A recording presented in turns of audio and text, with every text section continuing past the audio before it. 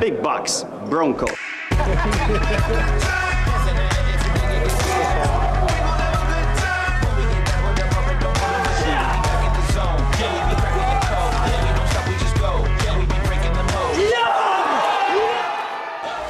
You don't wanna miss this, baby. Oh yes, believe it, baby. We make the place go crazy. Scary and exciting.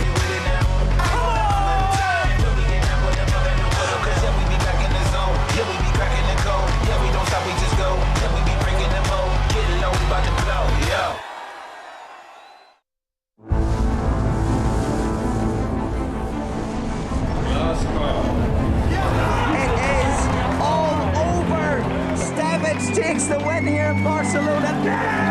Jason Mercier, he went with his instinct, he made the call. Livery is the champion of EPT San Remo. Nicky Corrin has done it!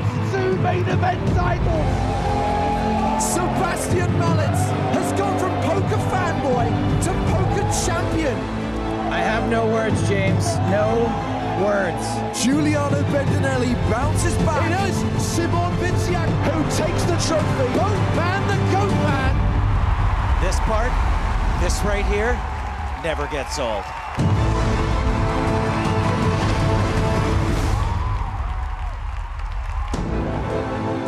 Hello once again, welcome to Barcelona and the 20th anniversary of the PokerStars European Poker Tour. It's bubble time in Barcelona. That's right, world famous bubble coverage on day 3 of the main event. 293 players returning to the tables, 287 will get paid. 6 eliminations and we will be in the money.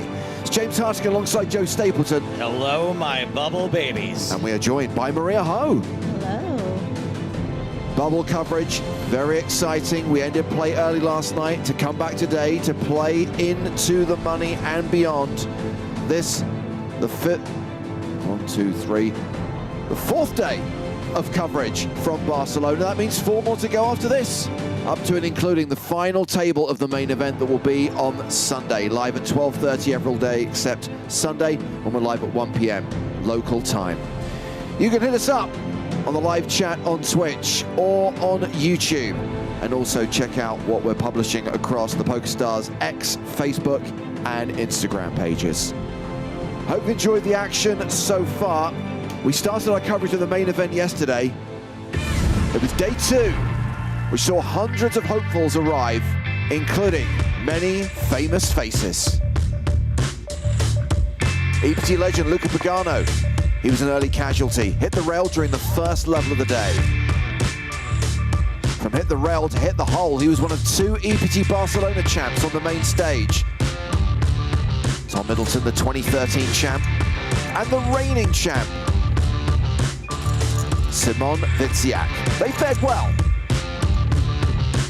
Then we switched things up, and it was time for PSPC winner Ramon Callias to have some time under the lights. At the secondary feature table, we had Wolfgang Poker and Monte Carlo finalist Rania Nesruddin having a good time. And good shoes. The day ended with Kyan Kiani bagging the chip lead, coming in to day 3. He has nearly 200 big blinds, 775,000. Do you mean the Eliminator, Kiani? That's the one. Rania Nesruddin ended the day in the tournament top 10, as did one of our former champions, Mark Telcher, winner of EPT London in season 2, is 10th in chips overall.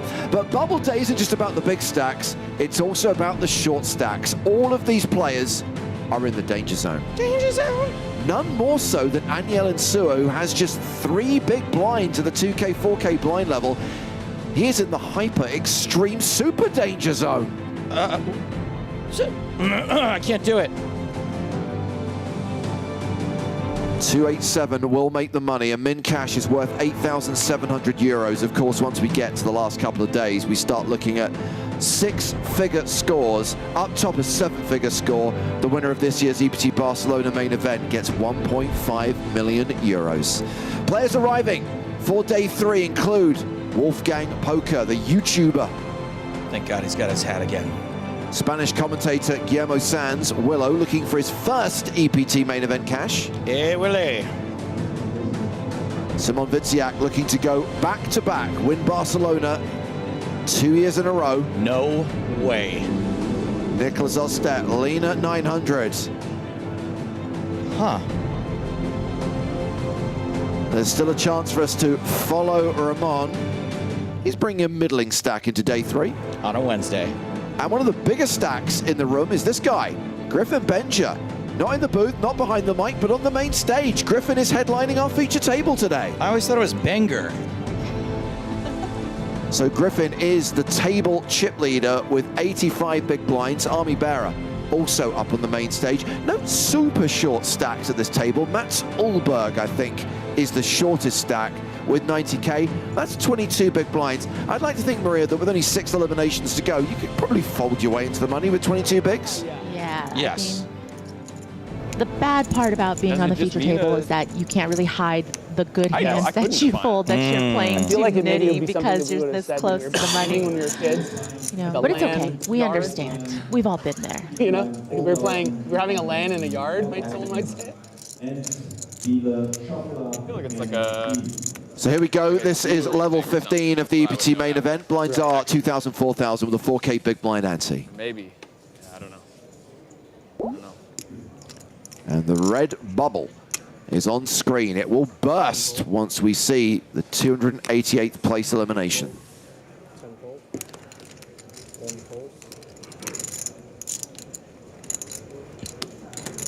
Action folded to Giuseppe Di Taranto.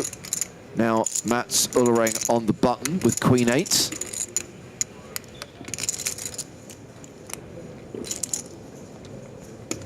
The shot clock will not come into play until after the bubble has burst today.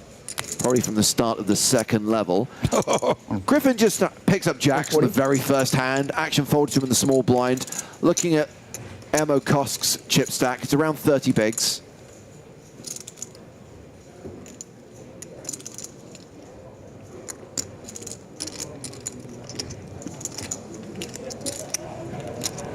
First hand fireworks.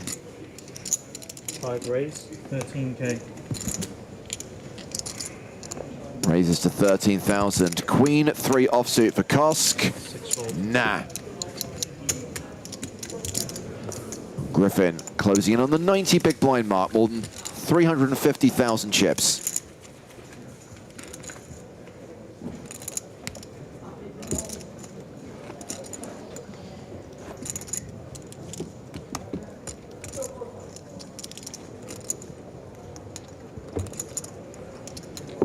We do, of course, have our secondary feature table as well. Wolfgang Poker is there, along with Laurie Tournier from Team Pro, and one of our Gold Pass winners, Polish player Grzegorz Viraj. You're good at the sliding. Is it because of the changes, or have you always been a good slider? He's an excellent dealer.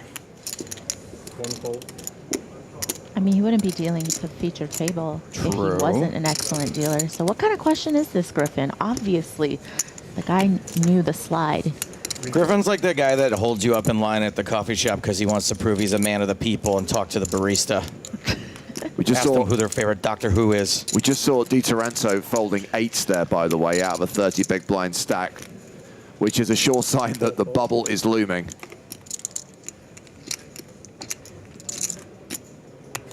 Yeah, you know it's tough when you've got a couple of big stacks to your left.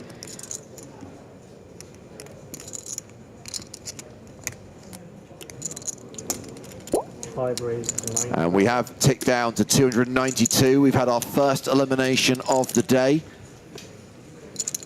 Hit the beach. We will go hand for hand in this tournament when we get to 288. So what's fun, obviously, being at this stage with the big stack at your table is that, of course, you're going to be expected to be a little bit more liberal with your opening range. You're going to put a lot more pressure. You know, you're going to be able to see bet at a really high frequency and, you know, maybe sometimes just size up slightly just to make it a little bit harder for them to have any cheap continues in their range. And there's just all of these things that you can do when there is this dynamic at play of being close to the bubble. And I'm sure that, of course, Griffin knows this. So he's going to have, you know, a lot of easy chips, shall we say, to pick up. Not a whole lot of resistance. What you're saying is it's so easy, even Griffin can do it. Benja, the big stack bully. He won't be doing a lot of checking. His privilege. I have, like, I'm a little traumatized from the other day. I keep thinking this chair's going to break on me. Like, it just leans back so far that it's almost uncomfortably far. I mean, the chair does seem to be groaning an awful lot. No, I'm intermittent fasting, so I can't blame it on breakfast. Refold. Di Taranto now folding 4s. Round to Mats Ullering. He's out. Jack 5 for Griffin. He passes. And McCosk 4 deuce offsuit on the button. 6 fold. And now Gertz in the small blind has the Grafton, 10-9 suited, completes.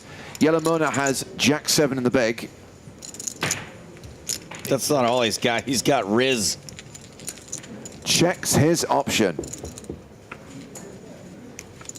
Is it the Fendi bucket hat that's got you saying that, or Oh, I what? thought that was a purse he had turned inside out and put on his head. 7 check.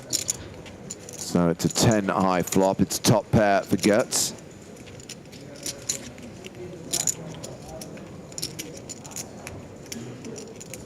Check. Oh, Ooh. baby. That's a fun card. It is a fun card. We now have 2 pair versus a straight. A super straight. Yeah, and you know, there's that flush draw possible here. There's also going to be, you know, some potential 7Xs in the mix. So when you do have the Jack high straight here, you wonder if you want to start, you know, putting some more chips in the pot now. Are you going to call and then, you know, Raise. hope to fade some of the other scare cards that might not get you paid? And so it looks like he does decide to put in a raise, and of course, top 2 is not going to go anywhere.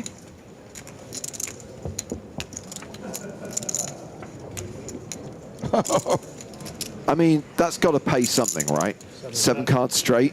It's only 1-1. Wow. It is a sucker bet.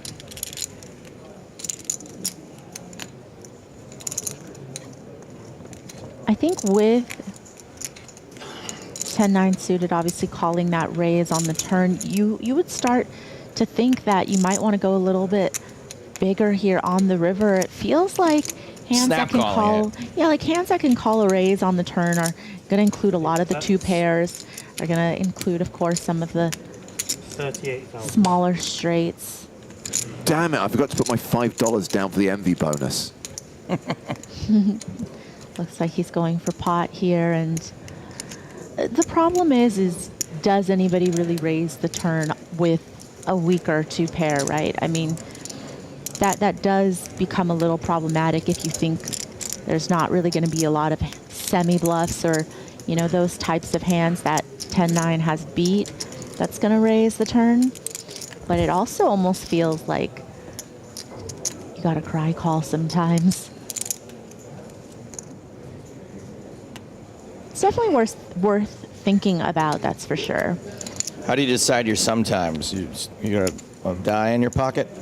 Yeah, sometimes, you know, that. Sometimes you can, you know, look at your opponent, try to maybe get some type of physical read just to help tip you over the edge. Sometimes it's, you know, again, about if you have any established history with this player, if you know, if you've had some insight to their game.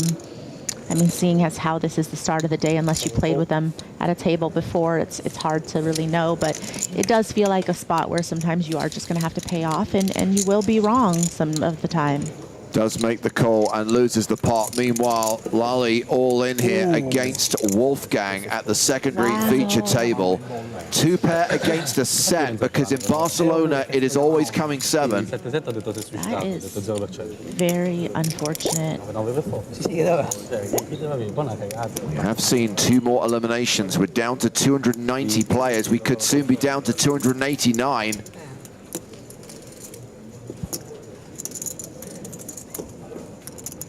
No help for Lally on the turn. She needs a queen or a 9 on the river to survive.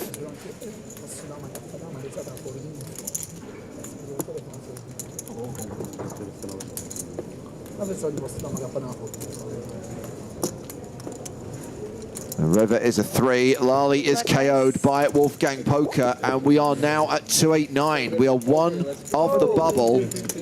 Get it quietly, pal. We are 2 off the money. I cover everybody. Just kidding. No, how you do? Not you, not you, not. How you do? I think you cover, yeah. That's my favorite hand too. Let's go. Sevens. It's the best hand ever created. He's a cowboy. When I was 19, I got that hand. I flopped quads, and I didn't know etiquette poker. I won a hand for like $900, and I left right away.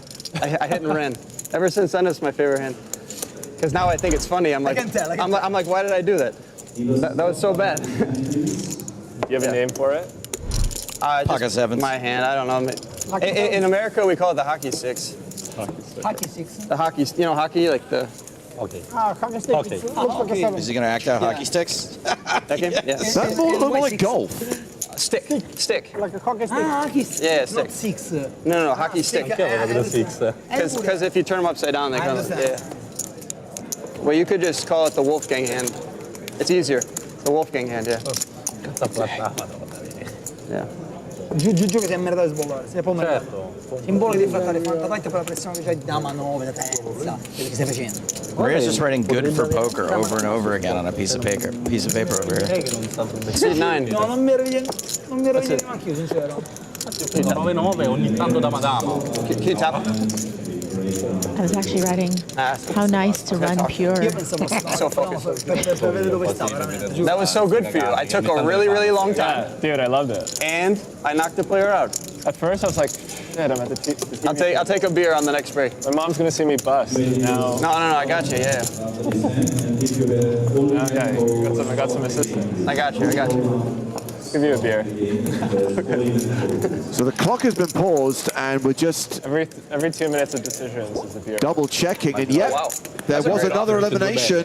That's why the clock's been paused. We're at 288. That might be good value for you. I mean, like 2 minutes. It means you cashing for 8,700. I'm here for it.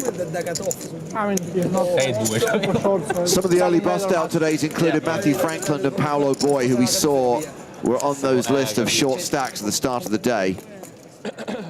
Just checking that players concluded everywhere before a table breaks and we go hand for hand on the bubble. I think there may be an all-in and a call.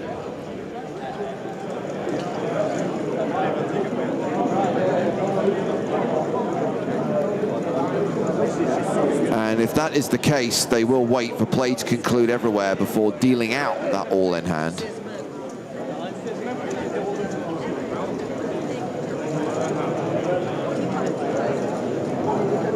I think the all-in is at the far side of the room. We can see a little crowd gathering there. It is at table number 3.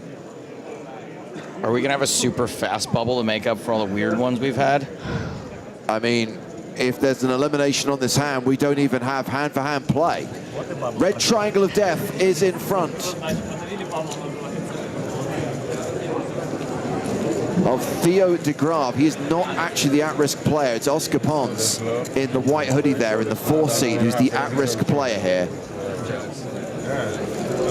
So I'm guessing that de Graaf shoved from the button. That's why he was presented with the triangle, and Oscar Pons has called.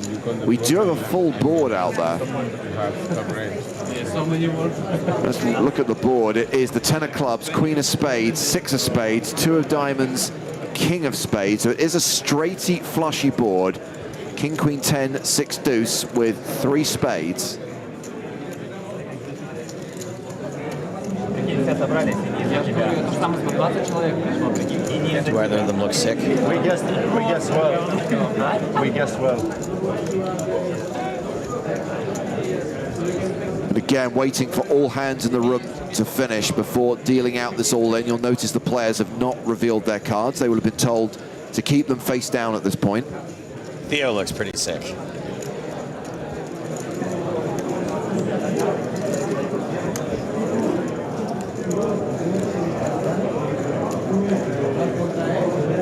So a reminder, it is Oscar who is the small blind in this hand, who is the at-risk player, who has effectively called all in on the river on a king, queen, 10, 6 deuce, 3 spade board. At risk, called, looks pretty comfortable. You predicting a double up here, Joe? I'm predicting a double up. Look how unhappy Theo looks. He's tearing at his clothes. So do we still have any hands in progress? I'm guessing so.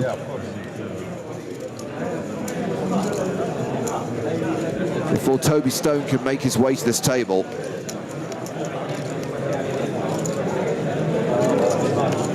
Hey, at least Maria's not in to be like standing up and getting in the way. Got to get your steps in, Joe. Got to get your steps in.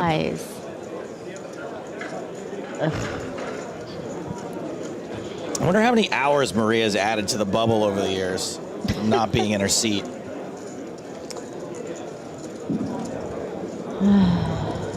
You know what Toby says, stay in your seats unless you're getting your steps in.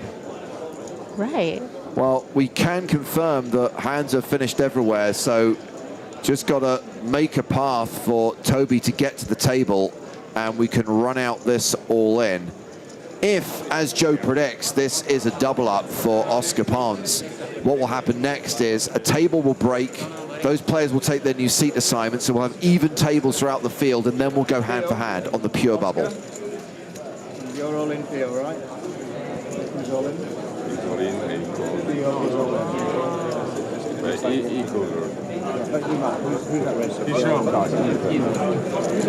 Yeah, let's move the triangle, shall we, to the players actually at risk here. Who's at risk? Yeah, he has more money, so he's going in, but he's on the risk.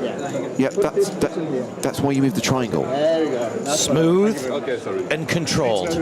Good job. Okay.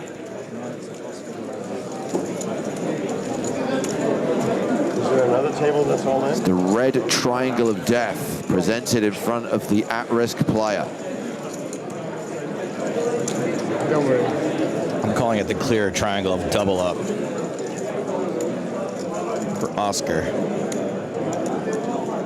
Let me know when you're ready. 30 seconds, right?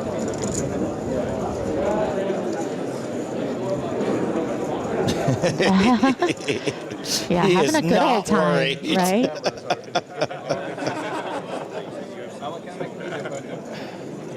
You'll see it on YouTube. No need to record.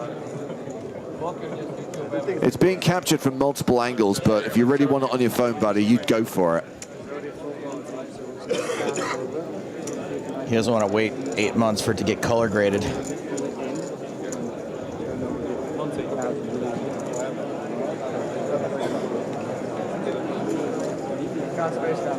Go.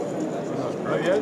Oh, yeah. I'll tell you when. I have to announce what's going on to the room now. Okay, so Toby is going to announce to the room what's happening here. No cards to run out, it's a full board, but we will see the whole cards of both players and we'll establish whether this is an elimination that'll take us into the money, or if Oscar Pons is going to double up through Theo de Graaf. Let's listen to Toby.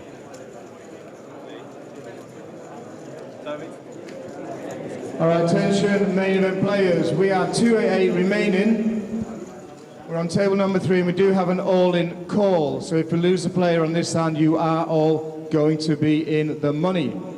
All right, we do have already a full board out, and we have Theo and Oscar is our at-risk player.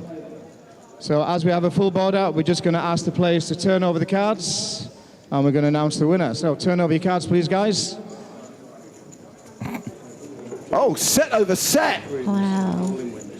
And it's a set of kings for the at-risk player. It's a double up for Oscar Pons. At-risk player has doubled up. Therefore, we are 288 remaining, and we are going to continue. But we're going to break a table first. So please don't deal just yet. Not only was it set over set, but it went in on the river, which means they were playing super cautiously. Didn't go in pre-flop. By the way, the river was the king. Oscar Pons was screwed until that river card. Rhea knows what that's about.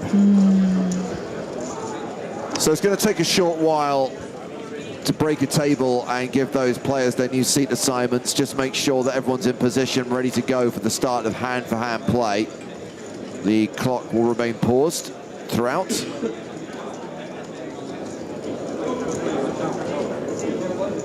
And at this point, players will be asked to stay in their seats, but some people don't abide by the rules. No, I mean, who would do something like that? I seen you, Simone Witziak. 5 levels. With a dinner break after 4. That was the last thing I heard. We are on the bubble with 288 remaining and 287 getting paid. 12 club. That was what I heard yesterday, but it could have changed. I don't know. Griffin, you beautiful. The short day too. Oh, look at that. Griffin killing time by reading the new comic book, Trapped. Yeah. Thank you, Griffin. I think it's sort of like make this the bubble day and then the post-bubble bust out bonanza, as they call it. What do you mean they call it? You're part of the team. Don't disown us. I think it's like the royal they. That I don't know. We have a shot clock once we get in the money. Okay. And it's 15 seconds pre-flop? 15 free until the action gets back. What a shot. That's a great shot. Start with 6 time Do you think Griffin reads the words or does he just look at the pictures? I can't rip on him right now. He's doing me such a solid. You guys can buy that comic book right now. 6 time banks for the whole day. Links in the chat. No, if it's like the other tournaments with time banks, usually you get one. Like I mean, is he just trying to wait for someone to ask him about it, or why not just go the full mile? Like you're already there, you have it out, you're reading it, or you're pretending to read it. He might have been doing it while we were at the other table. Who knows? He doesn't know we're actually live on him. What I love is that Joe thinks Griffin's doing him a solid. How long until Griffin shakes him down for percentage, Maria? Not all the days you mean. 1, 2, and 3. The sales were going well, by the way, but I will say there's a relatively low number of people who have actually bought them. And then you don't have to announce that you're using a time bank? No, after you make your action, I'll ask you. Colors. Yeah. Yep. We hope to collect more. Okay, apparently that table is broken. Those players are in their seats, so I think we are almost set for the start of hand-for-hand play on the pure bubble in this EPT Barcelona main event. 288 remaining, 287 get paid. Please, we broke the table. All dealers should be 8-handed. If you're not 8-handed, inform the floor. We have 288 remaining. We are on the pure bubble. We're going to continue hand for hand. Obviously, during this process, players, keep your cards face down. Please don't turn them up if you're in an only close situation. And dealers, when we do start the bust outs, make sure that you keep the players at your tables. Lastly, players, it's a very busy area. We need you to stay in your seats. If there's too many players around the table, I'm just not going to announce the holding call and I'm going to send everybody back. I will be announcing the action, so you won't miss anything. So once again, players, very important that you stay in your seats so the TV crew and the staff can get around the tables. All right, thank you very much for your attention. We are going to continue hand for hand. So 2AA remaining. Dealers, 1 hand, please. Not only is Toby not taking any crap, he's got a minder. He's got his own personal security escort for the bubble. He's got muscle. So here we go, first hand of hand-for-hand play on the bubble. 3 fold, 4 fold.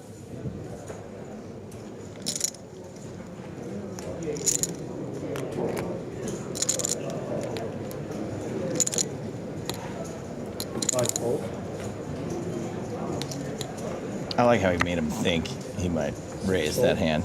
Just a little flex. 7 fold. Round to the button. Myrna with king 8. 8 raise, 9,000. 10 fortune. 10 fold. It's Army Bearer's big blind. He's got ace 5. You know who's not going to be pushed around on the bubble? Me. You? yeah, me. Me with that stack, definitely not. 1 fold. Anisel asking on Twitch, how do people get elected for the feature table? Firstly, they need to be nominated by at least 3 of their peers. And then there is a first round of ballots where the number is whittled down from 220 to 16. And then there's the runoff where the final 8 are chosen.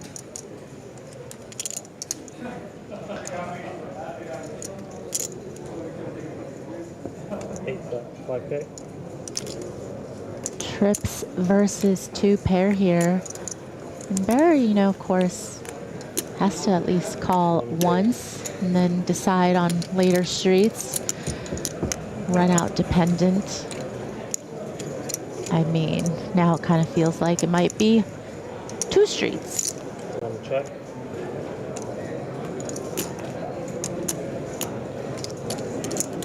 So Barry check called the flop for 5K.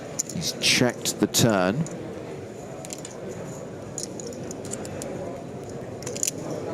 Size down. Got to keep him in. Can't really size down much more from 4K. the flop bet, but yes, you know, that's one way to do it. Size down 20%. Bet 11,000. You know, just enough to keep this 5 interested.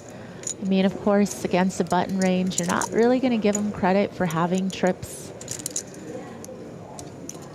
Wonderful.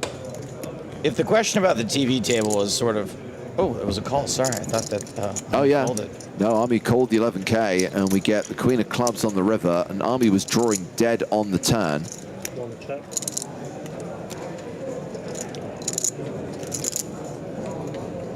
Yeah, not that concerned until he sees the 3rd barrel. You know, just it feels like the type of board that your opponent's going to double barrel on quite often.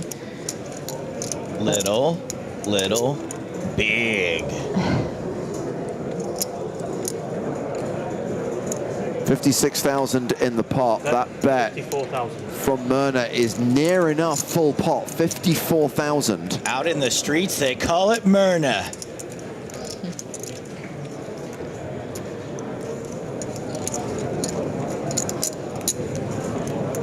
You know, this sizing on the river plus 3 streets just polarizes it really to, you know, trips or a boat. You know, obviously a hand even as strong as aces isn't going to play this way and go for this sizing on the river. You know, if somebody rivered a queen, maybe they had ace queen or something, they might not even bet the turn. They might just check back, and they certainly, again, wouldn't go for the sizing on the river. So, you know, you're really repping a pretty narrow value range here. And that is why Ami is, you know, a little bit sus. He's not quite sure if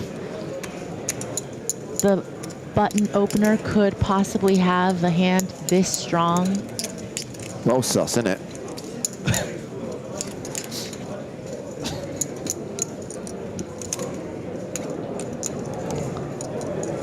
Obviously, kings and 5s just a bluff catcher, but again, if you're up against a polarized range, then you're not really going to be getting hands in there that have you beat that are betting this way, right? You know, 7s through jacks, you know, those hands, they're not going to be played this way, so you're not really afraid. It's really just trips or a boat or nothing.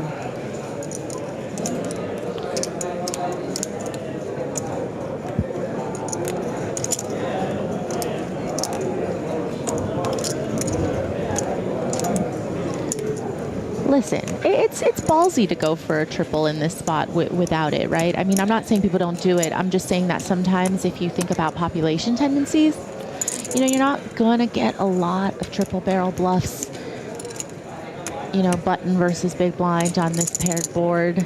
But you never want to underestimate people. I think that it is just one of those spots, though, where you might want to just take if the average player you're up against is going to be able to fire 3 in this spot. And I don't know, let's just ask. Joe, would you be able to find a bluff here for 3 streets? On the bubble? Yeah. No. Thank you for your question. See?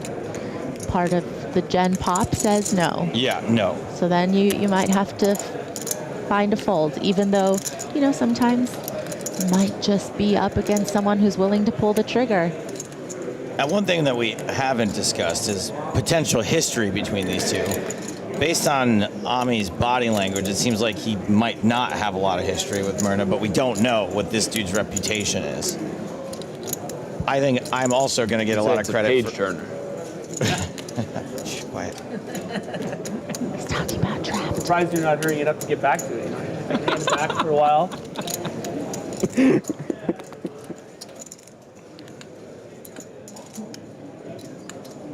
Still kind of imagining they're not possibly waiting for us, so, you know, Yeah. we can just hang out.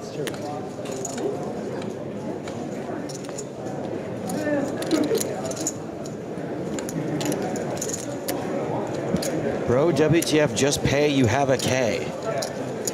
I think you might have it backwards, Macri. Ami Berra is considering calling with a 5, which we could see would be an incorrect call. Now try to maybe get a live read on him. You know, it's come to that point where you can't really make your mind up. You have a little bit of extra time. Might as well look at the guy. Kevin on YouTube says, idiot with pair 5. Do we think that's our Kevin? The one who works at PokerStars? No.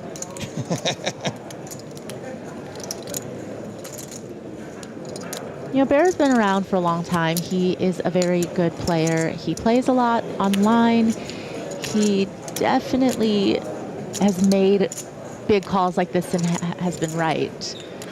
So, of course, you can't blame him for thinking about it and also just wanting to trust his instincts in this situation. This fella looks pretty comfortable to me.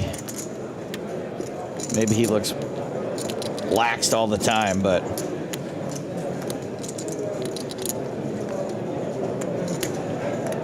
more often than not, would you say in your experience, when the person has the chips counted out to call, do they end up putting it in or they don't? I think they do end up putting it in more often.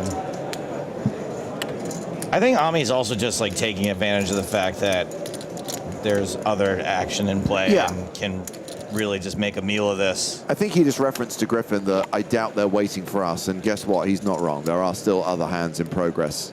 They got a fucking 10-minute hand, I don't know. Is that really good that I'm just hanging out here? All right. Just go to book myself. There are other hands going, right? Oh, come on now. Nobody's all in here. Everybody's just... All right. Fair enough.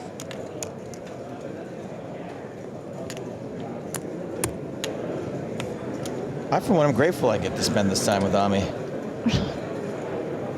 Well, I'm hearing there is an all-in at one of the other tables. And once play concludes at the feature table, we will head over there. Maria, if you were at this table, would you be annoyed by this tank? I mean, obviously you don't know what the hand is, but... No, I mean, as long as, you know, since it's hand for hand, as long as, you know, he's not the last, it's not the last hand going on, then not really. No longer going on. Yeah, Ami Berra has folded, and we are going to move to table 36, where there has been an all-in and a call. Piero Aliotto, the at-risk player, in a hand against Gabriel Kuna.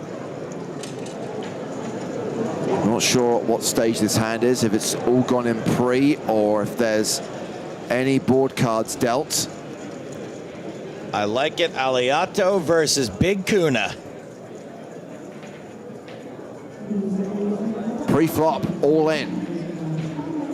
And a reminder, it's Piero Aliotto in seat 3, who's the at-risk player.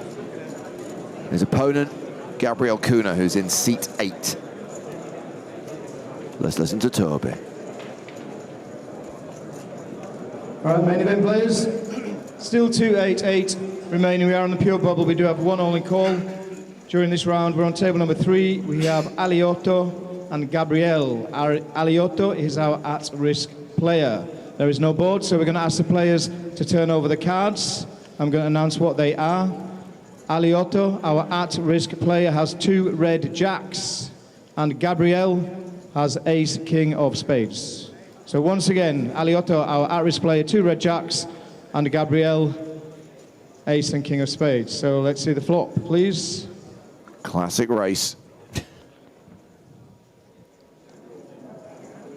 Flop is 5-7 queen, and there are 2 spades on the board. Oh. 5-7 queen with 2 spades. Post flop flip. Turn card, please.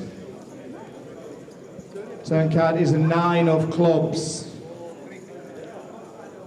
And the last card, please.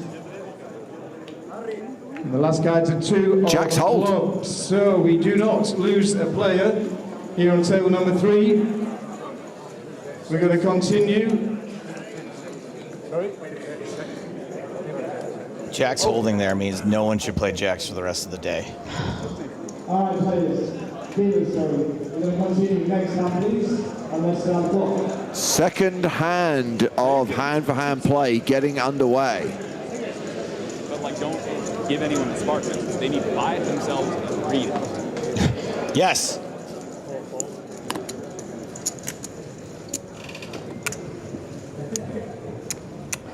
Action of the feature table is on Griffin Benja.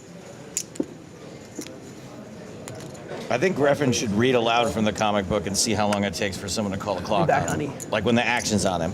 6 fold, Raises to 9,000 with pocket deuces. 8 fold, 10 fold, Rounds the blinds. 1 fold, Giuseppe Di Toranzo in the big blind. 8-3. Please give Griffin the chance to say ducks fly together.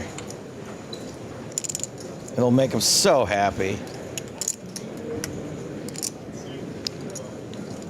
Yeah, I think maybe this 8-3 suited can just be mucked. You know, I feel like off of a shorter stack on the bubble against an early position raiser, you just gotta let it go. Raise and take it for Griffin.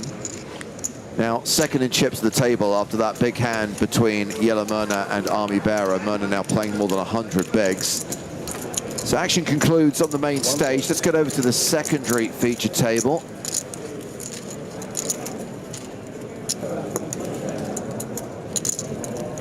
This is Giovanni Giudici versus Boris Kuzmanovic.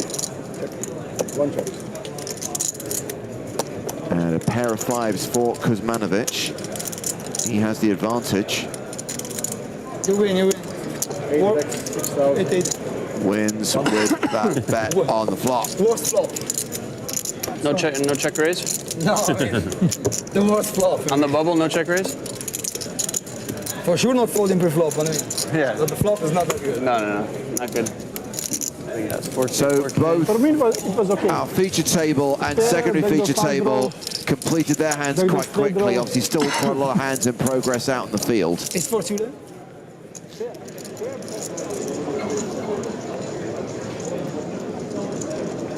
The key is whether there is an all-in, which gives us the prospect to burst the bubble and see 287 players guaranteed a min cash of 8,700 euros. One player is going to leave with nothing. It's the nature of being on the bubble in a tournament. Maria, CK wants to know if you'll be at the Las Vegas PokerStars event in November. Yes, I will be. Does that event have a name, Joe? The North American Poker Tour. Where in Las Vegas is it taking place, Joe? Resorts World, November 1st through 10th. As well as the 35 tournaments on the schedule, is there anything else people should know about? Shooting another season of the big game on tour. Wow, can people who might be thinking of coming to Las Vegas be loose cannons for that show? Everyone will get their shot to play a qualifier, probably. We just don't know what the qualifier is going to be yet. But I think we're pretty much almost there. I think there's going to be 3 different qualifying tournaments in the days leading up to and during the NAPT. But if you win your way via Gold Power Pass, you get to skip the qualifying tournament and go right to the audition phase. That's a curveball.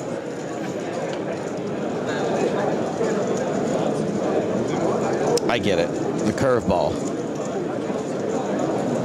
And the main event is a 5K now, so it's going to be a really good tournament. And there's also a 25K.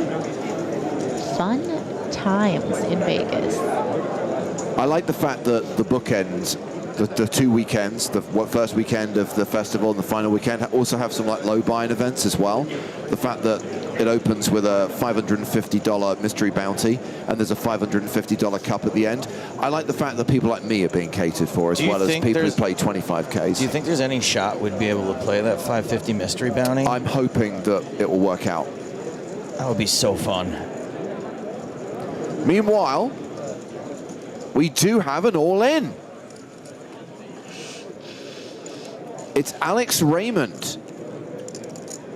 Might remember him from the PCA final table in 2023. Alex is the all-in player here, called by Carlos Gerardo. We did see that Alex was one of the shortest stacks coming into day 3.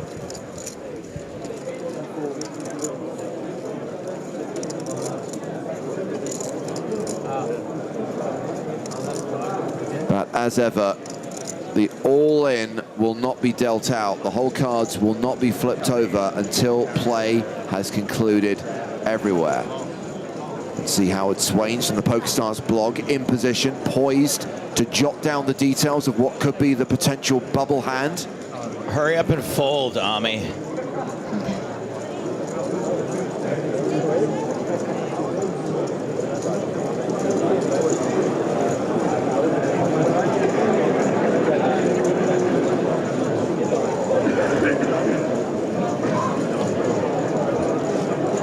A lot of players getting their steps in.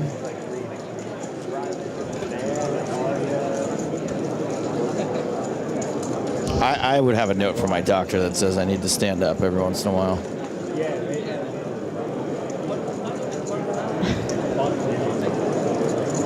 For that and my emotional support ostrich. Look, Toby, I thought Toby's minder there was doing the whole kind of like, you know, getting ready to give someone a knuckle sandwich kind of. I'm ready. Set me on a boss. You want him back in his chair? I'll make it so he can't stand up ever again. Just give me the word, I'm ready. He's a dark dude. I've got a baseball bat out the back. Hard to get nails in it. Yeah. I've never seen this side wild. of him. You haven't? No. Well, I mean, fortunately. I'm just lip reading. I'm just telling you what that guy's saying to Toby.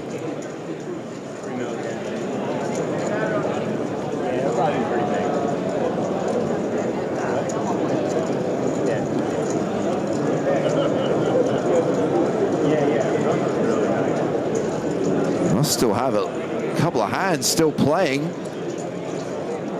Prospect of multiple all-ins on this hand. It's very Barcelona.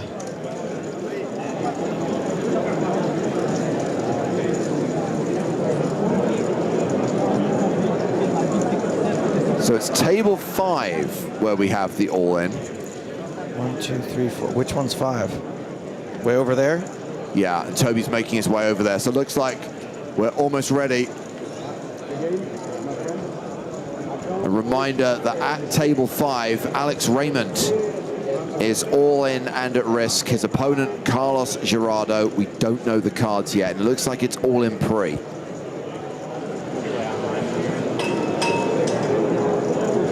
Oh, Toby was on his way, and then he realized he'd forgotten his microphone.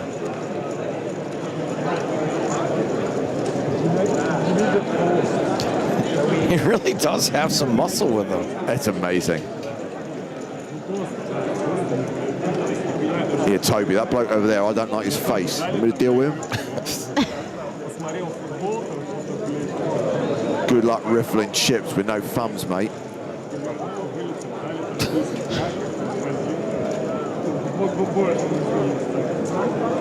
James really banking hard on that guy not speaking English, because if he really did have this sort of attitude, he'd be coming back here right about now.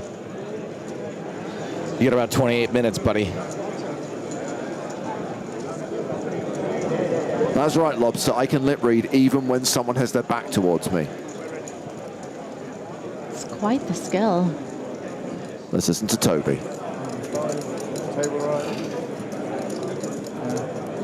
All right, EPT players, still 288. We're on table number 5. We have an all-in and a call. Just one again. This round we have Alexander and Carlos. Alexander is our at-risk player. There is no flop. So we're just going to turn over the cards, see what the players have. Alexander shows ace, queen of spades, and Carlos shows 5-8. 5 of diamonds, 8 of clubs. So once again, Alexander with ace, queen of spades is our at-risk player. Carlos has 5-8 of suit. Let's see the flop, please. Oh, this would be dirty. Flop is 4-9 queen. Seems good. Turn card, please. Turn card is a king. It's Final over card, on the please. turn. Final card's a 9. All right, we are still 2-8-8 remaining. Everybody back to their seats if you're not in them, when you should be. Double up for Alex Raymond there. Oh yeah, yeah. It's only. Yeah, I know.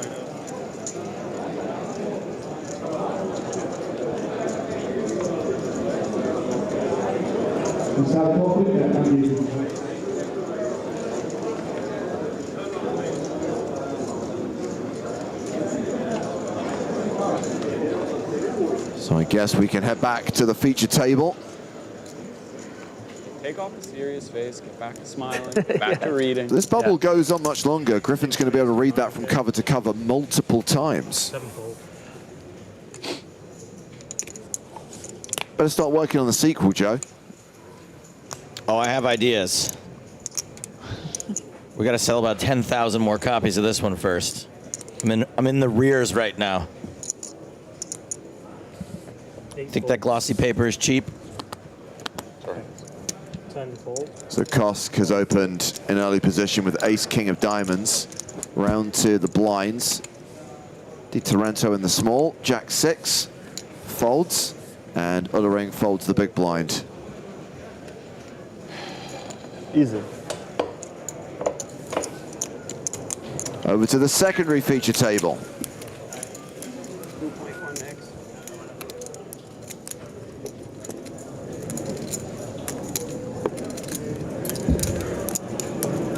Alan Barnes. Skibalisk. Drinking out of cups. He's raised with pocket sevens. Ooh. Ace queen for Boris Kuzmanovic. We may not have to go far. 8 raises to 25,000. Re-raises to 25K.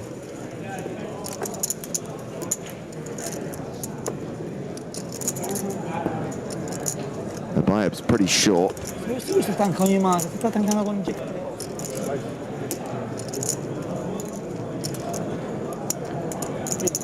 Spaghetti. You know you don't need to stall, right? It's hand for hand. Surely you're not going to be putting it in with king 8 against a 3-bet pre. This seems like a trivial fold to me, but... Yeah. Well, you know. Fine, either we're going to wait here or we're going to wait 10 minutes afterwards. Afterwards, then we get time banks. Beep, beep. Yeah, trust me. But I just I just wonder if he knows what hand for hand means. Some people don't still, you know. Some people, this isn't necessarily a stage of the tournament that everybody is fortunate enough to have been in before. You were thinking long. I mean, no reason to. Wow, Barnes quickly folded the sevens. The Wolfgang.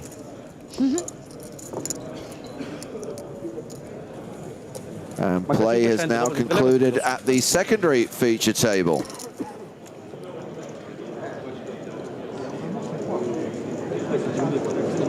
Track across the room where there's still a lot of action. And remember, we wait for play to conclude at every single table. All of the 100 tables in play. Before we move on to the next hand.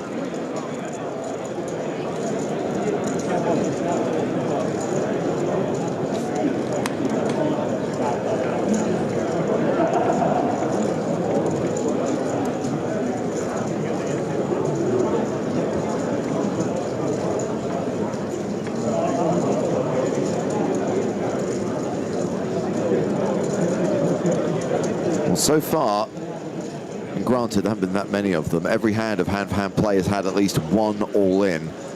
But Drew, been a series of double-ups. Very Barcelona.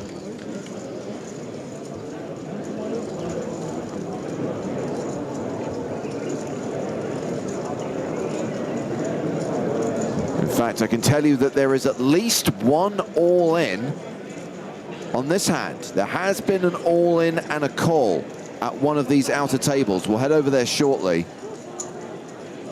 But we are waiting for hands to complete everywhere else.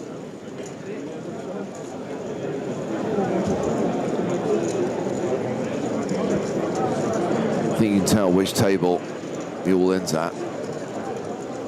That one. There's a guy with a phone on a stick. So do we think that Abby's there covering the bubble, or is she still looking for the Estrellas Cup? I hope she finds it. I do too. You know, for her sake, she's been, you know, it's what, been 3 or 4 days since she started looking for it? I thought the follow-up video was hilarious. So this is the table where there is an all-in. Who are the players is the question. Well, it looks like it is Venelin Pashev, who is the at-risk player. Pashev is the player in seat 6, and he has been called by Hans Erlandsen. You may remember him from EPT Paris earlier this year. Erlandsen's in the 8th seat, and he has called Venelin Pashev's all-in. Before play started today, I walked past Hans Erlandsen, and I told him that he was lucky. And he chuckled.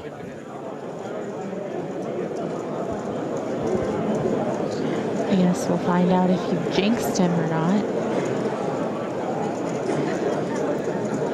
There was I don't like to say this, but there was a fan engaging with me. And he said he was hoping to make the money at about 17 big blinds. And I said, stick with this guy, he's lucky. And I pointed at Hans Erlandsen. Is that because Hans Erlandsen just happened to be walking past, or is it because you genuinely believe Hans Erlandsen to be lucky? I mean, look at that face. Born with a face like that, it's pretty lucky. If you don't know what I'm talking about, you're going to see it shortly.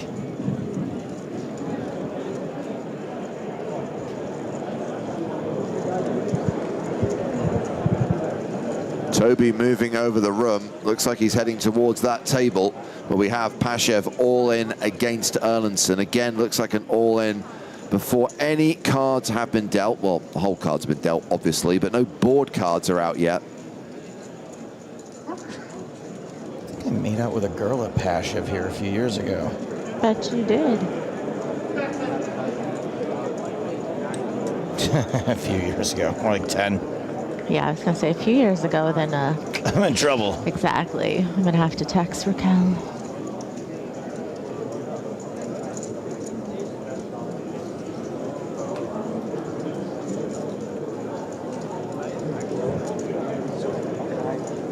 Whether you want it filmed horizontally, vertically, in 480p or 4K, we've got you covered.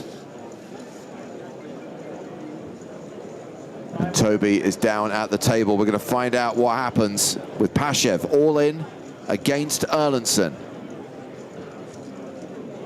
Let's listen to Toby.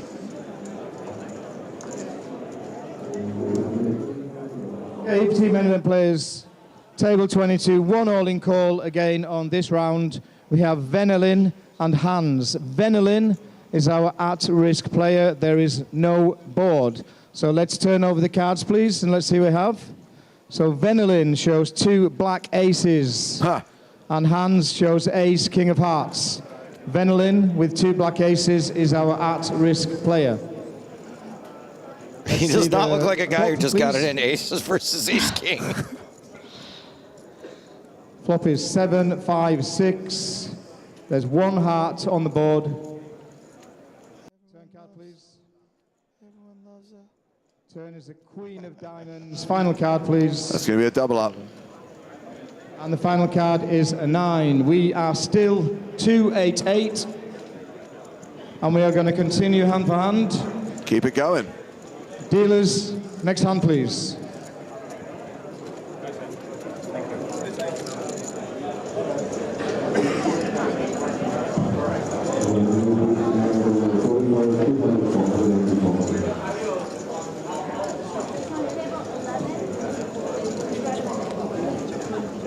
So far, Hans Erlendsson not that lucky.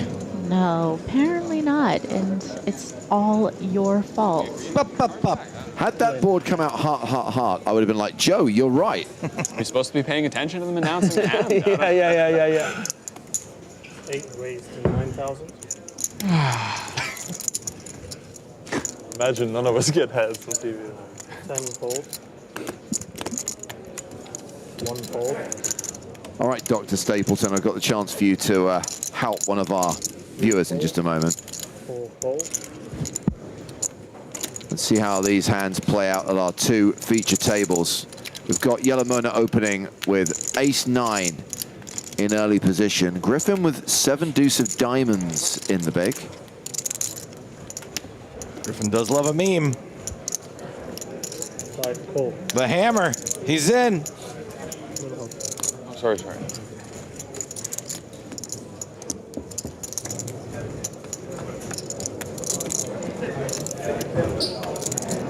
King 10-10, just 1 diamond.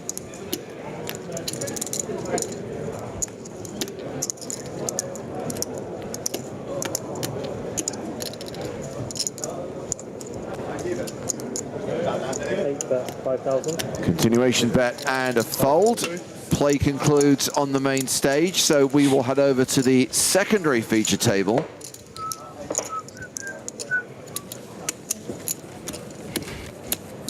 We lost Lally earlier, eliminated by Wolfgang Poker, who still has residency at the secondary table.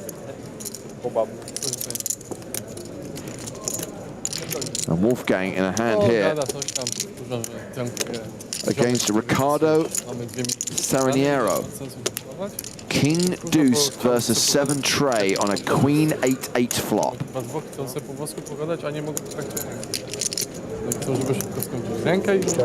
Do you think that when Wolfgang can't find that hat in his house, he'll be like, "Hun, have you seen my cowboy hat?" Or will he say, "Have you seen my cowboy hat?" Definitely the latter. The latter one, right? Yeah. Absolutely. Where's my cowboy hat? That's what I would say. Because a cowboy hat is something different. That's a cowboy hat. Yeah. Yeah, okay. Check, 2 streets in a row. Rejznęła z betną flatter, a ona rejznęła 2,5x. It's a very straighty board, but King High still the best hand.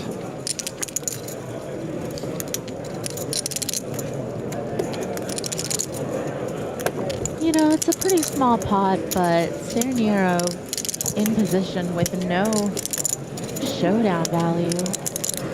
Maybe if Wolfgang checks here, you might want to just stab at it, but it looks like Wolfgang 7 is going to turn his hand into a bluff. 7, 8, 9, 10. Okay, that's nothing. Sir, when you fold, please fold 2 cards. Okay. Face down. Okay. Thank you. No helicoptering, please. Pura mano finita. Don't clip the kid's wings. You gotta let him fly. It's good for poker. 1-0. This guy knows what's good for So you poker. play Banging poker in Italy in people. home games or no? You do? At what area? In Italy, Milano and Roma. Milan and Rome. Okay. I've been to Milan. I've never been to Rome.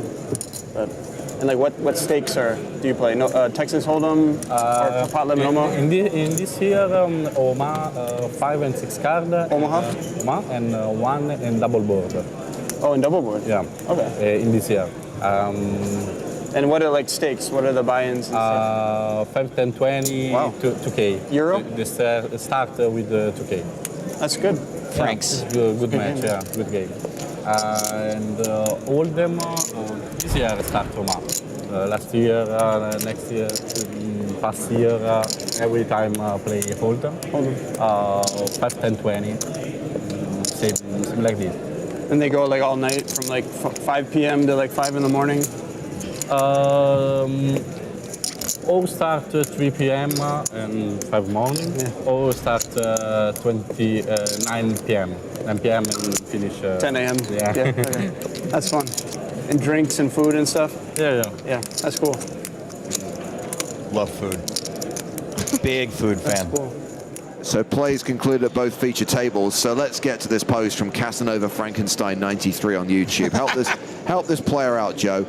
I've been running bad in local tournaments. Yeah. I think I'm just going to start getting the money in good, either pre-flop or on the flop, instead of slow playing / calling like I have been, then folding at end. I mean, that seems like a good adjustment, honestly. Is there something to be said for getting in bad, because then you're never disappointed? Correct. That's the main one, is that you can never be sucked out on it if you get it in bad.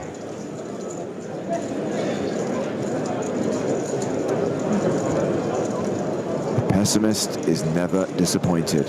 There's Ramon. Not going to follow him. We're going to track away from him across the room to see where there is still action. No word on any all-ins yet on this particular hand.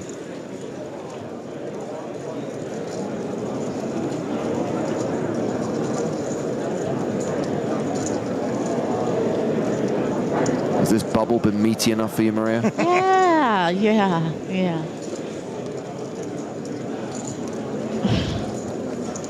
So, this is not an all-in. We're just checking on the action at this table. Thomas Krzyzewski against Sidi Turad. Krzyzewski in the 2-seat, Turad with the hoodie in the 3-seat. We join it on the river, where Krzyzewski is bet 45,000. Action is on Turad.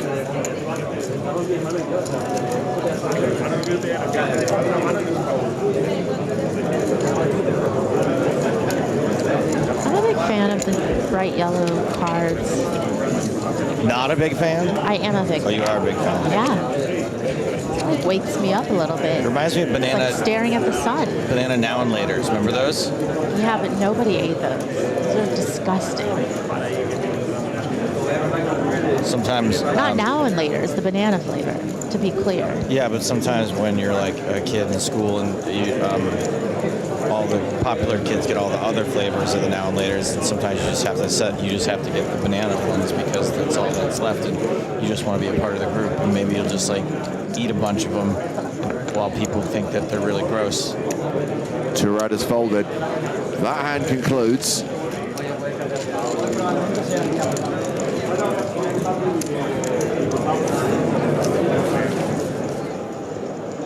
And just waiting for confirmation that all hands are done. Looks like we didn't have any all-ins on this particular hand. What? I know.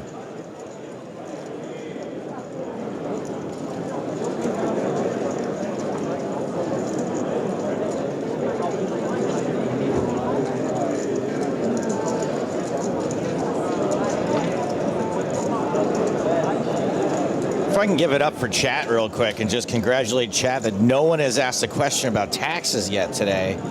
Phenomenal. Just well done. Oh, they were waiting until we were in the money. They're waiting until we start paying players. How much of that 8,700 euros do they have to pay in tax? Do they pay tax in Spain or at home? Can they write off the buy-in? Chat's so wet for tax. What I love is the fact that we have as many chartered accountants watching this as we have poker pros as far as the advice and analysis is concerned. Done. Worse and worse. You never know. 8 raises, 9,000. 10 passes. Werner picking up quite a few hands during the bubble period. It's nice to be on the big stack. 3 passes. And this is naturally going to be the expectation of the rest of the table, of course, is we're not really giving him credit for hands like ace-6 suited or ace-9. You know, so far he's Everybody been really reasonable with his opening range, but well, that was quick. Oh, what I did want to say when folks were asking earlier about the feature table, Griffin is good TV.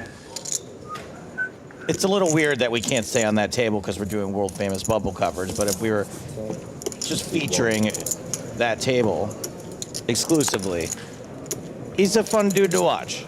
He is.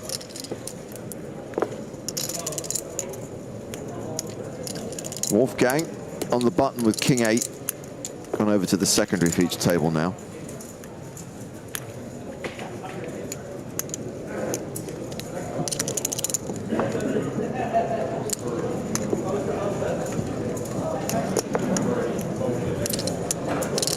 Raise to 9,000.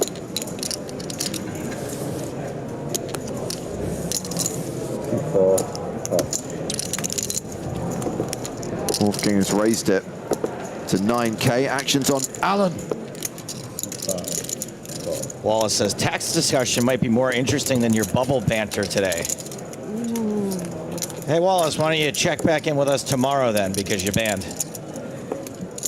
King 8 deuce, 2 pair for Wolfgang. Second pair for Alan. a little unfortunate for Barnes, as he's going to likely find a continue to this flop bet.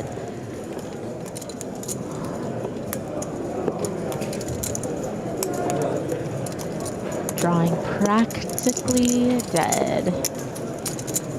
3 bets, 8,000.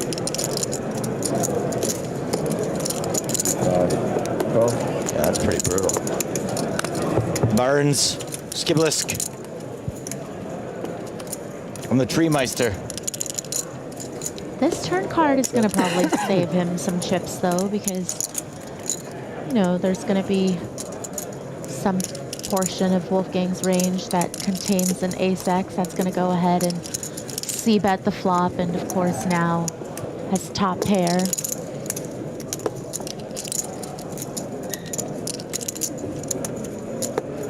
So if he didn't already have you beat, which he did, then, you know, this card is certainly going to be favorable for his range.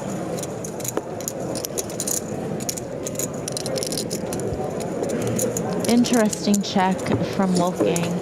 I mean, you think that there's just that flush draw possible. And then also your opponent could have other king X's there. But you want to try to get some value from those types of hands. But now this is interesting by Barnes. Just go ahead and lead the scare card when the flush comes. Just going to get a quick call. 14K. More chips for Wolfgang Poker. Now playing 329,000. And we're still at the 2K, 4K blind level. How has only 24 minutes come off the clock? We've been here for over an hour. They keep putting it back on, I think. Don't forget my offer, by the way. They know. Beers? I need to use the bathroom with regular frequency. What are they doing to me? How do we still have more than an hour of this level to run? So with play concluding at both feature tables, we're going to the outer tables. And there has been an all-in and a call. Cameras on poles, Bruce Baggles in position. Danny Maxwell doing his thing. That will be table 12 then. But we're not going there yet. Well, no point, because the all-in can't be dealt while there's still hands in progress elsewhere. More TBC wants to know if PokerStars branded adult diapers are coming soon. Not to my knowledge, but hey, I never thought we'd be selling foam bricks in the PokerStars store, so you never know what's next. Star Store, buy your merch. The players involved in the hand, by the way, at table number 12 are Fabrice Maltese and Nolan Medine. Our understanding is that Maltese is the at-risk player. He's the player in seat 1. It's seat 1 versus seat 8. So it's Maltese in the blue top, the at-risk player, versus Nolan in the red top.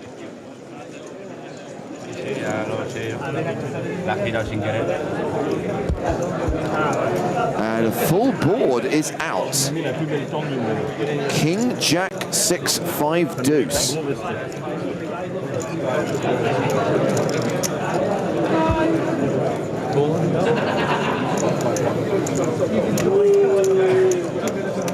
Yeah, that's a man who's all in on the bubble and at risk. He does not look as comfortable or as confident as Oscar did a few hands ago.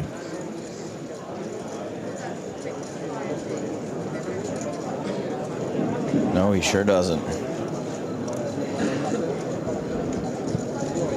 You know, some people were asking why that other person looked so confident when he had a set of kings against queens on a straighty flushy board. And, you know, sometimes when they make you wait this long, obviously, for all the hands to finish, especially because they were sitting next to each other, they probably told each other their hands. So, you know, even though kings weren't the nuts there, at that point, sometimes, you know, just to relieve the tension, you know, if you're friendly with your table mates, you're not really going to make them wait that entire time to tell them what you have.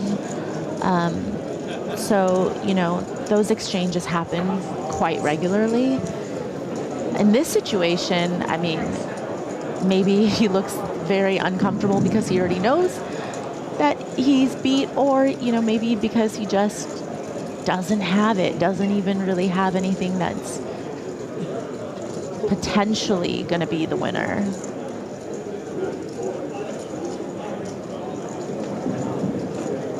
I know for what reason we don't turn the cards over, but it almost feels like the right thing to do to just be like, hey, and just like not make the person sweat. Yeah. So the team on the floor have confirmed that it is Maltese at risk, the player in seat 1, not Nolan Medine. The triangle is in front of Medine in seat 8, but it is definitely Maltese in seat 1 who is at risk here. The board, King, Jack, 6, 5, deuce. But he might not know, though, because he didn't ask the massage therapist to stop. Right. Looks like we're ready to go. Let's listen to Toby. All right, 2-8 still remaining, and one all-in call once again on this round. We do have a full board out. We have Fabrice and Nolan. Nolan is our at-risk player. No. Once again, Fabrice and Nolan. It's Fabrice who's at risk. Nolan is our at-risk player. So there is a full board out, so we're just going to ask the players to turn over their cards. That's why the triangle's important. You've got to get it in the right place.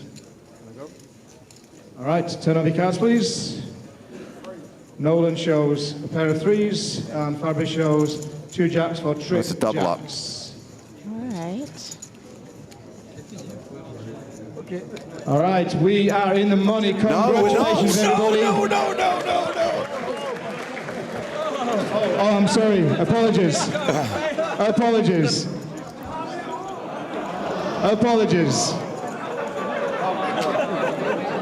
The stone bubble.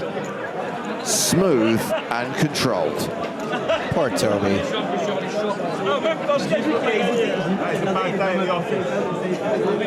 He's going to sick that guy on that dealer now. As a guy who's never made a mistake, I don't have Once that again, much sympathy for Toby. everybody.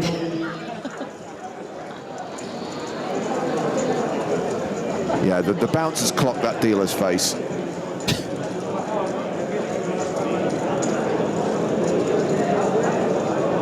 All right, well, false alarm, people. Yes, I know why the triangle was there, because that was the player who probably shoved, but the moment that the chips are in, the moment that it's at the point of showdown, the triangle has to be moved in front of the player who is at risk. We had that clarified earlier on. But hey, mistakes happen. What? The mistaken. The guy that's now gonna bubble, he's gonna sue them. Like, for sure. At least, what is this? You said we were in. Luckily, I don't think enough time passed for anyone to have shoved. Imagine the bubble boy like sues for false advertising or something. Poor Toby. Toby Stone. Toby Stone. That's the voice. Yeah. Oh.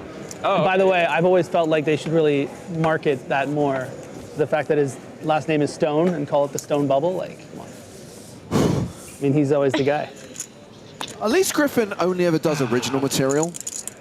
Griffin is the... You call it that in the Boosum. I think it should be like branded. You know? Griffin is like the He probably student doesn't- that gets to eat lunch in the teacher's lounge, and then he goes back to class with all the stuff that he heard from the teachers. As if it's his own. It's amazing. Yeah, it's Toby Stone, tournament director. I know because I'm in the commentary booth sometimes. Anywho, it's been made very clear to the room that we're still at 288. Absolutely right. No cards are in progress when that accidental announcement was made. So there was no chance of anyone going, well, hey, and just getting their chips in.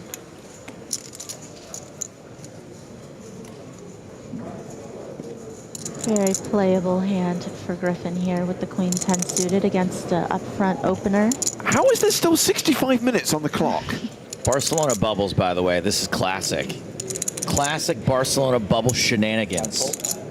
Don't hold it, James. Just go if you have to go. I've been eating a Subway footlong this entire time. I actually watched that documentary just recently about Jared from Subway. Why? That's some wild-ish, man. That guy is disgusting. I'm sorry. That's okay. We have a interesting-ish board. Ace, King, 3. Top pair for Melsom. Griffin with the gut shot.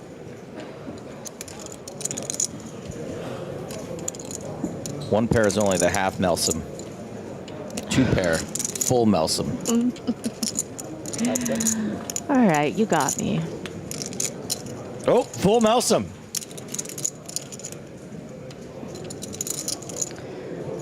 No, I think he needs to have a full house for it to be the full Nelson. It's like you're now channeling Griffin and just getting the joke out too soon before it's actually relevant. Actually, this joke was made yesterday, and it's a callback. You're probably in the bathroom. I drink a lot of water.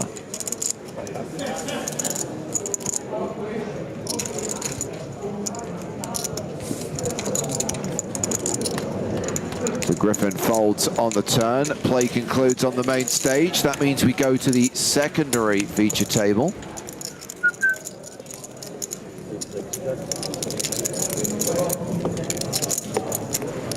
Three players to the flop.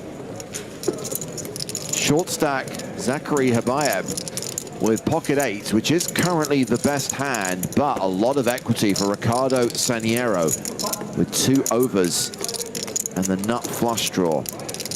Habayeb's name looks like what Maria writes back to me when I tell her a really funny joke, and she writes ha ha ha too fast. That's true. Action has been checked to Habayeb. Oh. All in, and I don't see how Saniero can fold this. Yeah, I mean, yep. Makes the call.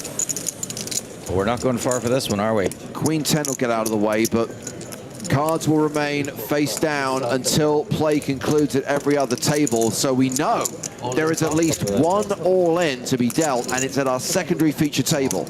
You have jacks?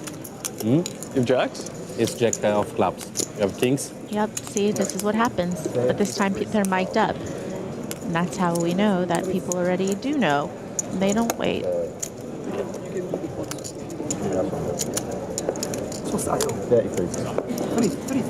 Avevo capito 53. Sì? Ok, thank you. 53. It's got like You have overpay? small pair probably. Yeah, You ask me what I have and you... Eights.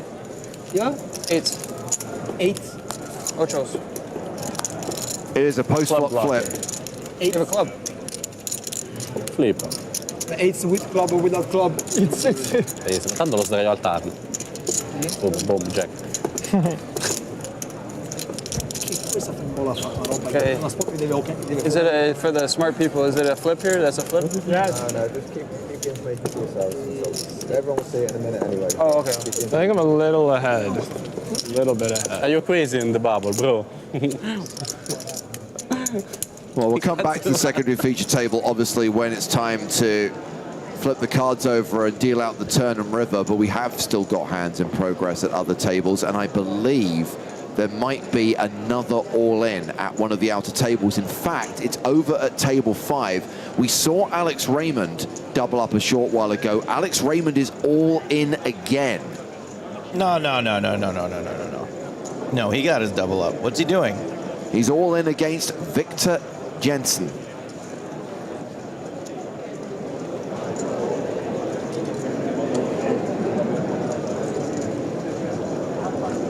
And again, looks like it is all in pre-flop. I mean, I know it was a while ago, but we're really just like 3 hands later, aren't we? Yeah. I mean, he started the day super short. That double up didn't give him a lot of chips still. All right, I guess I'll allow it. So there is Alex Raymond in seat 3. Correctly assigned the triangle. Yeah, it doesn't look overly comfortable. It's the player to his direct right. It's the player in the 2 seat, Victor Jensen, who's called him.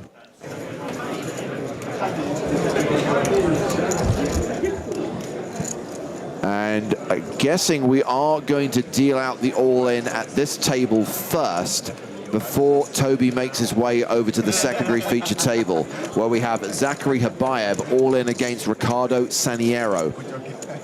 8 against the 2 overs and the flush draw.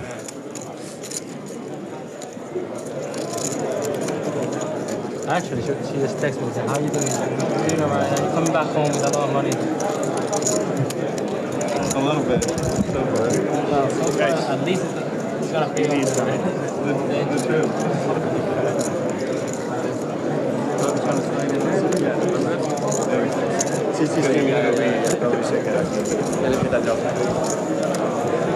Do you think they've told each other, Maria? Do you think Alex Raymond knows if he's ahead here? I think it's easier to tell each other when you're sitting right next to each other. So I don't know, I'm gonna go with yes, but I don't know, some people don't, I don't know. Also more likely when the board's already run out too, I think. Oh, for them for to sure that. But it's awkward, right? Because once the all-in person asks you, you feel like you have to tell them because they're all in. But if he doesn't ask, I've been in a situation where, you know, if the person doesn't ask me, then I don't volunteer it. Yeah. But if they asked and they're all in, then I do tell them.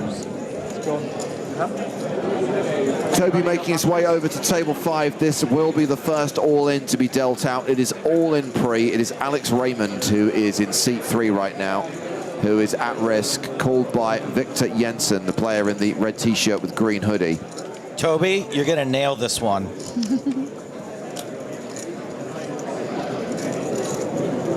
Smooth and controlled. Let's listen to Toby. All right, players, we do have 2 all-in calls during this round, so we're going to start on table number 5. We have Victor and Alexander. Just get out. You're going to do the thing, yeah? And Alexander is our at-risk player. There is no board. Go, just the cards, right? Yeah. And we're just going to see the cards for now. So let's see the cards, please. Victor shows 2 aces. Oh. Alexander shows 2 queens. Well, this could be it. Once again, Alexander is our at-risk player with 2 queens. He's run queens into aces.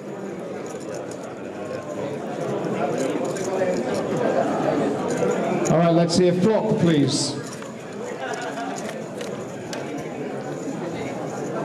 Flop is 8-9 Jack.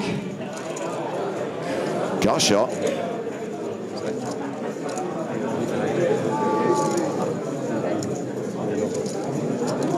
And the turn card, please.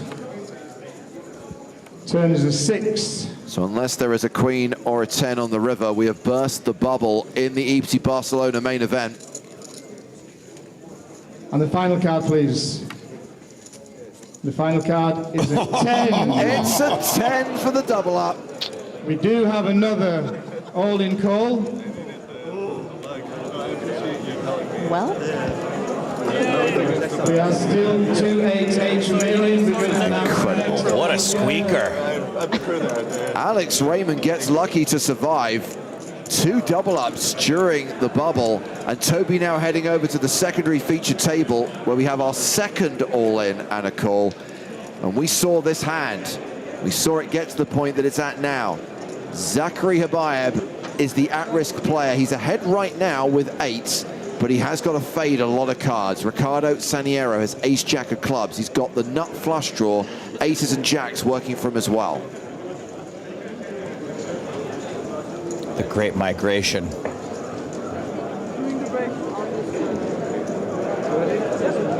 Toby's minder might be the best thing to happen to the bubble ever.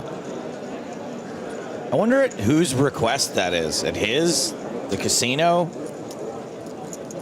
Dude's just a big Toby fan?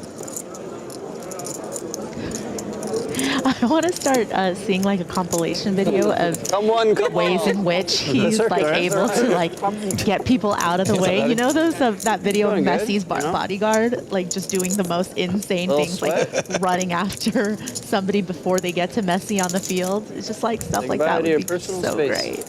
We should definitely have a camera on them all day. Siamo lì in bolla. Ma però sono più deep. No photos, please, no photos. Okay, players, we're on table number 15, it's our secondary feature table. We have 2 players. We already have a flop of 5-5-2. We have Ricardo and Zachary. Zachary is our at-risk player. Once again, there's a flop of 5-5-2. We're going to turn over the cards and then we're going to run the remaining flop cards. Let's see the cards, please. Zachary shows ace, jack of clubs, and there is 2. No, he's Ricardo. Ricardo shows ace, jack of clubs, and there is 2 clubs on the board. And Zachary shows 2 8s. Once again, the flop is 5-5-2. That's a lot of outs to fade. Too many outs? Question mark. Let's see the turn card, please. Turn is a 4 of clubs. 4 outs for Habayeb. Needs an 8 or a 5 on the river. Or we're in the money. And the final card, please.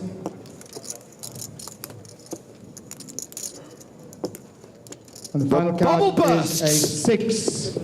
Devo fare sempre tutto io. Devo fare sempre tutto All right, players, we are now in the money. Oh, man. Habayeb Bubble Boy. Okay. Zachary Habayeb goes out in 288th place, taking us down to 287, taking us into the money. Buy me a few. I'll get you a few. Sorry about that. Congratulations, everybody. Sorry. Here. That was a misplay. Dealers, For could you real give this out time. 6 time bank cards to each player, please. We are going to continue on a shot clock. Just a reminder that your first decision, players, your first decision is 15 seconds. Any following decisions will be 30 seconds, and of course you have your time bank cards if you need to use them. I wonder how that's going to affect the post-bubble bust-out bonanza. Will be more of a bonanza. I think we're going to see a flurry of eliminations in the next 65 minutes. Even more bonanza-er? I mean, I don't think the shot clock plays any factor. I just think the fact that that took as long as it did. Alexander Raymond can't wait to get his money in again. I mean, you've still got more than an hour to play until the first break, until the end of this level. I think we are going to see, conservatively, I'd say 30 bust outs. Speaking of which, can we start the clock back up asking for James's trousers?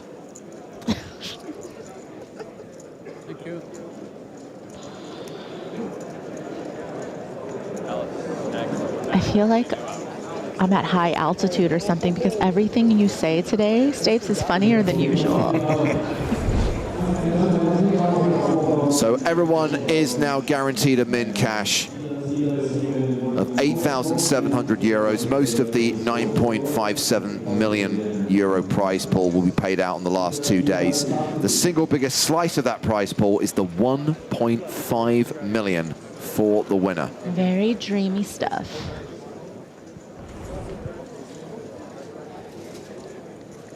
The clock is running. We are dealing. And yes, as you heard Toby say, not only are we in the money, but the shot clock is in play. And just as it was in the Super High Roller, initial decision, 15 seconds. Subsequent decisions, 30 seconds. Time bank cards in place, on the table, ready to go. Di Taranto with the Spraggy. Folds it. Griffin didn't get to do too much bossing on the bubble. No, but he did get to read a lot of Trapped.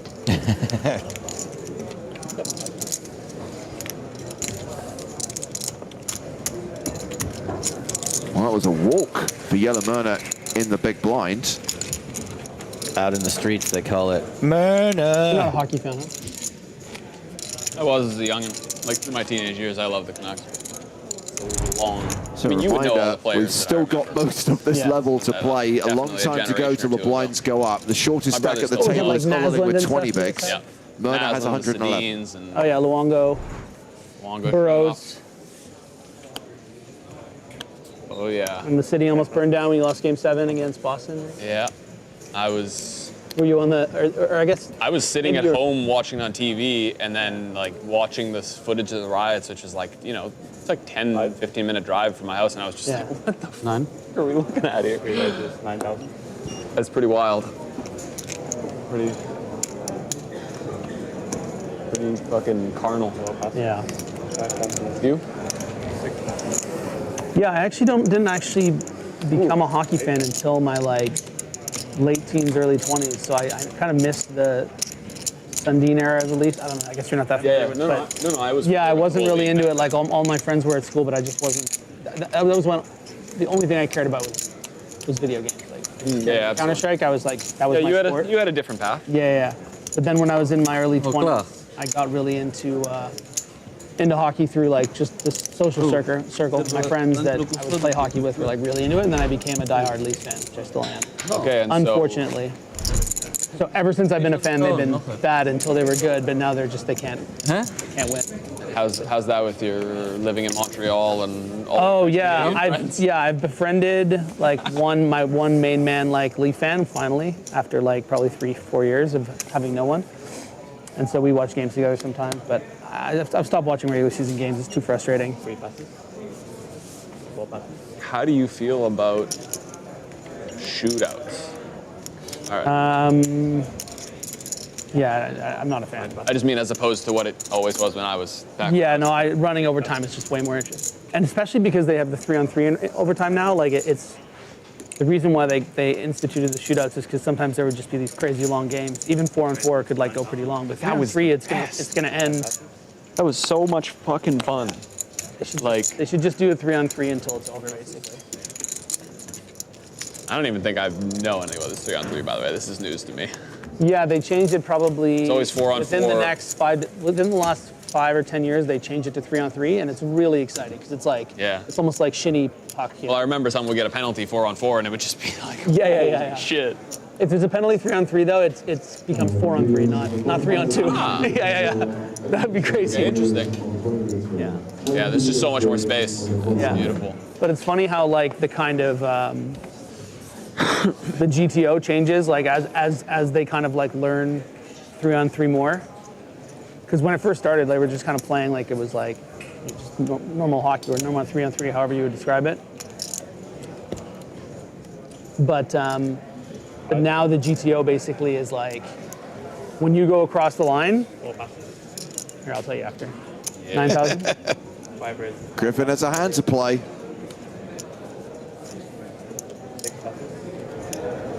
Verbally announced the raise to 9,000. They've only caught one of his cards, the 9 of hearts.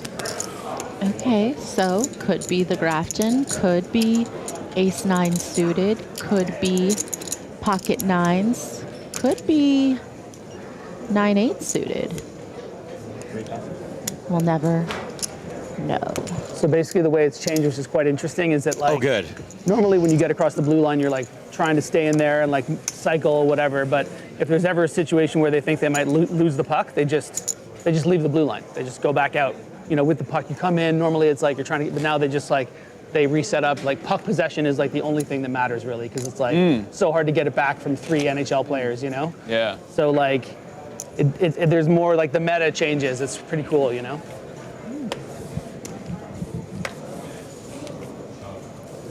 Cool. So we've already seen a couple of eliminations, a couple of players scoring a min cash. But the post-bubble bust-out bonanza is just beginning. Oh, look, we're ticking down. 282. 281.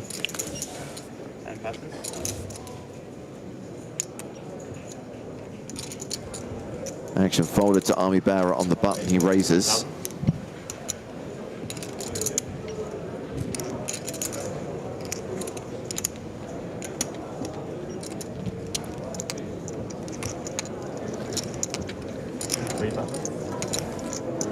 Round 2, Ullering in the big blind with Jack-8 of clubs. Yeah, now that you're in the money, you know, it does feel like you just got to try to flop some equity and go with it when you are off the short stack, but certainly you don't want to be folding this combo.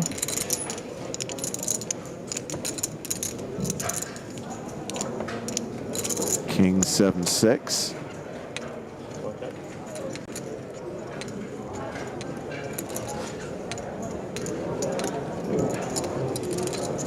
One bet 6,000. Barra continues. Ullering folds. I don't think I ever connected to hockey on such a strategic level. Like, I know what it feels like to watch a team be crushing the other. Oh, it just faded out. No more hockey. I do like watching hockey live, though. I do find it to be a fun sport to watch in person. Very impressive live.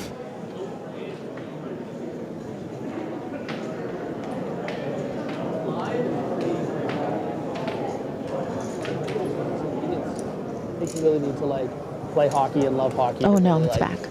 Watch it in a way.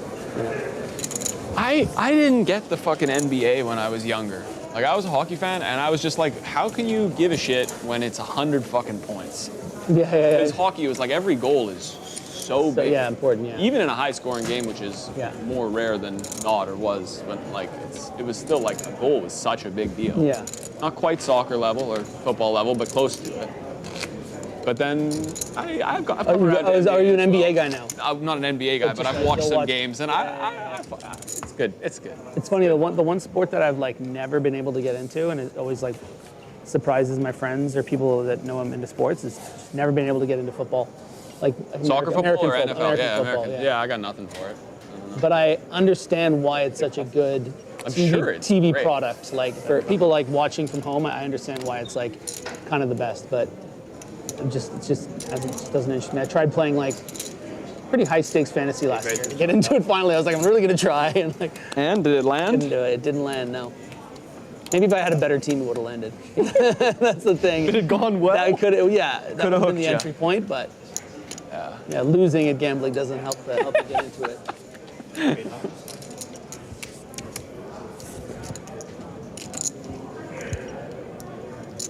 The Baltimore Ravens are my favorite team that are named after an Edgar Allan Poe story. It's either that or the Tallahassee Telltale Hearts.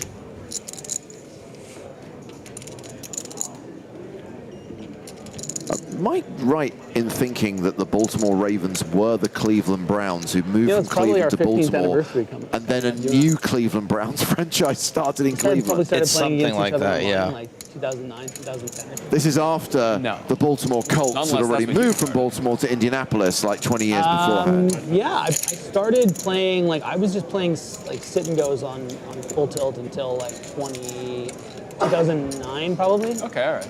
And then I started playing MTTs. And then I was playing all right. MTTs. I can feel the anniversary of that. I was poking around before that. Maybe you're right. I'm so bad with timelines in my life. I just know that like the craziest year I had online was 2011. That was the one where, because that was after Black Friday, and then we were all just left. You, me, and some euros, and you know. So yeah, I must have been playing for 3 years now. Murray really hasn't had very many tough spots. You know, this one, again, just going to be pretty standard to find the continue here as the pre-flop aggressor.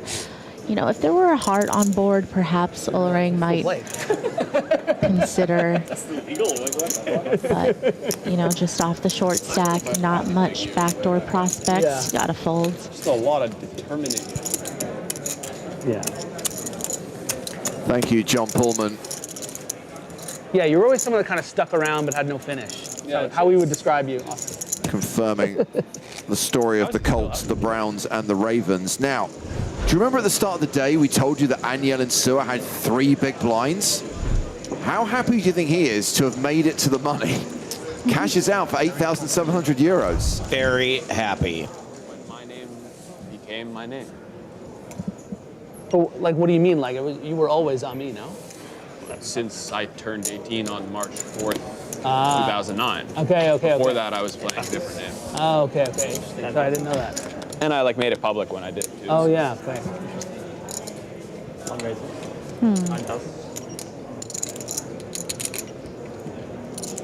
Raise from me.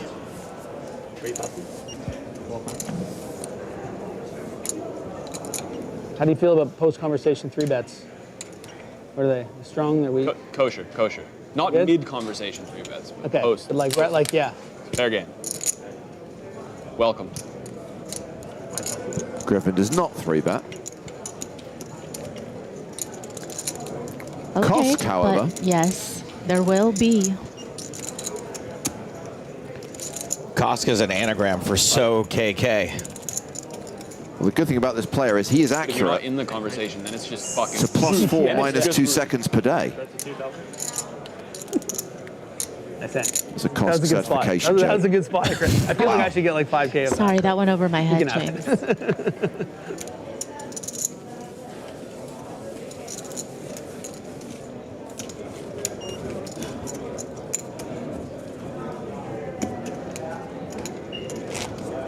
What time is it?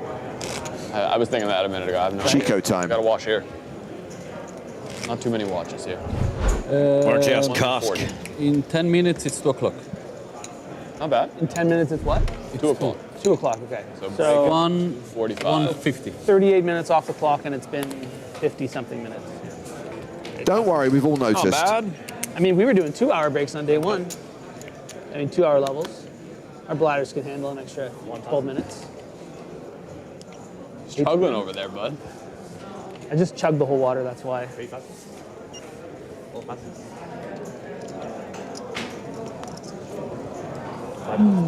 that sick ramp? It's like, never skated. Did you skate?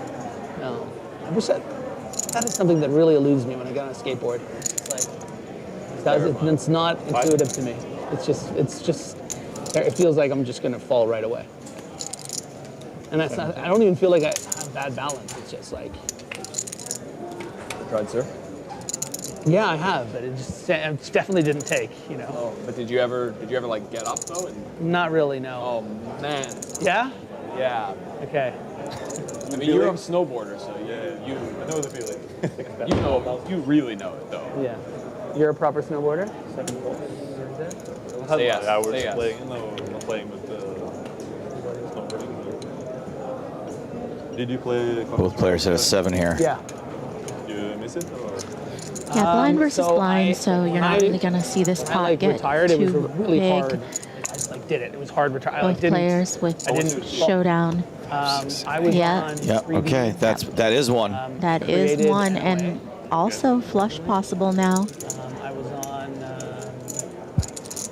I won a silver medal at the WCT or whatever. Just to clarify, the reason why no one was aware of what time it was is there don't seem to be that many players with old school watches, and smart watches, in addition to smartphones and tablets, are removed from players at the feature table with no electronic devices on this table. Even though I had like a presence in the community, I probably should have stayed in to.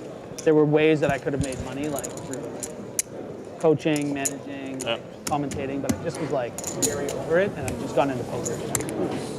But I finally, like literally just like within the last year, I got when Counter-Strike 2 came out, I was like, you know what, like I'm gonna download it. And I've been playing. Still one of the biggest stacks at the table. Ullering still the shortest. Sorry, did you say stack or mouth? Like they're like, and the first major, you not believe this, the first major I watched was the Donk one. So it was like, you know, it was like such a cool, like to come to like, to get me hooked, they have like the 17-year-old phenom kid, like, you know, like with the greatest performance ever. So I've been, whenever I'm on YouTube, it like recommends whenever that, I don't like follow the schedule, but if there's one that's like on, I'll like always put it on and watch. And rate is 8,000. You? I had my 1,500 hours in 1.6, but... Where are you from? Norway. Norway? Okay, so you probably, how old are you? 31. 31? Okay, so maybe it's a bit, I'm a bit before your time. I went by Jaguar. Yeah, I don't know. See? He was 4 years older, maybe. It's so Learn cool. your Counter-Strike history, bro. Oh my God, he knows who he is. Jaguar's a legend. I just look like an idiot. Maybe he said, what up to the Norwegians? That guy would have heard of it. NOA, so when we created NOA, it was because we were the first intercontinental You bet your team. bubby the Swedes know who he is. One Canadian. Okay. So it was like Knoxville, BSL, Nikon. Yeah, again, you're probably not going to know these names, but I think like NOA is like still a thing. Like we created it and then we won CPL and then like it became like a big team after. Was it big money back then, playing No, the biggest prizes we ever, of course, the biggest prizes we ever won were like $50K. No, if it was big money, For the whole then team and manager. Griffin wouldn't have gotten into poker. And our He manager probably Bob. loves Counter-Strike way more. Call him out. Just to top it all. Griffin got to start as a professional Qbert player. A bit of a tough life. All right, don't call him out. No. Fucking keep it to yourself. Gary Sanchez. I remember you. Didn't Griffin go from like chess to video games and at one point was a baseball prodigy as well? Yep.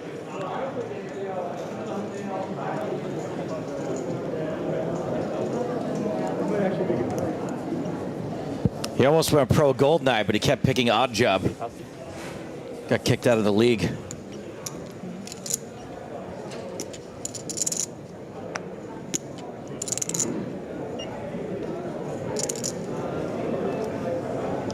Out of the gun raise from Army Bearer, Ullering with ace-7 suited. Fault it. But yeah, my come up was Norwegians were the best players. They had the best. I don't remember any names, but I just remember that the Norwegians, some of them was pretty good. Yeah, very, very cool. Was like an Asian Norwegian also? Asian? Yeah. Oh, I'm sure. I know Spawn was similar background. The guy's name was Spawn, but he was SK. He was on SK. And he was Swedish. Yeah, he was really good.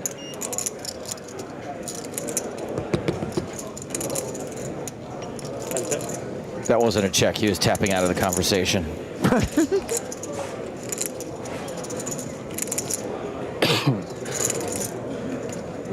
Decent flop in the sense that Ami does have quite a bit of equity against the hands that he's up against. Like the North Americans were like, You know, certainly there will be some cliche, like Cowboys, like suited combos that just call pre and then it was the Scandinavians, just like so that could already possibly have a clinical, flush, so but obviously when you have a king of strategic, diamonds, so, like, play as a unit, like, you're pretty happy to just bet the equity. And this is going to be tough, you know, for Guts to be able to continue against a lot of pressure just because why I was you're kind of holding thinking eights with the 8 of that was diamonds. the first time You're we really just, like, hoping that your you know, opponent's merged going to shut down on future streets. We went to Brazil, went to Brazilian. There's some rich Brazilian guy who like wanted like flew us out to like boot camp with the Brazilians. Cool, I was like 18 or something. Nice clean turn card for the 8s, which does allow him to go for a bet now. Some very good numbers from that part.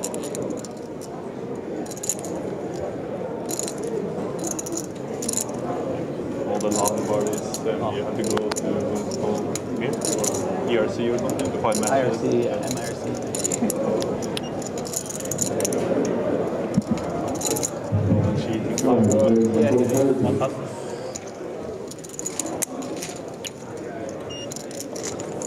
I remember when I was first coming up, before I was like, there was this one guy on our team, his name was Space Ghost. Every time there was a Down to 267, by the way. That's 20 eliminations since we got into the money. So the post-bubble bust-out bonanza very much in full flow. And as we were discussing earlier, a reminder that there will be an NAPT event in Las Vegas in November. Going back to Resorts World from the 1st to the 10th of November. 5K main event, 25K super high roll. We're going to stream the last 2 days of the main event on the PokerStars Twitch and YouTube channels, well, one of those at least. We're also shooting a new season of the PokerStars Big Game on Tour. Yeah. There'll be opportunities to audition to be a loose cannon if you can make it through the qualifying tournaments. I can't say much, but some of the names being kicked around for this new season, by the way, are wild. Wild. He doesn't play poker, but I'm sure going to send him the stream link. Yeah, definitely. And I just Eight raised to 9K. 10 fold.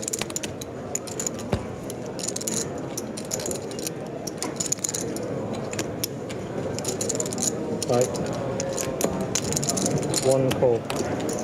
We've seen this before, button versus big blind, Myrna versus bearer. Not only do we see it before, we saw it for a while. Flush draw for Myrna.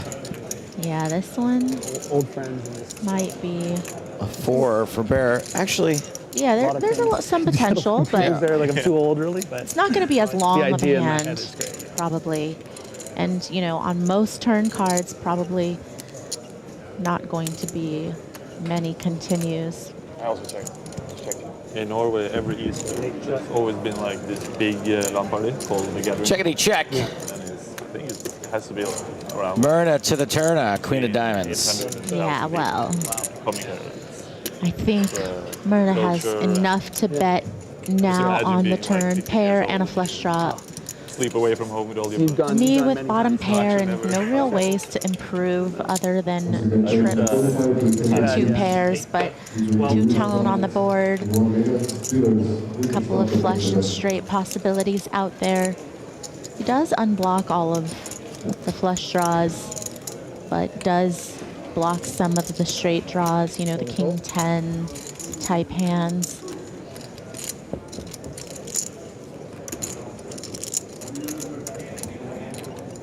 River is the ace of hearts.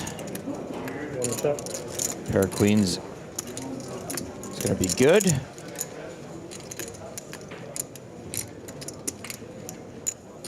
You know, there's the possibility of there being some Jack X here and some 7X and some hands that you can certainly find some value from, and it looks like he will go ahead and bet second pair.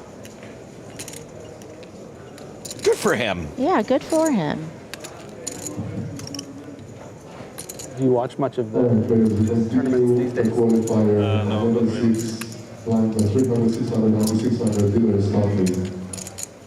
Are you familiar with the Donk story, though, that I was mentioning? No. You should check it out. Just go on YouTube. Roy Donk? D0NK. From the Colgate Comedy Hour? There'll be YouTube videos just like talking about that tournament and stuff. He's like this little, like, Ooh. almost gremlin-looking kid. That's like Is James the best of all busting time. out the widget? I haven't seen the widget in a while. I always miss the widget.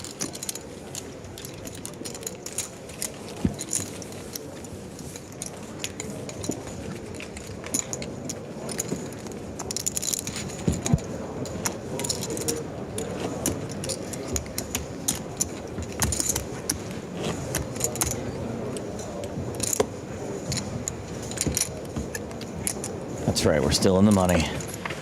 We're in Is the it time to talk money. ladders yet? I mean, is it too early to talk about when the first pay jump is?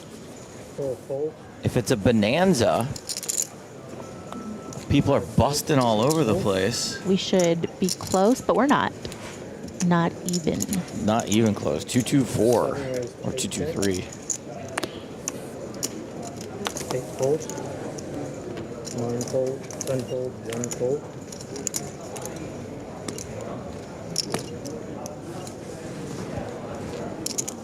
3 fold. Yeah. Raise and take it. Oh no, just a walk. Nope, a raise and take it. Raise and take it forgets. Might be, yo. Let's reset. It's Matt's Ullering. Every time he goes to hell. Hovering around 12 big blinds. Or do you still like it? Like, I prefer not to. Yeah. Yeah, it just hasn't really found any unopened pots. If you know you're going to be talking about Counter-Strike when in it the gets good to old him, days. so it's really tough. You know, if you don't pick up a hand good enough to shove over open, then most of the time you're just going to have to fold the range that you're going to pick up when it's opened to you. A little bit at the mercy of the cards that you get off of that stack size, especially at a table 9,000 with a lot of big stacks, a lot of people being pretty active. 6 fold. 7 fold. Look at the cards in the box, please.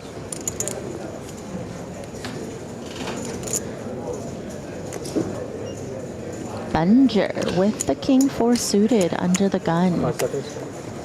A tad wide, 28. but you know, fair 8 threes, play. 28,000. Does get punished though by Myrna with the 3-bet to 28K with king queen off. 1 fold. 3 fold. 4 fold.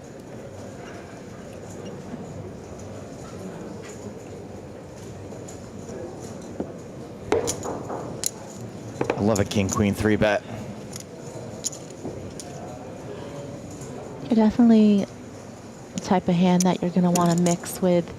Can call sometimes, can 3-bet sometimes, sniff out the king 4 suited under the gun open and just pounce. Griffin really had him worried there.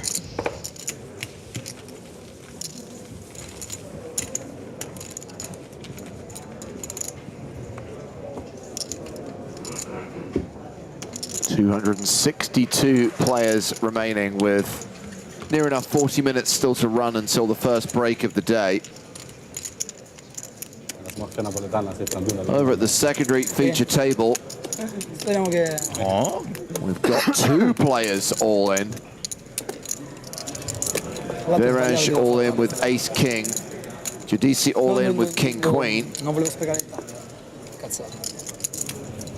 And it is Viraj who's at risk here, but ahead.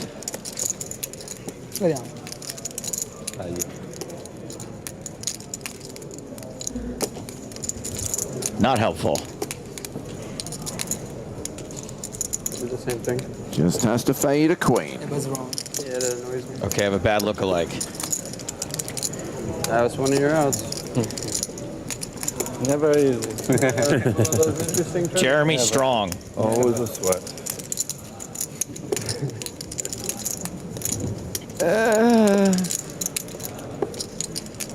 You have to admit, it's bad. I admit it's very bad. Has a touch of the Nick Kroll's about him as well. I'll give you that. Give you a little Nick Kroll. Bravi posti, non capiamo. I don't even know you would know who Nick Kroll is. Dipende dallo stacco uguale. He's been in a few things. Did you watch the league? I tried to. What the heck would you know Nick Kroll from? Big Mouth? You Big Mouth? No, guy? I mean, I said I did watch a few episodes of the league. Here. It will be better here because then they cannot see that. Yeah, I like them on my left.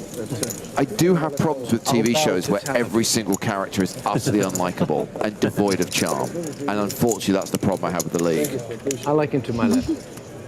Just this one. But just because I agree. Of course, you're right. Practically.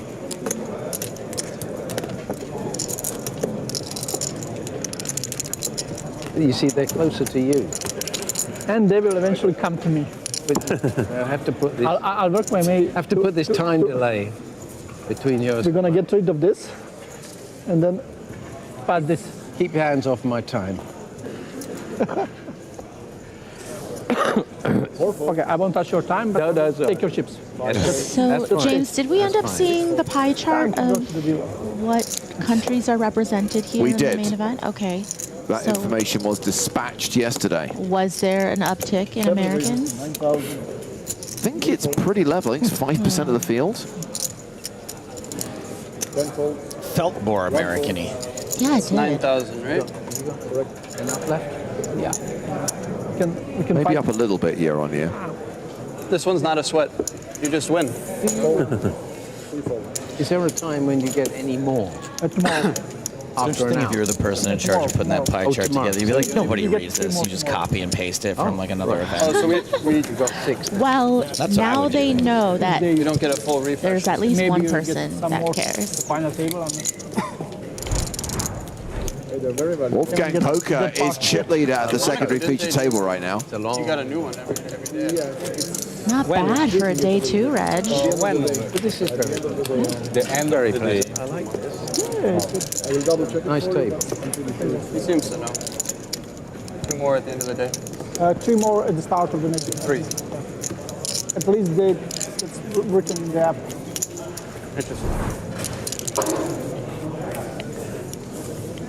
We'll see about the final table. I can tell you that on Sunday. 5-fold. I thought everyone's chatting today. Well, you know, usually after you get into the money, there's a little bit of lightheartedness that comes with that. Usually. 6-fold. 7-fold. 8-fold. Raise. 10 raises. 12,000. Swatton has arrived at the table and he's raising. Send in the Swatton. Wolfgang, ace-5 in the small. A hand he could use to get a little goofy, but decides not to.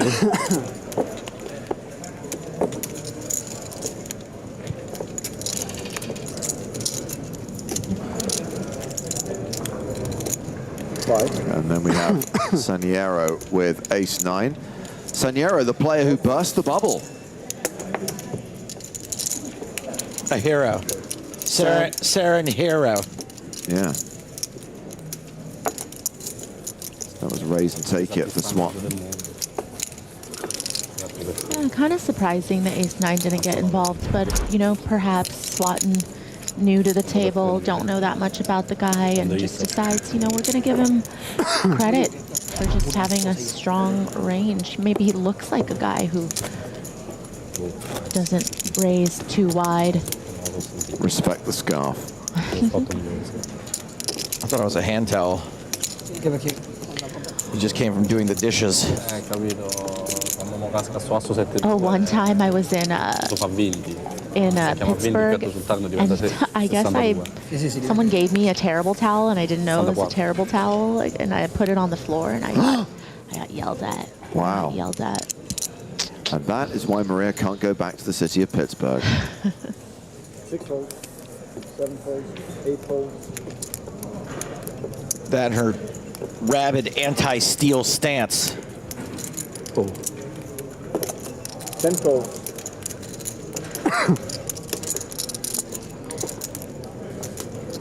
Swanton opens second hand in a row, this time 7-4 suited.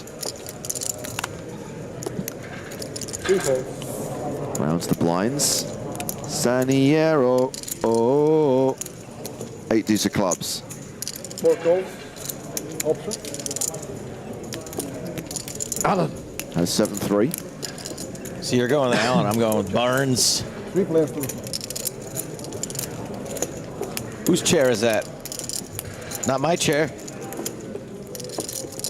Not my chair, not my problem.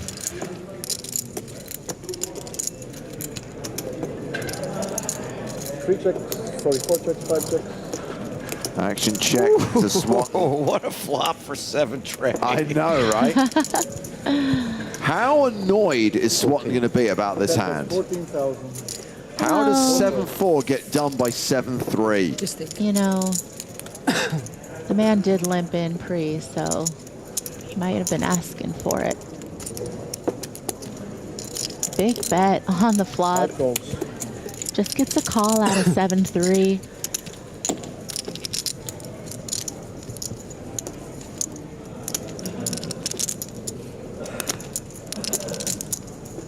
You know, when you bet that size on the flop and you get called, you can't really love pair sevens, you know, because you have to think, you know, some of the weaker hands aren't necessarily going to continue for that sizing. If he just had one pair, you know, he's not really going to just call that big of a bet. So it does look like it's going to be more weighted towards aces or some combo draws or 2 pairs. But Swanton, he will not take his foot off the gas. Yeah. 5 raises all in. And see, there's going to be a little bit of regret for betting the turn here. You must have 2 pairs. Oh. Well, yeah, but maybe if you checked, you could have realized some equity with that straight draw, but now you can't really call. You did call his hand, though. Can we focus on the positive and the dead-ass read? Well, that's because he can't beat 2 pair hands. He's like, well, this person's never going to shove with just a 1 pair hand. So let's give him 2 pair. It's 100% a dish towel. Thank you. 2 of the pairs is better than 1 of the pairs. And that pot goes to Alan Barnes.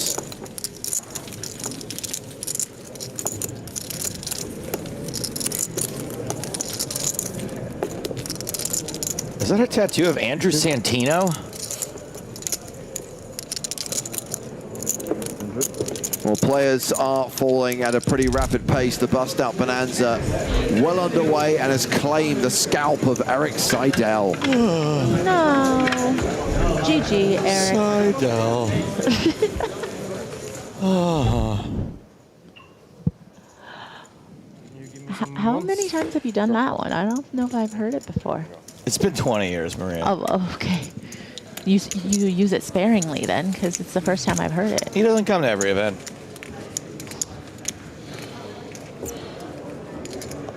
And neither do you.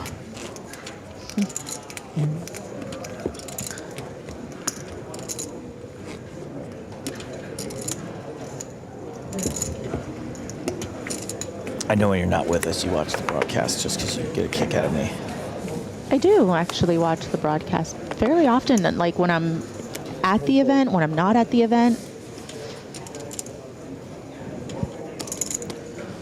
Maria can't get enough of me. That must be it.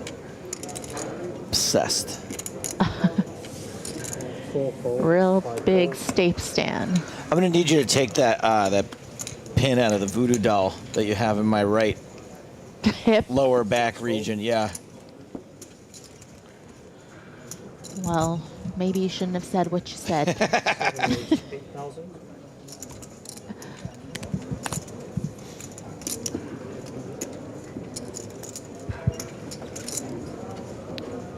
Little ace mystery here on the button. 34. But any ace is good enough to open the button, so. Well, this ace better be strong because it's just been 3-bet by Myrna in the small blind. Myrna's row. He's a little cheeky, here. this Myrna. Yeah, he has definitely been pretty active throughout. All in. Oh, seems like a good one. Seems like it's got to be a pretty good one. One of the good ones or two of the good ones? It's 50 big blind shove. It's got to be premium ace-x minimum. Over to the outer tables where we find Tonka all in for 90K, called by Ready Patur. Tonka with aces, Patur with ace queen. Ace is holding on the flop. Ready, steady, double up Tonka. That is going to be a double up for Tonka. He's now going to have 200K. Alrighty. What other team pros are in, James? Who we got? Who we got out there? So at the start of the day, we had Lally, and obviously we saw her eliminated from the secondary feature table. Simon Witziak, the reigning champion of this tournament. Ramon Callias. Finton was still in at the start of the day. Okay, Let's then. do a quick search for Finton. Finton no longer in. Finton cashed out in 281st place, but he did make the money. Willow, no longer in, but did make the money. Cashed in 265th place. The other Spraggy, the one who's actually good at poker.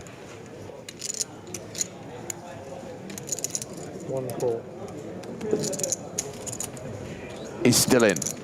So, Witziak, Callias, Spragg, Tonka.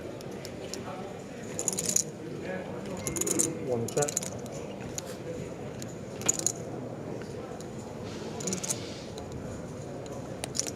Good check.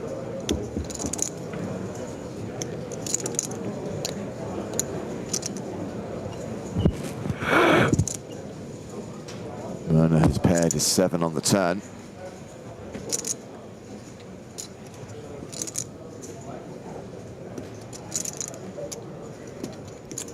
One bet, 6,000.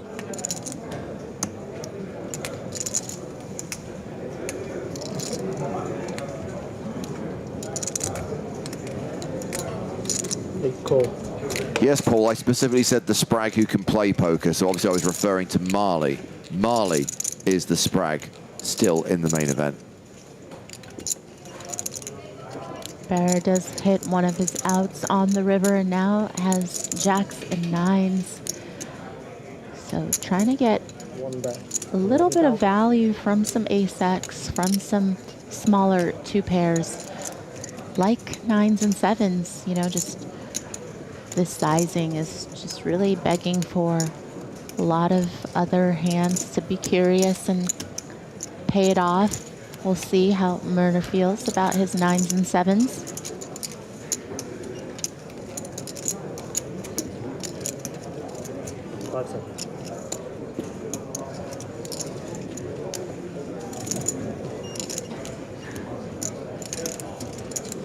You know, sometimes it's tempting when you have a lot of chips to be like, what's 11K to my stack? But yeah, you also want to make sure you're making the right decision.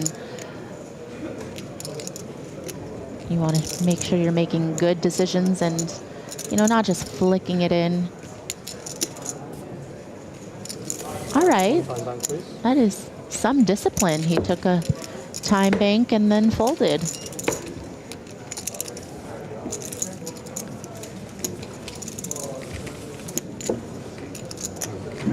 Kind of feels like Bear sees Myrna as his nemesis at the table. They've been involved in quite a few pots, you know, but that is going to happen when Myrna's going to be on the button in Ami's big blind.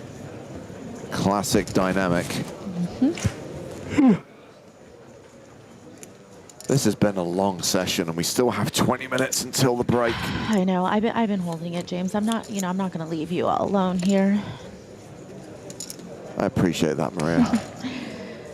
You know, Stapes, he's had a chance to get his lunch in. Now, you know, he's probably off for a stroll, but me, I'm here till the end. No, I know both of you. You're very welcome.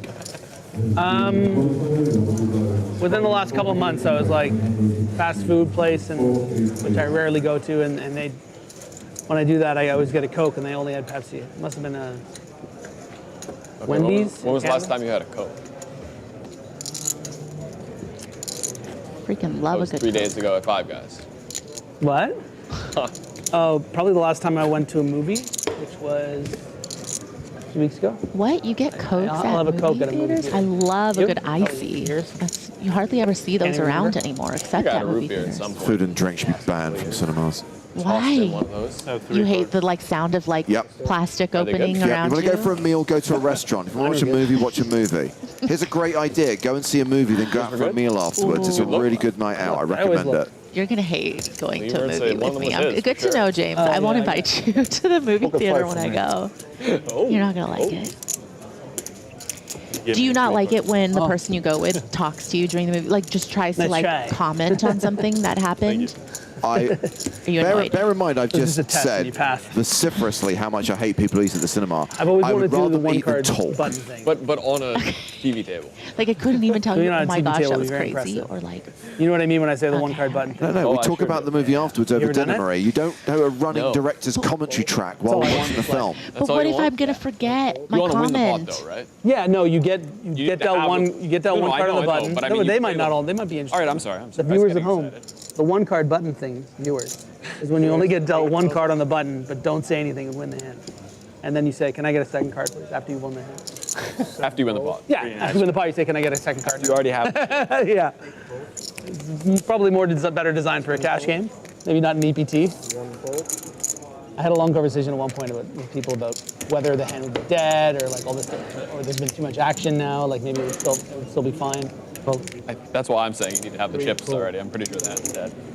yeah, I think as soon as they start taking your card that would have been your card and making it the flop, then the hand's dead. Think about that. Yeah. It I'm brings not everything out of sure order. about the Queen 6 defend But then who gets against the an pot? early The person position that went to the open, flop?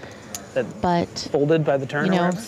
I feel like maybe he's just gotten tired of folding. He's Right, had it to needs to be a pass up cash on game. quite a That way few everyone spots can honor today. you. Oh no, everyone will. Yeah, cash game. Everyone, of course, will be like, pay that man his money. You know. 6-bet, 9K. Ooh, good question. No Somebody flop asked in James, how many people have No. yelled at in the movie theater? Are you a shusher? I absolutely will give people the evil stare, and then I have said things That's to what people in also becomes cinemas, weird. yes. Not at school. Especially to put their bloody phones away. that's Like not when for- someone illuminates the cinema More because they're likely checking someone their would get football one to scores in the see middle that of you the only movie have three. screening. It's like, You know, no, so it's actually that does not fly. Oh yeah, but you can kind of Yeah, cover your. I mean, no, if you put your I am a your pretty things together, active it shusher. doesn't matter, right? It's going to look like I will one. like- One will just look like two anyway. I don't like it when each people other. continue to talk. Like, it's It's the okay same, if no? somebody has something to say to the person they're next to, but then Sort having a of. full-on Yeah, like, yes, conversation. No. But 3 really looks like 4, whereas 1 Yeah. could get sniffed out. Tom214 wants to know, do we You have have a ambitious widget goals. prediction for where we'll end I up at do the have end of the ambitious goals in day? general. To be determined. This is Okay. on the top of that Working list. on it. The wheel is It's pretty high spinning. up. So maybe they're not that ambitious. They're just in my head. They're like, 7-4. it's a great idea. I think the question should be asked right now, when do we finish the day? Bear in mind this first session has created a problem in all seriousness. I know we're joking about it, but what was meant to be a 90-minute level will have lasted 3 hours and 20 minutes.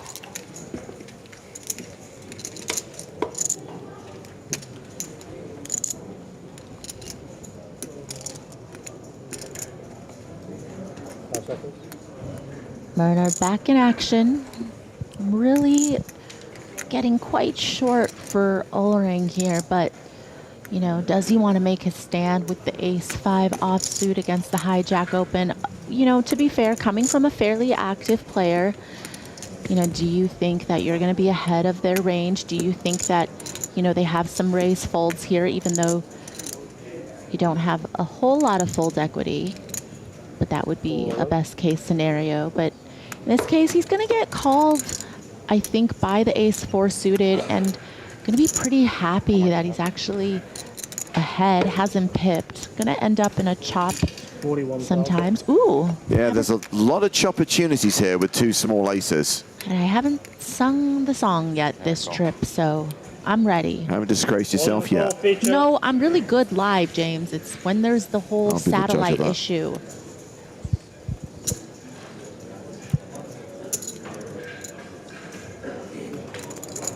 So, Ullering at risk, but ahead. But nearly half the time, this will be a chop.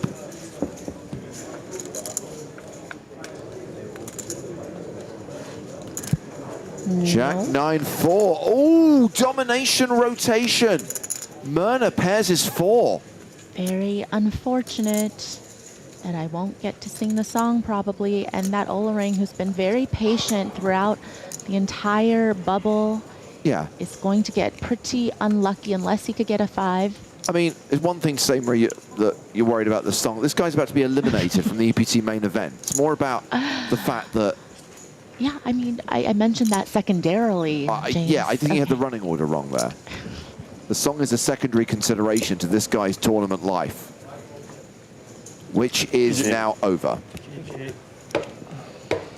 Okay, but good news is he did finish in the money. So Correct.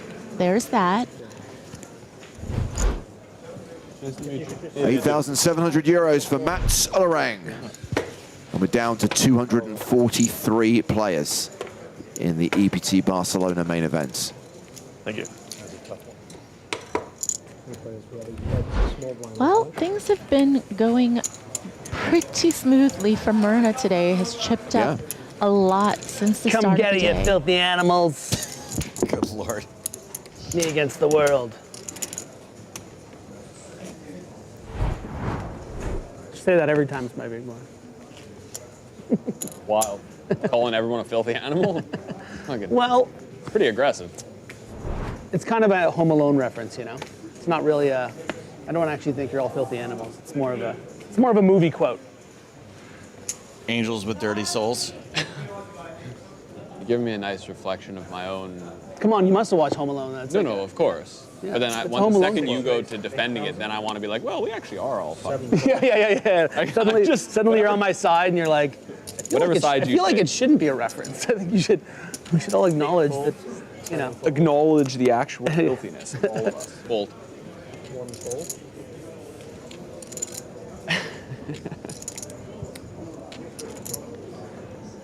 Kosk has opened under the gun. We have not seen Kosk's hand. We do know that Di Taranto is calling on the button in position. We don't know his cards either. Ooh, mystery hand. Okay, you got a lot of yellow. And is Griffin? 8,000, yeah?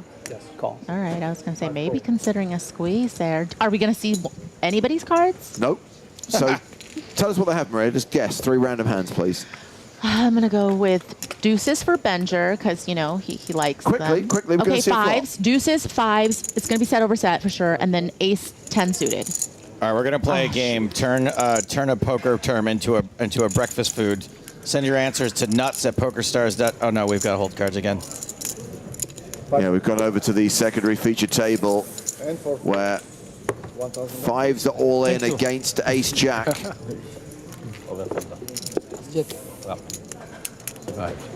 No, ace jack doesn't call. The shove gets through.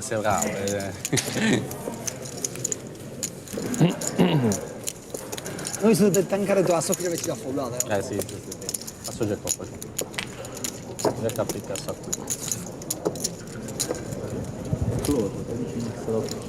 Cioè quella sopra snap, quella sotto snap fold, ci sono fold.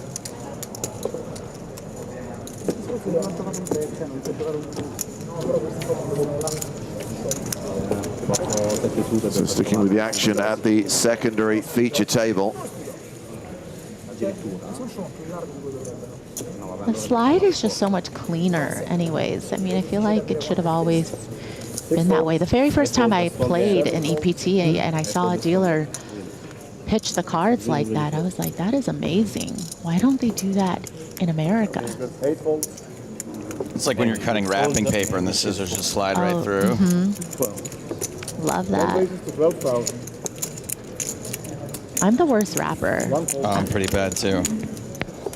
Have you ever seen videos of like Japanese people doing it? It's amazing.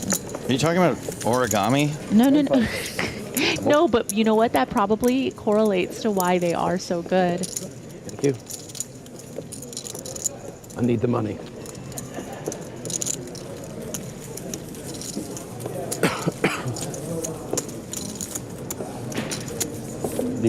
So glad you came back with coffee for the rest of us. You know where it is. E nella giusta considerazione c'è anche da dire The only thing che you haven't done during this elongated level is work out. You had a lunch, you went to the restroom, took a stroll, you got a coffee. Where are you from? Go on, do And some there's squats. still 10 minutes on the clock. Do you go often on PokerStars events? Just a few squats. Probably would help. Or 1 minute. I'm desperately trying to I guess we didn't. fight off the sleep that would not come last night. Slightly surprised we've got people watching who literally have never seen dealers slide before. It's not uncommon in Europe at all. Hippodrome Casino in London, all dealers slide there, and in fact that's what we're adopting on the EPT. That looks like a call. Over the course of the next 12 months, all dealers will be taught to slide rather than pitch. Fewer But did you think exposed it was cards, less accidental flashing of cards. Uh-oh. Yikes. Strap in for the sickest and classicest of races. It does appear that Ami just called the under the gun open.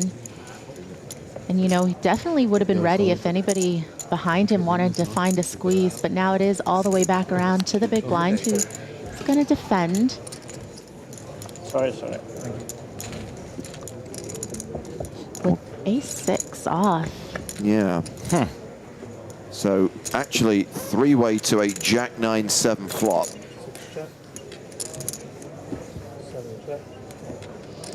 Yeah, and respectfully checking over to Ami, just recognizing that his range is going to be pretty strong when he flats the under the gun open, and that this type of texture certainly will connect with that range quite often. 6 fold, 7 fold. And Okie dokie. Just No, I losing the didn't. minimum there. With Not ace the six. hand we thought it was going to be. No, I didn't. I was not mistaken that that gentleman had raised. Happened to me once yesterday, on camera. Not of the feature though, so. It You wasn't- thought you were raising and you were No, I thought I was entering the pot and someone had raised. That's why we Throw in didn't the right see amount the and you pot play we it thought off. we were going to see, No. because he thought he was No, I did the not. original I opener. quickly limped in the small blind and said, friendly to the guy, because we had a bit of a rapport. And a gentleman had raised 2.5x under the gun. Did you call or waste the extra? I did call because I had Jack 8 of hearts. I had Jack and suited, so. I mean, the best thing to do is always just to play it off, right? Like, you once don't you put two, want to show three now. that you missed the action before you, because it at times will give away the strength of your hand. So if it's the exact same size, you know, like you put in the right amount of chips as the raiser thinking that you're the one that opened, then you just gotta pretend like that's what you meant to do. I don't think there's any way I could sell that.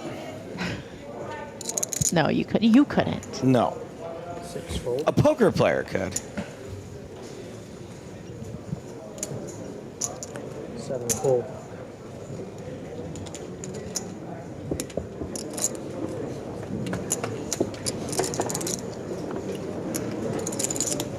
Another 2 per hand. 7 check. Yeah. Topper, bottomper.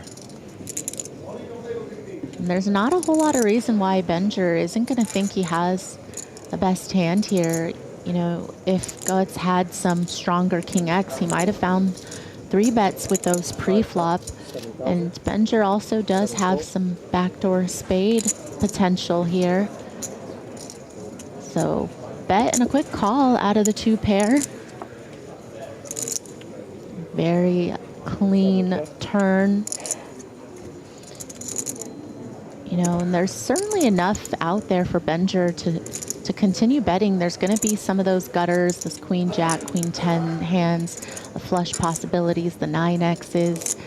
You know, all of those are going to continue for a second barrel, depending on the sizing. So you can't blame Benger for just continuing to put more chips in and going a bit bigger sizing now. Gets a quick call. God still hasn't put in a raise with the 2-pair. Just gonna continue to allow Benger to bluff at it. I mean, if he knew that Benger had a king, you know, then he probably would have raised. But feeling like this is just a board that Benger's gonna try to rep, he decides he's just gonna continue to let him do the betting. I don't know. This is a, you know, this is a river that it's not super consequential, but of course, you know, maybe a hand like 7, 6 of clubs gets there, a 9, 8 is possible. You know, there are going to be some hands, but he is still going to go for value here. And if you note the sizing, it's, you know, so small that I feel like I'm really surprised King Deuce doesn't find a raise there against that sizing in particular. You know, doesn't polarize his range. It just looks like what it is, which is a top pair hand going around a third pot there. So looked like he had kind of made up his mind ahead of time that he was just going to call. Yeah, I definitely, you know, I'm not saying that Benger's going to be ecstatic to just call a raise on the river, but you won't know until you know, you got to try, you got to find out, you got to put the raise in.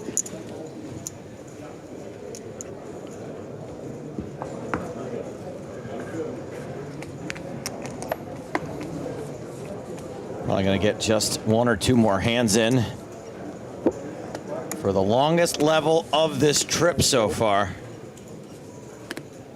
Longest level ever. I mean, 2 hours plus, right? We've been on the air for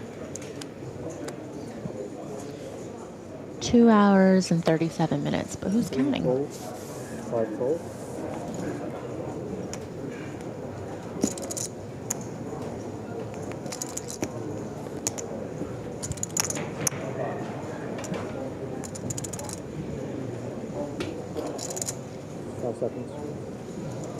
Benger's still playing a healthy stack, though, after losing that pot. Has 56 bigs, and now Bear's going to open here with King 10 of hearts. Gets 3-bet from Kosk, holding the ace-9 suited.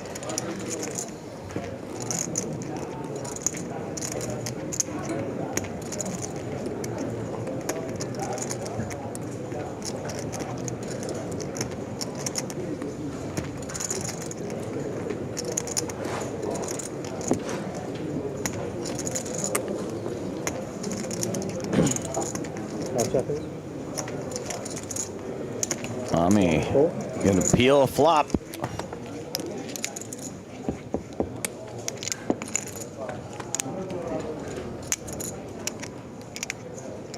Eight, 7, 4.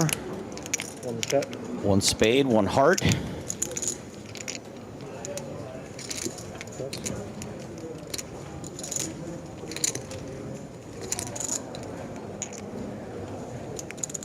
You know, Kosk just trying to represent stronger part of his range here that he would 3-bet with. You know, all of those over pairs to the board that could be possible. You know, does of course interact a little bit with this actual flop with some backdoor potential and 2 overs. And same could be said for Ami's hand, right? There's that 4 hearts on board. He also has 2 overs to this board with some backdoor potential, but just gonna give Kosk some credit. You know, we haven't really seen many 3-bets come out of him.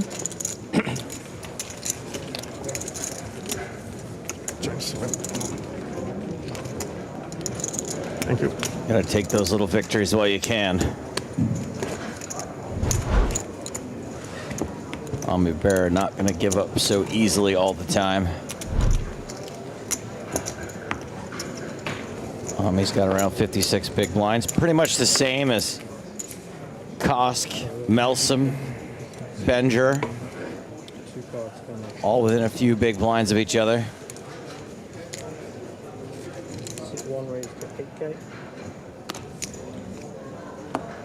Giuseppe Di Toronto is the shortest stack at 24 big blinds. At this table, I should make that clear. 6 fold. Mr. County dealers and players, next hand blinds up, following 100, big blind, 300 and 300. Next hand blinds up in the mistake. Action's folding around to the table. Chip leader. Jelly money. Love me some of that jelly money. I mean, he looks like a guy that would be named Jelly Money. 10 fold.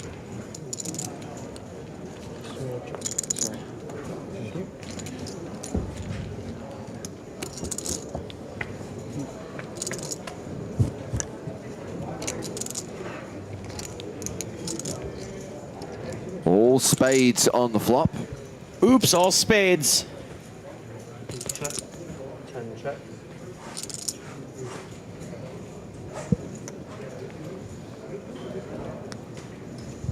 Did you see that hand that Emil Hirsch tweeted about last night? He was talking about some hand he played where he got it all in with a top pair against a made flush, and it came running aces for quad aces for him. Nice.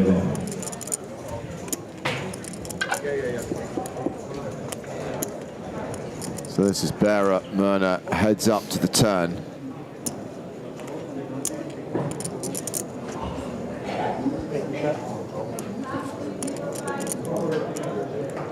Yeah, Bearer did bet the flop and got a call out of Myrna. Myrna was looking for a spade. Goes check, check on the turn, so does get to see a free one and does make a flush. Now the question is does Ami have the king or the queen of spades perhaps in his hand? In due time. Does he have a better flush?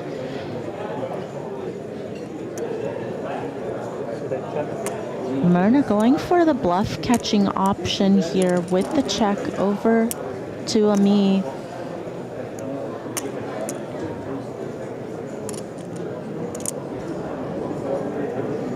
So as we are approaching the break, worth highlighting that we are back on Twitch. You now have a choice of viewing. You can continue watching on the PokerStars YouTube channel, but if you want to head over to twitch.tv/PokerStars, that stream is back up and running. Okay, it does look like Ami decides to check back, which means this flush of Myrna is going to be good enough. Yeah, and that hand is going to take us to the break. Thanks. Pretty much 50 eliminations during the post-bubble bust-out bonanza. 238 players coming back from break. Same lineup at the main feature table, where we have Yellow Myrna playing more than 110 big blinds at the new blind level. Griffin has slipped a little bit, but still has around 44 bigs. Average stack right now, 248K. And we will continue to play 4 more levels today on day 3 of the main event of the PokerStars European Poker Tour from Barcelona.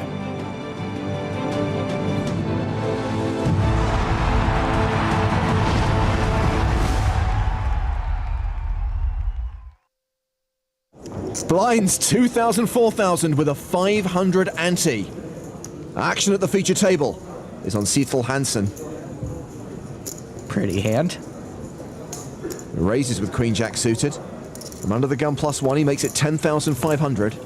Action folded around to Leo Fernandez. Ace Jack. Yes, I am Leo. I am contemplating what to do. He's in late position. And he's going to play aggressively from late position, 3-betting to 23K. And this is actually kind of turning his hand into a bluff. Joseph Bakar in the small blind. Decides to fold. As does Lucas Berglund in the big blind. Action back on Hansen. Pretty good hand to take a flop with. And those blue chips are worth 5,000 each. The purples are 500. So that is a 4-bet to 46,500. Is there anyone at this table who doesn't want to turn his hand into a bluff?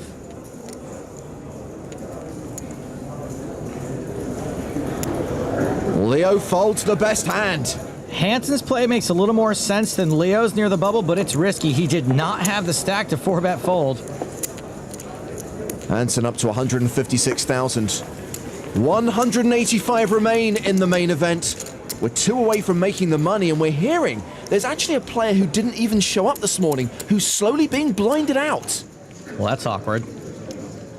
Mario Adnolfi had a deep run in this tournament in Season 8. He's facing a raise from Christoph de Mulder. What's he looking at? Picture of the Pope? Stall much. Play does tend to slow down around the bubble. Wonder why that is. Adnolfi folds. De Mulder wins the pot uncontested. Let's check on some of the short stacks. Some of the players in the danger zone. Danger zone! Victor said he wasn't interested in a min cash. He may get his wish. Cedric Moreland has just over 2 big blinds. Alexandru Deleanu has just shy of 3 big blinds. I think he's fine. He's got like 4 chips. That's 4 times the required minimum for chip and a chair. On the chip side, he's only got 1 chair to my knowledge. Let's get across the room to table 5. Simeon Naidenov has moved all in. Action on Danny Cavane. He calls. All in call on 5. Andler gets out of the way. I'm no body language expert, but I think Covane's ahead. I'm the bubble boy, yes. Naidenov is a 4-1 underdog.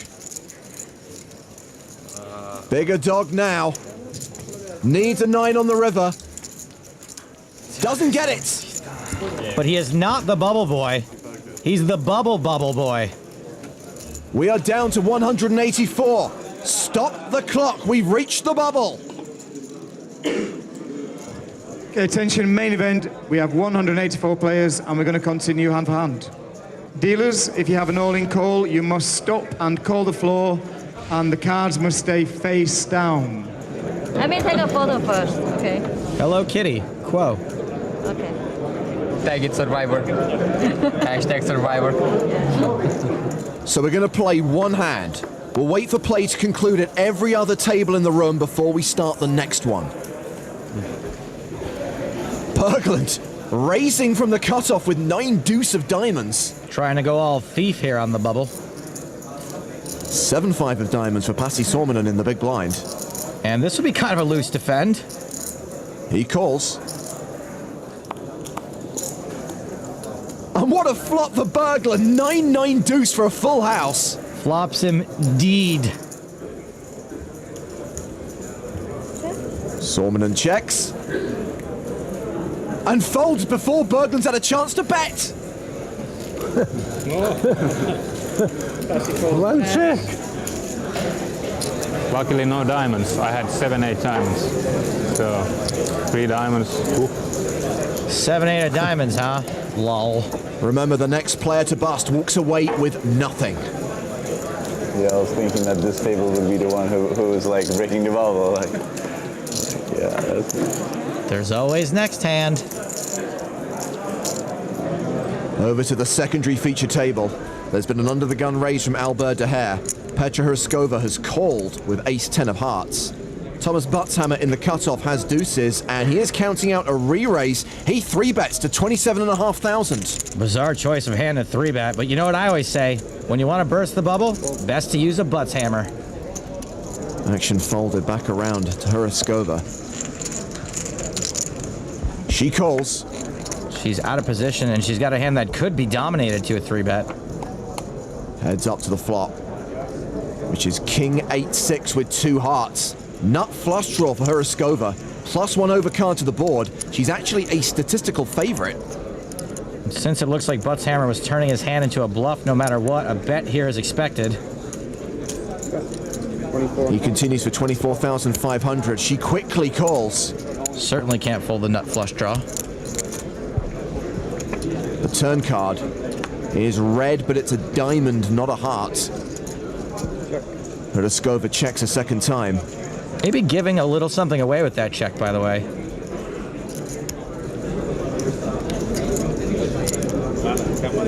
Buttshammer not slowing down. He bets again, 44,500. Now Petra's getting 4-1, so again, she will not be folding. These are two big stacks going to battle on the bubble. A needlessly huge pot with two super deep stacks, thanks to the Butts Hammer 3-bet. Raskova calls again, 212,000 in the middle. The river is the king of spades, pairing the board. More like Petra Bricksova. She checks again. Buttshammer checks behind. Who would have thought that deuces would be good here? She might literally blast out of her seat when she sees this. Ah, you got butts hammered. But to be honest, I kind of agree with her on the play. He's now up to 386,000. And we're just waiting for play to conclude at all of the outer tables. Attention players, as soon as the last hand is finished, I will pause the clock. We have 3 tables with an holding call. 3? What happens if more than one person goes broke again? They will chop 183rd place prize money. Buka, let's see your cards first, please. Buka shows 2 9s for a pair of 9s. Cedric shows Queen 7 for a pair of queens. You have to show. It's an all-in, yeah. And Nils shows Ace 5. Our all-in player has doubled up. We don't lose a player on table number 12. Look at them all congratulating him. We're all in this together. Not really, but still it's cool. Well, as Toby heads across the room, don't forget there is a player who didn't show up today and is now close to being blinded out. Yeah, but do the players know that? Jan has Ace King, so Russell is our all-in player with a pair of jacks. Let's see the flop, please. We've got a race here. Classic race, made even more classicer by the bubble. There's a jack. The flop is Jack 10 9. Russell is at top trips. There is a possibility of a middle pin for a straight. Next card is an 8. It's 8 9 10 Jack. Russell is still ahead. And the final card, please. Oh, and they can chop too.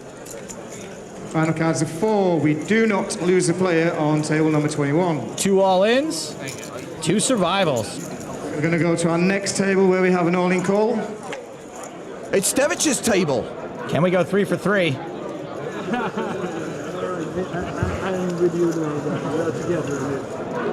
Mihails is our all-in player, but there is no flop. Mihails has Ace of Spades, Queen of Clubs, and Alexander is our player with a pair of 9s. Another race. The flop is 2 3 King, and the turn is a Jack. The final card, please. It's a 10. Gets there. Rivers are straight. He's the real champ, the real one. Have to win this tournament. Thanks, guys. This is the sweetest bubble ever. 3 players were all in, no one busted. I know. No. 10 on river, always. There's the anti-railing you come to expect on a gigantic bubble. Alexandru Delianu now has just 2.5 big blinds. Yeah, but what about that guy that's not here? Well, they've called the tournament director over because he's still absent and he's about to be put all in the big blind. He said he did not show up the entire day. The whole day. Yeah. Okay. He did not come. Okay. Easy money. Maybe it's just pocket cheese. Attention, main event players, we have a very unique situation over here. We have one player who hasn't showed up today and is going to be all in on the big blind. So he will be eliminated in this hand. If we lose 2 players from that table, the player with the biggest chips is going to take the highest finishing position. If we lose 2 or 3 or 4 players from different tables, the money will be split between you guys and the player on the big blind. Hope the guy's all right. I can only think of a few reasons I'd voluntarily miss day 3 of a tournament, and all of them involve twins. Well, the absent player has been identified as Nuno de Camara from Portugal. He was due to start day 3 with a 21 big blind stack. No one has any idea where he is or why he's not here. So once again, just to be sure, if I bust out right now, this hand, Share the money with the guy. I share the money with the bubble. Okay, well. Stop the clock in the main event, please. Stop the clock in the main event. We do have an all-in. Okay, we're over on table number 5. Stefan is our all-in player. Let's see your cards, please, Stefan. Stefan has 2 aces. Ace of diamonds, Ace of clubs. And Christopher has 3 of hearts, 6 of clubs. Let's see the flop, please. We're all rooting for the aces here, right? Flop is 2, 8, 10, 2 of hearts, 8 of diamonds, 10 of diamonds. Stefan is ahead with a pair of aces. Turn card, please. The turn's a queen. And the final card, please. Aces double up. Okay, we do lose a player. You are all in the money. Congratulations. You've just cashed at EPT Barcelona. Weirdest bubble ever. We win. It's already done. We win prize. Congratulations, everyone. For the first time ever, literally everyone in the room is happy.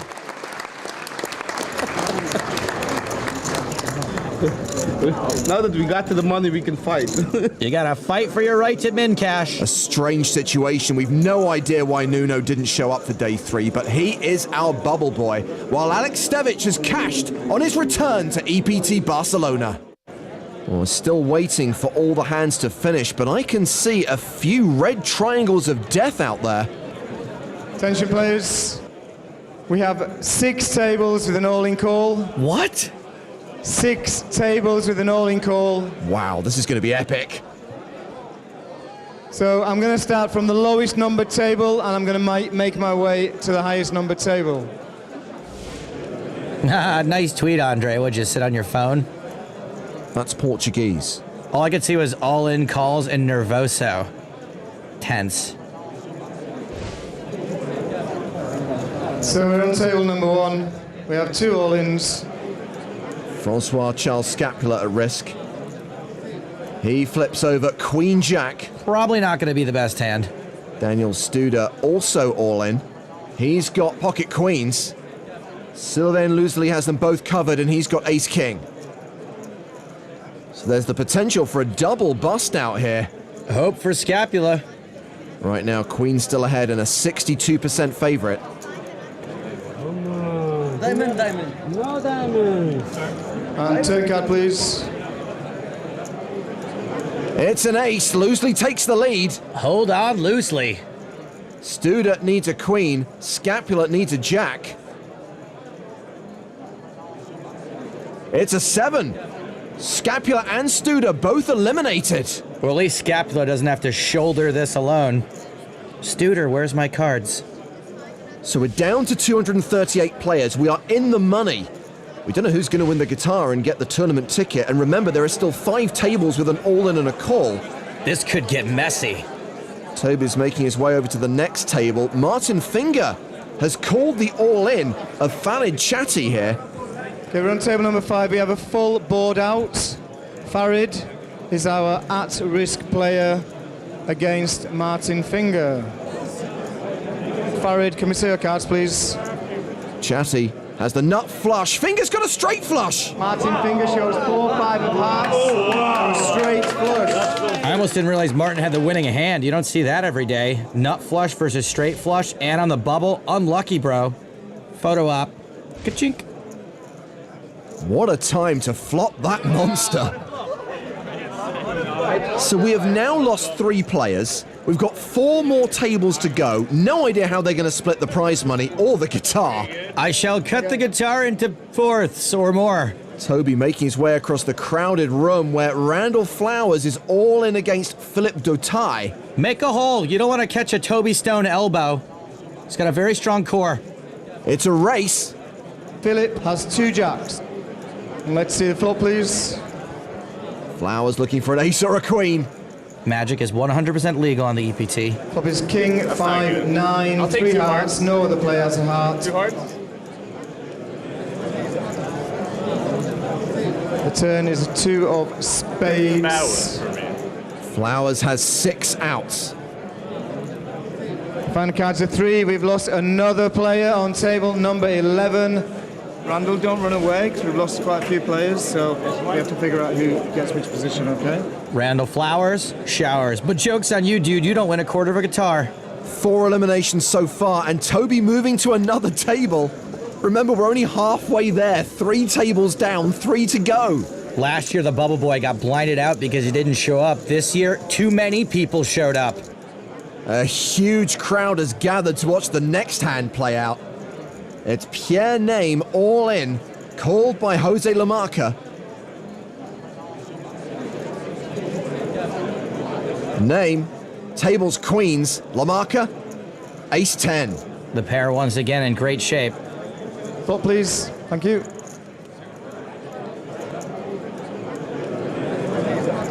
Name flops a set.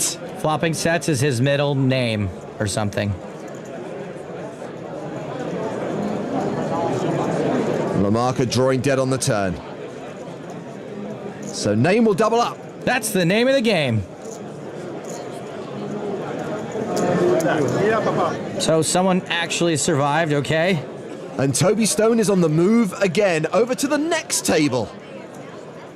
So we're in table 26. Juan Pablo is our all-in player. Juan Pablo, can we see your cards, please?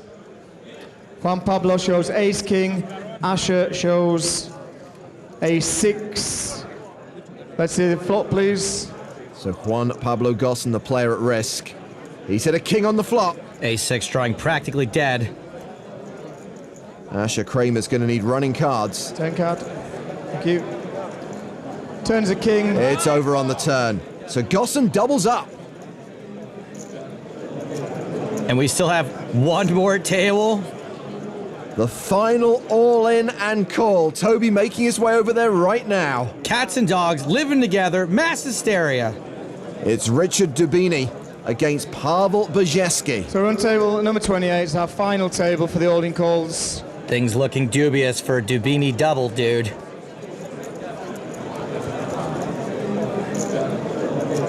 Wow, Brzezski flops a set. Dubini looking for running cards and drawing dead on the turn.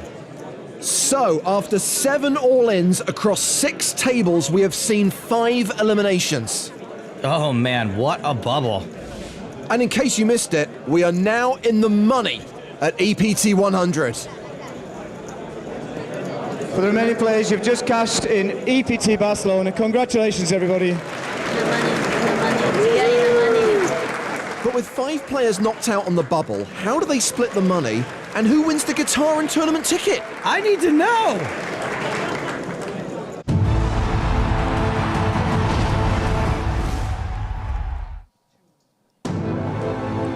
Our previous Barcelona bubbles back in the day before Toby had personal security.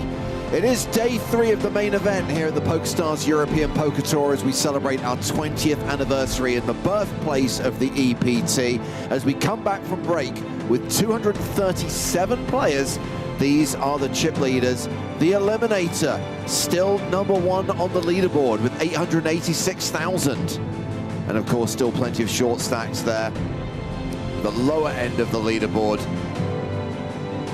Hoping to ladder up because we are now in the money. The bubble did burst after a very long opening session to the day. Sticking with the same lineup at the feature table, we've still got Griffin Benja and Army Bearer. Yellow Myrna, the table chip leader right now with 552k. That's roughly double average. Tournament average right now being 250,000. And we have a new blind level. 2,000, 5,000 with a 5,000 big blind ante. It's James Hartigan alongside Nick Walsh. Hello, hello. Thank you for having me. You missed a meaty bubble, my friend. Yeah, you guys put in a pretty long shift there, and obviously we've also seen a significant number of eliminations. About 50 so far, James, something in that region? Okay. Now one more. You know each other. Exactly. Anyone become very close friends? See a few people out there really enjoying the new hoodies. Who's this guy? I did. Revenger the Benger.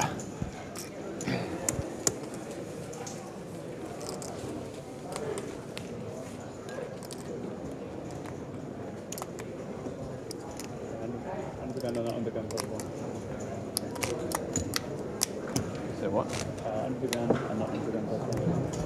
Yeah, what a lineup we have here, guys. Really excited to get back into the action.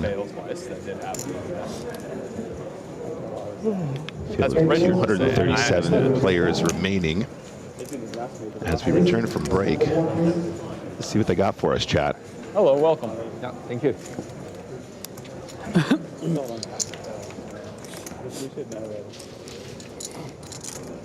All right. Nice to have you back.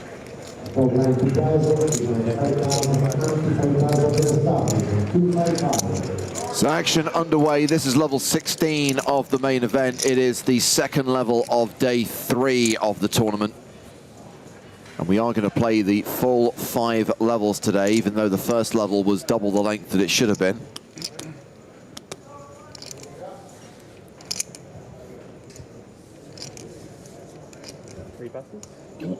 Well, Jimbo recently joined the feature table.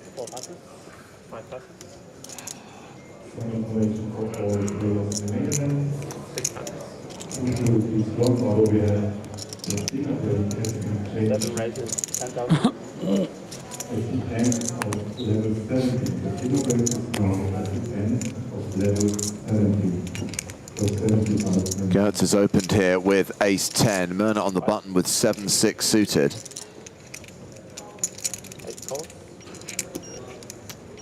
Yep, Muna here, our chip leader at the feature table at least. 108 big blinds, definitely a very playable hand.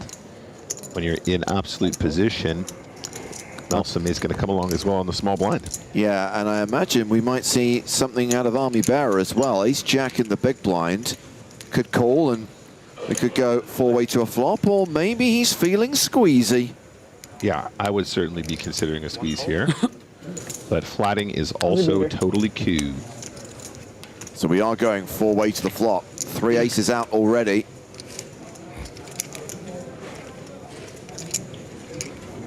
There it is. And we have a 10-10 tray board. That's trips for Gertz. The tray on the very top was very deceptive of what was laying beneath, James. Yeah, not bad, having 90% equity in a 4-way pot. And a bet of 10K, a continuation bet from Gertz, has already been greeted by 2 folds. If it's greeted by a 3rd, the hand is over.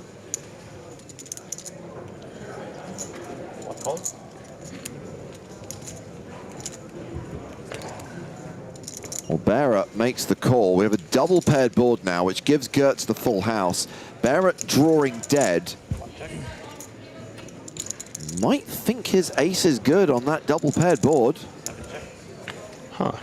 Goes check, check. 5 on the river. Yeah, I mean, this is an interesting spot to slow down, James. I feel like you are in these big multi-way pots, in particular when the big blind defends. You're going to run into some weaker 10x here. You're going to run into some tray-x that won't want to fold as well. Checking for deception is also very cool. I can appreciate the value in that. But has played, does check turn. So let's see how we deal with the river now. So 30K into a pot of 65.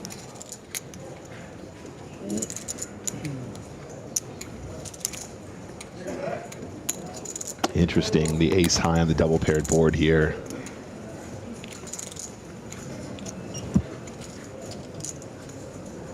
He's trying to get a read, but does make the correct laydown.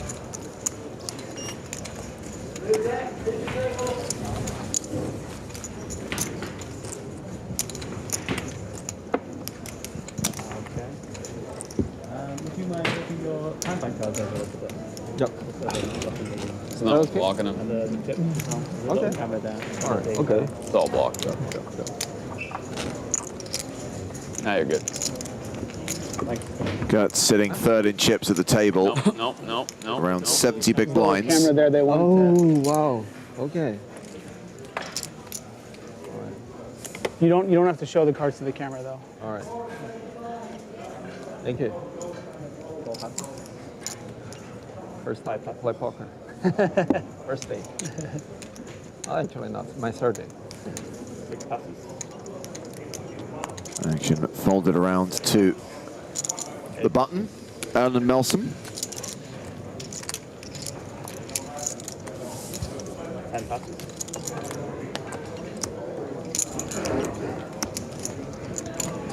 And now on Army Barrett in the small blind.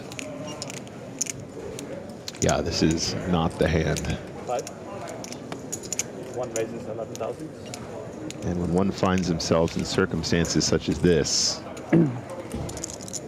Sometimes we want to include some of our trashiest hands as opens, and we do see the raise here. We want to be blind, queen 10, easy defend from position. Don't forget, guys, when you're blind, be blind. The big blind does have absolute position in the same way that the button does. We'll get there eventually. Ace-10 tray on the flop. Di Taranto flopping best here with second pair. Yep, and if you're gonna have a steal with this hand, you gotta have c-bets. I think, you know, something like a third seems very standard here. Yep, that's good. So 8K into 27. Just a smidge less than a third. I like it a lot. Probably makes more sense with the chips that they actually currently hold as well. And a call, of course, from second pair. Oh, hello, trips. Trip 10s again. Trip 10s are hot. Somebody shuffle this deck. I don't think Giuseppe Di Taranto is going to get another bet out of Army Bearer.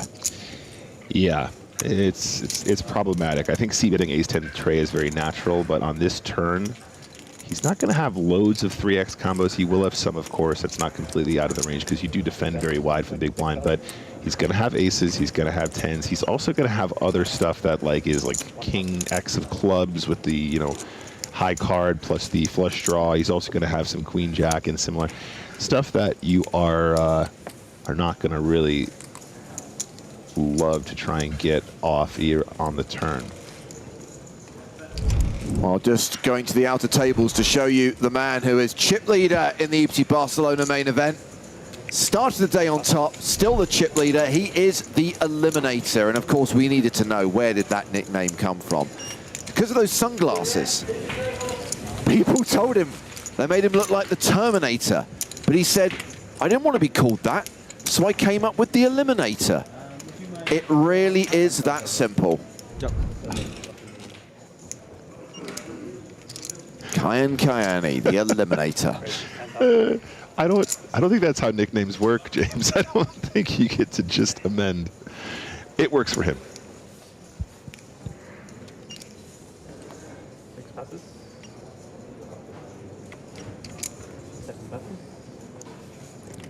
Benja has opened under the gun with queen 10 of strawberries.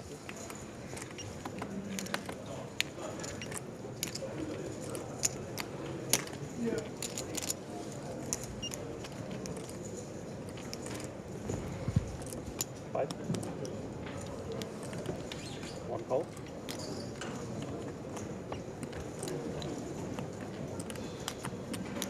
Three passes.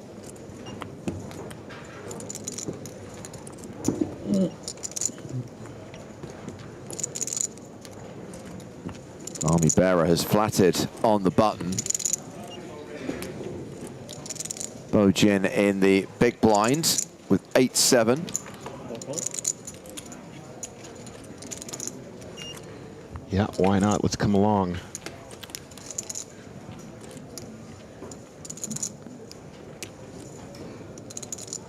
Oh, what's going on those tables out here? Sticky tables.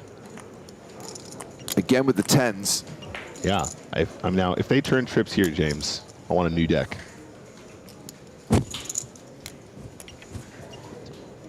Mr. Benger.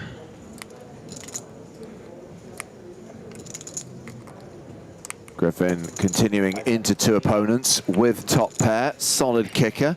He has 68% equity. This is a bet of 13,000 into a pot of 37,000. Yeah, and not that dissimilar here, James. Ace-Jack for Ami, similarly to the pot that we saw where Ami was up against the flopped trip 10s, the Ace-10. With Bodak behind in the big blind, I think we probably do let this one go a lot more often. Very different setup being in position with the player behind to act. And I think Bo's going to think about this, but I don't imagine we're going to continue with 8-7. Let's see how Bo feels.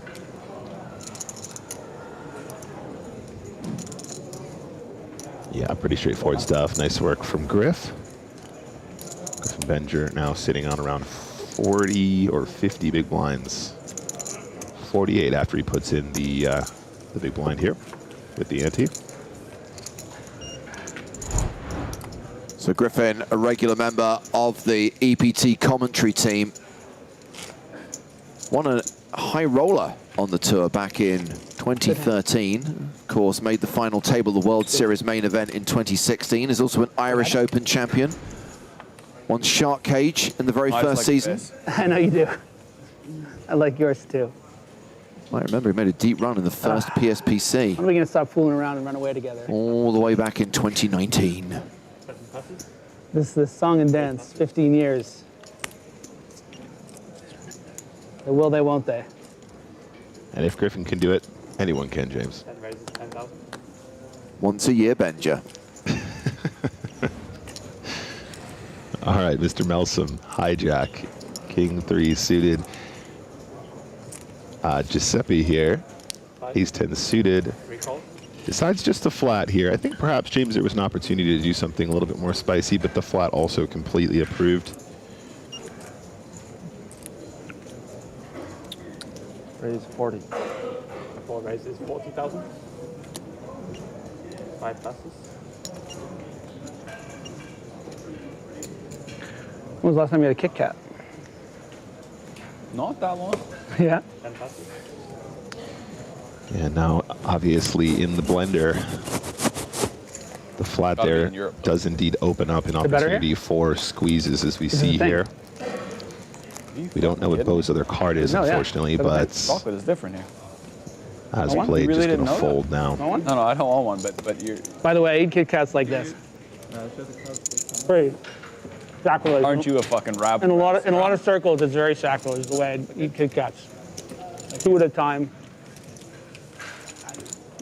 You really are trying to push it that we run away together. The cuteness is on full display today. You be kit and I'll be cat. Well, of course, we have a secondary feature table as well, headlined by Wolfgang Poker, and he's in a hand here against Alan Barnes. A full house for Wolfgang, a full house for Alan Barnes. How? This is a serious cooler. All in. Oh, how much more? I don't know how I can fold. Yeah, it is going to be very difficult to get away from this one. What is it? You know, we're going to have to make a decision based on our player expectations, what kind of range we think they're going to play. The thing is, it's in the big blind, James, so he's going to have a lot of junk here, as well as, you know, combos like Jack 10 and King 10. Cool to see he's thinking about it, though. I mean, he just got lucky. That's sick. Yeah, seems to have the right idea here, James. Yeah.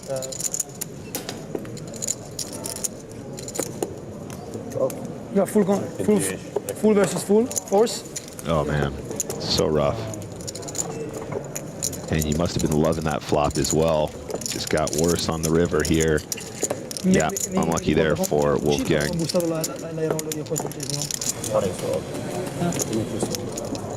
Non lo so.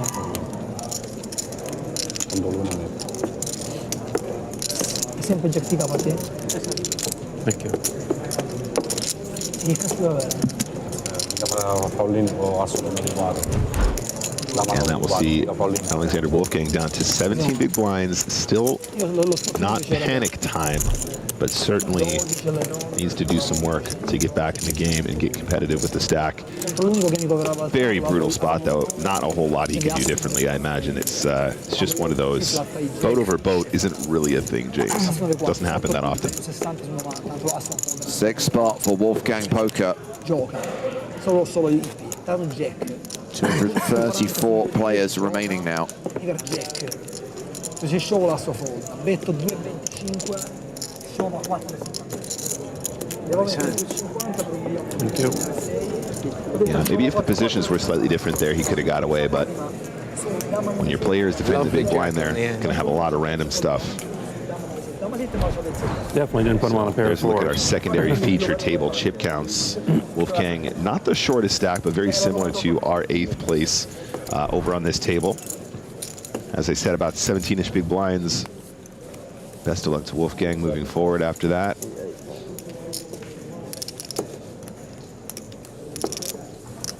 Sixes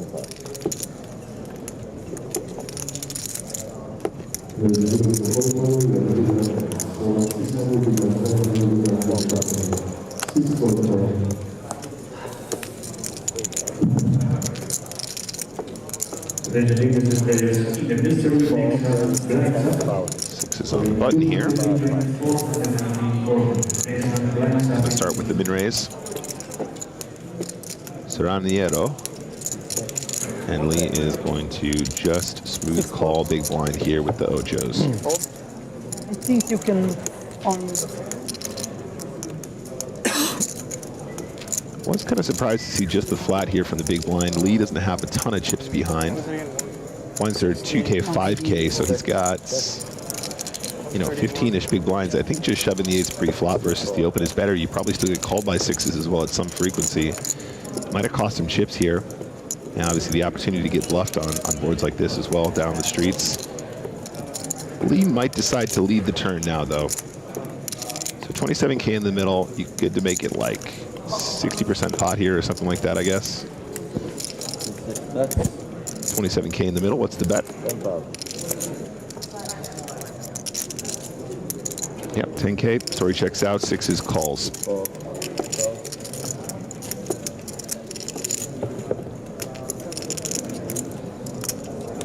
The card sees Barry Greenstein make an appearance. Does not change the outcome. Eights have been ahead on every single street. Yeah, and this is exactly the kind of run out that you're concerned about when you got Ochos. You know, definitely a card your opponent might use as a bluff. I think it's probably going to go check anyway. Yeah, it does here, and the eights are going to take this one down. So works out for Lee. I can't help but think Lee could have got the whole stack there, James, if he played a more conventional line pre-flop. But a winning hand regardless.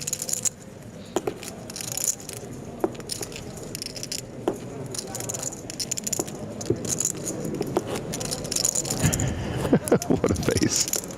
He's still thinking about that. Yeah, he is. You can tell. You can see the cogs turning. Still reeling from that spot, and I don't blame him. It's a rough one.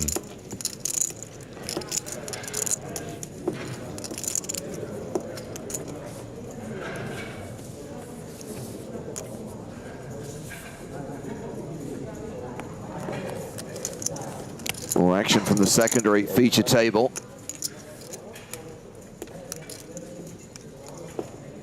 Kings for Swatton.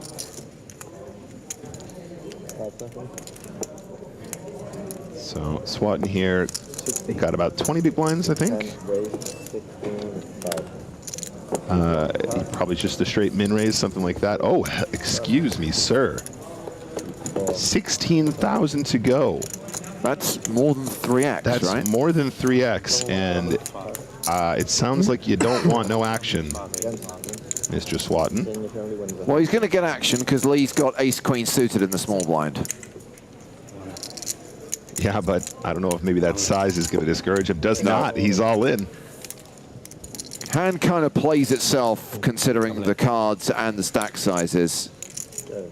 And Swatton makes the call and is going to have to fade an ace. Swatton, the at-risk player, but it's a virtual all-in for Lee. If he loses this, he'll be left with just 12K, 2 big blinds.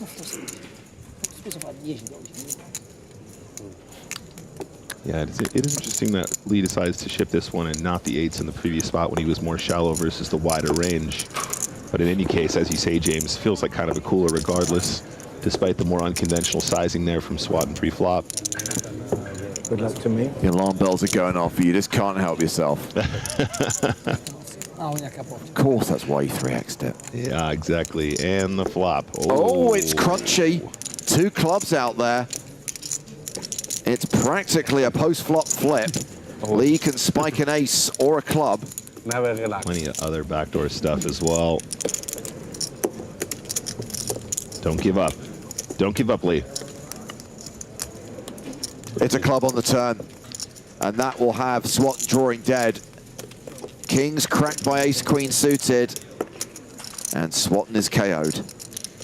Yeah, rough spot. What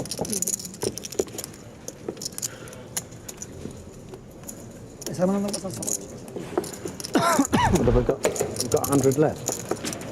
€8,700. Cazzo che fanta come?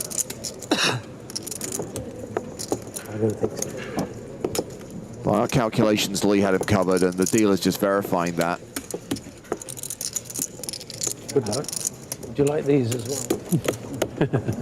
It's a Good luck, KO. everybody. Cheers. What a gentleman. Unlucky there, Mr. Swatton. That was a rough way to exit at this stage, and on our secondary feature as well.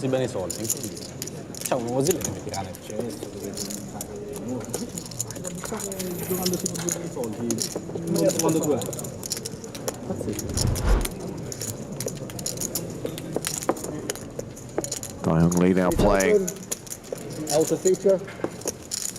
significantly more chips. And we are going to head back to the main feature table.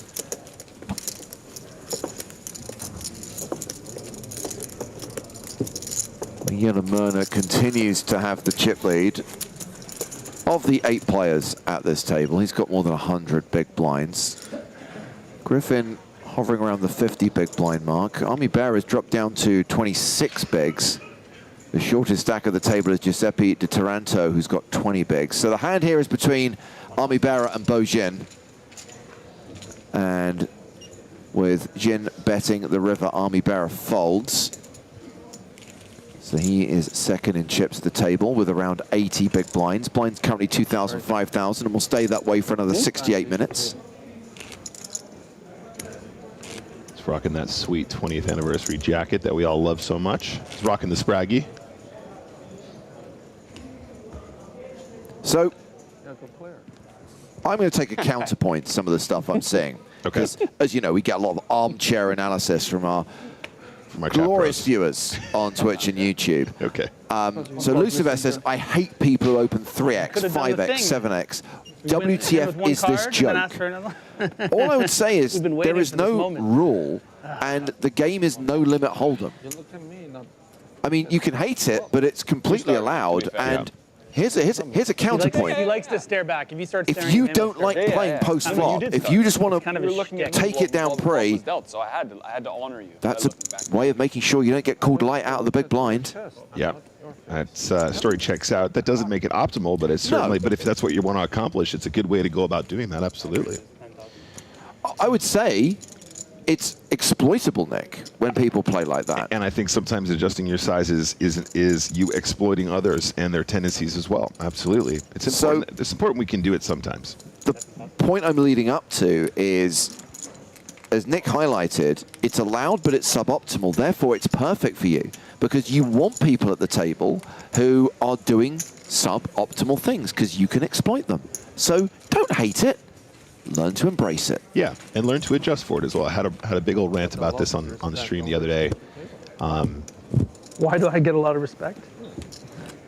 Because I'm the man in the booth, man. You are a man in the booth, Griffin. You are not the man in the booth. In fact, he's not in the booth at all right now. At the same time. You can try that right now. No, we're not. Don't encourage him. Hallelujah. Ami with the quick fold under the gun. Didn't like what he looked at there. With the 7-6 off.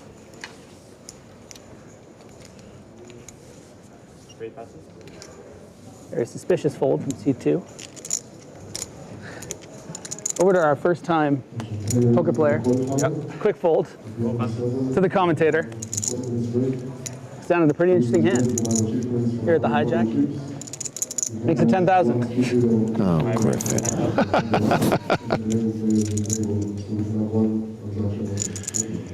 Oh, I love him so much.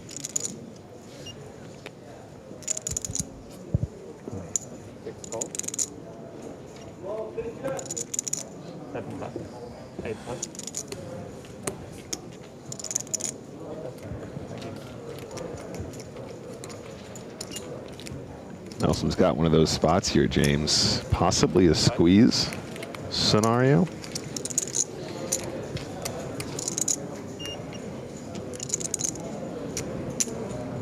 And raises 45,000. And that is a big old raise, 35K. You're not commentating now, are you, Griffin? How does Griffin want to approach this one? Got about 48 big blinds behind after that previous hand. Why do they give you so much respect? Initial raise. There's the fold. And yeah, great little spot here That from one's on Nelson. you. Very You owe me cute 10,000. poker. Sometimes the The visualization adjustment is to 35 is very nice. Well, we are going to head Only sometimes. out into the room and check on action at one of the outer tables. goes.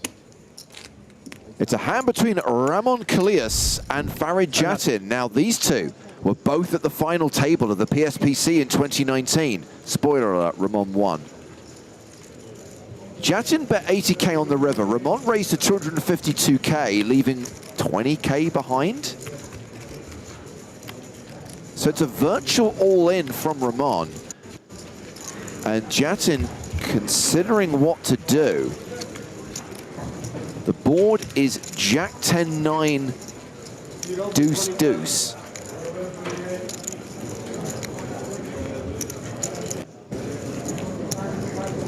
Jatin makes the call, and Ramon tables tens. That's a full house, tens full of deuces, and it's good.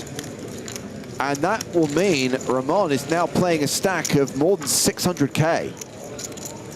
James, I just have one question. Yes, Nicholas. Does he ever lose? Yes, when he takes his jacket off. So Ramon playing 623K, if you want an accurate chip count. Are we going to sing this song, James? Has the moment passed? Damn it. I think we missed our opportunity. Is it too soon? We've now come back to the feature table. There's a hand in progress. Griffin's open. He's been 3-bet by Gertz.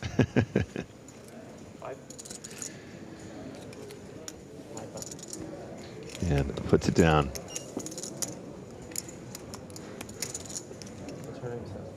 Ami. Sorry? Ami. Ami? AMI. Okay. My name is Bo. B-O. Bo. Yeah. Good to meet you, Bo. Nice to meet you. A good number of letters. Yeah. None of this. Yeah, you guys are in the, that's nice. I like the 2 and 3 letter. We got a little 4 over here. It's good. It's good. Too much. Too much of a mouthful. Riffing. These two are cute. Everybody showing up playing Monday poker against them. Yeah.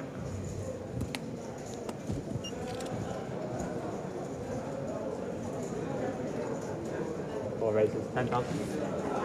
5,000. Well, the raises come from Bo Jin to 10,000 with Queen 10 of clubs.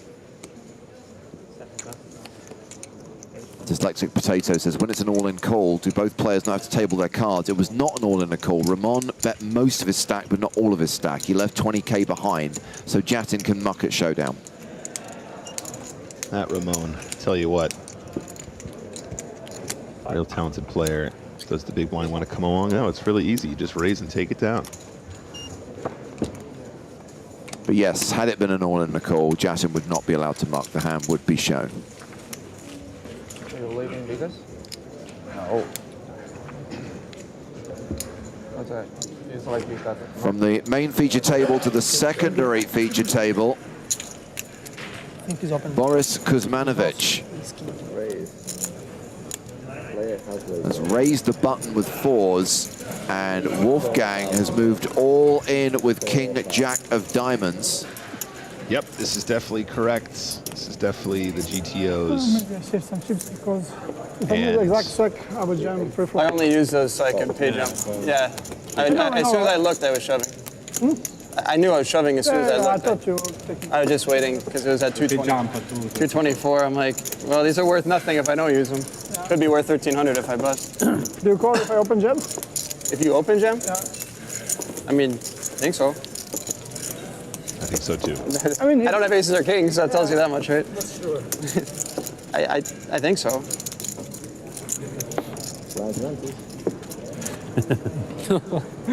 All the way around. Wolfgang clinging on for the pay jump. What's the rule pre-flop if I ask him the stack, time still continue to go if you can He's not actually the shortest stack at this table. That's right. Giovanni Giudice has got just 48K. Yeah, and James, he did suffer that pretty big hit there, boat over boat, really sick cold deck for him.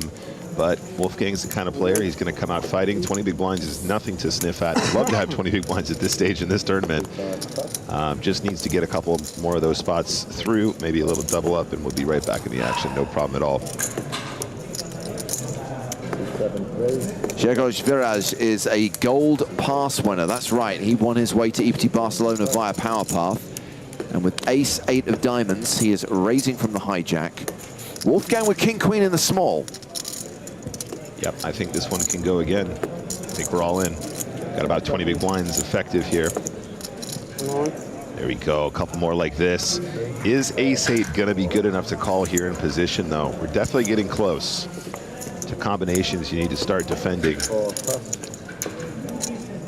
I feel like ace-10 suited is probably always a call here, James. Ace-9 might be in there once in a while. With ICM, it's a little bit adjusted though. Good decision. I think so. Cowboy hat is good for poker.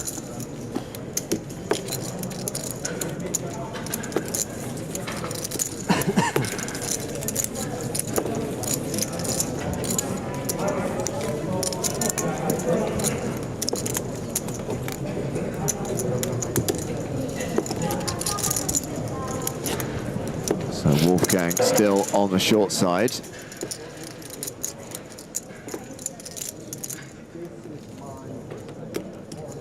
Right. As we come back to the main feature table.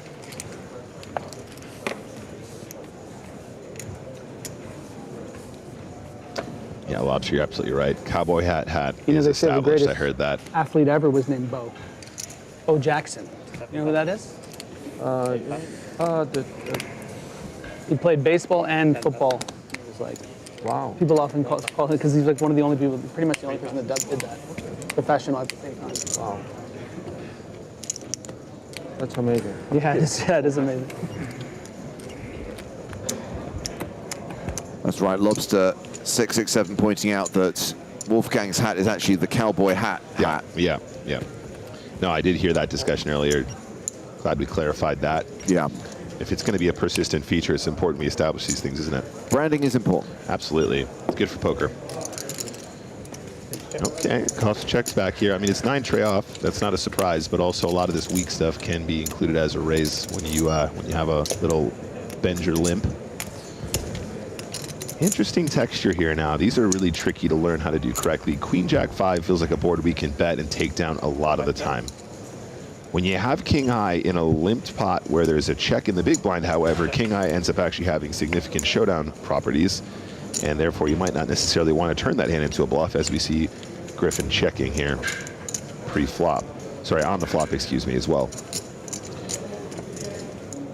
On the turn, not a whole lot changes. I think we're going to check again. If we're not going to be bluffing flop, why would we be bluffing turn? And the 9 tray, obviously, the concern at this point is if your opponent is checking, it feels like they have showdown. If they didn't have showdown, they'd probably be bluffing, right? So at this point, Griffin's going to check again. This run out is just fantastic for King High, really, to get to showdown and win, and the 9 tray is not even going to attempt it. Fair enough. King High is good.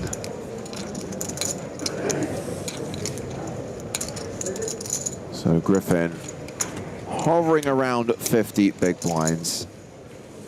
Slightly below average. The average stack right now being 269,000.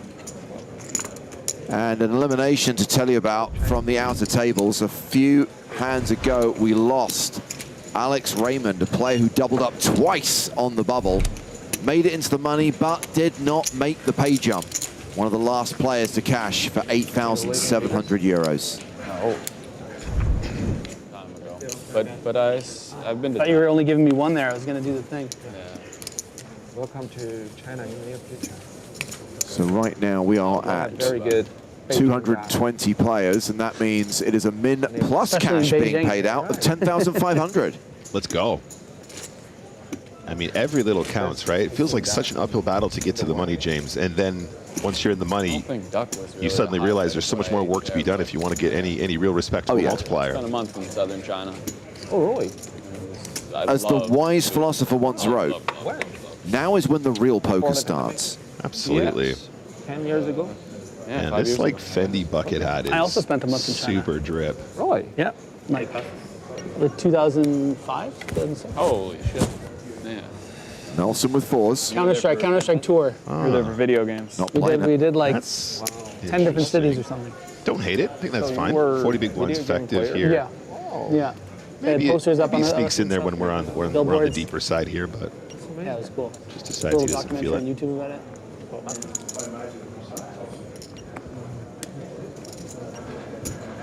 Oh, you are indeed right, Arca. It is 10,050 euros, not 10,500. I thought that jump was quite big. I was going to say near enough 2K. Payouts tend to be quite flat with small increases right up until the point where we get to the last two tables.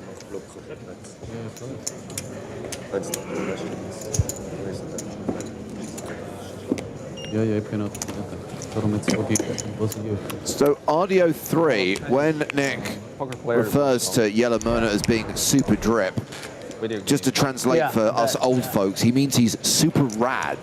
He's a cool dude. He's ace. His clothing is peach. His clothing. Yeah, the is thing that I peachy know, keen. the thing that I noticed and appreciated the most about my experience with like the Counter-Strike fans was like back then, especially in America, it'd be like a kid would come up to you and like look around and be like, "Hey, like, can I get your autograph?" But in China, they're just I mean, I just look at this whole table they and run think, to you and they hug you. Sigmas. They're like so excited. You know, they're like, there's no shame with like with admiring gamers and stuff. They're just like, you know.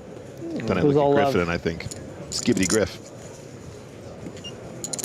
Full rate is 10,000. I have to use Google Translate every time my daughter sends me a message. Not because she messages me in Finnish, she messages me in a version of English that I just don't recognize. Benger with the dominating ace-king here in the cutoff. 30,000. 5 raises, 10,000. 6,000. 7,000. Griffin's got him dominated, no cap.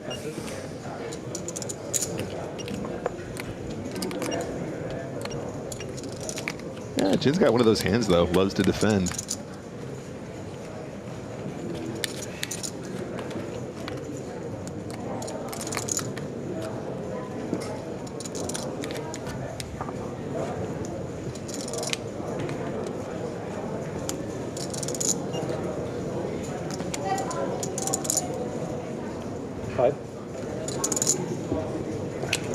So King, Queen suited makes the call. Bo Jin dominated, out of position, doesn't have the betting lead. However, does outflop Griffin Benger. It's domination rotation. Yeah, pretty unlucky here for the Benger, but I think Jin checks. I don't think we have any leads in 3-bet pots here. That doesn't make much sense. Unless perhaps we know our opponent is kind of 3-betting ultra tight and we flop a set and we want to try and get more chips in the middle, something like that. That seems like a mass exploit though. As played, how does Jin want to do it? There's a check, that makes sense. I imagine Griffin c-bets this board a lot of the time, you guys, like a lot of the time. And at this stack depth, maybe a third, maybe about 25K, maybe a little bit less, maybe 20. 5 bets, 23,000. 23, right in the middle, love to see it. And I think Jin just wants to play this one slow, James. I mean, doesn't necessarily always have the best hand here, but obviously if you're playing this combo, this feels like a really good board for you to hit. Plus you have ways to improve backdoors. Plus you know that if your opponent has a hand like ace-king, they're drawn basically to the ace, right? So you kind of want to keep those combos in there bluffing. And then of course Griffin will just have some barefaced bluffs. Ace-5 is a great hand to c-bet on this board, right, James, with the gut shot. Not sure how often Griffin does it from the cutoff, but it's definitely going to be in there at some frequency. And the 7 of hearts, pretty much brick city. Griffin drawing thin against Jin, down to just 7%. Yeah, and at this point, James, you know, does Griffin want to start targeting some pocket 10s, some pocket 9s, some pocket 8s to fold? Because 2 barrels will do that. doesn't necessarily have to size super big to get that job done either. So really, I wonder how often Griffin wants to barrel here, or does he just want to keep it cool, pot control, turn, check? Keep it cool, Griff. Keep it rad. Keep it heavy. He's not heavy, man. He's my Griffin. Yeah, I like it. I think the queen high is a particularly tricky one to navigate. You don't want to level yourself into doing too much bluffing with a hand like ace king when you do have showdown. So should Bojin now lead? On this river, absolutely. When they check this turn, I think it's very rare that they have queens or kings or aces or any of those big scary ones. Even like, you know, even hands like pocket jacks might want to c-bet this board and then check turn here. So I just think we have the best hand here way too often. I think we want to go for value for sure. Oh, wow. And yeah, a quick check. He really lets him off the hook here. Griffin gets away from that very cheaply. Absolutely. Did well to pot control the turn, but most interestingly, there's just no bet whatsoever. I mean, even like a blocker bet might have done something there, James. Just a little bit too concerned about stronger combos, but you have to ask yourself, what stronger hands in this pot miss that turn bet? And I think the answer is very few.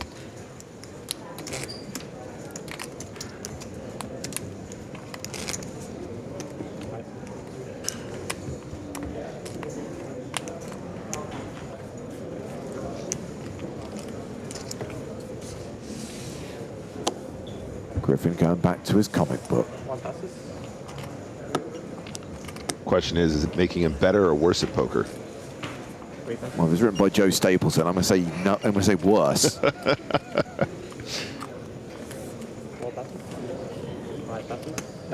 just said Chinese fans are very welcome, even hugging. What? Yeah, they're very welcoming. Right. Yeah. And you three-bet me. I know, it was a weird time to get a very good hand. Maybe just call. Wow.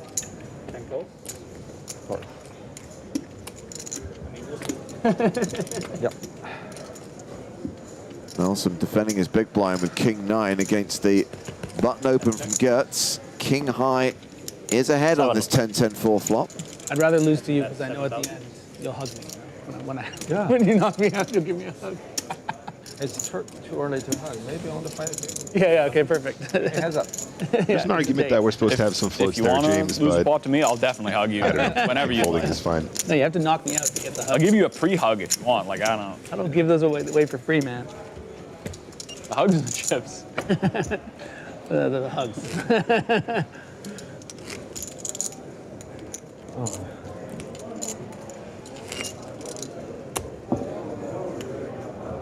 Again, more 10s on the flop. Well spotted, people. It's hand of the day. If you've got a 10, there's a very strong chance you'll make trips. Always 2 10s on the board.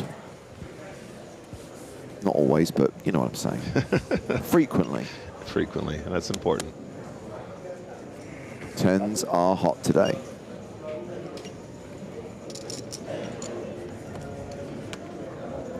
Hot damn, as the young people would say.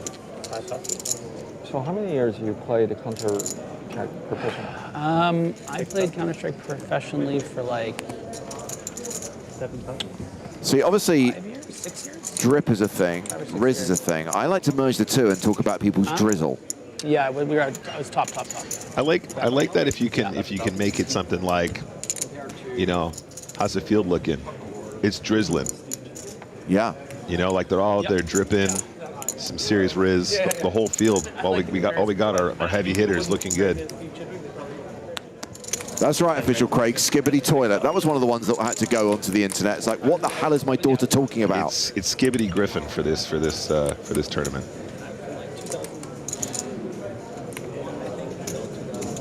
Where it becomes really, really challenging is when she just writes in abbreviations. And I'm meant to know what these letters stand for. Oh dear. Yeah. Oh, yeah. Nice little 3-bet here from the small blind. 5. Are we deep enough to defend pocket 5s? Oh, that's a good point. We need to call the floor. I've seen this comic, but there are charts in it. Oh, no. That's why Griffin's got the comic book. He's referring to the charts. Joe. What have you done, Joe? This is trying to get past the tournament rules via stealth. There is one chart, I think, in the comic, yeah. It's like a meme chart, though, right? Like, you know, you call 100% of your range or something. It's like every It's just meant to combination show there's like a run out that happens in the first scene that basically I go from having the nuts to having like the 87th nuts, and it's just a chart to show every single hand that's beating me. Well, this is an all-in and a call, and it is a classic race. And with the way these boards are running out, I fancy Melsom's ace-10 here against Yellowmurner's 5s. Like Riz versus Drip? If it's a chop pot, that's Drizzle. This is a pretty big pot, you guys.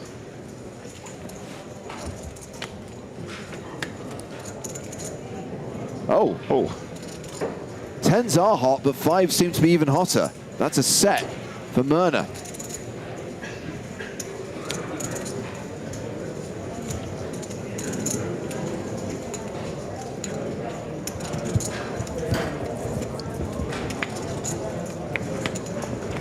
And good luck, guys. That is going to see Erlen Melsom eliminated. He gets the 10K min plus cash. As the field Door card 5 is not very good. drops down to 207 players now. They should work on the order. Of when No full Melson. No, not even a half Melson. Not even a half Melson. That was an yeah, interesting 10, spot, not guys. 10 window, but queen window, you know? I do feel like Nelson probably calling a little bit on the late side versus that 4-bet jam, but does get the chips in with fair equity regardless. There's still hopes. Or an ace, yeah. Or a queen. Oh, thank you. Excuse me. Or ace. Yeah. Can hear you. Little plug for Poker in the Airs. Our podcast, 315 episodes deep. Giving away stuff every episode. Got some big guests coming up. Emil Hirsch, the actor from Speed Racer, Alpha Dog. He's got that new movie Dead Money coming out. He's going to be our guest when we get back from Barcelona. Dead Money comes out September 13th. Y'all should watch it. Join us for the podcast. We're going to talk to Emil. Past guests include John Hamm, Michael Cera, Aaron Sorkin, Josh Molina, Beth Hall. Funny, in my memory, he said drink boy, but he definitely didn't. Eric Seidel. The drink man. Yeah. I just think I just like cartoon it more in my head. Especially with the accent, you like Yeah. I mean, he was so cartoonish that day. Jake Johnson? Only that day. Griffin Bender? Nick Walsh? Have you been a guest yet? Yep, many times. Great. At least twice, maybe thrice. Secondary table. Visitation. Lee has gotten pocket queens.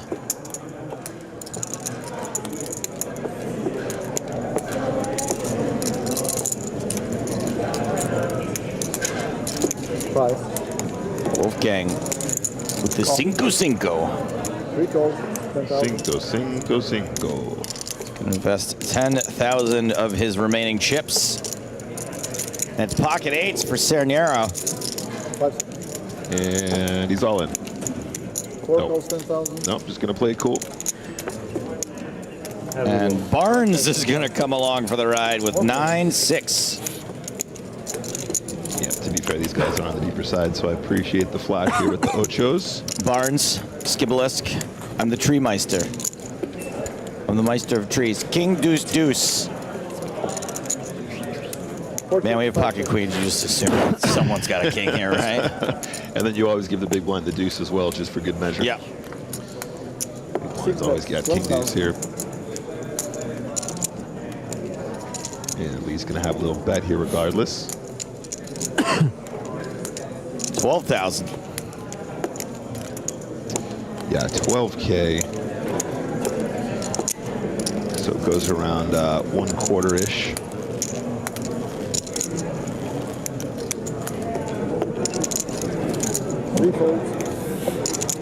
There go the 5s. 8s are gonna hang. 9-6 goes where it should have gone originally. Although getting pretty ridiculous pre-flop pot odds, but yeah. As long as you're very, very careful about how you proceed post-flop there, like, I think we're doing all right. Little glitch in the graphics there, guys. Just bear with us. We'll have to follow it manually. 4 on the turn doesn't hit anyone. Oh, the Cinco on the river. Can we get a react from Wolfgang, please? He must be so mad right now. Half a react. Yeah, both players want to show down, so queens are going to take this one. Check who tested, huh? I mean, that tattoo looks a lot like Andrew Santino.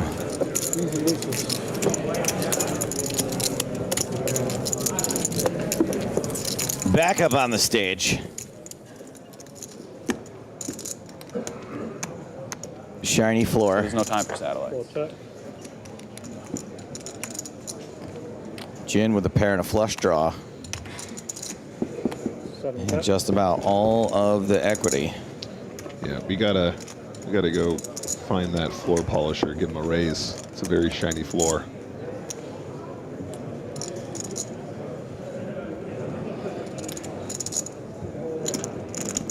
Doesn't make the flush, but connects with another pair. Oh, Gin bets 21,000. Doesn't get a call. Sometimes headed out into the field. Check in on our chip leader, Kian, the eliminator, Kiani, versus online qualifier, Marcin Baranski. And it looks like we have joined on the river. 10, 7, deuce, 10, jack. Kiani has bet 20,000. Baranski. You want me to show you? Mucks. There you go. I believe you. The eliminator shows a jack. Sometimes I tell people what I have. I do it because I want to confuse the man next to you, Claudio. You know, you said that we got to give a raise to the floor polisher. I don't know. Maybe. What about a polisher? I'd love to hear about the polisher. Marcin Baranski, the gold pass winner. 11,000. Polish poker player. 3 fold. Oh, just a standard qualifier, not a gold pass. Got it. Anyway, was laying on his couch watching EPT Monte Carlo and registered for a 550 satellite. As in €5.50. That's right, 5.50. And polished his way 107. Thank you. to a 5K main event seat. We'll be keeping an eye on him. That's right, working on that couch to 5K. And it is going well so far. That's some serious ROI.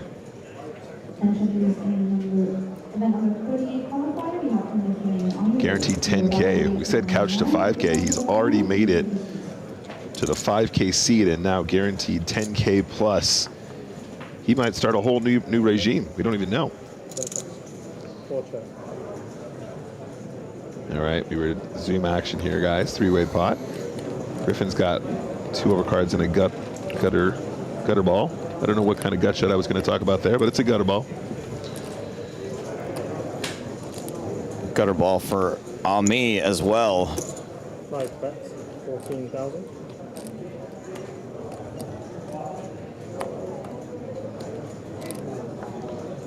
Ami's got a great stare down, man. He freaks me out, and I'm not even on the table.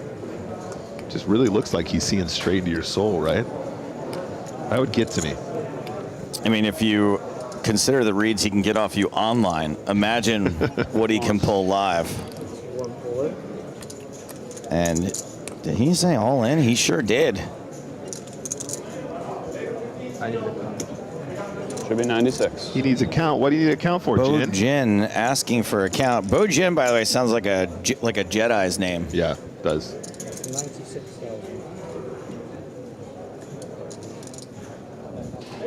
What was that? What was that? Exercise craze, Tybo. Tybo. With Billy Blanks.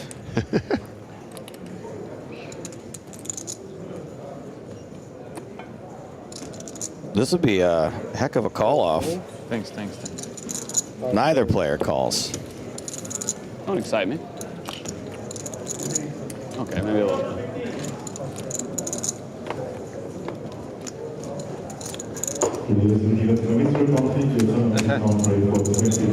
It was. It was. Yeah, nice move there. Very cool poker. 29 big blinds for Ami. Maybe he did actually get a read on Griff. The move worked. Has Griffin ever showed you how he eats a Kit Kat? No. This isn't a bit. Like, he actually ate a Kit Kat on the table, and he goes, "You guys want to see how I eat a Kit Kat?" And he just ate the whole thing, like all 2 fingers at the same time, rather than like breaking it into 2 snaps.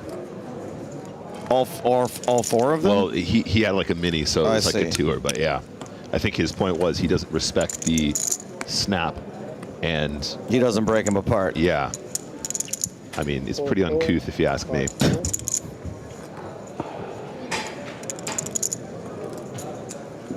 I guess everybody's got their own style for eating a Kit Kat. I guess so.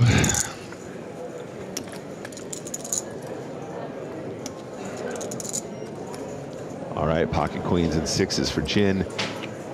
7. I think queens does fine by c-betting here. Difficult for me to be in the hand.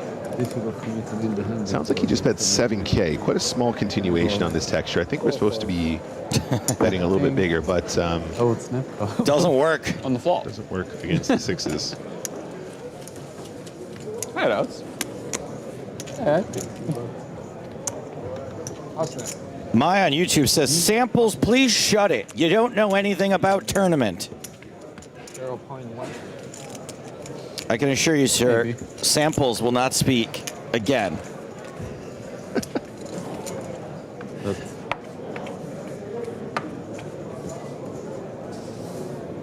It wasn't suited. No. I think no. No, I don't remember. I think. Oh, Samples is crying. No, Samples. No. It's just no Samples. Chat can be mean sometime. Occasionally, it's not Samples. It's not you. It's them. Oh, Samples, don't go. Oh, Samples is gone. Samples died. I missed that whole exchange. Of a broken heart. Perfect. 4 fold, 5 fold.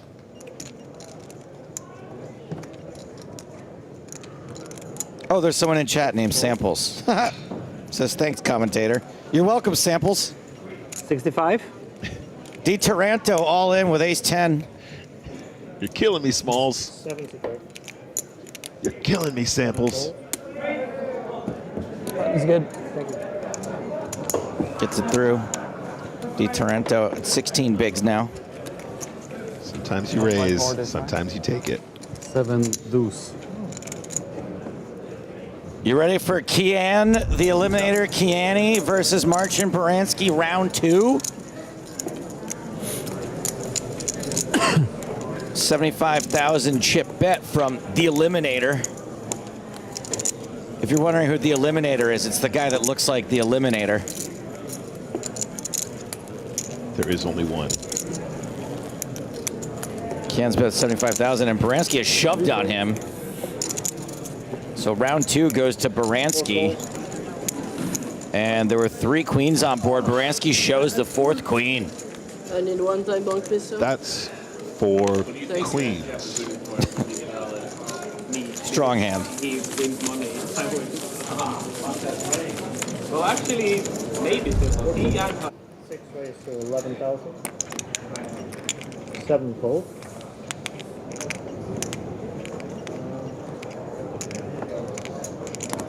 TA on YouTube saying, "Why is Wolfgang not on main broadcast?" Well, pay attention, buddy. He is. He's on our secondary feature table. Don't be so ridiculous.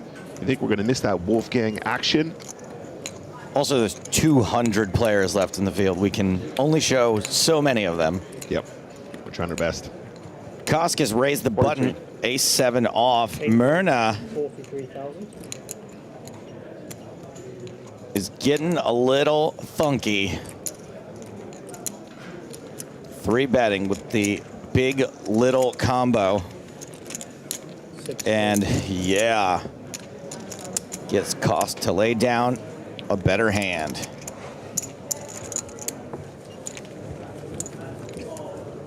Irish Brent says, is it true Baranski traded a couch for an entry? Something like that. Ooh, that perked up JD Vance's ears.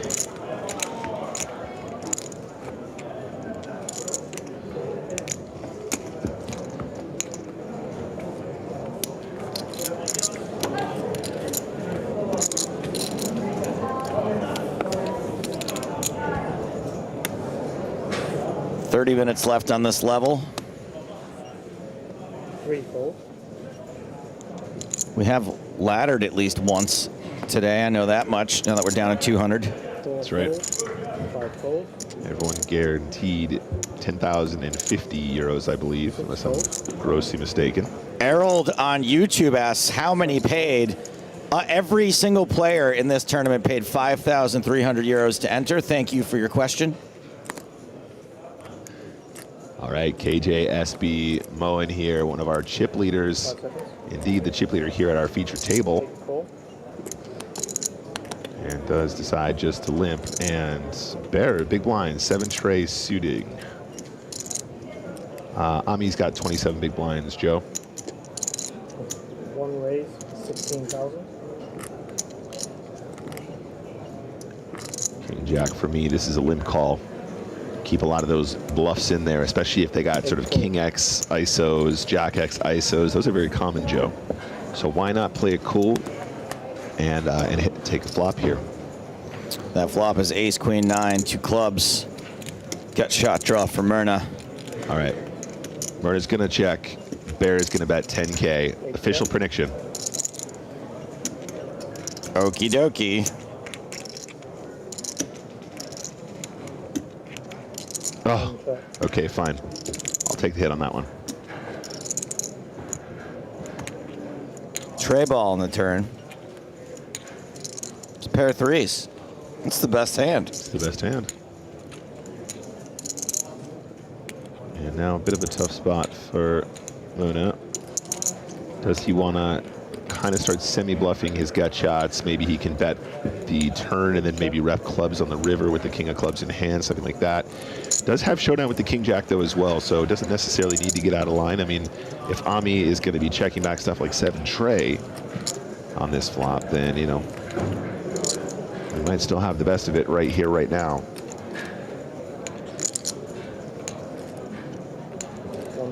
And now he's got showdown, not going to bluff the turn, was probably looking for a delayed c-bet there, but as played, Jack River, I might consider value betting here if I was you, Joe. I think. If you were me? Or if I was Mona, Joe. Just because I don't think an ace plays this way. I don't think a queen plays this way. They're going to have some Jack X combos that you have dominated at this stage. 37K. Ace bet, 11,000. And just goes for a little bit less than 1/3. Yeah, I like this a lot.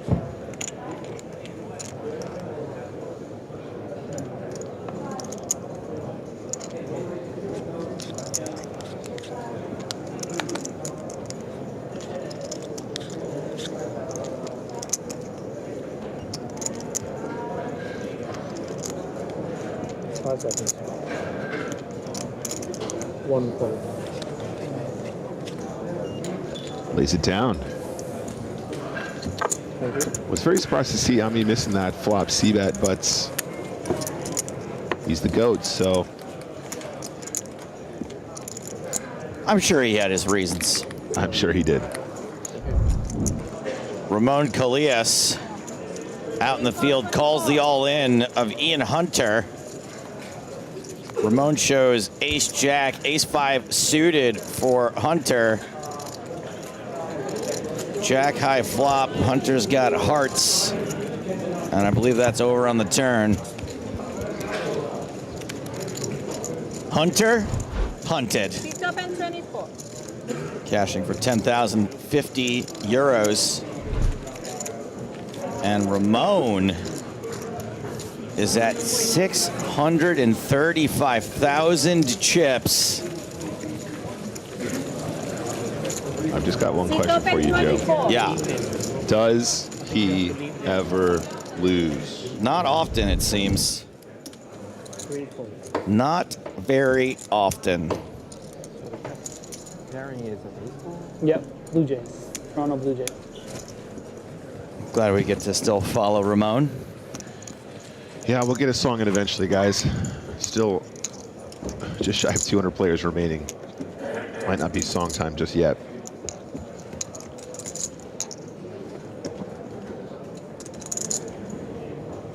Isabella asks, the Polish guy still in? Yes. Sunshine. The Polish guy is still in. We're talking about our smiles again. Yeah. That was you earlier. I'm just sad we lost fucking Pretty Eyes over here. Holy shit. Never gonna forgive him for that. Must have been great being in these two seats, taking that in. What? They were genuinely fucking magnificent. Am I wrong? I didn't take him in. What? I kind of just thought you were doing a bit, so I didn't really look. No, they were wild. I'm sure the camera got them, so it's all good. Ta asks, is the coverage going to be exclusively Poker Go or something? I'm going to answer your question with a question. Do you know what the word exclusively means? Because you are not currently watching on Poker Go. So it would be difficult for it to be exclusively on Poker Go.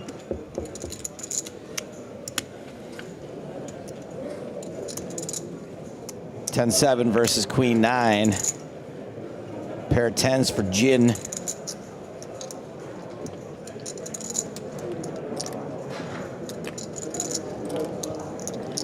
Open-ended straight draw for Bearer.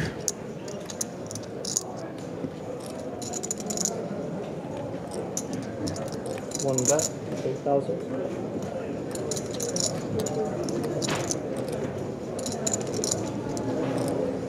That's 8,000. I've run into Bojin a few times recently. Seems like a really nice fella. Just noticed Bojin's hat is like an Apple hat. Are we sure this isn't like bleeding edge AR technology he's wearing right now? The new iHat. He just touches that little symbol on the side and boom. Ace of diamonds on the turn. Bearer also has a diamond. Yeah, I'm interested to see what Ami wants to do on the turn here. Obviously, betting turn feels good. You can definitely get some 10x to fold, some 3x to fold. You're blocking diamonds. You still have a combo draw as well if your opponent still calls with a 10.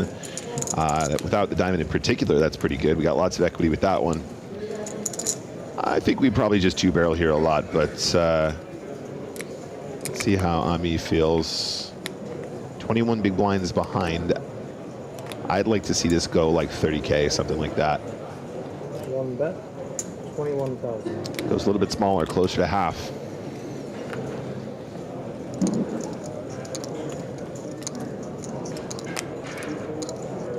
I actually prefer this size now. I see it, Joe, as well.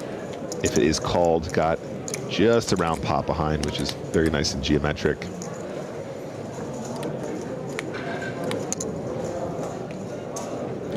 Jin looks like he wants to ditch it. 5 seconds. 4 fold. No diamond in there? Ditch it he does. No diamond in there.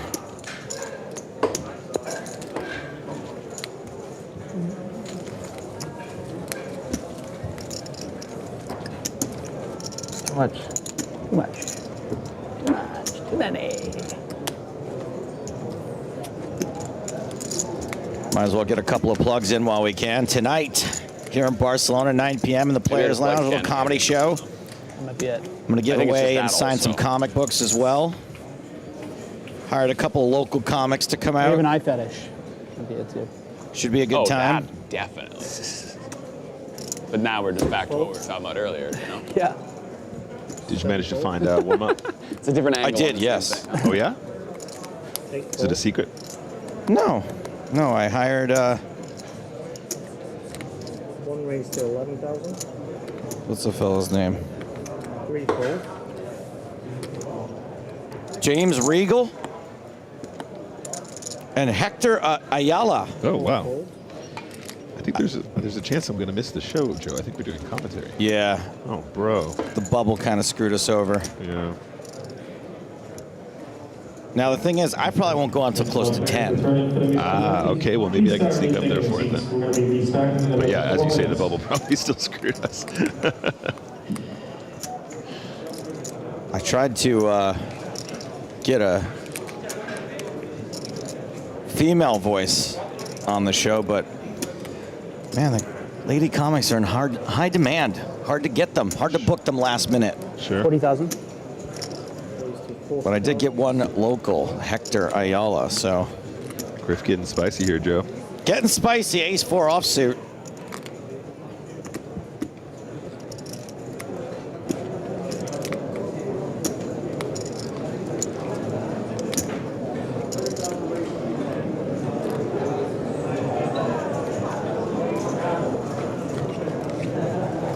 Me peering into the soul of his fellow Canadian. Come on. And once again has adequately assessed the situation that Griff has a foldable hand. Yep, King-Queen is a nice 4-bet jam spot there. Blocking kings, blocking queens. You're unblocking the weak ace combos that will 3-bet as well. And you're blocking the strong ace combos. Yep. It's a little little double unblocker scenario. Back to the outer tables. Run Good Rania has gone to the river. It looks like she is facing a shove from Sven Stock. Oh, there's the shove. My fault.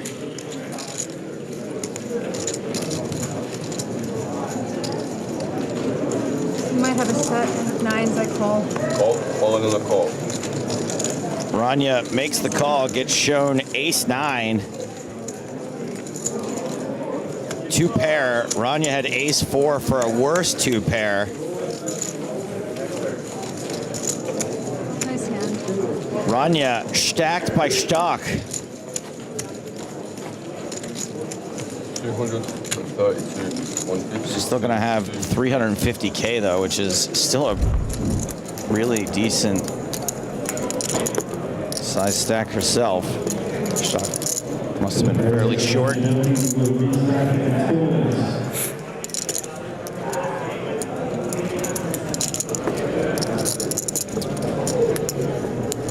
And we're on our secondary feature table.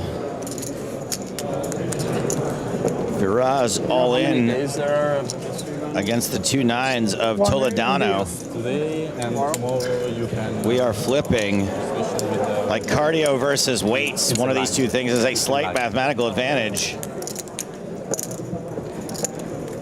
Gotcha. 9's holding.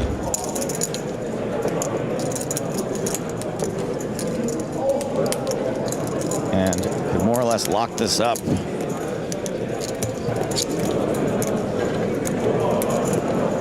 Ooh, it's paint, but does not hit the ace-king. Does provide a bunch more outs for Viraz. 260, 260. Dobro. Koliko je veriš? 300. Dobro, dobro. River. It's a 7, always coming. Nada for Viraz, and no chips left either. Mina misteriju, a? 15, sit open. Ajde, sretno tamo. That's going to do it for Shegars. I was Viraz. against you. No. Yeah, GG's. Another one bites the dust. Got about 190 players remaining now, guys.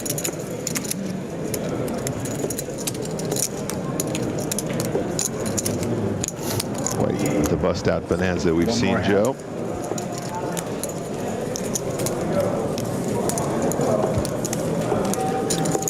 check back in on the main feature table.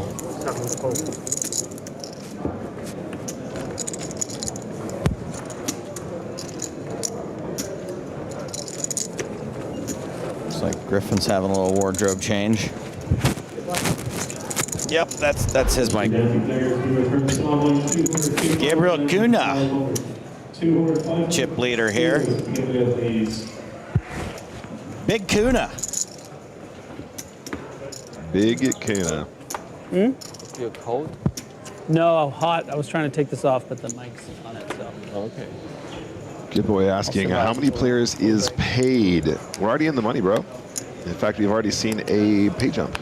Everyone's guaranteed 10,050 euros. 3 fold.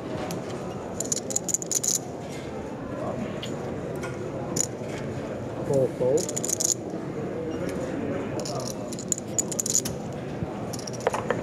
Action's folded around to Griffin, who's got the Neeners. Neeners. 6 fold. 7 fold.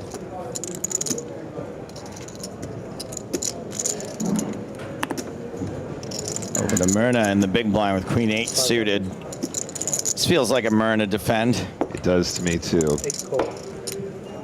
Queen 8 suited, definitely pretty.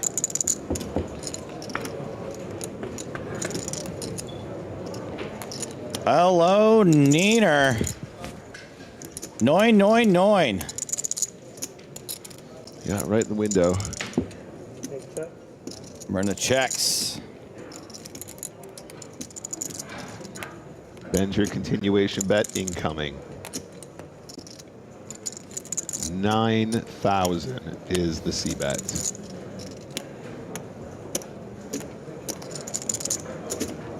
Five bet. 9,000.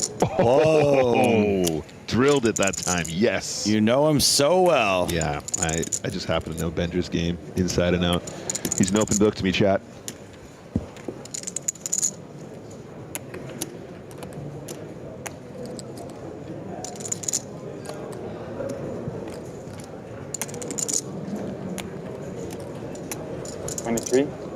Oh, Myrna's really stepped in it here.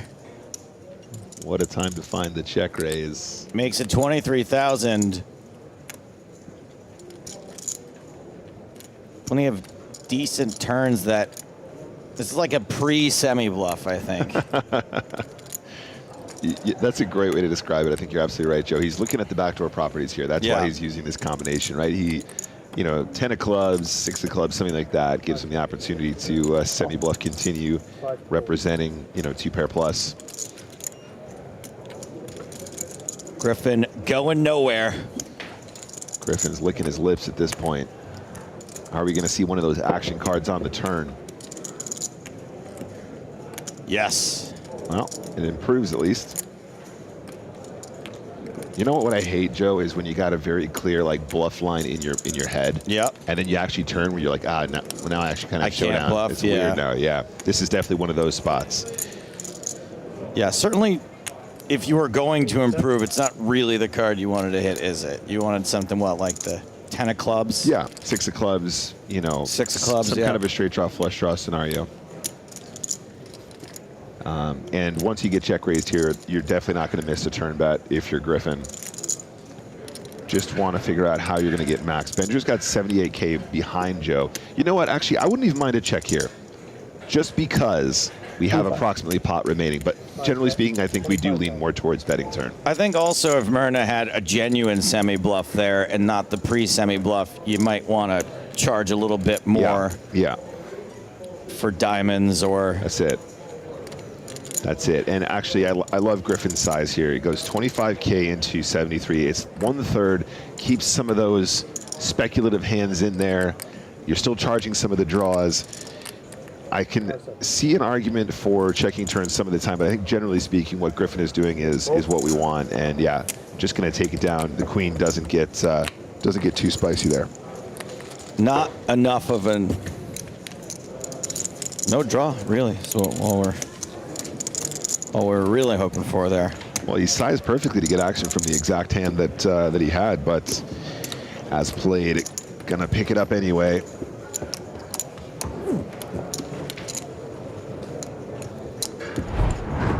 Griffin picks up a couple of chips there. Still second from the bottom here. Not really in the danger zone. He's got 30 big blinds. It's Di Toronto who's got the most to worry about with 14 bigs. Gabriel Kuna has got over 150 big blinds, and despite being second on the leaderboard, Jella Myrna has 145 bigs.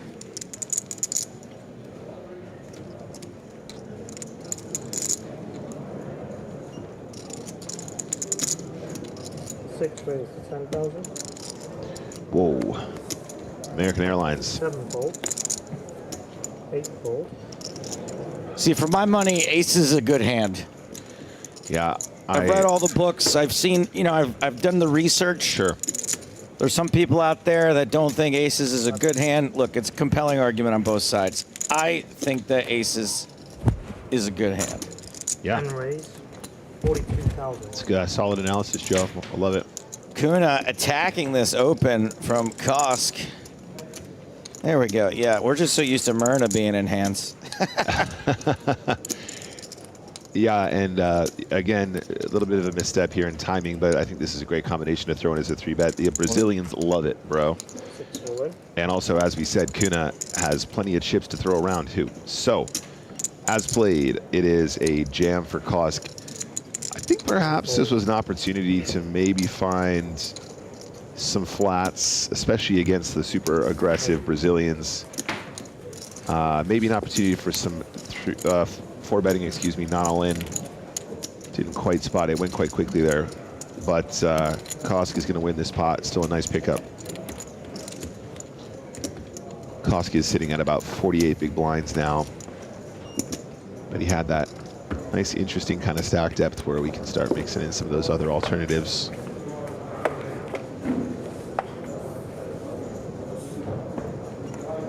This is Giuseppe Di Toronto, shortest stack at the table. It would be a lot easier to get reads, Joe, if we made everybody wear those "Hello, my name is," and then a little like flag sticker. Can I just see your name tag? Oh, I'm flatting. Yeah, I call. Can you count this? You guys have to remember, he's Brazilian. Oh, hello, Griffin Benger. Couple of cowboys for Benger. 5 seconds. Yeah, and basically the easiest call of all time for Benger, just deciding whether or not he wants to shove or just flat. Honestly, I would love to see a flat here. I want to entice some action from jacks behind, queens behind, tens behind. I give Griffin a hard time because he acts like such a goober the rest of the time, but he is a very talented poker player. He is, yeah. And capable of all sorts of creative things. Well, and actually, when he zones in like this, too, it's very impressive. Yeah, it is. Actually, I take it back, guys. I actually didn't see how shallow, or I didn't see the stacks, I should say. It's not shallow. Oh, my goodness. It doesn't matter. Ace-King wakes up and is going to run it as well. This is an absolutely crucial spot. Yeah, Benger just deciding with half of his stack as a call. He's going to put the rest in right here, right now, and this is a huge moment. Thanks. 2 players at risk. Teacher. We know that Garrett's has 1 overcard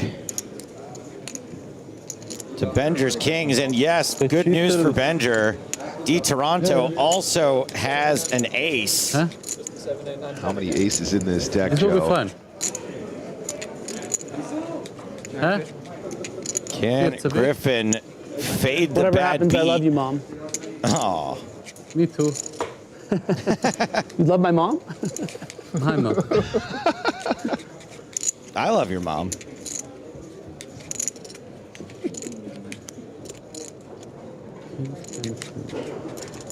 Expect trying to doink Griffin by saying they're blocking each other. No way an ace appears. It's called Trapped. Please, everyone, check it out. They have a Kickstarter. Thank you, Griffin. Let's hope this hand holds. I could use the plugs. 8, 7, 5, 2 hearts. Hearts not the best news. I'll give him the 4 of hearts. Not the 9 of hearts or the 10. Nothing funny like that, but. Di Toronto has some hope. We do like the excitement here at Before the hearts get open. the European Poker Tour. With running hearts. Sponsored by PokerStars. It's a human shill machine. Such a goober. Not yet. You can't say that yet. Turn is the 9 of clubs. I know. Yep. So Toronto can now hit a straight. I will not accept a chop. Not sure you get a choice Do I in make- this life, bud. I think I lose money if the river's a 10. Yes. Yes, I do. Or break even. Yeah, I bet. What do you I think? think you win 5. Maybe.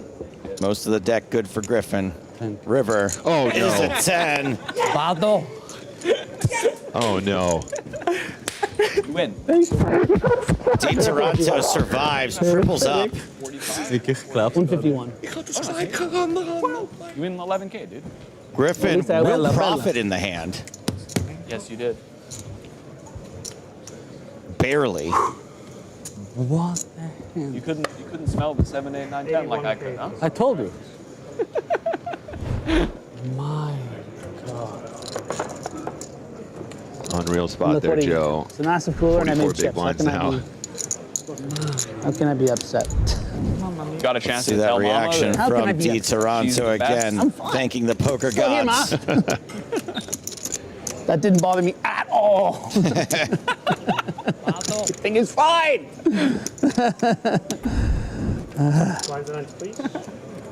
Rough spot for Benja there. Did everything right. I see people criticizing D. Toronto for celebrating. Out of line, Well, not him, you. Yeah, no, that Perfectly reasonable to celebrate catching your card. I Played mean, it it was okay on the flop, but you played it very well on the turn and Yeah. river. Yeah. The flop it was okay. If you're not going to celebrate 40 bigs, I have to shove. tripling up with the worst hand that you all in the money at the European Poker Tour, Belize. when is it appropriate to celebrate? yeah, I guess never. Get out of here. I never wasn't have one of rude. these waters. Well within the lines. Oh, it's not yours. No, it is. Great. Oh no, they are yours. They brought them around. Oh, okay, okay. That's not yours. I guess that's yours. So it is his. Okay. That is yours. By the way, D. Toronto goes from bottom of the leaderboard to third from the bottom. The two Canadians who are now the shortest stacks. That was actually a. It was actually a more better insulted river if he than didn't celebrate. Right? Because I made money. Would have lost more. Yeah. Chopping the blinds. All right, to the flop we go. No, Queen of no, you didn't Diamonds chop is mine. live, but KT No, I'm is saying going to if be the river was top a straight on pair. board, Good kicker. I've lost less because everybody gets their money back and we chop 12K. So I would have made 4K instead of 10K. 11.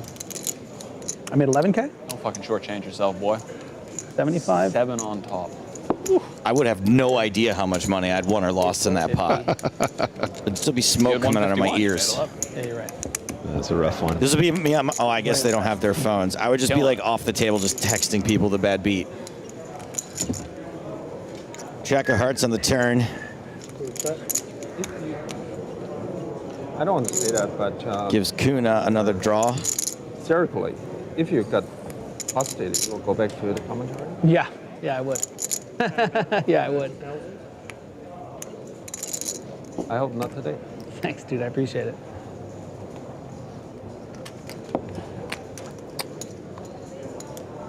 Yeah, it does find another barrel here.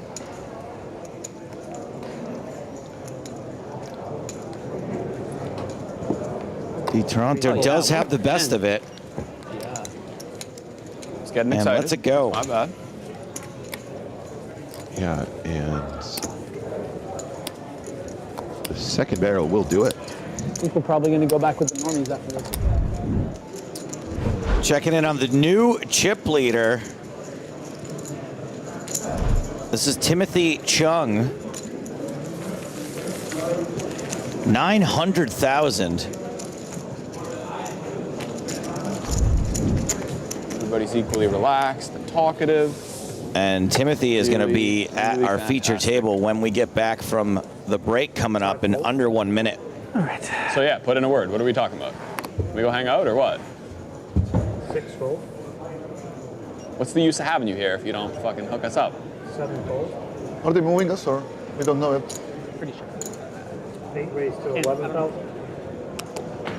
Love how he's asking Griffin what's going on like he ever knows. What's weird is that Griffin is like a savant. He's so smart at some things and other things, just nothing. That's exactly right. 20 minutes break now. 20 minutes break in the main event. Ooh. That sounds... Oh, it's probably just people taking their mics off for the break, but man, it sounded like an altercation. It sounded like a celebration of some sorts. It sounded like a World Star video. Here you go. Just put your chips in a little closer. All right, so Jin and Myrna are going to tangle for the last hand of the level.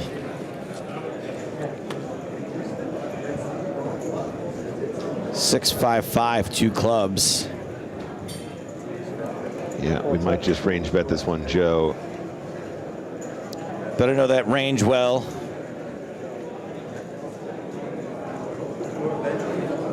Better raise those angels. Yeah. 8,000. Myrna bets 8,000.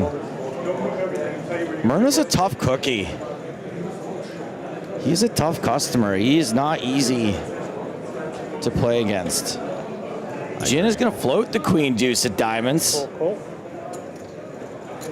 Oh, sorry, I did it. I have a feeling he just gets double barreled here a lot and just taken off of anything. It still is the worst of the 2 hands, the queen deuce. 9 of spades on the turn.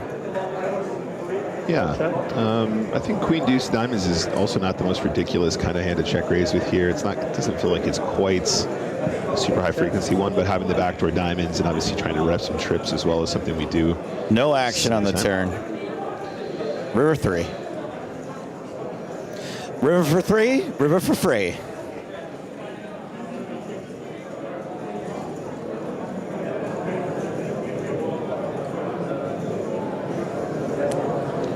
And now we bluff. 40K. I would hope that there would be some bluffs down the line when Jin calls the flop with queen deuce of diamonds. That looks like it's 20-something. Ooh, 17K works. Let's go. Nice little move there from the queen deuce of diamonds. So right after I get done saying how tough Myrna is, Bo Jin gives it to him on the chin.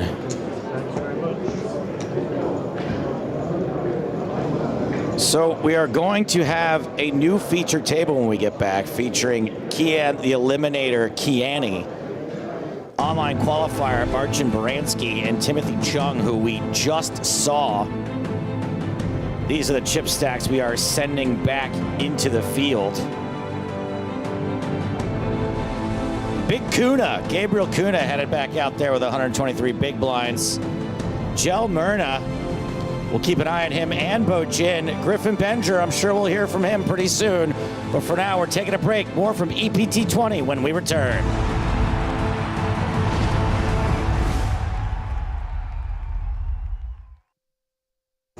Action underway on the PokerStars.com EPT. Blinds 600, 1200 with a 200 ante. Now's when the real poker starts.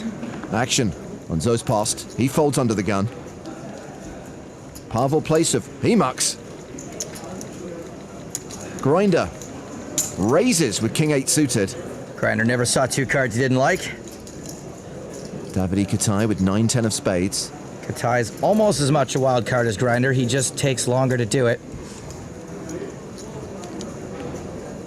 He calls. Action now on Sam Phillips from the USA. And he calls from the hijack with Ace-Jack. Sam could have probably just jammed there. Ace-Jack doesn't flop super well, and there's tons of chips out there already. Jack 4 for Steven Castrillon. He folds the small blind. Do you want to go all in? Tempting. Grinder would have called. Marco Koplima has queens in the big blind. Oh boy. No time for love, Dr. Jones. He's re-raising. It's a 3-bet to 10,200. It should look pretty strong into 3 opponents. Really doesn't look very squeezy at all. Also, it's really small. Grinder calls. In general, I'd say this isn't recommended, but Grinder's got a style all his own. Kind of like being a one-liner comic. It makes you groan, but it works for him. Katai folds. And Phillips also passes. Just one fish. One fish, one overcard. Heads up to the flop,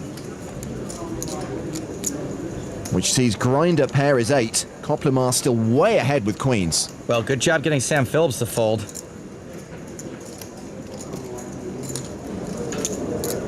A C-bet of 8,500. So if Grinder was calling with King 8 pre-flop, what do we think he's going to do with second pair, second kicker on the flop? He calls. By the way, I'm not sure C-bet's always mandatory there. Against Grinder, maybe. The turn card. It's a king. Grinder now with 2 pair and a 95% favorite. Must be nice, buddy. What's it like? What's it like to just always get there? 16-5. Koplimar betting again. All in. Grinder shoves. Not so sure about Koplimar's bet. I don't know what he thinks he's going to get called with twice that he's ahead of. Some people like to play small ball. Some people like to play big ball. Grinder is a big ball. Koplimar folds. Grinder looking for a hero call from a single ace. Where's the bluff cards? No. Grinder referring to Shark Cage. He played in one of the heats here in Barcelona. How does it feel to make a reference nobody gets? I feel you, buddy. I feel you.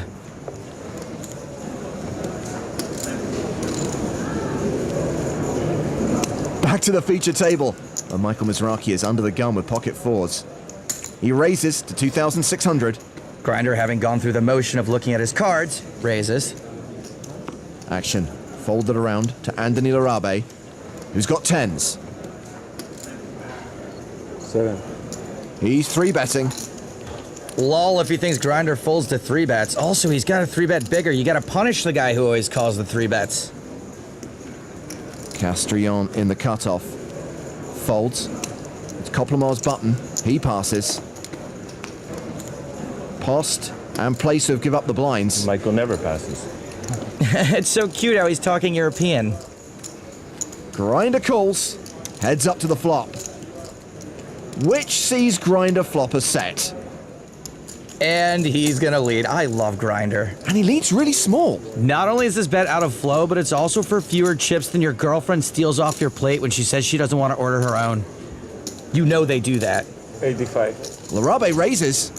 I only like this raise if you're prepared to get it in when Grinder blasts off, because you can only be hoping he tries to bluff you with worse. I believe that face. There's a 3-bet to nearly 16K. Something you did over here. I thought you were bluffing. Careful. I don't think his English is good enough to realize what a ridiculous shtick this is. All in, call. Well, that escalated quickly. That was like out of a movie and not a very good one. Larabe at risk and way behind. The worst part is you knew you shouldn't have done it, and you done it anyway. 7. Wow. I'm not saying nothing else. You got a lot. 10 outs for Larabe. A jack 10 or 6 saves him. It's a jack. Oh, what a waste of a perfectly terrible acting job. Like Samuel Jackson in The Phantom Menace. Larabe up to nearly 95,000. What's Spanish for suck out? Grinder's taking it in his stride. Blinds are up to 800, 1600, and we are going to pit our wits against Grinder. We're going to play a hand from the perspective of Pavel Placev. He's raised with ace-10, and it looks like Grinder is 3-betting. I don't want to play against Grinder. If I did, I would actually play poker. The blinds are folded. Back around to Placev. You're never folding here, right? Not against you. Against a lot of other people, maybe. I like a just call here. Even though we're out of position, if Mike's got a bad hand, we want to let him hang himself. Placev does call. The flop is king 4 deuce, rainbow. Placev checks. I think we have to check call since Mike can have any too. I honestly don't know what to do, though. If he bets every street, we don't improve. That's the danger here. Grinder's C-bet is 5,100. And there's the call from Placev. And we might have to call all the way now. 9. How does he do this? What is he doing? Place of checks a second time. Like I said, I think we have to check call again, but I really hope he doesn't bet that much. Not too bad, 8,200. Right, and now that has me suspicious. I like calling again here just because Mike's such a wild card and will always bet when he's got nothing and sometimes not bet when he's got something.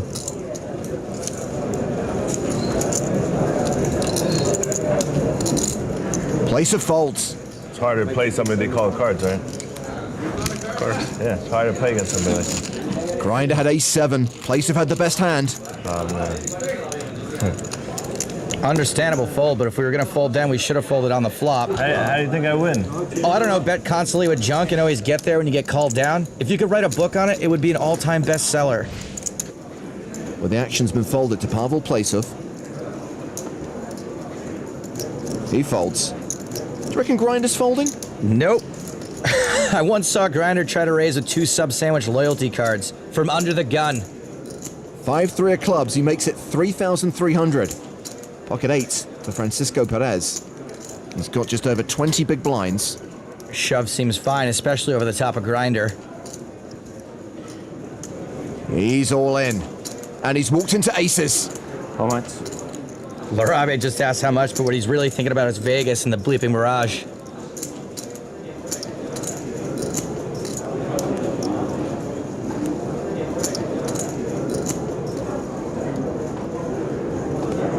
He calls. He's really hoping Grinder comes along for the ride.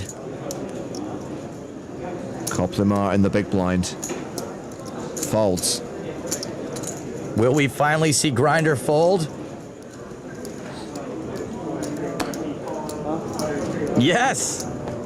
So Perez at risk and way behind his fellow countrymen. It's amazing. Even though Grinder folded, he still found a way to get Perez busted, probably. I had the best hand. Maybe after the river. Big favor. I'm big favor to win. Big favor now. 3-5 of clubs. For sure it's coming. I wish I could say I disagree. Perez needs an 8. The turn card is a 3. I told you. 100%. River deuce. I saw it. God. Deuce of spades, probably. Deuce of spades. This is absolutely rishnefulous. What is happening out there? It's Mike, this psychic Mizrachi. Told you. Deuce of spades.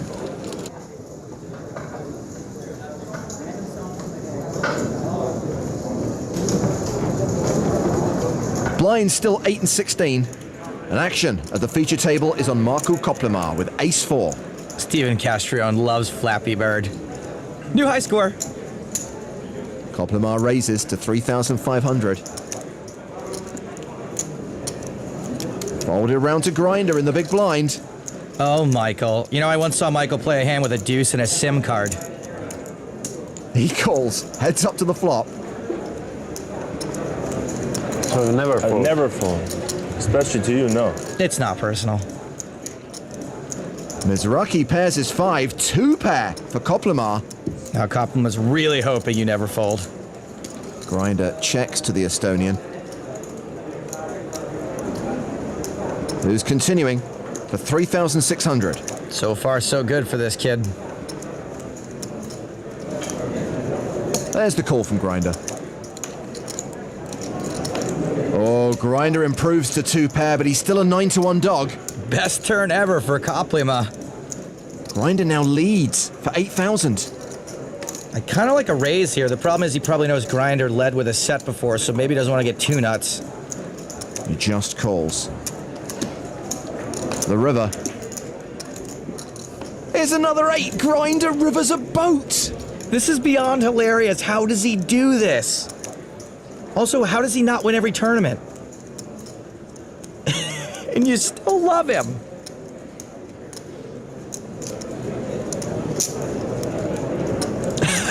He bombs it. Really? More than 30K. Can I have it?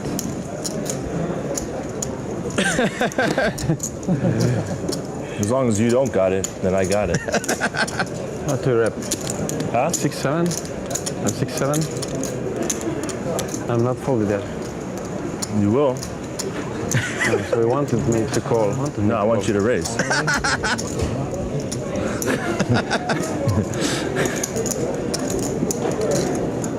Look how confident I look. You always have a nuts when you bet big. I know. Always. Almost always. Maybe not this time. No, he does. Good fold. Nice bet. You want to see it? I don't know if you want to see it. All right, you don't want to see it. It's pretty ugly. And for the second time today, Koplemar gets grinded. I love this guy. Is that bad? The grinder. Blinds currently 1,000, 2,000 with a 300 ante. Patrick Potarek has just joined the lineup on the main stage. He folds. 4,000. Anthony Larabe raising with ace-king. Round to grinder in the small blind, and he calls with sixes. Come on, grinder, come at me, bro. Pocket fives for Davide Katai. Should be a pretty easy just call.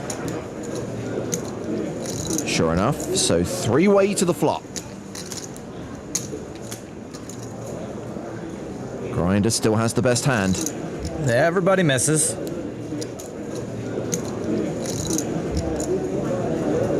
Okay. Grinder leads for 6,000. Gets a fold from Katai. This is the kind of donk lead that's going to get worse hands to fold and better ones to call. Granted, ace-king is one of the few worse hands that will call. Heads up to the turn.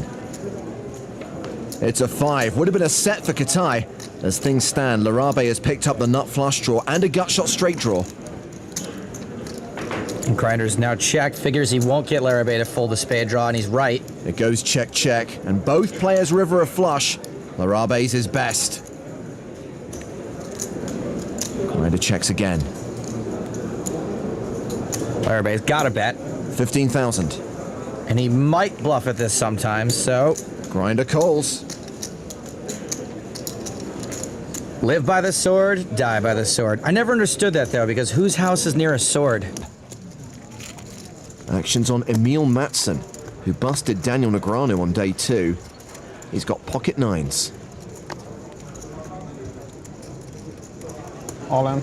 And with fewer than 20 big blinds, he shoves. Grinder's got aces, and he calls all in. Yep. Good news for Matson is that he can't go broke. He'll be left with around 8,000. That's almost 3 big blinds. Good luck. Thank you. What you laughing at, Mr. Bojangles? Well, Matson flops a couple of backdoors, but it's looking pretty good for Grinder. He is now a 95% favorite and just has to fade a 9 on the river to double up. Oh, it's a 9! Oh! You think Emil's happy? I think Emil's happy. And Grinder's out! He's gonna be alright. You should never have said good luck. Why? Because he gave him good luck. I said good luck to him. No, Michael said good luck to him. Oh, really? That's kind of a bummer. I love watching Grinder. He's like if Fast and Furious 6 were a poker player. Good luck. It's pretty ridiculous. We see Grinder get it in with the worst of it constantly and get there. And finally, he's got a hand he's supposed to win 80% of the time, and it knocks him out. Now he's about to be let loose in the streets of Barcelona. Two of the players at our feature table, Neil Farrell and Kim Okako, are still riding high. Let's get back to the action at our feature table, where we are going to sweat with a Demulder. Christoph of that ilk.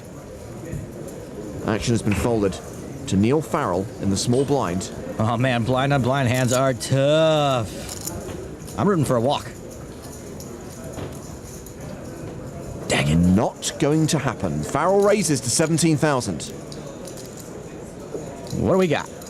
Demulder's hand is Ace-5. Yep, gotta call it this. No need for a 3-bet because we're usually either a little ahead or real far behind.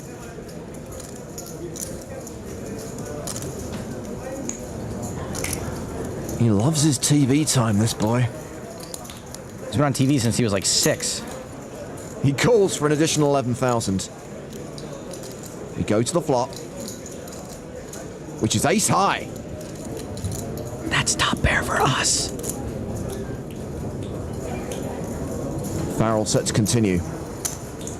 He bets 20,000. And we have to be expecting he's going to continue his entire range here, which is super wide, small to big. So, of course, we have to call this. There's the call. 81,000 in the pot. Another ace on the turn. Trips now for De Mulder. I'm starting to like this more and more. That was a weird little stutter step. Wonder what that means. Farrell bets again, 35K. Whatever, doesn't matter. We're not folding. It's kind of hard for us to be beat, but what makes me worried is it's also kind of hard for him to be bluffing. Excuse me. Must be allergic to betting in the trips. First makes the call, me was. De Mulder calls a second time. 9 of hearts on the river. This is not a good card for us. I am really hoping he doesn't bet again. There are now 3 hearts on the board. The flop flush draw got there. Where's your coughing now, Neil? Where's your coughing now? He empties the clip. He fires the third barrel. 78,000. With that heart on the river, I think we gotta fold our hand. Neil could certainly have hearts in his triple barrel range, and pretty much no worse hands would bet here for value. What do you have? You'd have to have pure air for us to call.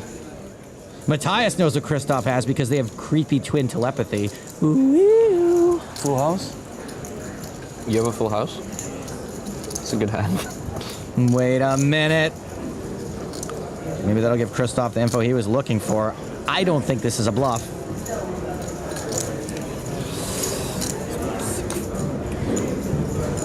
It's an insane bluff. I agree. This bluff would be fairly insane. Are you gonna rub it in my face? Hey? I would never do that. I'm a gentleman. What?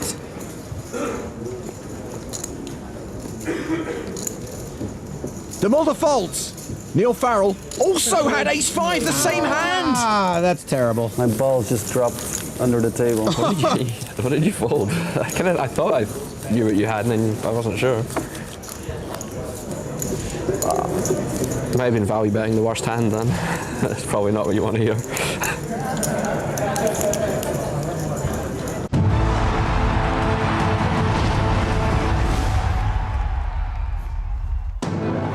Oh, what a terrible fold. Oh my God, can you believe that?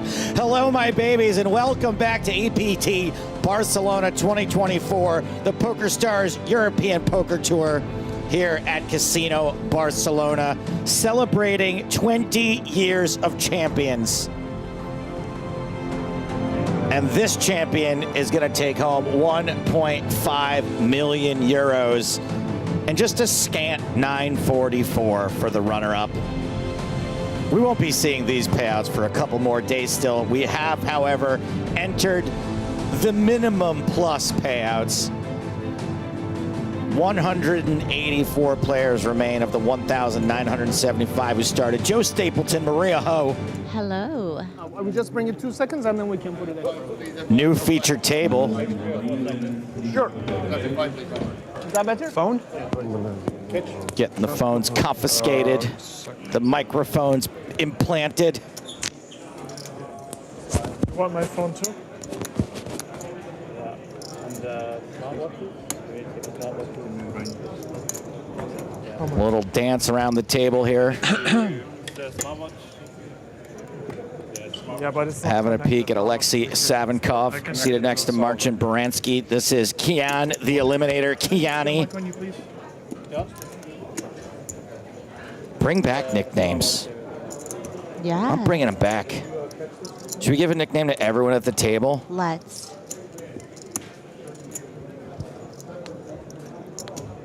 You know, not all of them will stick, but we definitely should try. We should try. Marcin Baranski, the online qualifier. Sorry, C1, how many chips do you have, sir? From How much couch do I have? Yeah. to main event. 44 it said on the app. And yourself? These are the players in order of chip count. Kai Horan. The master is Leo. Halran. Leo is the master. That sounds a little more like it. 954. It's a I race love how you to looked see at who me gets like to a million I first. would know how to That's pronounce the- all The race Asian to a names. million. Well, hold on a second. What flag is that? Whoever gets to a million first, okay, has to do What flag is that? Beethoven's Symphony Number You don't 5, know. I don't Which basically You don't says, know what flag that is? la, la, la, la. Okay? That's I'm happy China. to do it. No, You wanna I do thought it was, but then Let's when go you get to a looked at me million, like that, I buddy. wasn't sure If I anymore. get to a million, I will go And if I la, la, la. understand correctly, you speak one of the Chinese languages. Yeah, but I'm Taiwanese, so. I'll do it. What's your name? No, but that's what I thought. But I'm you not looked going over. down that road. But you looked over at me like I was wrong when I was. Tim. Yeah. So see. Tim and I will do it. You almost tricked me. Pian. I wasn't trying to trick you. Self-doubt's a crazy thing. It's wild. You're not the first woman to cower in fear when I've made direct eye contact with her.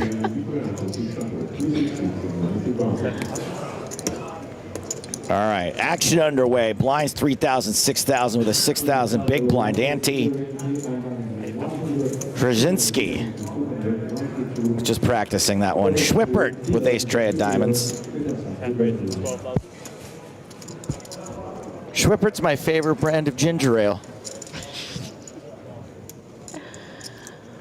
Sabankov in the small with 8 deuce of clubs. And Baranski with a defendable queen 10 off.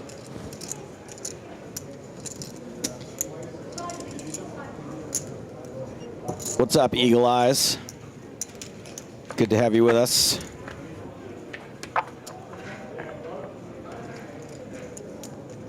Jack 5-5.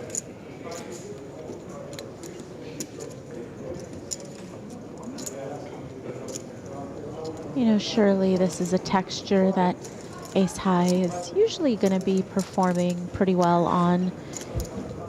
Can always sprinkle in a little C-bet. That's going to get it done a lot of the times. 10 bet 9,000.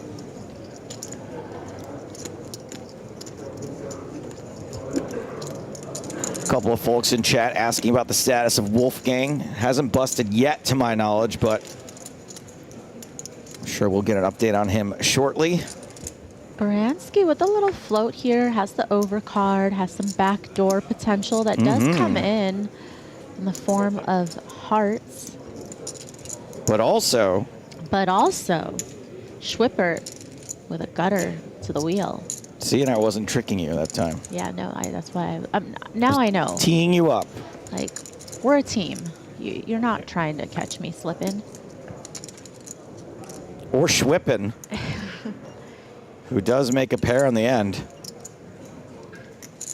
Now, it feels like maybe you do want to try to lead this river once it goes check, check. It does look like your opponent could have ace high quite often. You know, obviously, you want to try to get him off of those hands that have some weak showdown value.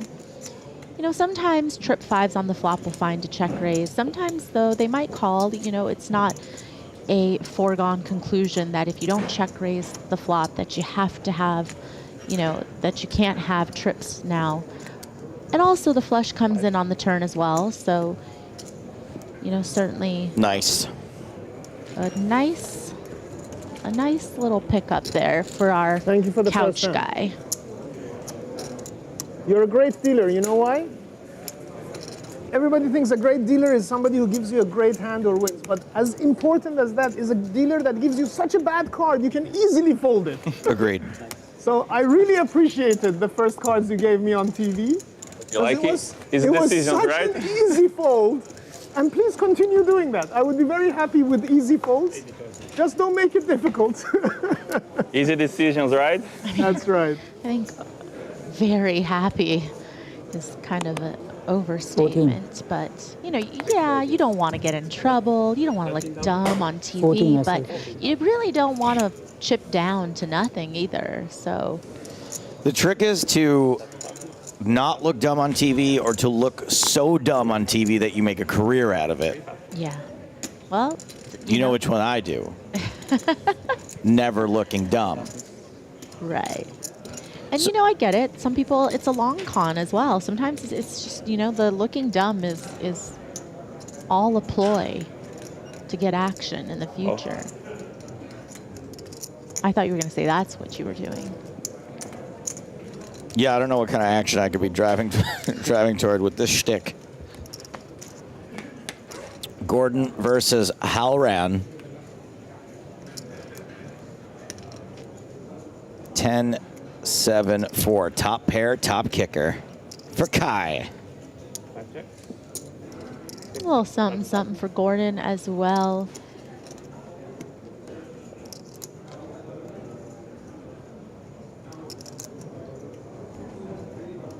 Got a fun little double gutty here.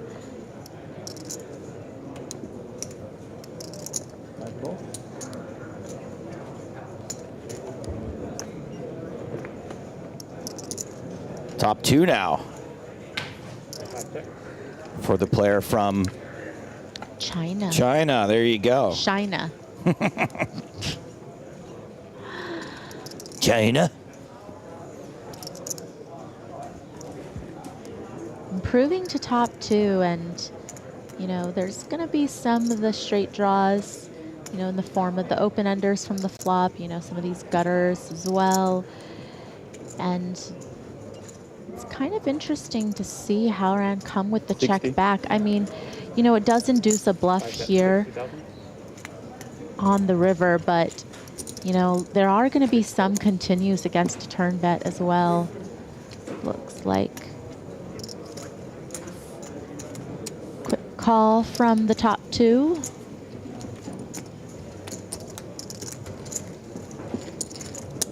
Claudio? Can you play like that with me, please? Please. You took all my chips. That's the way to give it back. Not to give it to... You're not... You're Robin Hood. No. You take from me, you give it to him.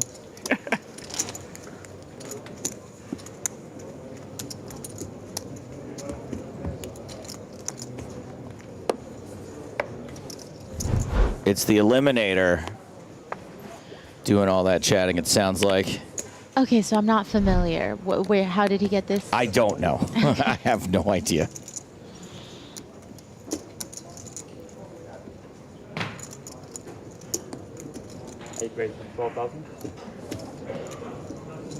It's kind of like how I don't know how Chainsaw got his nickname. Do you?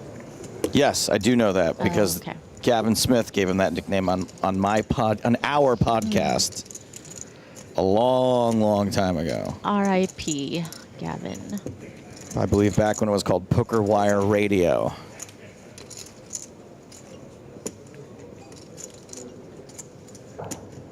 So, Krasinski has made it 12,000. Kiani is going to call with 8-6 suited. And Halran is in from the big blind with Jack 10, Queen, Jack 6, pair of sixes. Fives out flop, pair of jacks. Also out flopping the fives.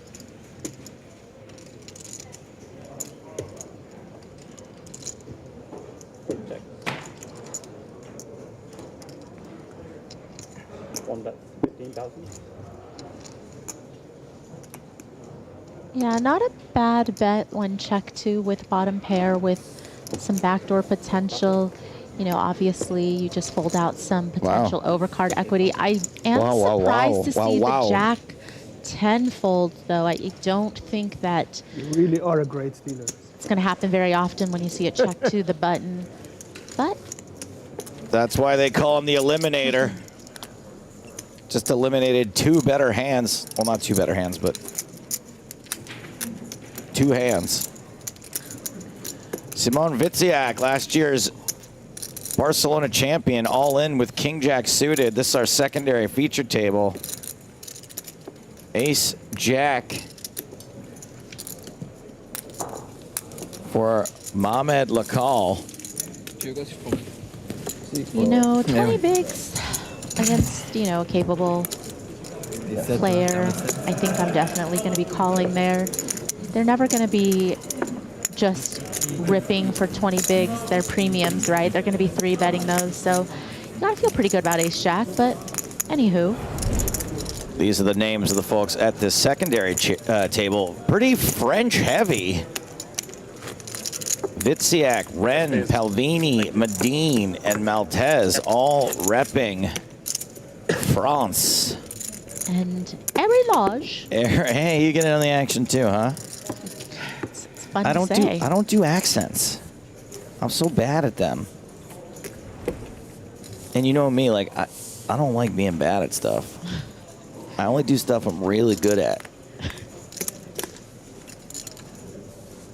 People used to think I was the one doing El Comentador. Rest in peace, of course. El Comentador died of COVID. Anti-vax are very sad. 12,000. Palvini with the Grafton. 10-9. Ooh, a couple of Graftons.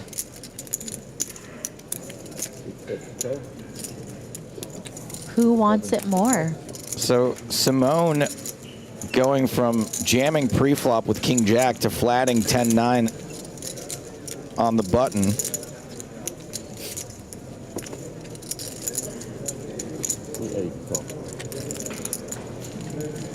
Hey, Red, where's Stimpy? Huh? Where's Stimpy? 3 ways to the flop. Queen 6 tray, couple of spades. Palvini with the spades.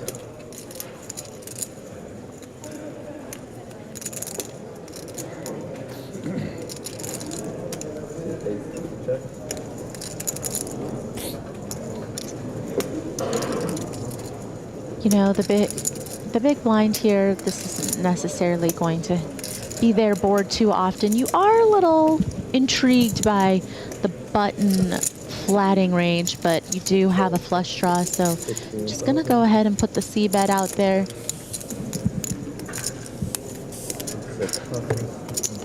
That's gonna get the job done.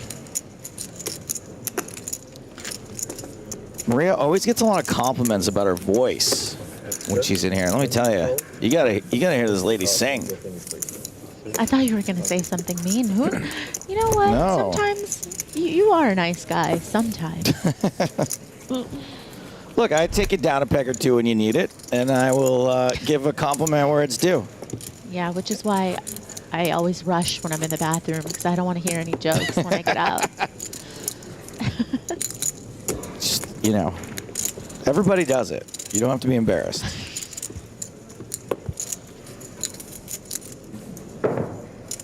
Maria, you're a lifelong singer, right? Yeah, I guess. I mean, I've always enjoyed singing. I mean, and sometimes I've done it on a more frequently, I guess I should say. Not really a professional level. I mean, I was in my college a cappella group, which you knew that, right? Yeah. Wait, what was did you have a corny name? It's called Dots, Daughters of Triton, because our mascot at UCSD is Triton. It's like a legacy group, right? Like it still exists to this day? Yeah. Palvini with a couple of queens, with some Daughters of Triton. Simone, King 10 suited. He wants to play.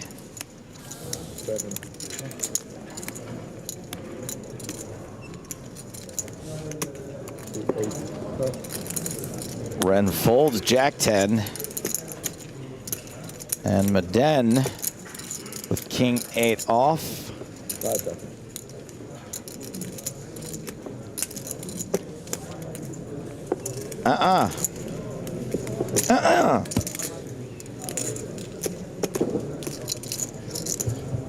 Seems like Vitsiak is just very content to flat a lot of these suited, connected type hands in position. Not going to 3-bet with them, but just wants to see a flop when he's this deep. He's going to be in a little bit of trouble here. Luckily, he hasn't really flopped much, but he does get a check out of Palvini, being pretty cagey here with the overpair.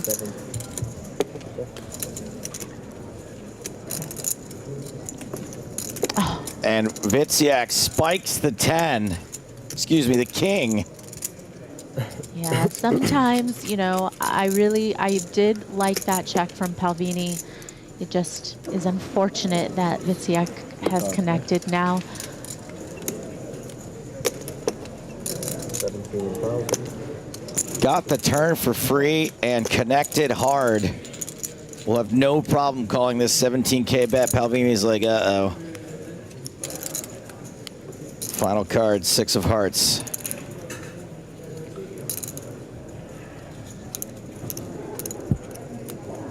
Yeah, and Palvini's wondering, you know, what hands that are worse than queens could he possibly get value from? You know, maybe some ace highs are going to be in there, but some ace highs are actually going to be 3-betting in these positions pre.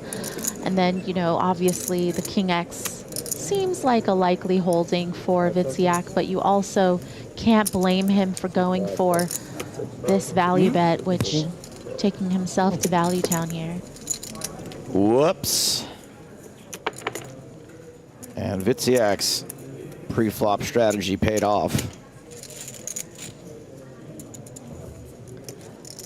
We had a couple of people asking Maria what your go-to karaoke song is. Now, I have a suggestion. I'm not going to guess what your song is, but I do have a suggestion. I think that you could absolutely murder, but you would have to give it 100%. Okay. 4 non-blondes, what's going on? I think if you really committed to it, that would be an epic karaoke song for you. I'll work on that, and the next time we go to karaoke, I'll bust it out. What is your... It's not going to be what people think it is. It is actually not even a song that you sing. It's a rap. Oh, it's Baby Got Back. You're one of those. It's just more You fun. do the joke song, so you don't actually have to Because sometimes I go to karaoke. put yourself out there. No, it's that I sometimes go to karaoke and I feel like weird being the person that's like really trying to sing at karaoke, you know? It's not really that kind of place usually, where everyone's there to have fun.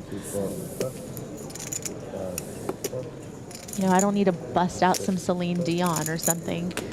Just keep it lighthearted. How much you got, please? How much you got? I'll back her off.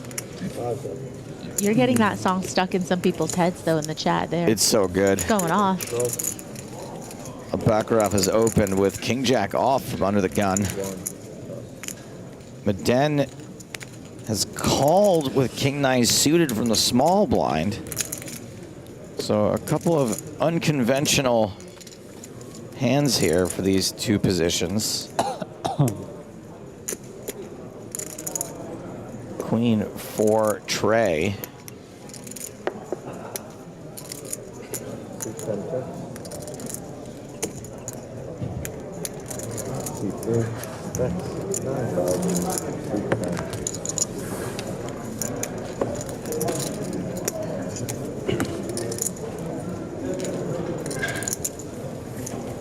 Monkey C-bet, monkey do win pot.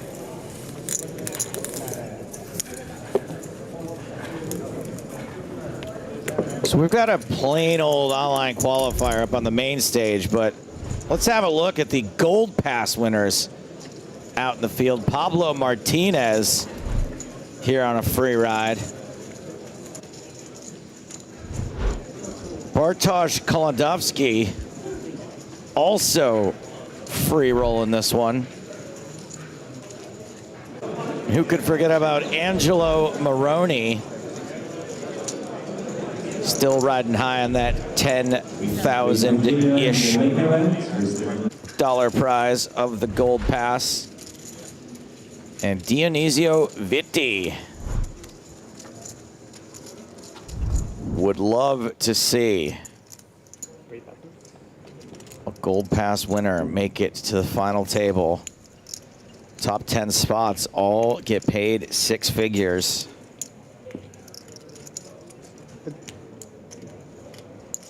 I got interest.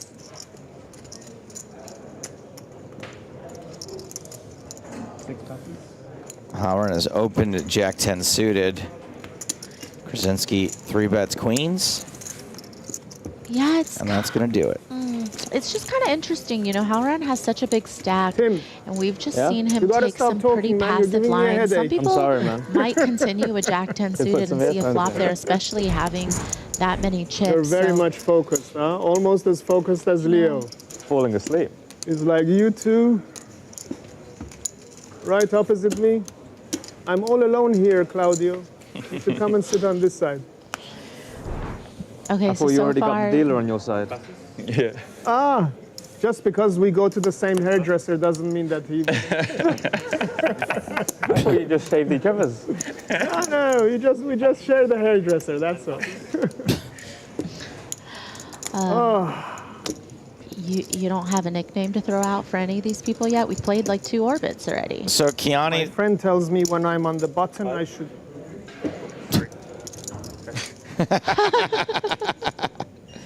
we've all done it. Yep. Kiani the Eliminator.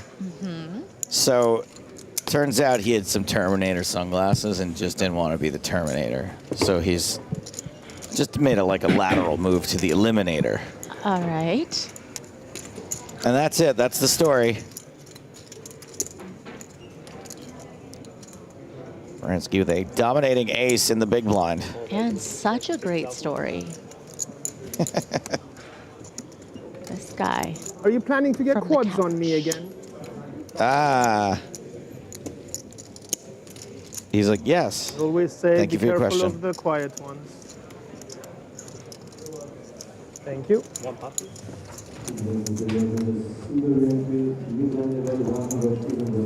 Extreme close up.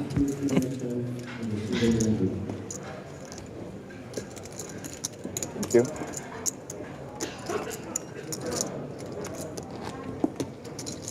Marching the couch cannon.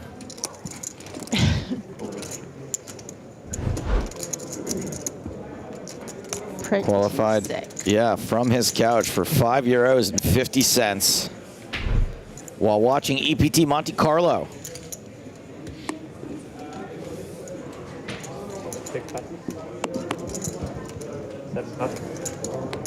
Maybe he's a chat pro generally.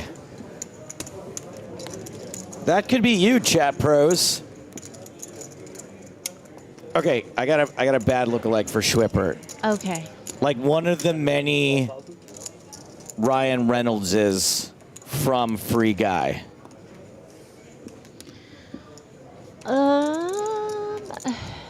I guess. I feel like a lot of these are a real stretch these days. I haven't heard a really good bad lookalike lately. Wait, Tintin's really good from Gibraltarian. Oh my God. Fantastic.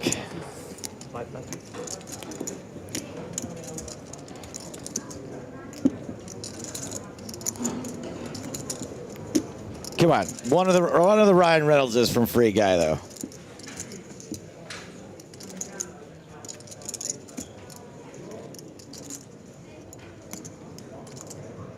Now he looks a lot like a guy who's been 3-bet with King Jack.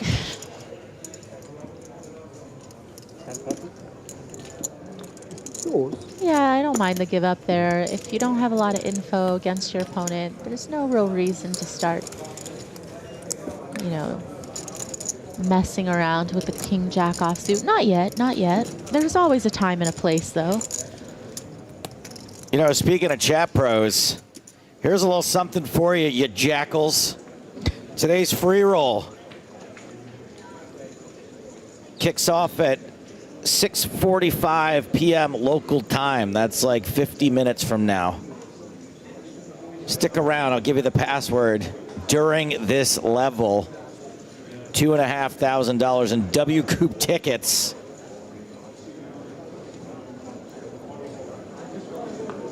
I know all you.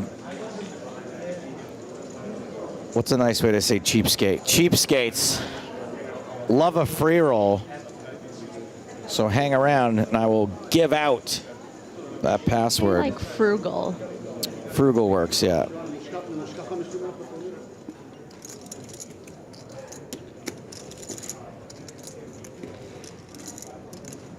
Everybody, Timothy Chung tonight, making it 12,000 under the gun with King Queen. Gordon out of the small blind, King Jack suited. Halran's gonna get involved too with 5 deuce off. Let's go. 6-4 deuce, 2 clubs. Let's continue. Let's going. That club draw for Gordon. Bottom pair and the straight draw for Halran.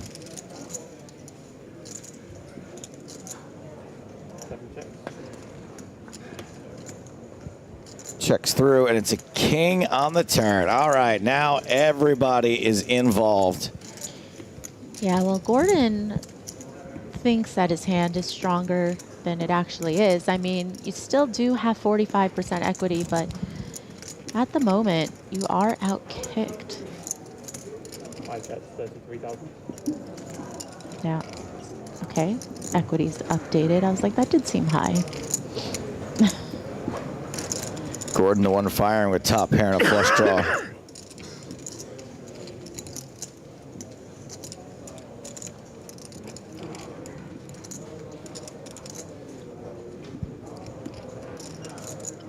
Does feel like when the small blind leads into both the big blind and the under the gun opener here on this card, their hand's got to be fairly strong, right? You're not really going to see a lot of leads with a 6x per se into 2 players out of position.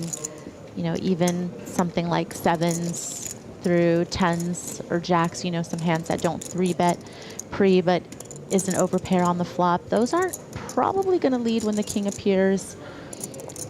This is interesting. Halran called, and that got Chung to fold the best hand. He decided not to overcall with King Queen, and that's pretty surprising to me because, you know, again, I understand that Gordon's range should be somewhat strong when he leads, but I mean, he does have some worse King X's for sure.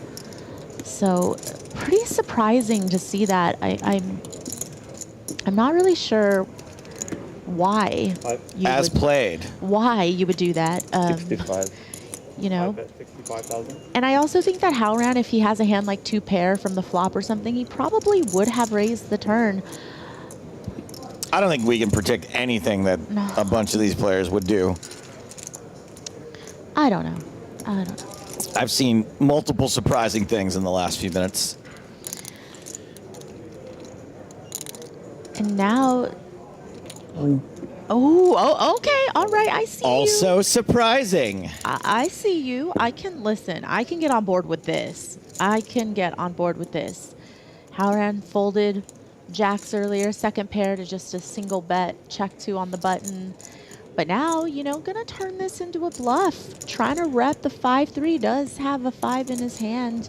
You know, 7-5, 5-3, both make straights. 5.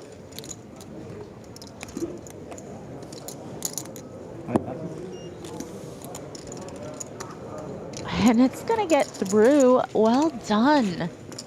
Wow. Leo, Turns if you're the past deuce. $1 million, you have to do it Beethoven Symphony No. 5, man. That's Into a the bluff. deal. Whoever gets past $1 million. Or he just tells us what he had, you know. No. I want to hear him sing. Okay, now It now I goes, see la, how. la, la, la. Now I see how Rand got his chips. Again? La, la, la, la. Who sings that? It's Beethoven. Well, no one Let's sings keep it. that way. What do you mean who sings that? Whoever goes past $1 million has to do that. Huff used to do this really funny bit about Beethoven where he'd go, here's my impression of Beethoven doing a concert in the modern day. What's up, Miami? I can't hear you. I said I can't hear you. So he was deaf. Yes, I know. He was deaf, so he can't hear them. Good old Huff. You still talk to him a lot? Yeah. He just replied to my my post from earlier that I tagged you in, where I ran by that Ivy poster. Oh yeah. He said,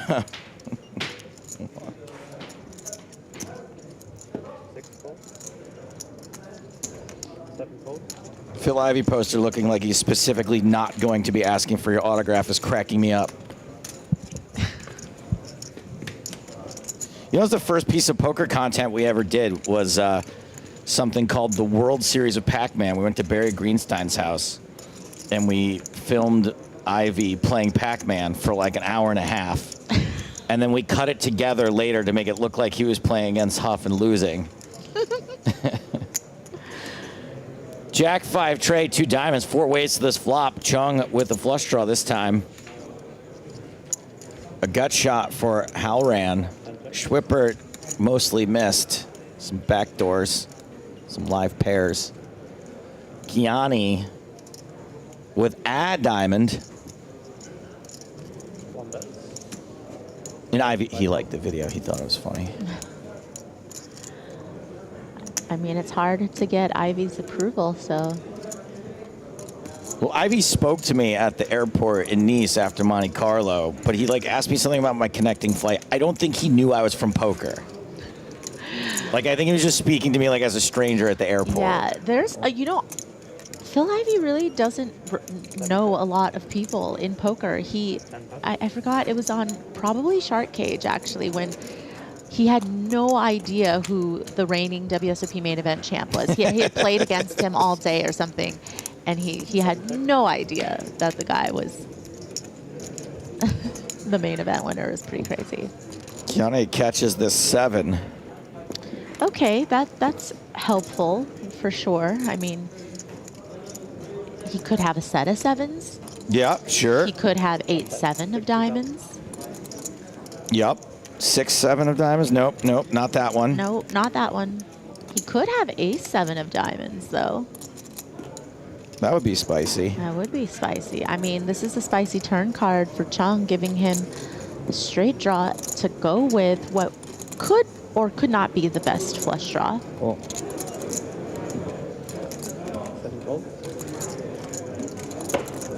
Chung is in 244,000 in the middle. Board pairs on the river.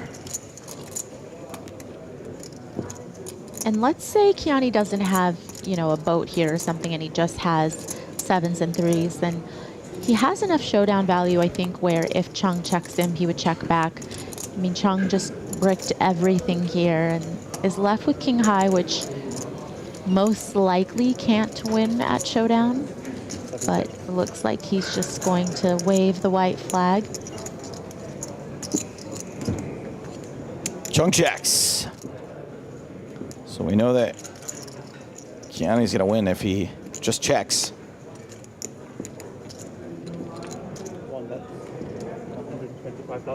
Probably going to win with a bet also. To the camera? Which camera? Just show, yeah. Like Just this? show, yeah. Yeah? Just show everyone, it's all right. Yeah, show everyone. I approve. Yep. You want to see? Yes, please. 7's I full. show you.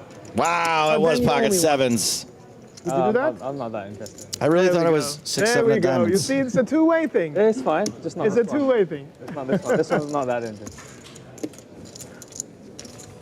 It could have been a bluff.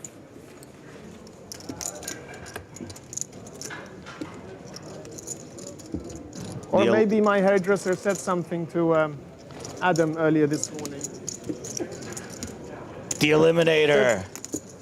Take care of all the bold guys when it comes to your table or something. Yeah. I'm sure we all agree that we in chat are better than every player in the tournament, and that's why we are watching and not playing. It wouldn't be fair. Yes. Absolutely, ABOD. And we really appreciate that because, you know, give the rest of us a chance. Maybe we could get lucky.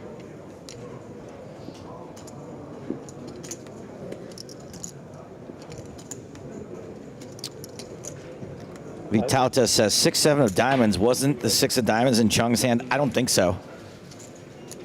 I think I would remember that. The 6 of diamonds Yeah. was in Chung's. No. Mm-mm. No, you're right. It was definitely wasn't King 6 of diamonds. Definitely not.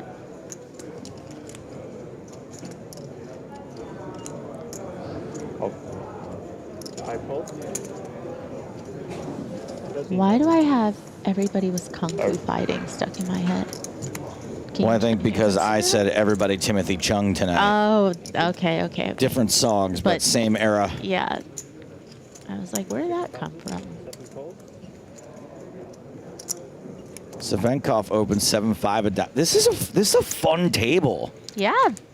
They're playing some pots. I mean, there's been multi-way pots post several times already. And no 3-betting, right? Like everyone's just like, oh, let's just go 4 ways every hand. Yeah, they're like, why not? Maybe I could flop something. Let's just see a flop and then play after that.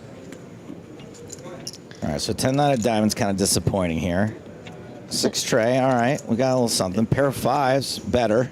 Yeah, so far nobody's really had to feel the pain of playing some of these inferior hands, like with having like a smaller straight against a bigger straight or a smaller flush against the nut flush. But that does happen when you play these types of marginal holdings, these speculative hands.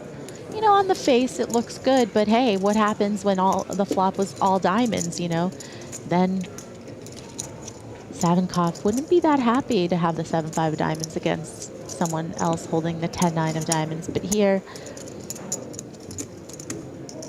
betting second pair.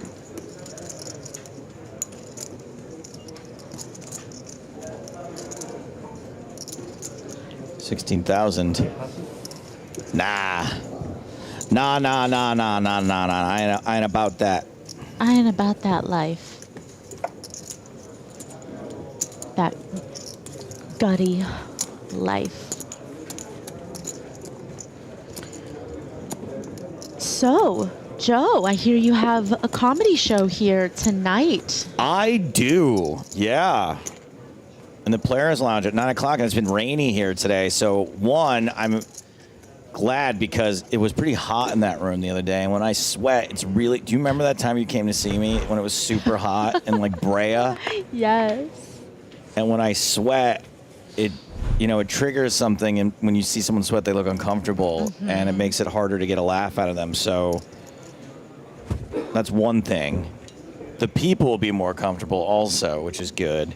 And then I think because it's rainy, I think we might get a really good turnout. Yeah, when the people are comfortable, they're less likely to walk out. If it's hot, they're like, and Joe's jokes aren't hitting that night. They might be like, but you might have a packed house and you're not going to have anybody walking out in the middle.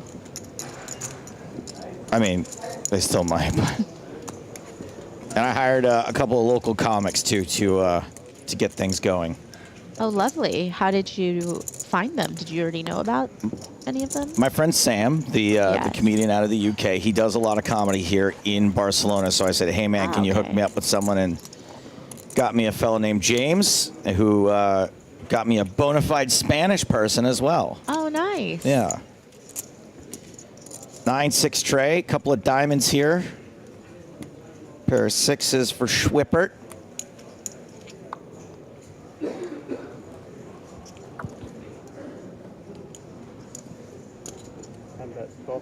Bye-bye. Schwippert gonna find the lead here, which is nice. Gets these overcards to fold out. What is your name? Tom. Tom. So we have Tom and Tim next to each other. That's fantastic. I'm not going to forget your names now. Tom, Tim, and Leo, and my favorite, Claudio. That's my one. I love Brazil, and I love Brazilians. Yeah? Really. I hope you and I will be on the final table together. Providing you don't keep taking my chips, which you always do. If you promise just give me that, some, you have too much. Sorry? You have too much, I have just a few. Believe me, I do not have too much. Look at Tim and Leo next to you.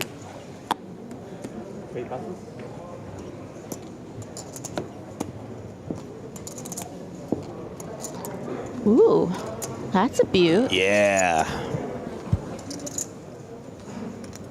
4 raises, 12,000. Double suited. Ugh. 7 passes. 8 passes. 10 passes. Is the comedy show going to be on Am I the only one YouTube at some point? Absolutely not. See, they put that sticker on your chest, everybody folds. Everyone did fold. Sitter says, Joe, you had the privilege of meeting the great Norm Macdonald. Do you have any good stories to share? Oh, yeah. Yeah, you've got a lot of stories. Thank you for your question. Sorry, Martin? Simple as that. Martin, very simple, yes. No, I should not forget because you got quads against me. So I should remember, Martin, one of my nightmares tonight. I brought 4 ladies to you. Yes, you did. Maybe it was a sign. Yes, sir. Just once I'd like someone to tell me that they're going to see me in their nightmares.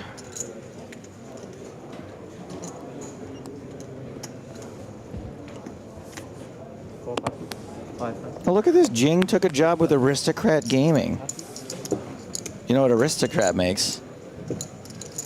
What? Buffalo! Oh, shoot. You're going to try to ask Hello. her for the keys to the kingdom? How are you? Just one free spin. You can have my small blind. May I give it to you myself? This table is Is that okay? really I just give it to something. myself? This is My awesome. pleasure. I like As it. long as you only take 3 from me each time, I'm okay. You know, it's that stage where it's like Oh, you're in it's the okay. money, you What got language you a speak, nice Spanish? stack. Why not try to mix it up? What language? Russian. Russian? Yes. Ah, I sing Russian. And English. Очи черные, очи страстные, и прекрасные, очи жгучие. Как люблю я вас, Хорошо. как боюсь я вас. You understand that? Nice. You see? I sing Russian. He's very impressed.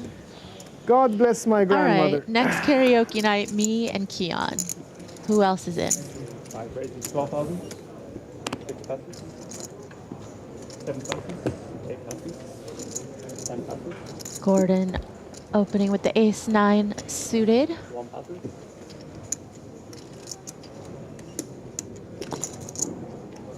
3 passes. Wouldn't it be crazy if, like, you were in a Russian-speaking country and someone's like, I know a song, and they're like, Mary had a little lamb. You'd be like, yeah, cool, thanks. Claudio, It's I can kinda also similar sing to Brazilian Portuguese, but not when somebody to you. finds out you're from like a If you certain place, they'll understand be what like, I- "Oh, Yeah, do you yeah. know this Yeah. person who has the same last Huh? name as you?" And I'm like, "What? Yes. What?" Maybe I've been to another China. You know time, Ken another Lee? place, You ever met? You with know other Ken? Do you know people. Ken Lee? Then we can sing together today. I'm anxious for this moment. Yes. Tim will come with us. As long as I'm invited. Of course.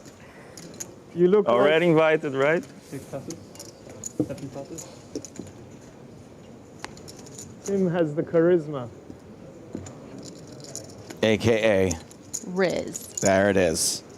8 raises. How long? Wait. I just recently found out that Riz came from Charisma. How long have you known? Since the first time I heard Riz. No. Yeah. No, that's impossible. I'm not embarrassed to look things up when I don't know them. Okay, so you looked it I'm up. very sartorial that way. Nice callback. Krasinski raises King Queen offsuit. The recently serenaded Savinkov with pocket tens.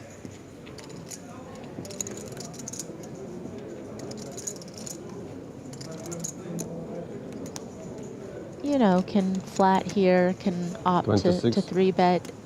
Both seem fine at this stack depth. You know, sometimes it's nice to flat and, you know, if somebody squeezes behind you or, you know, you've got some of the shorter stacks there, it might behoove you just to flat so that you could be able to call off against their shoves very easily. But here, you know, playing against Krasinski, who has 37 bigs to start this hand, and definitely a marginal spot, you know, for King Queen off against the 3-bet.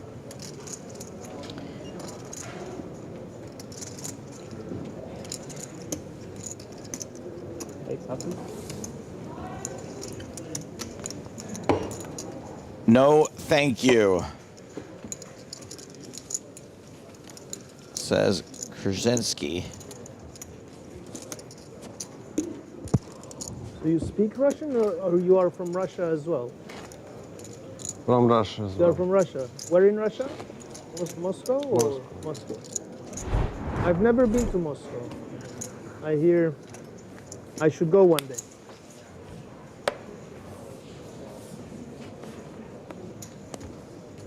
All right. I'm feeling generous. $2,500 in W Coupe tickets in a free roll, starting in 30 minutes. One made is 15,000.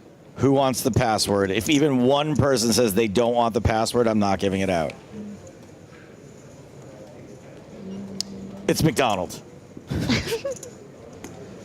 Norm McDonald, Mike McDonald, and the 7 bags of detritus I have in my room, all McDonald related.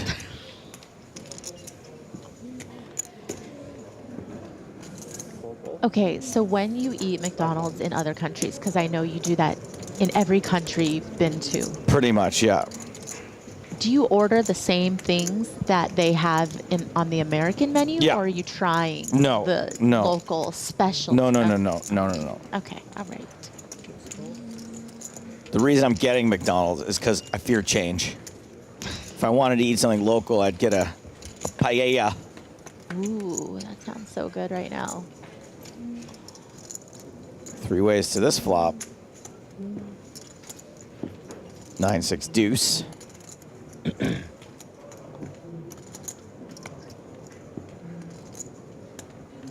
$18,000. You know what I find kind of frustrating lately is that Uber Eats has like all these deals, but it's like buy one, get one free on like huge portions of stuff. So it's like buy one, get one free pad thai. Like I don't need 2 pad thais. Give me a pad thai and like egg roll.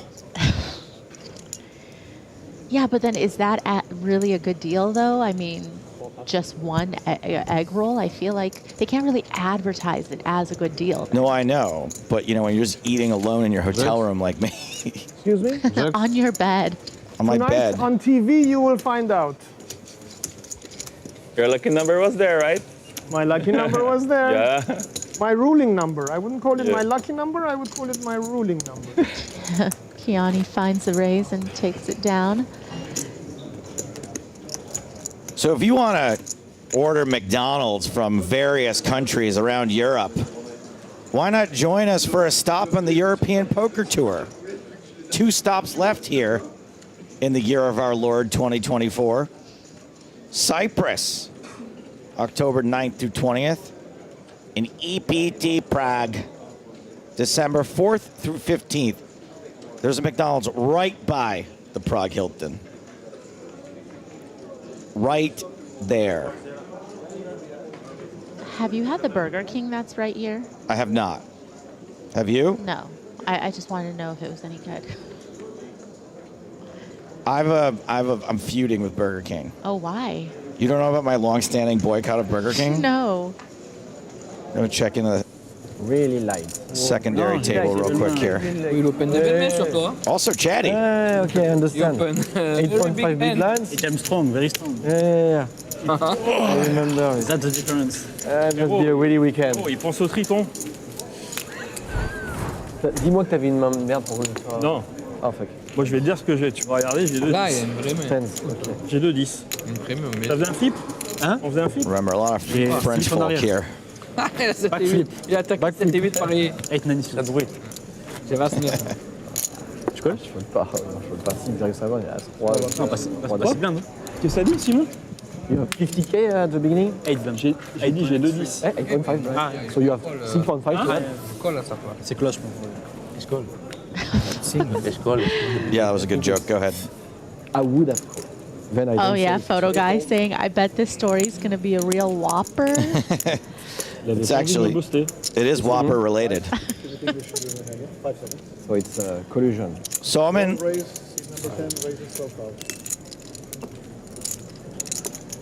All right, let's see what happens here first. Oh, yeah. Ooh. Big un. Big and slick. One fold. You down with the slickness? 3 folds. 4 folds. 5 folds. So far, no takers, though. 6 folds. Just Harry Lodge. Will he have a defendable hand? Okay. Dominated.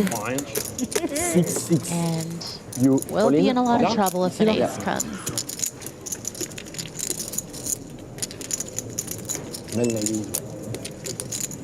Jack 8 deuce. 7 checks. No. Harry checks. 8 fold, only 10. 8-8, ouais. This is Nolan Veden. 8-8, ouais. Je pense que c'est dans ma range de... It wasn't in Sorry. English. English. Ta sœur à l'anglaise. Check. 10 checks as well. I think while a hand is in progress, they should be speaking English. 10 of hearts on the turn. Yeah, just not a great run out so far for ace king of clubs. And wonder if Lodge has any designs to try Non, il to n'y a plus Mich-Mich. steal. Looks like he's going to check this turn. He's finished? No possible. No. 5 minutes he play. Mich living in Marseille? Mich living in Marseille? No. Checkity check. River for free. Where are you living? 5 diamonds.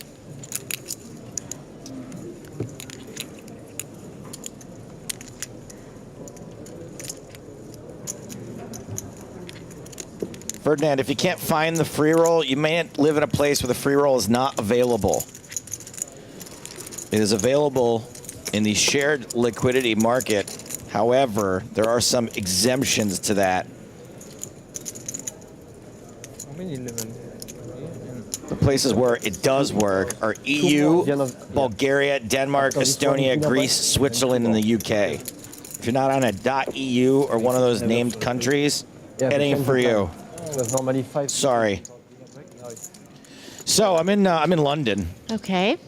And I'm feeling particularly... Oh, wait, hold on a second. Never mind. The story's not that good, by the way. So, top pair for Halloran. And Schwippert is going to have, like, what, a pot-sized bet left behind after Yeah. this call? It looks like Schwippert raised and Halloran called pre. And then on the flop, Schwippert check raised with the overpair. And now, as you mentioned, 219K back with 165K in the pot. You know, definitely knowing that Halloran can have a lot of jack X's, can have some 2 overs and flush draw type hands as well.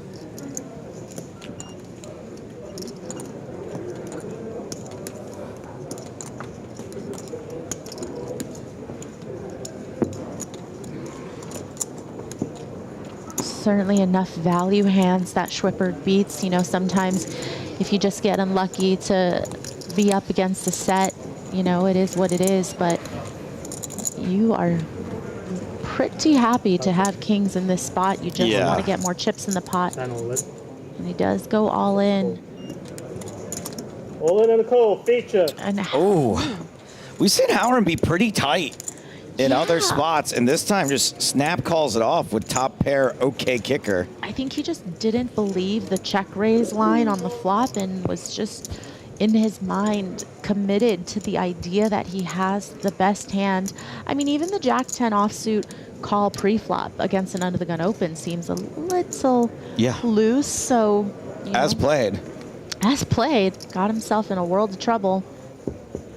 Halloran drawing thin. Does not connect. That's going to be a double up for Schwippert.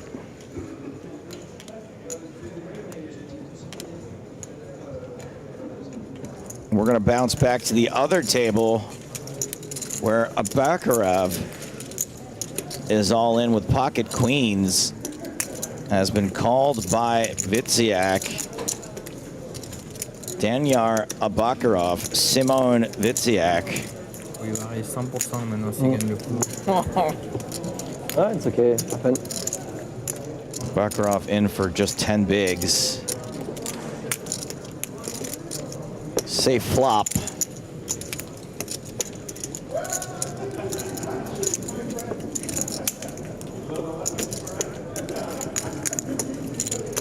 Turn. Also safe. And has to fade only one card on the river.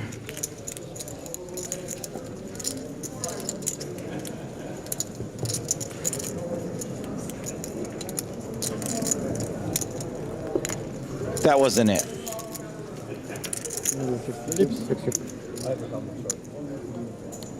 So double up for a baccarat. Okay, but now I feel like I'm sure the story isn't that good, but you just have to finish it. It's so. And next time, can you open your hand before, because we have only 15 seconds, so just So I'm in London. Thank you. And I'm having a look. I'm not gonna lie. The reason why I eat junk food when I'm out of town is it's hard being on the road. I'm lonely. I'm sad. I want some comfort. And especially a lot of time after I do stand up, you're on a high. You go home. You're by yourself, right? So what am I gonna do? I'm gonna eat my feelings. So I decide I want McDonald's. And I go get a bunch of McDonald's in Leicester Square in London. And as I'm walking back across Leicester Square to my hotel, I see Burger King. And I'm like, there's only one good thing at Burger King. Gordon all in now. 99. It is 99,000. Gordon with about 16 bigs here.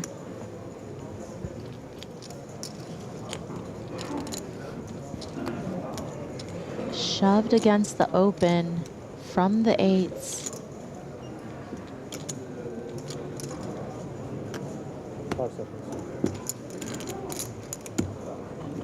I call. Savinkov makes the call. We're going to be flipping for Gordon's tournament life. I won a tournament with that, with Ace-Jack. The two here. I won a tournament with Ace-Jack. I became the champion with the... Like Ronald McDonald versus the Burger King. One of these two things has a slight mathematical advantage. Claudio. Sit down. You're both good people. My lucky. Just sit down. Sit. Lucky thing. Gordon needs to hit. Ooh. That is pretty much game over. Give me a 3 at least. Sweat.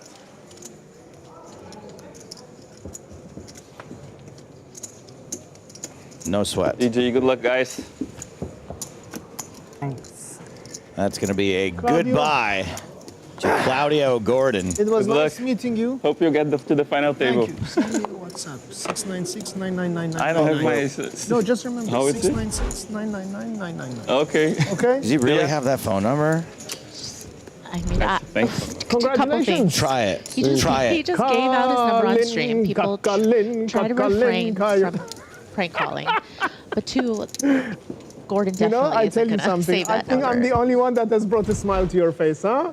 Come on. You have to give me some credit. That's such a flex Are if you you done? somehow ended up with that phone number. Yes, sir.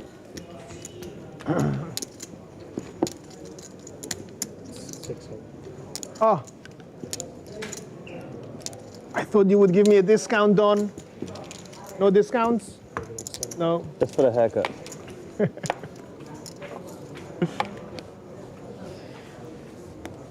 So, okay. So, as I'm walking back across Leicester Square, I see Burger King, and there's only one thing at Burger King I like, and that's the Whopper. Okay. Whopper's a pretty good burger.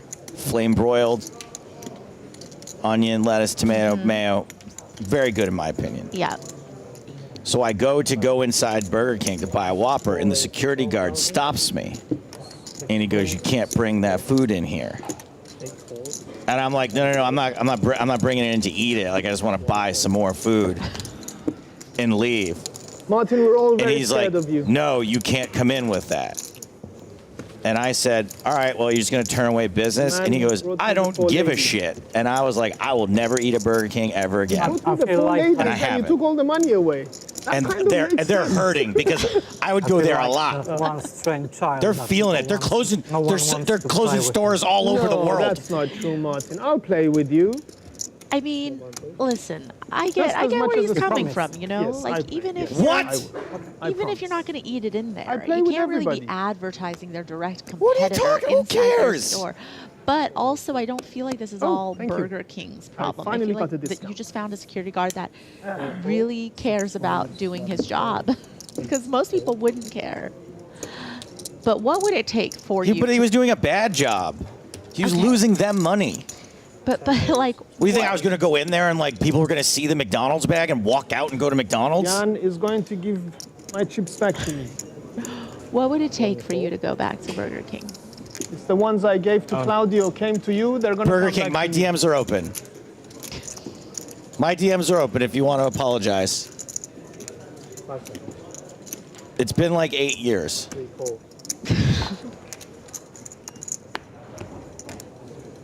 An apology, that's a good start, oh General. Here we go. Free rolls open. McDonald, remember, that's the password. McDonald's. More multi-way action here at the feature table. Just everyone just gets to raise and just flat. Any two cards, whatever you want. Cheap. Flops are cheap. Yeah, if you do feel like players at this table don't 3-bet quite often, then, you know, I can see the allure of getting to a flop with these types of holdings when it's not going to cost you all that much. But again, sometimes it gets you in trouble. Three raise, 27,000. Playing too many hands. 10 fold. Having second best. 1 call. That's going to happen the more you start speculating.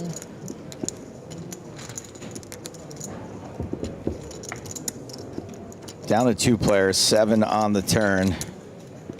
That's a pair for Savinkov.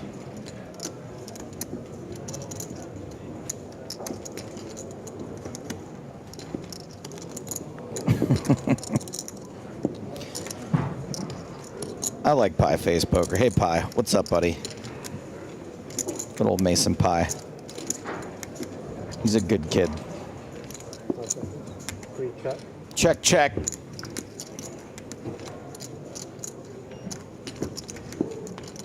Hey, all right. Somebody made a real hand. 7, 8, 9, 10. Yeah, somebody made a straight.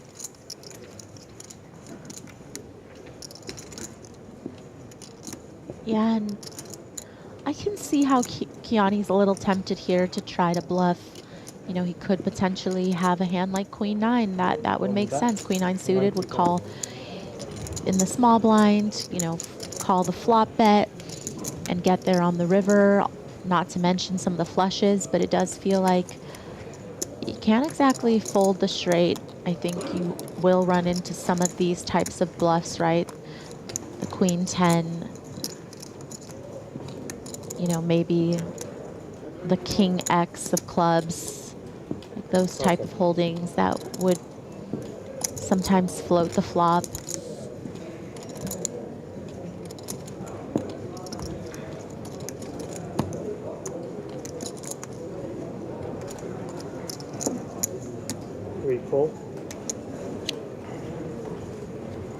That pair of 10s got Kiani into a little bit of trouble.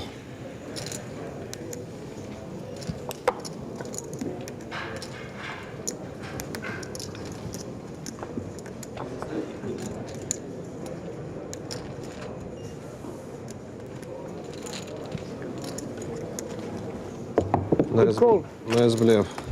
Savinkov wins a nice one there. River. Value, but It was a 10. I got the 10 I called. I raised. I think this bluff.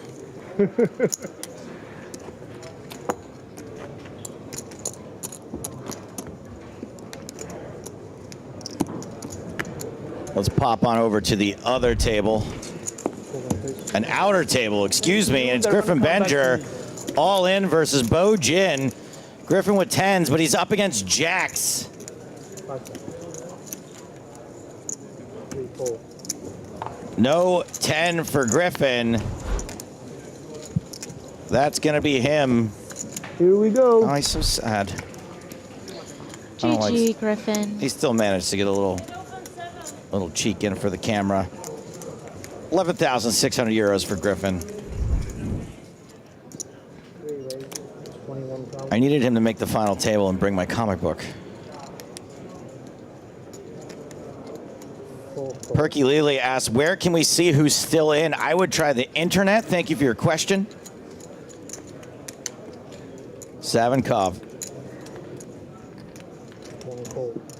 has raised the limp from Kiani, who limped with 8s on the button.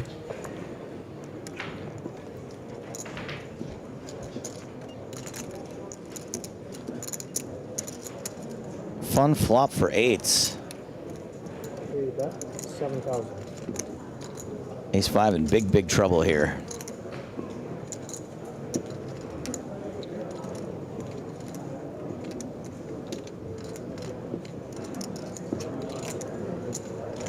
One raise, 17,000. 3 cold. What the heck is going on well, here? You know, he does not believe Kiani and does have that 5 in hand. Goo! Bet, raise, call. 10 on the turn, straight for Kiani. Savinkov drawing to a chop. You know, from these positions with Kiani opening the button, you know, he can certainly have some 8x here. You know, if Kiani opened from like under the gun and called a 3-bet, then that would be a different story. But in this situation, certainly going to have some straights possible in his range. And I just don't think that, yeah, I think you're done now. And done. I got a little bit of it back. Nice believe. Little by little. My friend, are you going to tell me your name or no? I have to watch the TV to know your name. Come on. You know you want to tell me. You're smiling. You know we can be friends. My name? Yes. No, Alexei, my name. Alexei? Yes. Alexei. Lovely name, Alexei. Man of the people. I think the Eliminator's a bad nickname for him. Yeah. Where are you from, France? London, but I was born in Iran. But New player at the table. Kylian Mbappe. You know, Kian, no Nicholas L. Krondelli. Hello and welcome to the table. Huh. What's your name? Nick. Nick? Nick, I'm Kian, Alexei, Martin, Leo, Tim and Tom, and Jan. Tim and Tom? Yes. Tom and Jerry? Yeah. Tim and Tom. I will ask you again in 5 minutes. No okay? problem, sir. No problem. You know, that's my trick that I do when I play at these tables. Mine too. Mine too. You memorize everyone's name, and then as a new person comes, you introduce them to everyone? Yeah, but he Is it my also turn? called Martin Martin. Is that, Thank you, Don. is that how you pronounce it? I'm confused. Yeah, I mean, it's Close enough? close, yeah. Yeah, okay, fine. We're going to give it to him. He also called Kai Leo, but maybe Kai does go by Leo, you know. It's fine. It's fine. We'll give it to him. We'll give it to him. I mean, also maybe somebody was just like, gave him a fake name because they didn't want him to dial him up on 69699999. Yeah, has anybody, people in chat were saying they were going to ring that up.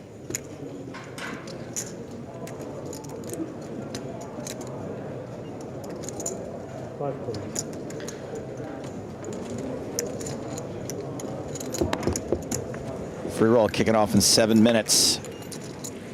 Password McDonald, all one word. Capital letters. And yet another 3-way pot. Yeah, welcome to the table, Nicholas Krondelli. Where you can just, 3 bets, 32,000. for 1 or 2 bets, see a wide variety of flops. Savinkov with this bet, trying to steal with the semi-bluff.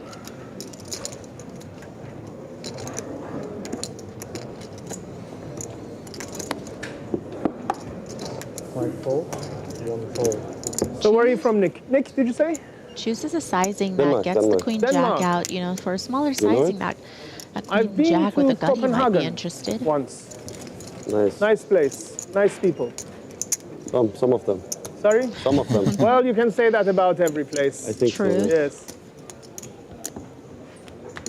Jan, where in Germany are you from? Stuttgart. Stuttgart? Stuttgart. Are you joking? I've been to Stuttgart many times. Do you know Did you like carambolage? it? Did you like it? Of course, I love Germany. Do you know No, carambolage? no, I like it. I like it. No. No? 7 fold. It's more fun than robots. Of course. 8 fold. I thought he was gonna say, "Oh, you live in Germany. Do you and Jan know each other?" Yeah, right. Just because my friend Jan is playing. 1 fold. Well, Jan's got kings again. Who's gonna double him up again this time? I feel like the kings are not going to go well because it's going to go like 8 ways to the flop. Poor Schwipper has no chance to 3-bet. Baranski. Why fold queen 4 on the button? You know it's going to go like 7 ways. You're going to get the right odds eventually. You're in position.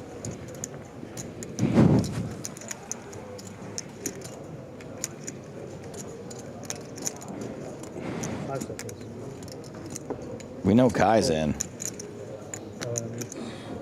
Avi, he wants his chips back. Don't we all? Good news is I haven't seen the guy who sucked out on me yesterday in the field, so. Queen 9-5. It's an open ender for Savinkov. I don't want to get triggered while I'm in the booth.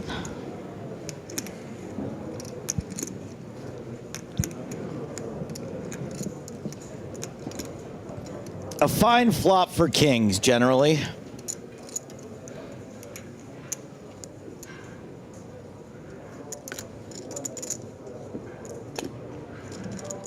Bet, 25,000. Yeah, I'm just going to go nearly half pot here because, you know, there are 3 other players in this pot. You don't block any Queen X holdings. That's going to be a part of these ranges, right? Something in the neighborhood of like a Queen Jack suited.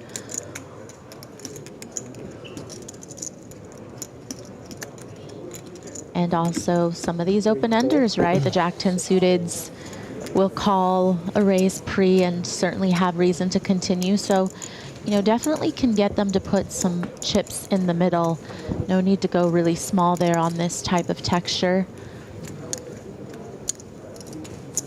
A not too spooky 6 of diamonds on the turn.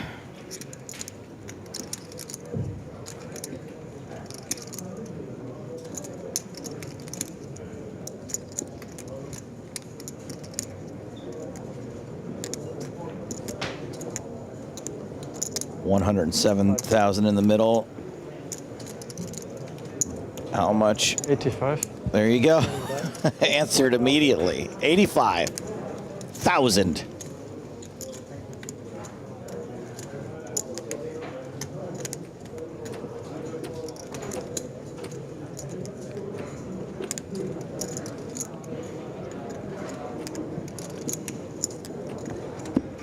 And Savinkov, 13% equity, but just thinking about the implieds, you know, maybe thinking about potentially how many chips he could win if he were to hit his straight, but does end up giving it up.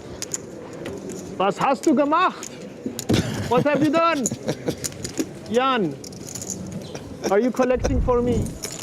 No. I was enjoying that. Ah. We got a massive pot here between Ramon Calillas and Oscar Pons. Pons bets 150K. The board is 7, tray, 10, 7, ace. Yeah, we change the plan. There's normally 5.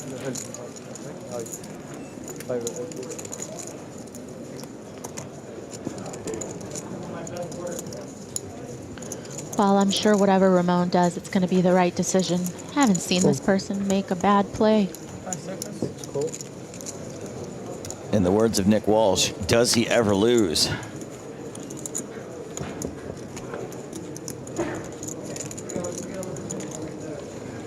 Do we sing the song if he wins this big pot? Sure. Ramon shoves and gets snap called.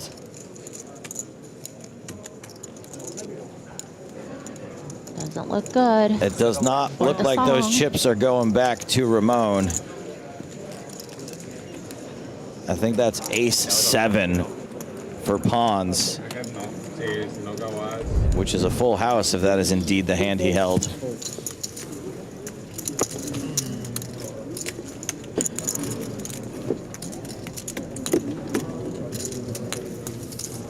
That's going to put Ramon down to just 150,000 chips. Not the danger zone, but close.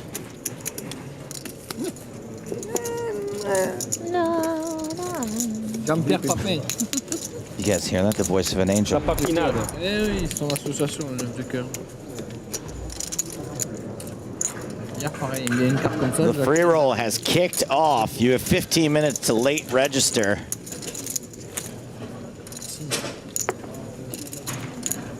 Which is just about to the end of this level.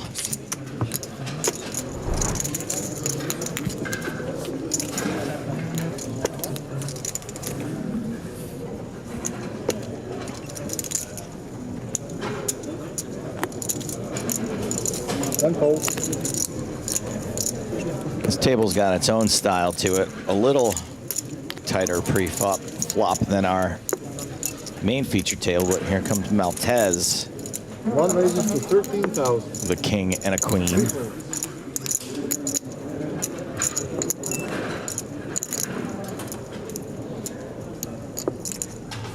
Four fold, 5 fold, 6 fold. Harry Lodge. Yep, just checking out his opponent's stack. Gonna go all in, and it's actually gonna be Maltese's life if he wants to call off here. All to the in. And Maltese wisely lays it down. La carte que j'ai ouverte. La carte que j'ai regardée tout à l'heure qui m'a tiré, 9 de cœur. Correctly lays it down. Ah, une carte que j'ai tirée, je vais donner. J'ai dit 9 de cœur, ça fait 2 fois que ça s'arrête. Le point, c'est 9 de cœur. Et la première carte, je donne 9 de cœur. Ah, ben, Yugi. Very slippery. Ciderid says, cannot play the free roll, but still like to hear a McDonald's story, even if it is a Timex story. We went to El Clasico one year here in Barcelona, me and some friends, and Timex came along for the ride, and he and I had a really great conversation throughout the entire game, and eventually the people sitting in front of us were like, will you shut up? We're trying to watch the game. And the weird part is the guy that shushed us was reading a book at El Clasico. I also drank about 47 beers there and wondered if I had truly become an alcoholic because I didn't feel a thing, and then we realized that they only sell near beer. But man, did I pound like 14 of those things before I figured it out. 4 folds, 5 folds. Yes, Lobster, they were reading Trapped. Harry Lodge stringing together a couple of pots and gonna also be involved with this one. Got the 6s on the button. 8 folds. Harry. That's the only thing I can say in like a decent English accent. Is one word. Just that. Airy. Airy. It's not hard.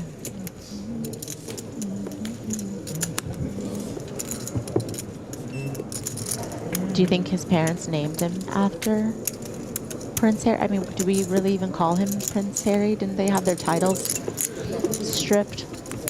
Yeah, I'm not really up on the... I will say that I recently started watching Suits, and man, is Meghan Markle a smoke show. Holy jeez. Do I get why she married a prince? 7 checks. By the way, my Suits power rankings, Donna, #1. Never watched Suits. Yeah, you agree with me, Hayden, right? Donna, #1 in the power rankings. I have a controversial Mad Men power rankings #1 too. Sally Draper. Oh, I thought you were going to say Beth's character. You get to see her grow up and really develop as a human being, I think. She has like the best story arc, personally, in my opinion.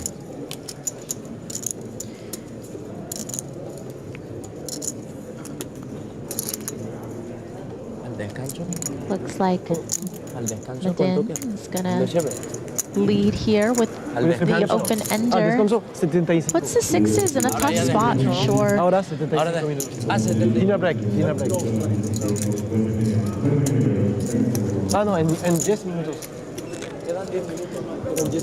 But if you miss, are you going to fire? Is that a miss? 5, 6, 9, 10, 7, 8. Yeah, and okay, you know, also blocks Queen Jack, which is nice. So what's it gonna be?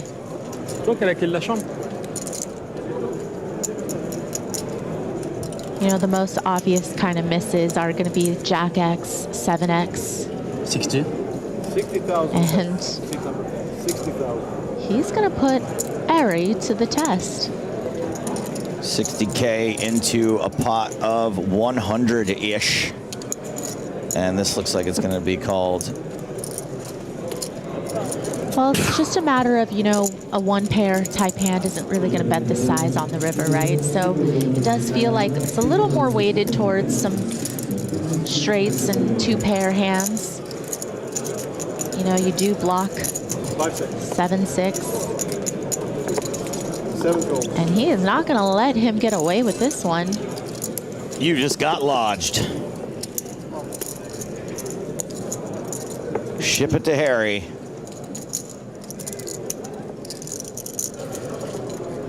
Can't blame the man for trying with that combo, but Ari had. I just want to see how many times I can say it in 1 minute.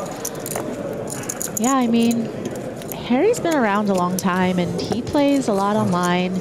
He plays a lot live. He has good results and you can kind of see why he's willing to put his chips in the middle when he believes he has the best hand, even if it's not the easiest call to make.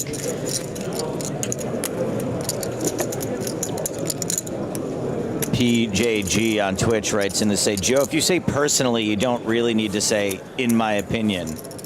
Guess what, PJG? You don't need to say anything at all because you're banned. Thank you for your comment.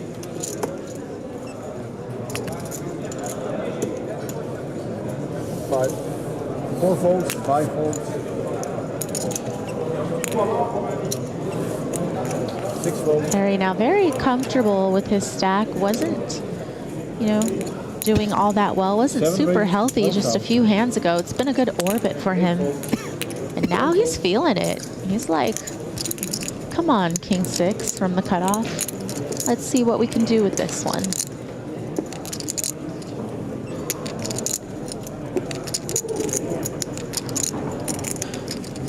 One calls 12,000.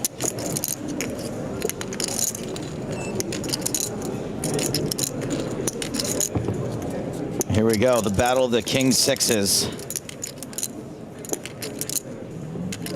7-8 Jack.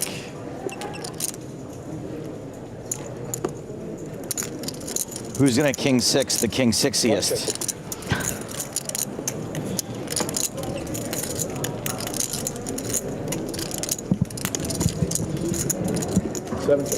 So far, they're both King 6ing the exact same amount.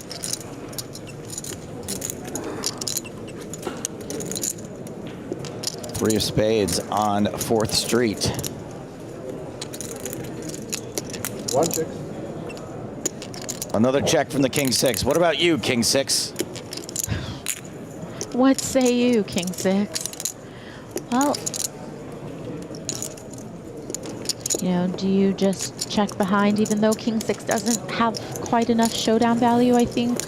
Or do you go for some type of delayed C-bet? Looks like he chooses ladder. 7 bets. 21,000. Yeah, buddy. Couple of pots in a row for, I guess not in a row, but recent pots for Harry Lodge.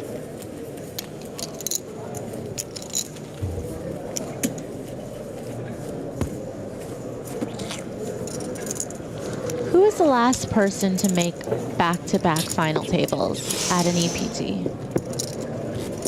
Back-to-back, like same event the following year? Mm-hmm. After winning it? No, or just back-to-back? let's just say back-to-back. I don't know why I'm asking these qualifying questions. I still have no idea what the answer is going to be. If only James were here, this might have been one of the I wanna say trivia Andre questions. Akari made a Barcelona final table 2 years in a row. Yeah, so not that long ago then. Oh, I'm just like sort of spitballing here. Peter Jorgna definitely made Paris 2 years in a row. Yep.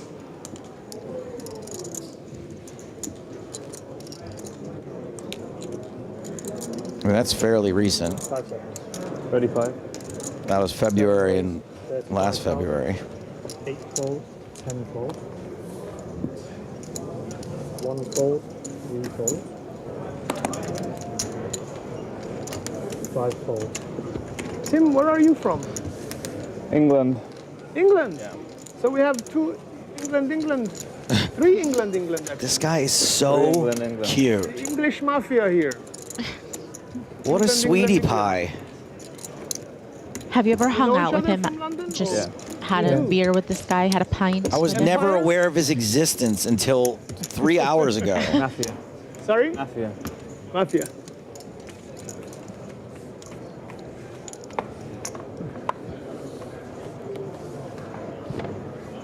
Just a couple of minutes left on the level. 1, maybe 2 more hands. 6 fold. 7 fold. I'm going to do a little public service announcement too, by the way. Two back-to-back. They're related. 1, if you're rolling up in the chat, by the way, I love Wolfgang. I consider Wolfgang a personal friend, and I think he is good for poker. But if you don't see him here, and you want to know what he's up to, the guy's a social media personality. Go to his social media and see if he said anything. And once you do that, don't come back here and tell us because it's a spoiler. 4 call. The dude vlogs his entire life. Maybe check in on him on socials and see what's going on there.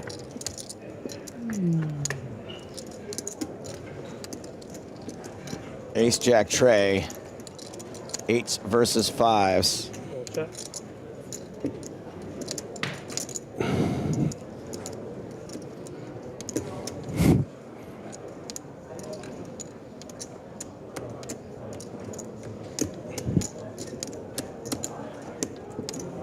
Bet, 11,000. Baranski's checked. Brzezinski bets the 5s. Not sure if it's a value bet or a bluff, but gets the ace to fold. Oh, he's back. This has been an interesting table. Yeah, I mean, we definitely saw, I think, some pots that Okay, Don, this were is it. played in a way This is that the hand I've been waiting surprised for. us, let's say. Here we go. But these players definitely not afraid to splash around. But you look and you see there's, 4 stacks with over 100 big blinds. And, nobody really short here, so certainly all have stacks that can play post. 7 fold. 8, 10 fold.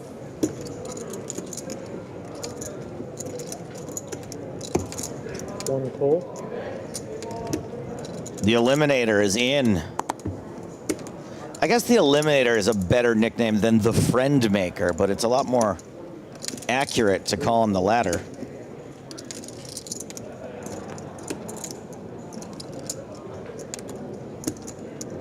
Cards.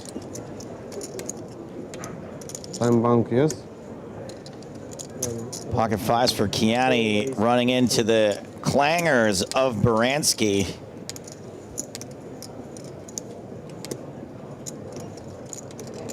Nicholas Crondelli with ace-9 in the big blind. 60. Whoa! Ooh. Okay, all right. So Kiani's kind of thrown things off here because he limped. Right. So the 2-bet came from Baranski. So Crondelli's like, all right, I'll 3-bet out of the big blind with ace-9. Exactly. Just thinking that it was a weaker hand in the small blind targeting the limp. But no, no. So this just got juicier than the flame-broiled Whopper, which I will never again. No, never say never. Everybody has a price. I haven't heard any numbers yet. Jack 9, 5, 2 hearts. The 9 hits Deli. I like just the flat pre from Baranski, you know, really disguising the strength of his hand here. But kind of unfortunate for him that Crondelli just caught just enough of a piece where he decides that he doesn't need to bet the flop with second pair. He has showdown value, but it's not quite enough to necessarily go for multiple streets. But I don't necessarily think that he's going to be folding either after he checks back and sees this bet from Baranski on the turn. It still rates to be good against some hands that would continue to the cold 3-bet. You know, some of the ace-queen, ace-king, maybe some of the suited combinations of Broadway hands. 10 of spades completes this board. And now if you don't really think your opponent, has any 3-bets there with, you know, a Jack 10 or a 10-9, then you really just give them perhaps like a good Jack X here, maybe trying to be tricky with the check back on the flop, and then, you know, just some type of value hands that you have beat that might be interested in calling this river bet, and, you know, just slightly under a third pot, 100 into 282. And Crondelli's got a real decision. You know, I really don't mind that 3-bet with ace-9 offsuit, but unfortunately he was just up against the top of Baranski's range, which puts him in a lot of trouble. You know, played a really big pot now and has the inferior hand.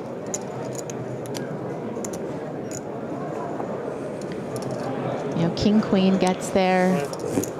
Can you just show me now? I'm going to see it anyway. Nice reaction. You know what I folded? Pocket 5. With 5 on the flop. That's true. Okay. You don't have fold aces. I'll allow it. I'll allow it. Pocket If 5, you fold a pair and Pocket it 5. shows up, you can tell people. You know what Phil Hellmuth says? What does he say? Says, to win a tournament, you have to lose some winning hands. I don't think he's ever said that. Have a nice dinner. Thank you, Don. We are headed to a dinner break, as are the players. Here are the chips that'll be waiting for them when they get back. Kiani, despite exhibiting no signs of deception or aggression, chip leader at this table. It's been fun. They're having a good time, and I like that. That's what poker's all about for me. Nicholas Crondelli, the shortest stack. Everyone's headed to a 70-minute dinner break, but for now, taking us to break, Simon Witziak reminisces about last year. If he calls, it's over. If he calls, he's an EPT champion. I call. He's made the call. Oh, wow. And I said, I win. And then you realize it's over. This is an explosion in your head, an explosion. The first big decision I made was to play poker. All my life, I was good at study, good at football, and I started to discover poker more seriously. When I started to study the game and getting interested, I saw that we can have a living with it. You say to your parents that you are gonna quit to play poker. My mother believed that it was a joke. Most of my crew don't know anything about poker. I had to tell them, we need an ace on the river, we need it. River card is an ace! Oh, wow. Boom, ace. What a fantastic moment. That's the excitement we've come to see in Barcelona. It'll be Witziak versus Seidenstricker, heads up. I knew that this heads up would go most of the time in my way. The last two from a starting field of 2,120. I love compete under pressure. I love when there is some exchange like this. It gives me energy. I was really confident and my confidence grew up again and again. Witziak extends his advantage. And at some point I had a feeling like I was not stoppable. Pretty rare to finish first of the EPT main event. Molly. He shoves! This will be a huge call. And it will be a tournament-winning call. Look at this from the rail. I called. He's made the call! Oh, wow. When I knew I won, I exploded. It is Simon Witziak from France who takes the title and trophy. And you see everybody crying, looking to you.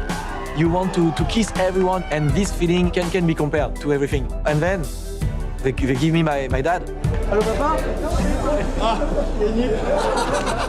And he almost didn't speak. You know, right now I'm just. And I heard him cry for the first time. It's amazing. Like you did great. These words didn't come out of his mouth really often, you know? Then he gave me my mom. She was as surprised as I was. Having a dad proud in this moment, it was really big for me. It's about accomplishment. It was the highest moment of my poker life.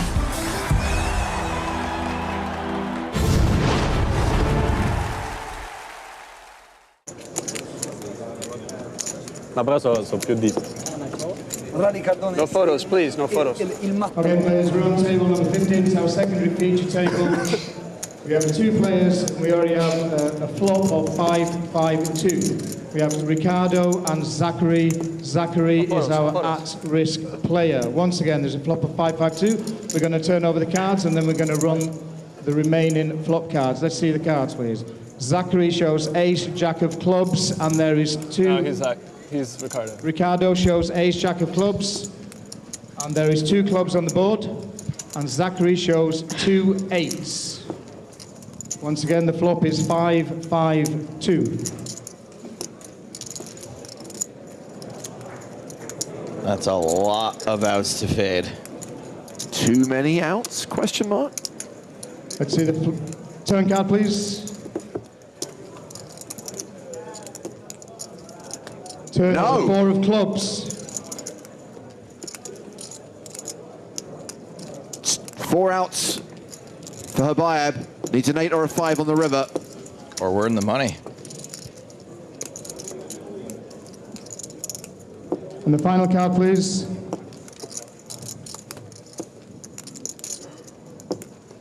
And the final card is a 6. Devo fare sempre tutto io. Devo fare sempre tutto All right, players, we are now in the money. Oh, man. Habayeb Bubble Boy. Okay. Zachary Habayeb goes out at 288th place, taking us down to 287, taking us into the money. Buy me a few. I'll get you a few. Sorry about that. Congratulations, everybody. Sorry. Here.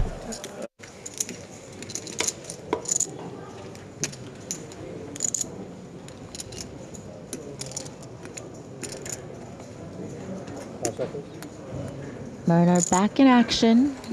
Really getting quite short for Ullring here, but you know, does he want to make his stand with the ace-5 offsuit against the hijack open? You know, to be fair, coming from a fairly active player, you know, do you think that you're going to be ahead of their range? Do you think that, you know, they have some raise folds here, even though You don't have a whole lot of fold equity, but that would be a best case scenario. But in this case, he's going to get called, I think, by the ace-4 suited, and going to be pretty happy that he's actually ahead, hasn't pipped. Going to end up in a chop sometimes. Ooh. Yeah, there's a lot of chop opportunities here with two small aces. And I haven't sung the song yet this trip, so I'm ready. Haven't disgraced yourself yet. No, I'm really good live, James. It's when there's the whole I'll be the judge of satellite that. issue.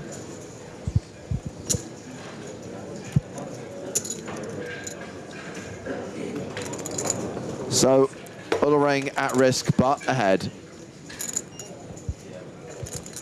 But nearly half the time, this will be a chop.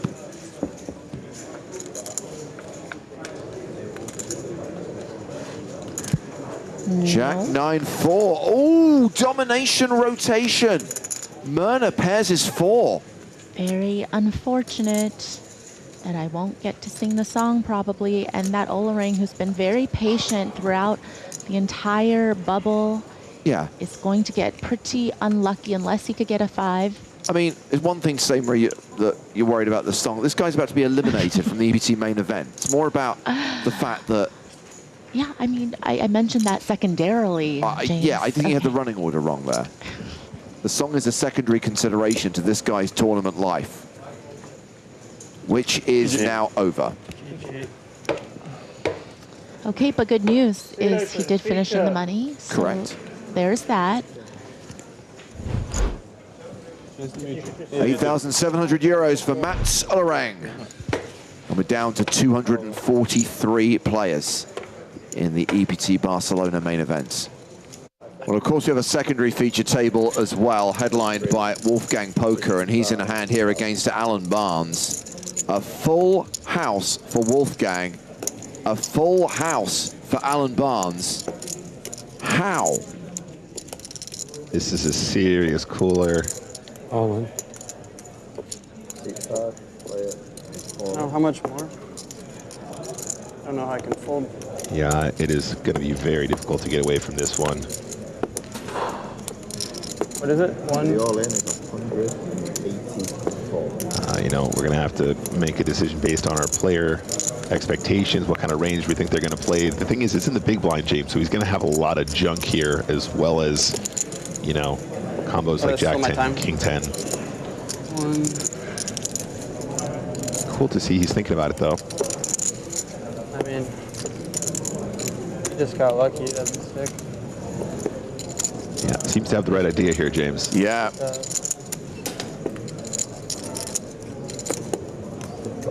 Yeah, full versus full force. Oh, man. So rough. And you must have been loving that flop as well. Just got worse on the river here. Yeah, unlucky there for Wolfgang.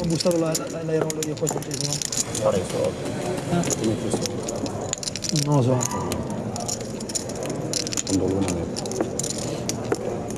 È sempre Jack T a te? Perché? Che cazzo deve avere? Paulino o assolutamente And that will see Alexander Wolfgang down to 17 big blinds. Still not panic time, but certainly needs to do some work to get back in the game and get competitive with the stack.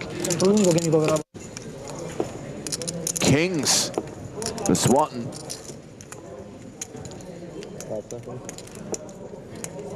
So Swatton here got about 20 big blinds, I think. Probably just a straight min raise, something like that. Oh, excuse me, sir. 16,000 to go.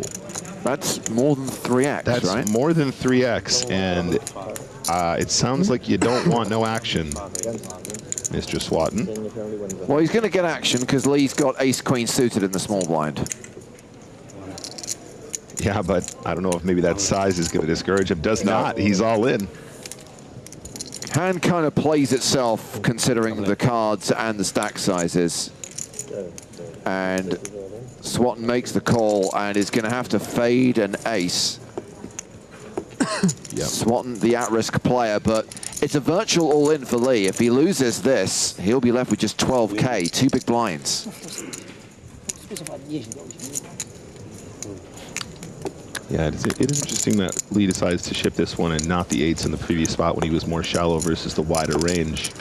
But in any case, as you say, James, feels like kind of a cooler regardless, despite the more unconventional sizing there from SWAT and pre-flop. Good luck to me. The alarm bells are going off. You just can't help yourself. Of course, that's why you 3x'd it. Yeah, exactly. And the flop. Oh, it's crunchy.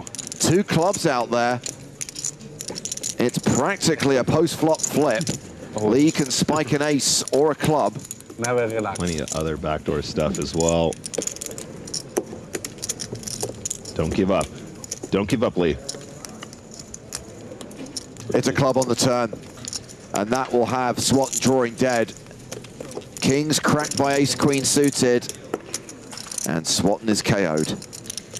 Yeah, rough spot. What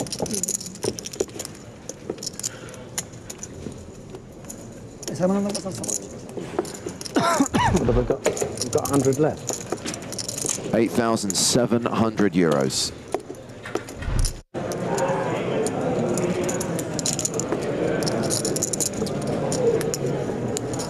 And we're on our secondary feature table. Firaz all in against the 2 9s of Toledano. Today and tomorrow you can. We are flipping like cardio versus weights. One of these two things is a slight mathematical advantage. Gotcha. 9's holding.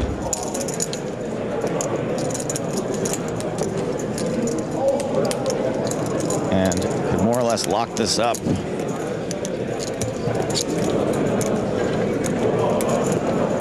Ooh, it's paint, but does not hit the ace-king. Does provide a bunch more outs for Firaz. 260, 260. Dobro. Koliko je vriš? 300. Dobro, dobro. River. It's a 7, always coming. Nada for Firaz, and no chips left either. Mi na misteriju, a? 15, sit open. Ajde, sretno tamo. That's going to do it for Shegars. I was Firaz. Against you. Hello? Yeah, GG's. Another one bites the dust. Got about 190 players remaining now, guys. Over to Myrna in the big blind with Queen 8 suited. This feels like a Myrna defend. It does to me, too. Queen 8 suited. Definitely pretty.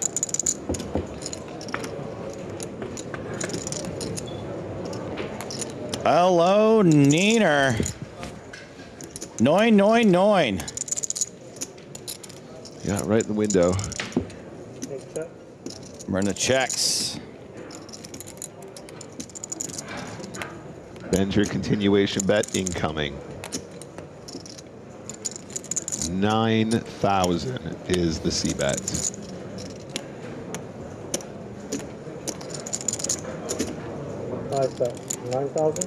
Whoa. Drilled it that time, yes. You know him so well. Yeah, I just happen to know Bender's game inside and out.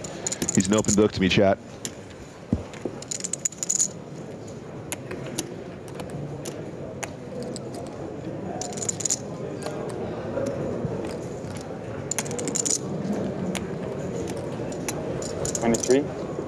Oh, Myrna's really stepped in it here. What a time to find the check raise. Makes it 23,000. Plenty of decent turns that... This is like a pre-semi bluff, I think. That's a great way to describe it. I think you're absolutely right, Joe. He's looking at the backdoor properties here. That's why he's using this combination, right? He, you know, 10 of clubs, 6 of clubs, something like that gives him the opportunity to semi-bluff continue representing, you know, 2 pair plus. Griffin going nowhere. Griffin's licking his lips at this point. Are we going to see one of those action cards on the turn? Yes. Well, it improves at least. You know what I hate, Joe, is when you got a very clear like bluff line in your head. Yep. And then you actually turn where you're like, now I actually kind of can't showdown. bluff, It's yeah. weird now. Yeah. This is definitely one of those spots. Yeah, certainly. If you were going to improve, it's not really the card you wanted to hit, is it? You wanted something, what, like the 10 of clubs? Yeah, 6 of clubs, you know. 6 of clubs, some yeah. kind of a straight draw, flush draw scenario. And once you get check raised here, you're definitely not going to miss a turn bet if you're Griffin. Just want to figure out how you're going to get max. Benjer's got 78K behind Joe. You know what? Actually, I wouldn't even mind a check here. Just because we have approximately pot remaining. But generally speaking, I think we do lean more towards betting turn. I think also if Myrna had a genuine semi-bluff there and not the pre-semi-bluff, you might want to charge a little bit more for diamonds or... That's it. That's it. And actually, I love Griffin's size here. He goes 25K into 73. It's 1/3. Keeps some of those speculative hands in there. You're still charging some of the draws. I can see an argument for checking turns some of the time, but I think generally speaking, what Griffin is doing is what we want. And yeah, just going to take it down. The queen doesn't get too spicy there. Not enough of an no draw, really. So all we're really hoping for there. Well, he sized perfectly to get action from the exact hand that he had, but as played, gonna pick it up anyway. Oh, hello, Griffin Benjer. Couple of cowboys for Benjer. Yeah, and basically the easiest call of all time for Benjer, just deciding whether or not he wants to shove or just flat. Honestly, I would love to see a flat here. I want to entice some action from jacks behind, queens behind, tens behind. I give Griffin a hard time because he acts like such a goober the rest of the time, but he is a very talented poker player. He is, yeah. And capable of all sorts of creative things. Well, and actually, when he zones in like this, too, it's very impressive. Yeah, it is. Actually, I take it back, guys. I actually didn't see how shallow, or I didn't see the stacks, I should say. It's not shallow. Ooh. Oh, my goodness. It doesn't matter. Ace-King wakes up and is going to run it as well. This is an absolutely crucial spot. Yeah, Benjer just deciding with half of his stack as a call, he's going to put the rest in right here, right now, and this is a huge moment. Thanks. 2 players at risk.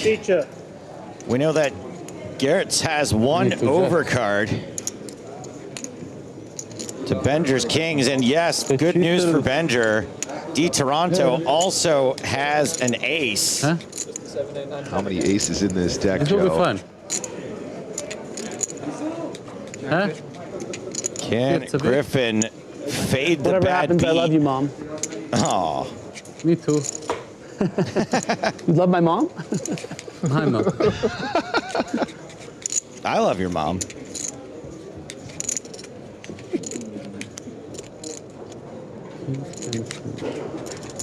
Expect trying to doink Griffin by saying they're blocking each other. No way an ace appears. It's called Trapped. Please, everyone, check it out. They have a Kickstarter. Thank you, Griffin. Let's hope this hand holds. I could use the plugs. 8, 7, 5, 2 hearts. Hearts not the best news. I'll give him the 4 of hearts. Not the 9 of hearts or the 10. Nothing funny like that, but. D Toronto has some hope. We do like the excitement here at Before the hearts get over. European Poker Tour. With running hearts. Sponsored by PokerStars. It's a human shill machine. Such a goober. Not yet. You can't say that yet. Turn is the 9 of clubs. I know. Yep. So D Toronto can now hit a straight. I will not accept a chop. I'm sure you get a choice Do I in make- this life, bud. I think I lose money if the river's a 10. Yes. Yes, I do. Or break even. Yeah, but What do you I think? think you win 5. maybe. Most of the deck good for Griffin. River Oh, no. is a 10. Bado. Oh, no. You win. D Toronto survives, triples up. 151. You win 11K, dude. Griffin least I win will La profit Bella. in the hand.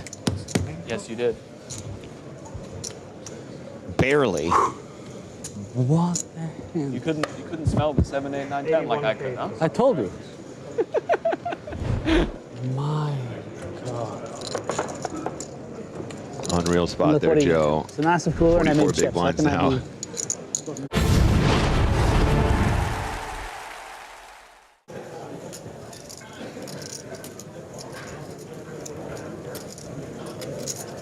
What's your play with the kings? Are we shoving or are we going to slow play and call Sprague? I would imagine we're all in. I think we're too shallow to do anything else with the 2 10s. And he might get away from the 10s now. This is a petrifying 3-bet. Certainly from the big blind as well versus the under the gun open off such a short stack. 100%. I think Petrozelka's actually getting more action, something we spoke about a little bit earlier. I think you're getting more action if you just open jam. This seems just always too trappy, as if it's always going to be a much stronger hand.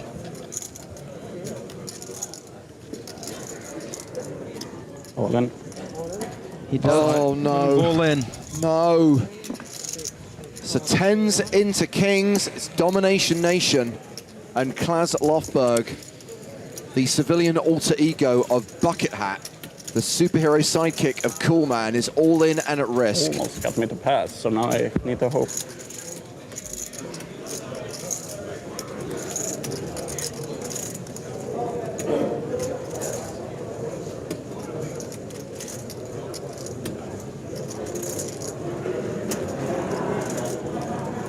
Let's deal the board. Let's put him out of his misery.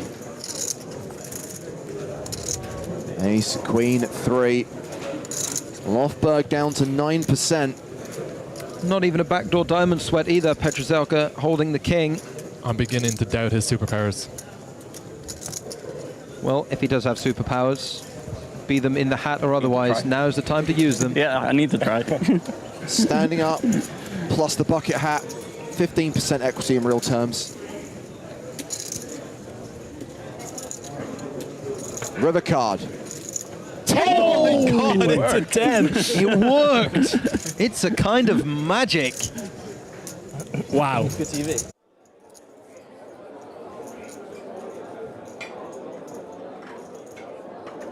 And we are going to sweat with Phil. We're going to play this hand from Ivy's perspective now he's back on the main stage. He's got no choice once he gets down to the final 2 tables. Dave folds. Actions to Robin. Robin with a fold. Oh, I must do. Over to Noah. Johnny folds. You know what's weird is a lot of poker terminology obviously has evolved over the years, and a lot of the stuff people said back then doesn't get said now, but we still say sweat with. Yep. Let me sweat your hand. That hasn't changed. Yeah, true. So Ivy elects to complete in the small, and Sjoberg's going to check his option in the big. King, queen, 9. Ivy checks. Well, blind on blind, we like this.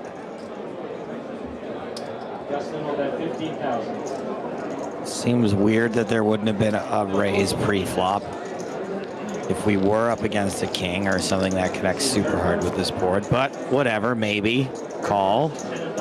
Uh-oh. This board's getting straightier. I like that card a little bit less now, obviously. Goes check, check. It is the 8 of spades. Now we have a straighty flushy board.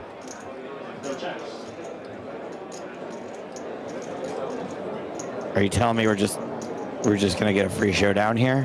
Fine. That'd be so hilarious if it goes check, check. All right. I think we're going to get put to a decision. 25K is the bet. Lex, what do you think? I think it's just so easy to be beat here. I'm just gonna fold probably. Yeah, I don't know. I think that flush draws try to bluff the turn because there's a 1-card straight. I don't mind a call here because I think people don't bet a king, so you're not losing to a single king. I think that a flush they will bet the turn with. A jack is going to bet small on the turn, but they could have a jack. And every single set or high 2-pair combination he raises pre-flop, so I don't know. Was only like a half pot bet, right? Well, he does not like the fact that he was called. Good call, Phil Ivey. I fold way too much. 4-5 the hand for Sjoberg, who mucked, which means Ivey wins it uncontested.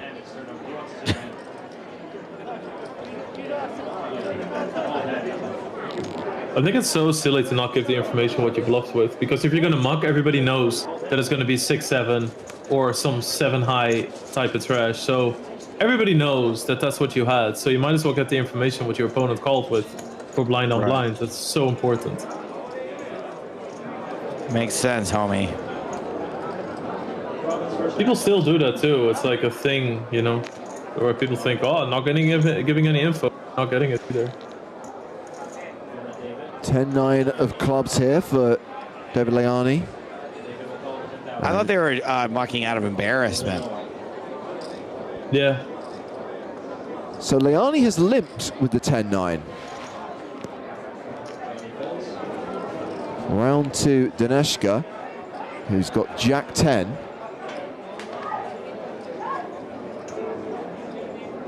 Got to get a soul read before he calls.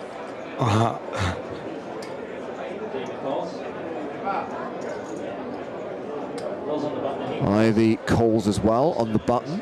Sjoberg in from the small. And Gregory can see a free flop. And he says, yes. I like free. 5-way action. It's a Jack 5 deuce board. That's 2 pair for Ivey. Ivey about to get Danishgar good. Interestingly, it's Leani who's betting.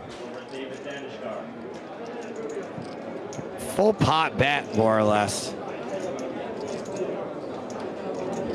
What's this bet about, Lex? I don't know.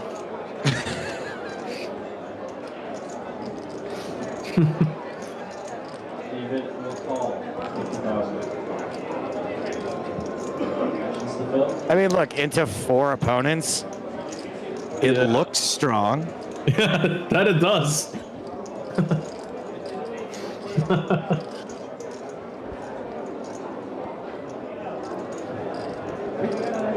Ivey with a big brown tower here. Remember, those are the 5K chips. And that is a raise, an additional 100,000. Looks like another 100,000. 100,000 more. Could still catch running cards to make a straight. Maybe it's worth staying in. Sorry, how is there 300,000 in the pot now? That's crazy. Over to David Danishgar. Wasn't there 50 in the pot? And Homeboy led for 50,000 and Phil made it? There were 2 calls. 2 calls. 2 calls, okay.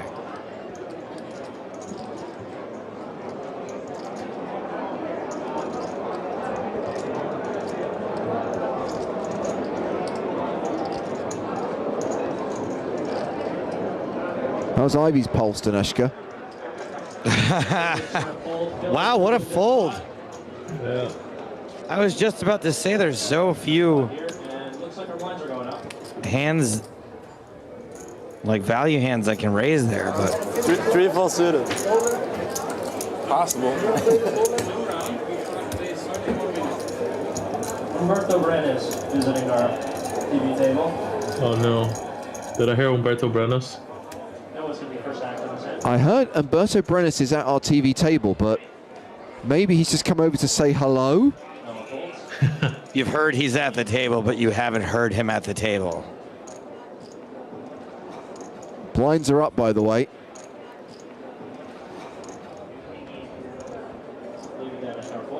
And here is Ivey.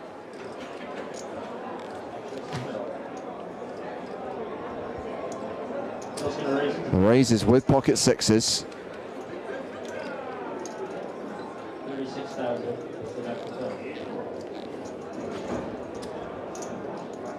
Dave Gregory on the button folds. Round to Leani in the big blind, who's got aces. Okie dokie. Ah, he's doing it. He's doing the all. I'm so stressed out with these aces. Okay, this. Oh man, I'm so disinterested in this hand. I don't even really want to be putting chips in, but I guess I'll raise. Full disclosure, this is a hand I have seen a fair few times.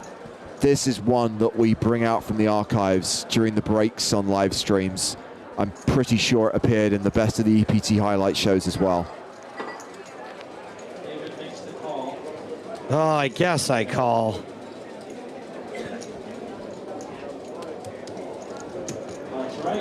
Crazy that he slow plays it from the big blind. You didn't really used to see that back then that often. And there's the 6 on the flop.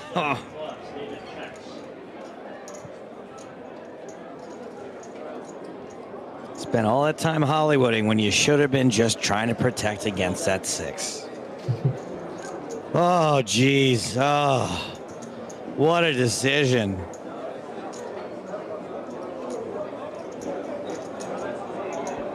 This is him pretending to think again. So much pretending to think. He's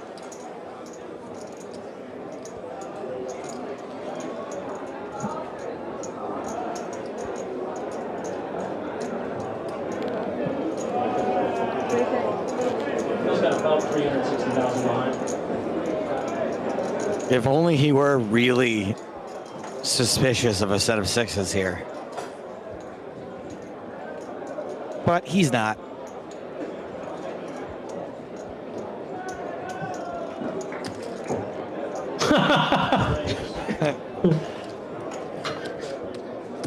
His timing's slightly off here. Boom. 100,000 total.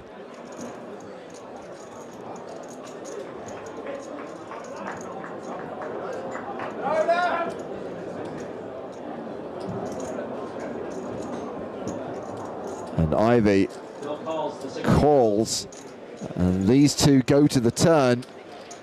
I think Leani has Ivy covered here, by the way. That's a pretty big stack for Leani. 10 of clubs. David is first.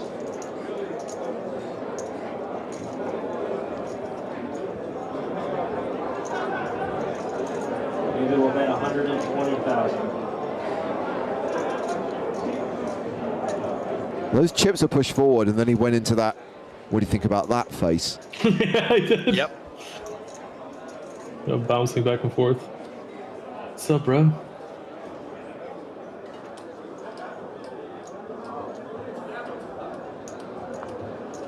Phil's got his face pulled back like that to stop from smiling.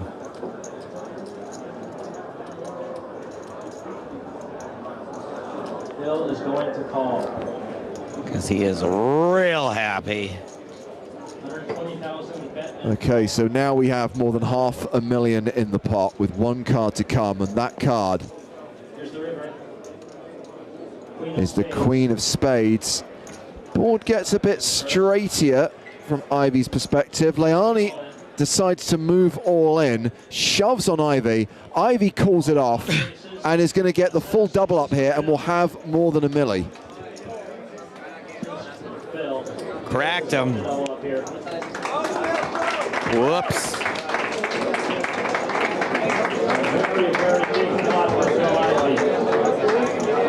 Never a good feeling.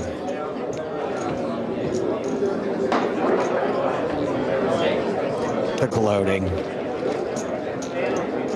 Yeah, we talked about people not getting it quietly in the early seasons. Ivy being the notable exception to that trend.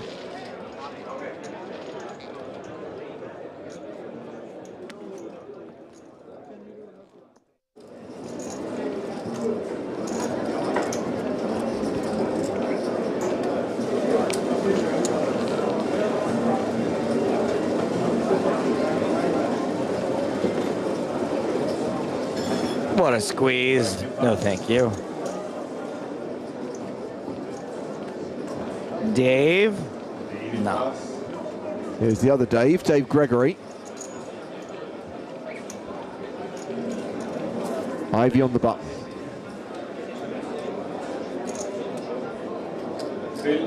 Phil opening with pocket nines. And with Bjorn Eric Glenna folding the small blind, the actual Bjorn Jeff Lissandro in the big with 10-9 of hearts. This feels familiar. Yes, this is another hand which has had its fair share of airtime over the years. Don't spoil it, though. I don't remember what happens. Oh, boy. That's what happens. Ivy flops a set. Lissandro flops top two.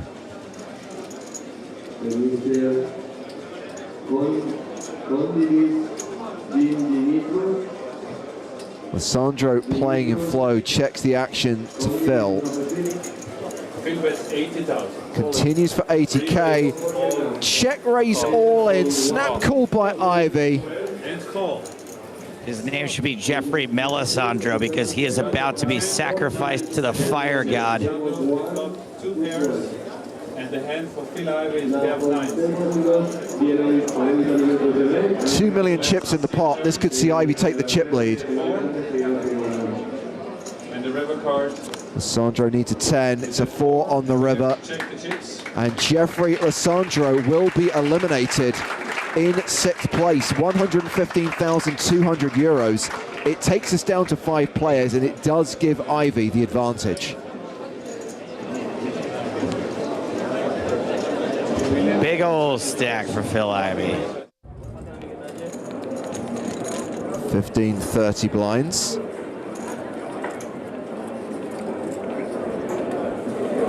Ten-6 of spades for Dave Gregory.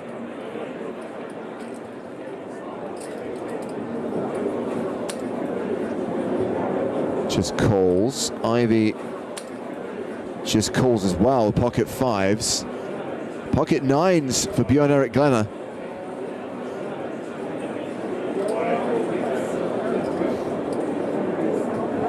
And he says, have some of that.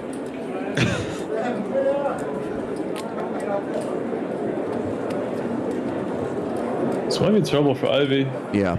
Actually has a lot still though.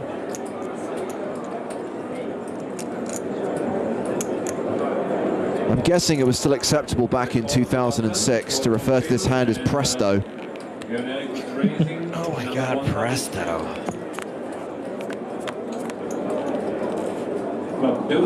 Ivy does not flop a 5. Huge dog here.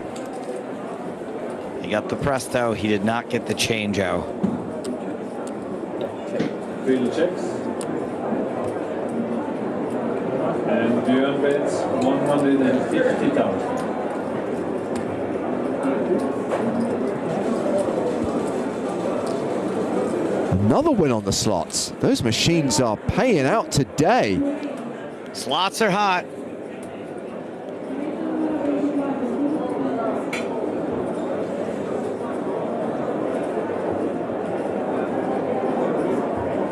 Still another 15 years till Ocean Magic gets invented, so I'm not interested in slots right now. To 350,000. 201. Wow. Wow.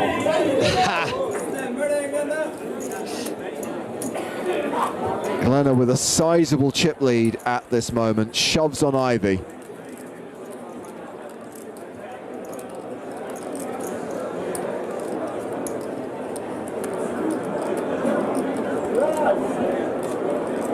I guess in a way there was so much more to think about back then because people could have any 2 cards at any point. Yeah. Like you would have to include Jack 8 as a part of his range here.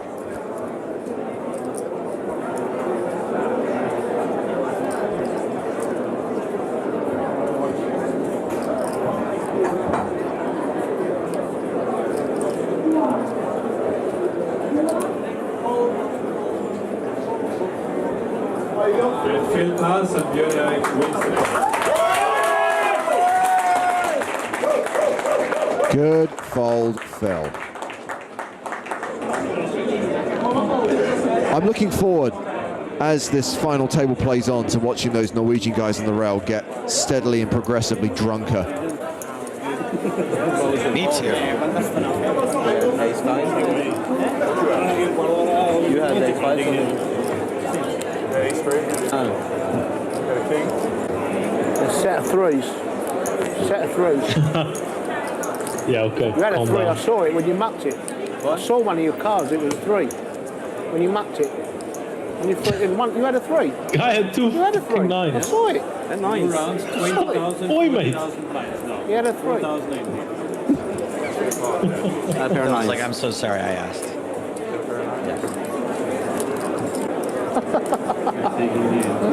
You can see it on TV. Oh, yeah. I don't know why he will lie. He knows I'm going to do it. I saw it. I saw your card. It might have been Phil's 3 that make the pick was a mistake. What is it that he thought? I saw he had a 3. You had a 3. I saw your folders. You had a 3.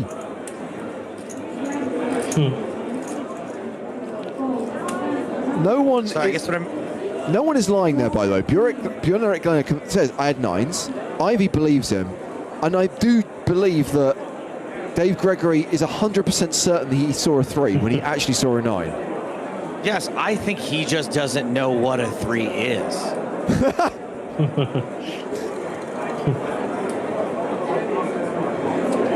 Dave is raising from the button to 80,000.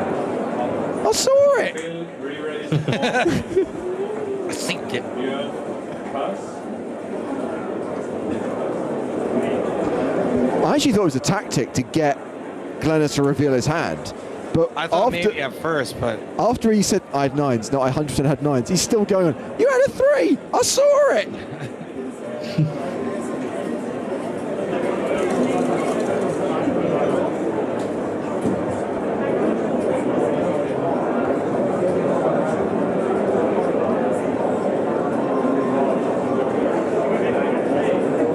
Phil, show him a 3.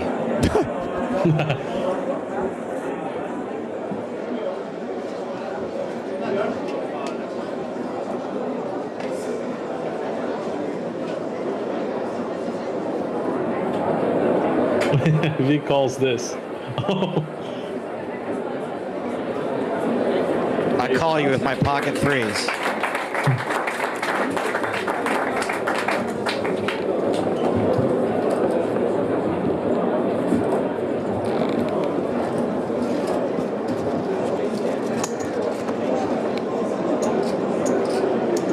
You know when people are saying like, well, I'm going to see it, do you think any of these people actually did watch the TV show when it finally went out? Of course.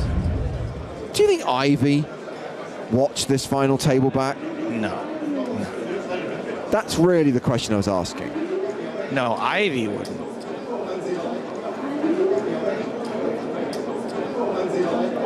But my guess is this. That after the tournament, Ivy could have grabbed any person who knew where the whole cards were and asked, and they would have just told him.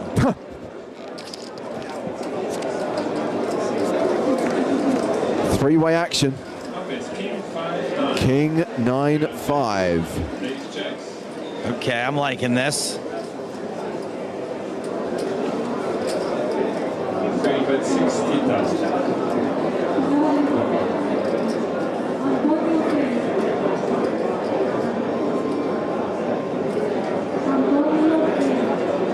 Lena, he's never one to not bet a pair.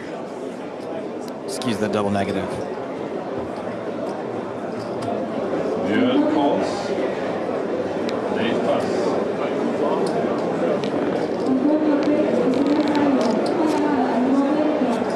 Turn card is a king. And that is a third pair. Phil checks.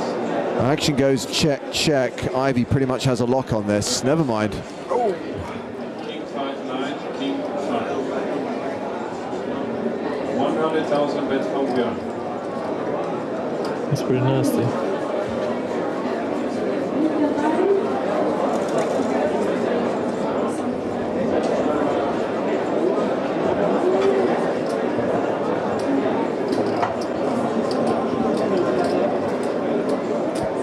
Oh, Philip. Showdown. 4-5. Calls the 100K. He sees that he got rivered.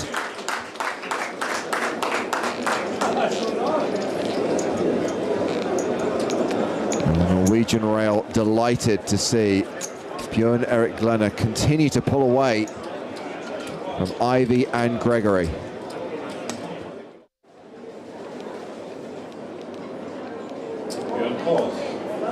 Glenner calls on the button with 10s. Here it comes. Ivy with ace-5. He's all in. And there is the call from Glenner.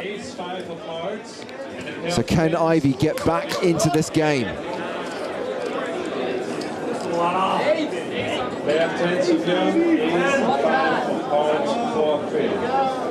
Look at how many people are watching. Huge rail. Some 5s. It is a set of 10s for Björn Erik Glenner, and Ivy drawing super thin, just 6% equity now. He's going to need the rest of the 5s. It's an 8, and you have a decision. It's over on the turn. Björn Erik Glenner is the winner. This is the point where I have to shout, bag of chips. Phil Ivey, his first appearance on the tour, a second place finish, still his best result on the EPT, 371,000 euros. But it's Björn Erik Glenner from Norway, who was the first champion of season 3, cashing for 691,000 euros.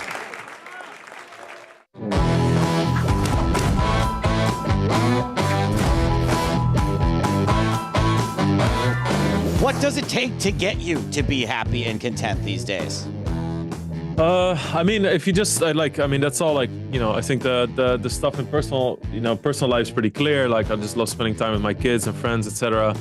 If you talk about like fulfillment in career, I'm just pretty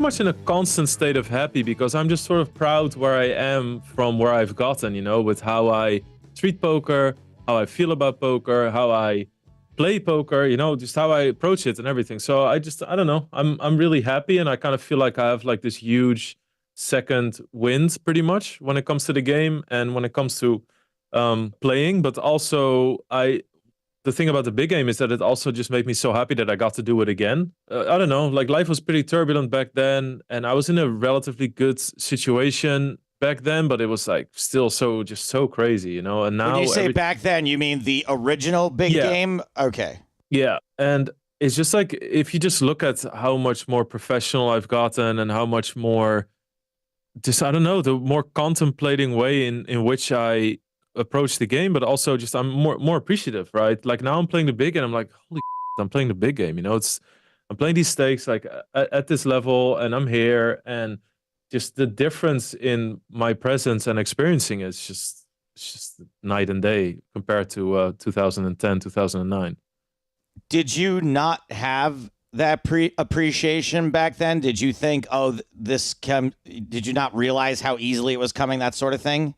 Well, I think that back then I was definitely thinking like, wow, this is cool, and I'm playing a big game, and there's, Daniel and Doyle, and I'm playing, and it's a cool concept, and it's high stakes, but I don't know, man. It's just like all these things in poker, like I never really walked around just thinking like, wow, I can play every EPT stop and I'm just here, or I can play 24 tables of 10-20 no limit hold'em online. Like when I think about that now, I'm like, that's actually crazy when you think about like how intensive that is and how high stakes, and just doing a full World Series schedule, where after like 3 months you're just walking around just like, I don't know, am I gonna drown myself in the Bellagio fountain or the Venetian one, like you just just not.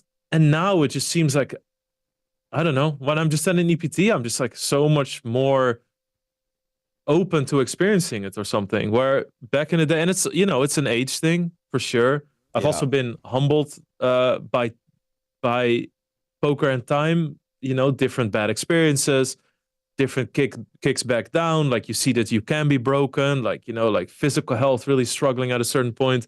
So it's like, it's very normal, but I'm so happy that I got the chance to sort of do it again, and I feel like that's where I am right now. So it's not necessarily that I don't like the guy from 14 years ago or the way he went all about that, because at the same part, I'm like, yeah, okay, he was 25. Like, what the do you expect? You know? So, yeah. And now I'm like, yeah, now I get to see this all again with new eyes, and it's just amazing. Yeah.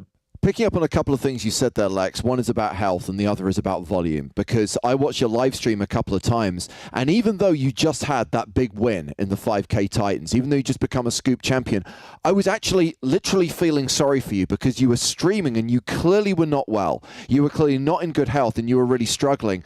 But also, I could hear in the background every time you had an alert on your computer, and you were playing so many tournaments, you were playing every event at every single buy-in level, and it was just like, how the hell are you meant to focus on the stuff that matters when you're literally playing everything? Yeah, it's intense. I talked to you know, and this is not like you know, like, one thing be clear, like, I choose to do what I do and I love what I do, but I will say I had one day where I was literally too sick to stream, but I still wanted to try and make day twos and play. And poker is a very competitive game, and it can be very stressful. But playing without streaming, it just felt like swimming naked. You know, it was just chill. It was just so serene and calm, and I had time to make notes, and I had time to, like, you know, like save spots and record some spots for later viewing with a coach. And it just felt so relaxed. And I told Spraggy as well, at a certain point, like, he was having a really bad day because there was, like, his mic wasn't working and I had something similar, and we're just, like, ranting to each other because he's one of the only people that truly gets what I'm going through at that moment, right?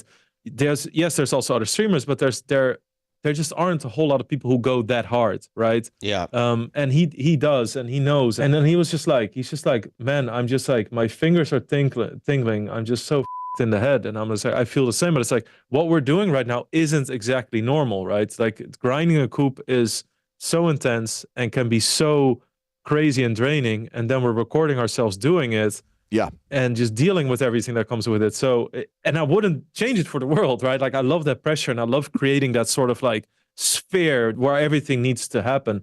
But yeah, I mean, it's pretty crazy. It's pretty draining. I had, last Sunday I was standing in the shower. I was, you know, I wasn't feeling well. I was standing in the shower throwing up, and I was like, okay, it's, you know, scoop final Sunday, but then you're playing and it's, yeah, I don't know. Then it all sort of clicks and you get into the motion, and little things like, it's really important. Like, chat really helps me, you know, like, people that are very positive, supportive, and people showing up every day. And it's really easy to feed off of the excitement of people. When somebody says, like, I had to leave the room when you were all in because I couldn't stand attention, like, something like that really gives me, you know, that makes me feel like, oh, that's sick, you know, that's awesome. So yeah, I don't know, in the end you do it, and you know, next week I'll be like, I can't wait till it's W Coup. To speak to that as well, Lex, I think one aspect you're even leaving off of it is that, so you're streaming for whatever it is, 8, 10, 12 hours at a time, playing very high level poker, entertain people, and then also life's happening on a screen too that no one can see.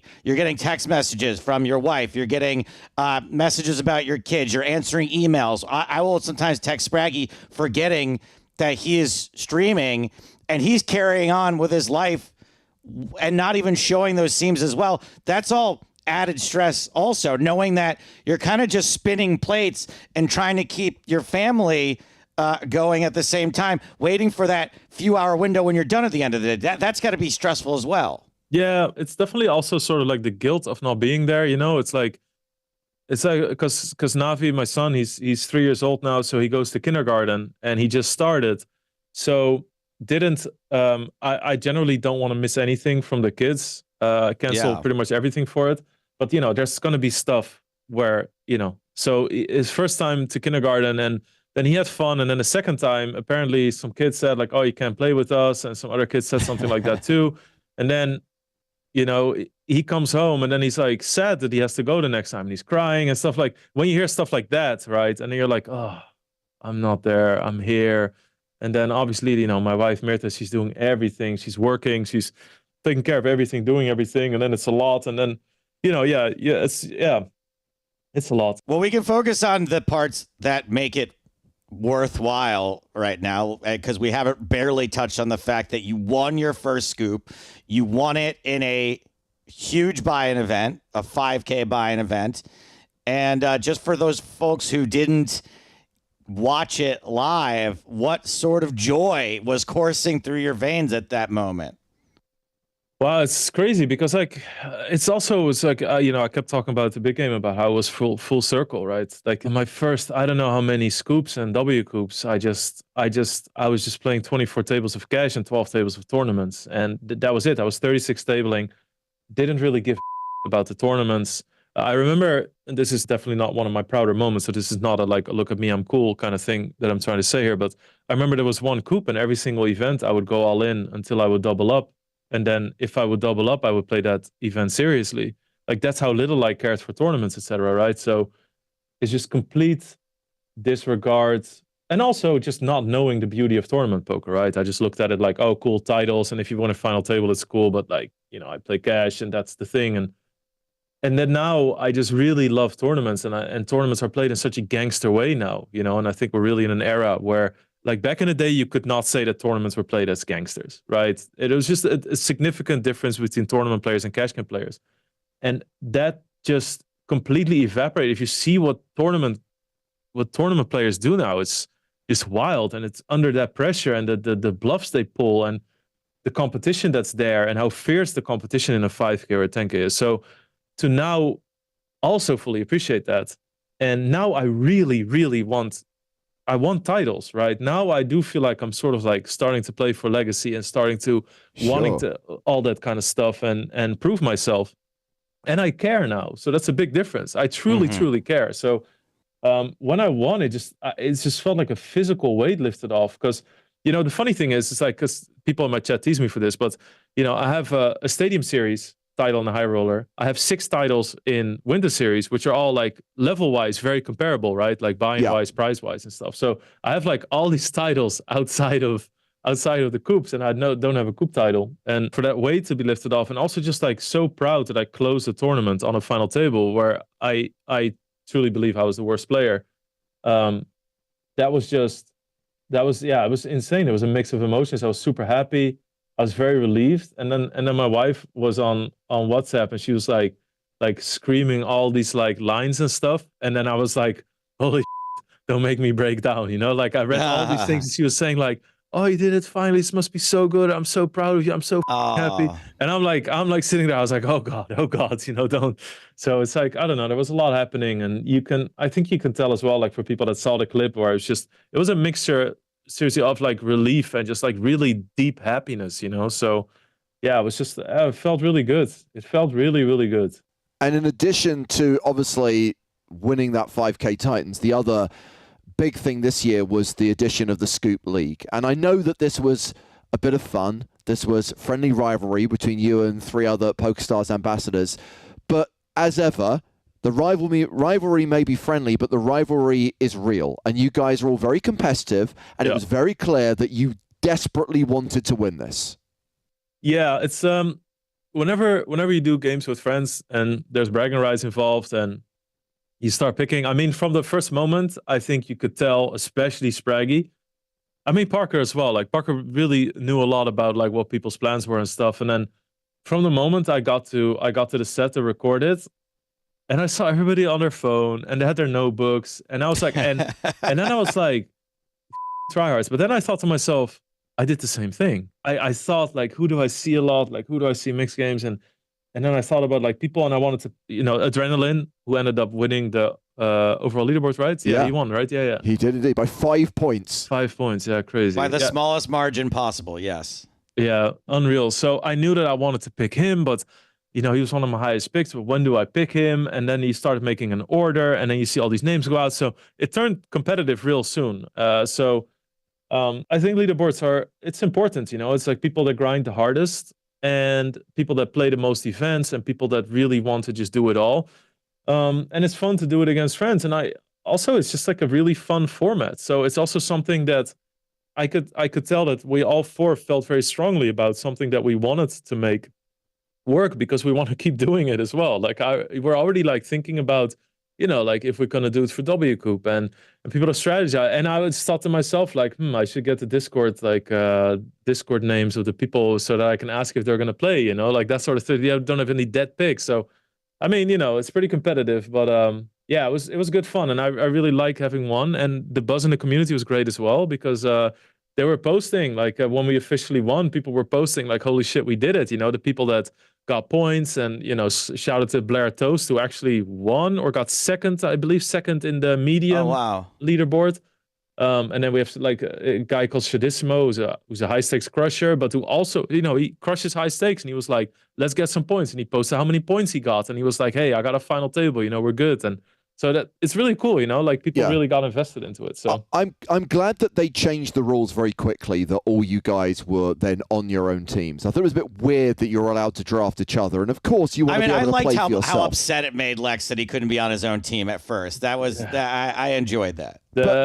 I mean, it worked out very well for you, considering that you had a phenomenal scoop. And at one point, I mean, you're in the top 10 for player of the series, for heaven's sake. And your results, your individual results, contributed a huge amount to the result of your team. Yeah, thanks. Yeah, it's kind of funny because, you know, I said I wanted to draft myself because it's that same thing, right? Like I really want to bet on myself. And during the last W Coupe and Scoop, I got in the top 15 or top 20 of the leaderboard. So it was like a thing, like I really want to show like I'm betting on myself, like I'm going to do it this time. And I really wanted to pick myself. And then Finton picks me, and he also he knew that I got some points, but I think Finton really wanted to just mess with me as well.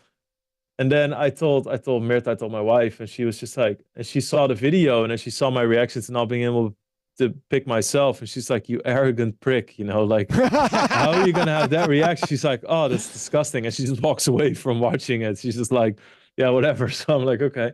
So but then we were playing, and it's like, okay, you know, a bit of fun, and you can draft each other, and you whatever. So you foil each other's plans, but then quickly while we're playing, it didn't feel, you know, oh, Team Lex, and then they were like, oh, Lex, are you gonna get points for? And it's like, what, you're on the other team? And I was like, yeah. And then, you know, in Spraggy's chat that came up a lot, and then I just said like, hey, I don't know how you guys have noticed it with your audiences, but there's a little bit of a disconnect also in my feeling for not being on our own teams. Yeah, you know? completely. And of course, Finton instantly spins that into us not playing fair, etc. But whatever. Look, Finton has a lot to answer for, and we'll come on to him in a moment. I would like to say two things I would say, and I hope we see the return of this league format for future online series. I would say there's two things that I would recommend. I think that we could potentially expand it into 6 franchises from 4. But also, I do think we have to kind of have a budget behind it, in the sense that there has to be a value on the players you're drafting. A bit like they do with the 25K Fantasy League for the World Series of Poker. Because I think that way you can't just automatically take the people who are top of the player of the series leaderboard for every single online series, right? Because you're going to run out of budget very soon. You need to have kind of like a balanced lineup, which I guess you do have to a certain extent with the community members being able to play as well. But I just think a bit more strategy in the draft, rather than going in like Finton did and reel off a list of names of people who aren't even playing Scoop. Yeah, I think that's a good point. There could be something there, or you could like tier players, right? You can have like 2 tier 1 players, 2 tier 3, or exactly. There's still like, if we keep the amount of pros to not, you know, what I do liked about the amount that it was this time, like I could keep adrenaline in my pocket for like the second or third round, to where people had their own like top picks, and then you say adrenaline and you see the reaction from other people, you know. So who are you going to keep as a dark horse that other, like Fall First? I know that he did really well again this year. Yeah, he was just somebody like where Spraggy mentioned him, I was like, oh, of course, you know. Yeah. But yeah, you're right. I mean, it's I think it was a good success. I think people were very involved with it. We really enjoyed it. So, you know, making it, expanding it, building on it, like all that stuff to me just sounds good, because that just means that just the fact that you're mentioning these things that we could probably build on just means that you were enjoying watching it, and that you were thinking like, how can we make this better? Like whenever that happens, I think we're onto something cool, you know? 2 more things we need to talk to you about before we let you go. The first is the big game on tour. You've mentioned it already, the chance to come back and play again. Has it been weird with the episodic nature of these shows that obviously after weeks 1 and 2, you were on an absolute tear, and then came episode 3 last weekend, where we saw obviously the huge hand against Keating, all that profit and more gone. So you've got people really getting behind you for those first 2 shows. You're like, guys, you've no idea what's coming up next week. Yeah. Yeah, it was weird because like, obviously anything can happen rest of the season, but like it just felt weird in the progression of people just thought it would be a continuous line up. And they were talking in my Discord and my chat, oh my God, is he going to win 200, 300, 400, 500K? There are people saying, oh, maybe he clears out the table. There's nobody left to play. I was like, yeah, well, and then, I wonder, and then somebody said, I wonder what kind of big pot he's going to win against Keating. And I was like, well, yeah, no, it is weird, but it's also kind of fun because that way I felt like it went like that at the table as well, like for some, it was weird as well. I think everybody was a little bit nervous or something at the start because how it was going to turn out. And I felt like, oh no, I was going to run over the table. And somebody made some, Jennifer made some comment about, me probably going to try and Target on stuff. back. What? Sorry? She gave you the nickname Target on back. Yeah, exactly. So, it was like a little bit, it was almost as if people, and I'm absolutely fine in that role, but it was almost as if people found some sort of like grounding because they were a little bit nervous about the game, about let's just make him the bad guy because he won 3 hands or something, which is fine, and I was kind of looked at as sort of like the pro, you know what I mean? Like in that atmosphere anyway. But it's fine. Then clearly that pot versus Keating just knocked it all out of the way. So what's going on? Obviously, on a very surface level, I know what's going on in your head when you make that call. But are you just going to yourself like, oh, if I call and I'm right here, I have like quite literally all of the money? No, I think I knew that there was that danger, right? Like versus Keating, and it's very hard when I thought coming in that playing Keating and his wide range would be easier than it was. Interesting. I thought that it would just be like, okay, Keating's gonna have a wide range, but the way he was sort of like blind potting, and then just jamming with draws on people, and sometimes he wouldn't. I don't know. I felt like he sort of like started, from what I've seen, because I did a little bit of research. From what I've seen, he's good. He's made himself better at weaponizing the way he plays. And but I knew I was gonna value bet the shit out of him, make light value bets, but also not make overfolds, right? Like that's the craziest thing I could possibly do versus him. And it's kind of funny because during that last pot, I was just like, I could have snap called, but that felt silly.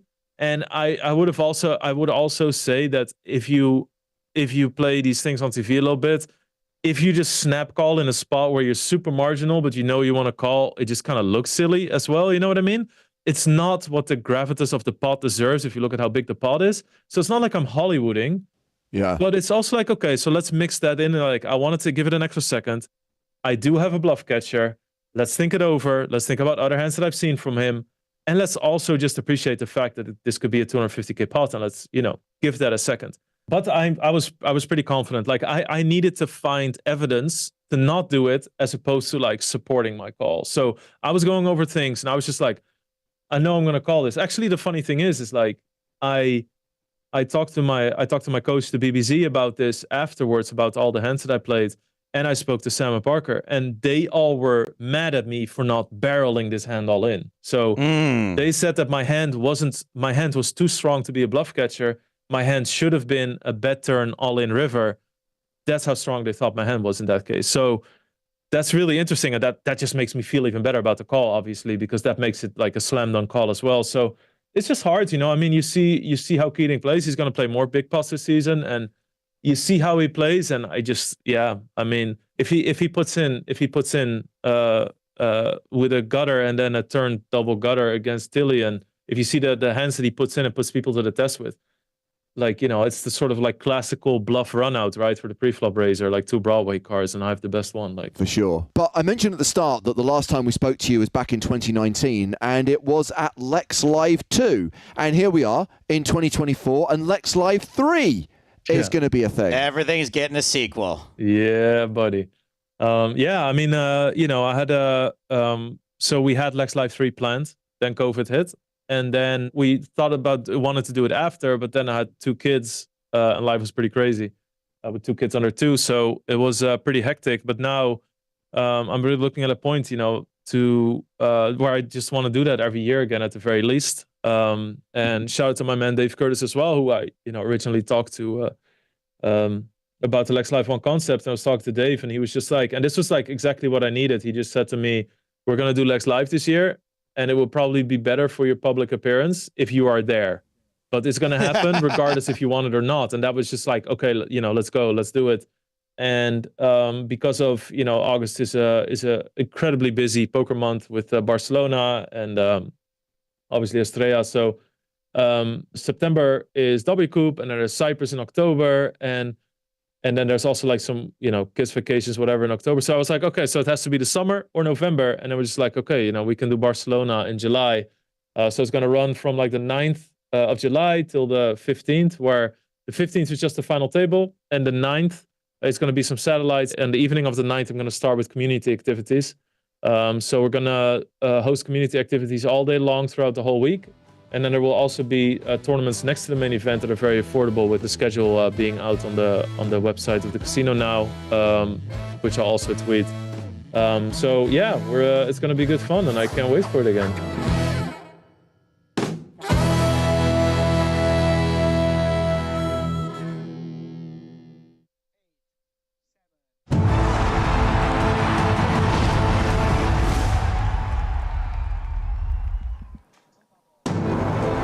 Welcome back to Barcelona and the 20th anniversary of the PokerStars European Poker Tour. We are on day 3 of the main event. Earlier today, the bubble burst. That was followed by the post-bubble bust-out bonanza. Now we come back for the evening session, and these are the chip leaders right now. Claudio Di Giacomo is the biggest stack right now with 1.2 million. Bojin from our former feature table is 3rd in chips overall. David Coleman from the USA rounds out the top 5. 146 players coming back from the dinner break, and a decision has been made. Because the bubble ran so long today, we are only going to play one more level tonight. So this is the last 90 minutes of poker, and these are the players we'll be watching. We still have former chip leader Kajan the Eliminator Kayani, and we also have Marcin Baranski, the online qualifier, the guy who was in this 5K main event for a €5 investment. I'm James Hartigan, alongside me, Sam Grafton. Hello, everyone. And Griffin Once a Year Bencher. Griff Graf. Dun, dun, dun, That's what his girlfriend calls him. I don't know whether you're aware of this, Griffin, but this We're is up to twice a year now, actually. This is our new nickname for you now, which is the fact that you show up, play a poker tournament once a year, and somehow make a deep run and cash. So, congratulations on your 160th place finish in the EPT 20 main event. It was a treat. It was really fun to get an opportunity to play and to be on the feature table. Even though things didn't go my way today. How magnanimous. One level. So players just confirming that in 90 minutes they'll be done for the day. That's not good. What a shame.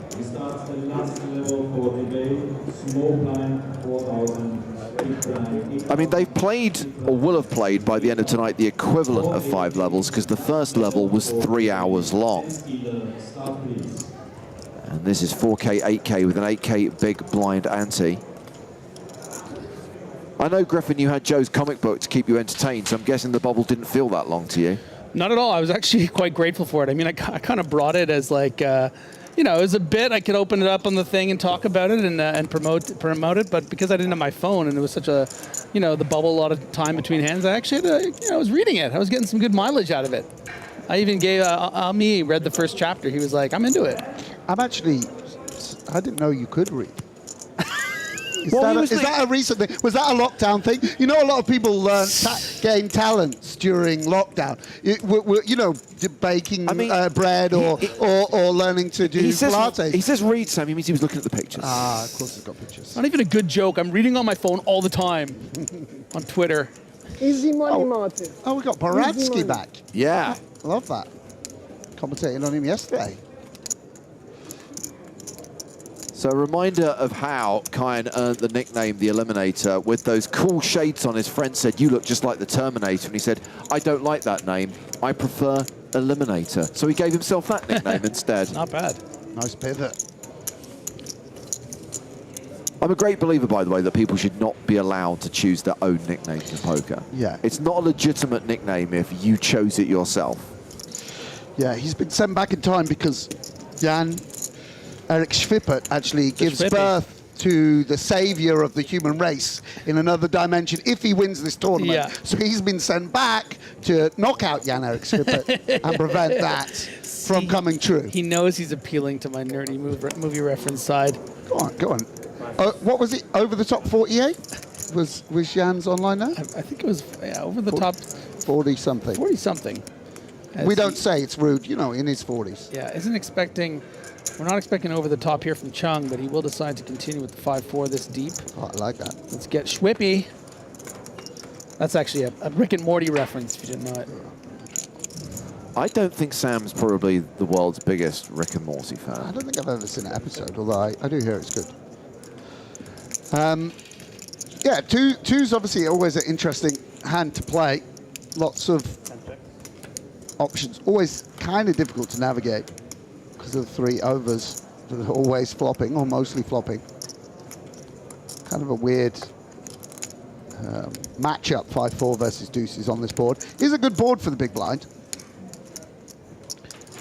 In general, more 7x, and that's one of the reasons Jan sort of can't fire at will. I guess it's a tough stab here with 5-4, Sam, because I mean the 10 is going to create a lot of equity for the kind of hands that Schippert might check back. And Tim's UK lad. We don't worry about this kind of thing. We just say, you've shown weakness. Let's get after it. But I do find interesting that actually, and tell me if I'm reading too much into it, but having a 5 and 4 in your hand, it kind of unblocks sort of the ace-5 suited, ace-4 suited combos that would just fold the turn there. Whereas like, Schippert could have. Yeah, it blocks them, so it makes it less likely they have those combos. I mean, they just bet the flop ace-5, I think. Yeah. But yeah, I mean, I agree. It's probably an out-of-line bet, to be honest. Like, you've got every queen X, every jack X. Yeah. King, it's one of the worst hands you can possibly really have. Yeah, but he got it through. Yeah. I mean, he had 2s. He would play 4s the same. So again, you don't want that. But look, I'm not having you going after anyone. Tim Chung, I've got his back. All right. I'm not having any criticism of Timothy Chung on this thing. So I don't even know who he is. I love it. Yeah. Tell me about Timothy Chung. Yeah, he's actually, you know what? I've played with him for years. I have a sneaky feeling he's in some juicy cash game somewhere. But he pops up every now and again, sort of not consistent. He's played a lot of tourneys over the years. But I don't know whether it's his primary income. Here we go. Switcheroo. He looks like the kind of guy that would bluff me in a cash game. Yeah, look at Kiani, by the way. 6-3 suited. +1. Let's go. Premiums are out at this table. Let's do it. I mean, they got a lot of chips and they're happy to splash around. Kiani is still table chip leader, if not overall tournament chip leader. Ace 8-3 on the flop. Krzyznicki was the best hand. I mean, if my nickname was the Eliminator, I would start just blasting off, I think, here. One bet, 15,000. Yeah, let's just go big bet to begin with.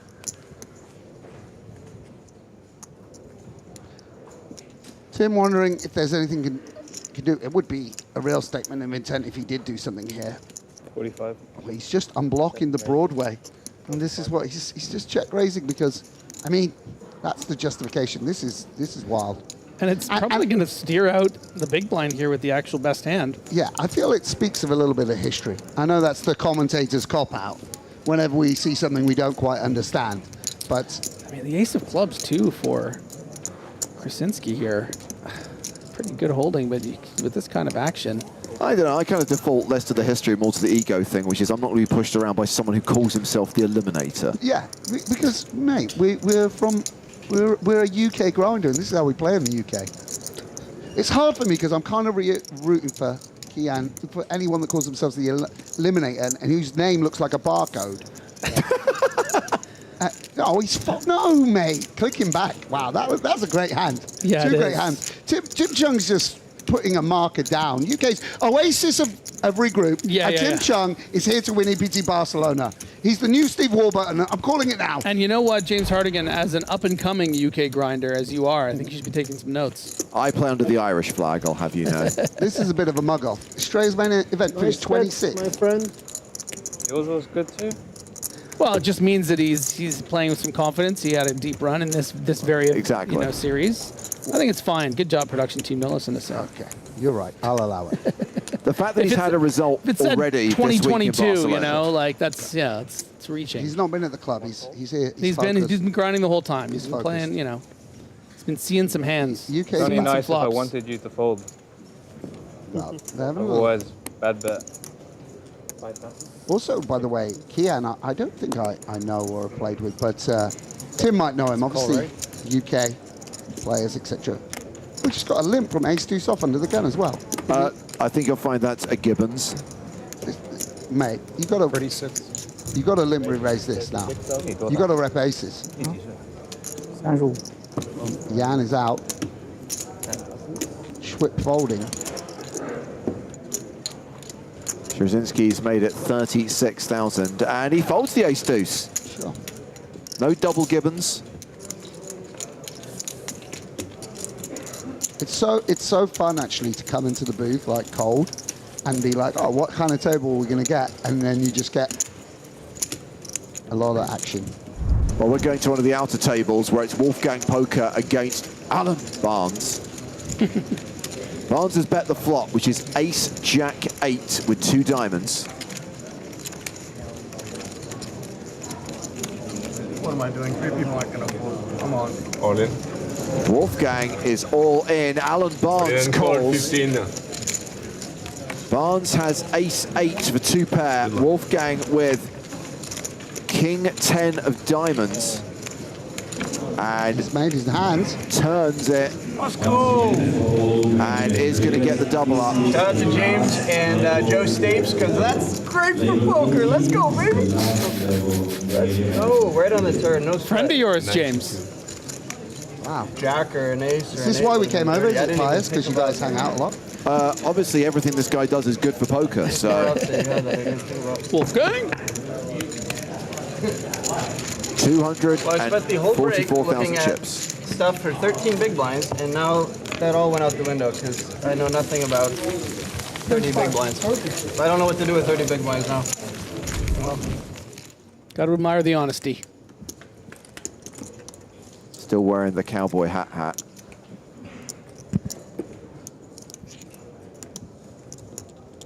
Kiani in action again. It's a classic matchup. Defended his big blind to 16k raise from the button. He's checked the flop. Does have the best of it right now with a pair of 5s.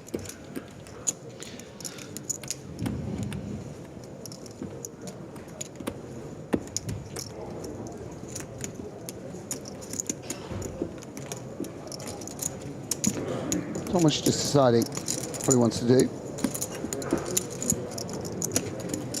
20,000.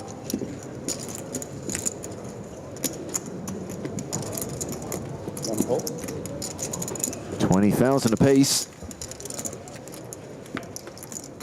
Deuce on the turn. Check. Yeah, it's a little bit weird now with the 4. Seems like if I were in his shoes, I probably wouldn't be bluffing here because you kind of want him to fold a 4. That's one of the hands you would be targeting if you bet again big. But we shall see what Thomas makes of it. And we'll check back. Okay, river card is an 8. Pair of 5s, still good. Yeah, no one delighted to see that holding. It's a particularly good card for the big blind. Thomas beats an ace 10 or ace 9, something of that nature. Some beats 4-6 with the kicker. He does not, however, beat Queen 5. Indeed he doesn't. Another hand for the eliminator. Finally, I win from the pro. Thank you. Or was that just a gift? That was a gift so that you see what I got, huh? Love it. Go on, Kia. I'm loving this guy, huge.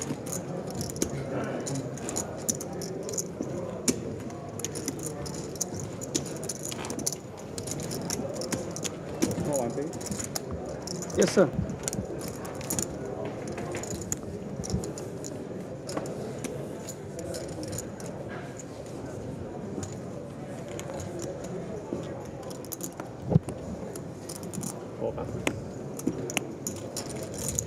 It's quite a long day for these guys, it's worth pointing out. That bubble is intense. Yeah, even though you're not necessarily playing hands, the kind of tension in the room. Well, that's why I support the decision, and albeit it was taken late in the day, to not play the 5th level. It's like, yeah, we don't need to go to midnight. We've got enough days to play this out without having to play till midnight tonight. Yeah, and that's really what's great about busting in level 4 is that because the days are so long, you can really just sort of take a load off. And really grateful to be in the booth with you guys instead of playing for 1.5 million euros. Yeah, nice choice of 3-bet hand, I believe, from Chunk. We do know that ace-5 suited is a hand you can get fruity with from time to time. All of it. All of it. All of it. There we go. Crondelli doesn't mess around. He's done his study. That was what I was afraid of. He's wearing a hoodie. Otherwise, He's got a subscription to GTO Wizard. And when he gets dealt ace-5 suited, he is all in. Come on. Go on, Nicholas Crondelli. Don't you think, Alexei? I'm not saying. Well, let's go over to our secondary feature You table. have the most beautiful smile, you know that? Really. This table headlined by someone with a beautiful smile. Indeed. Monte Dennis. Carlo finalist Rania Nesruddin. Well, I might have been talking about Dennis. He also has a beautiful smile. So let's not make any assumptions. But someone definitely has a beautiful smile at that table. I'm sure all of these players have beautiful Can we smiles. get Becca's surname from you, Hartgen? I enjoy it when you say a long name. Iordinashvili. Come again? I don't know. Iordinashvili? Yeah. I guess. Great thing is we can just call him Becca. Becca.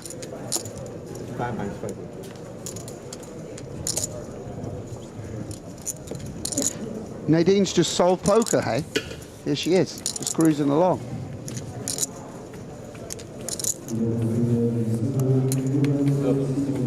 Yeah, has been a consistently big stack for the... Hello, guys. Hello. Just a star. Star quality. Second half of day 2 and pretty much all of day 3. Here or here? Oh, they got the shot clock on. 15 seconds. Shot clock came out straight after the bubble burst. Yep.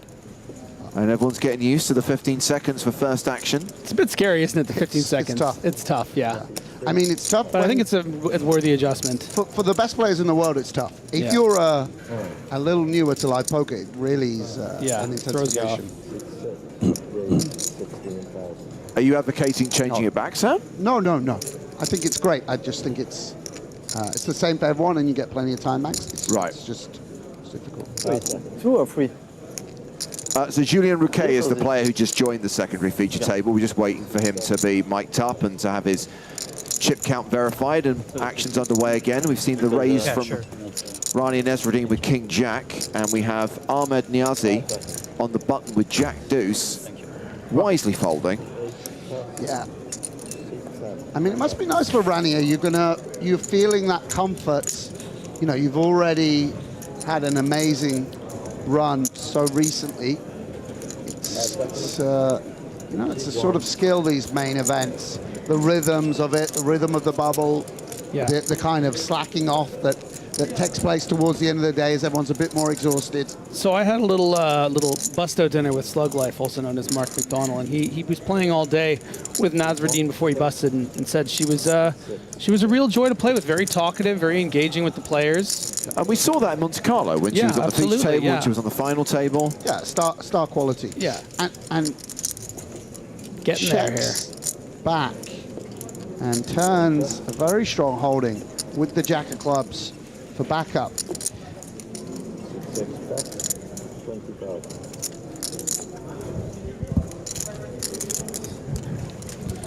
Yeah, and Sugar's way too high up in his range here with the Queen 5. And nonetheless, it does feel with, you know, the rhythm of the jet back. Yeah, but it doesn't feel good that she's betting the king now. Sort of believable. You're hoping to improve. Well, Dennis does not improve. Nadia does. 2 pair now.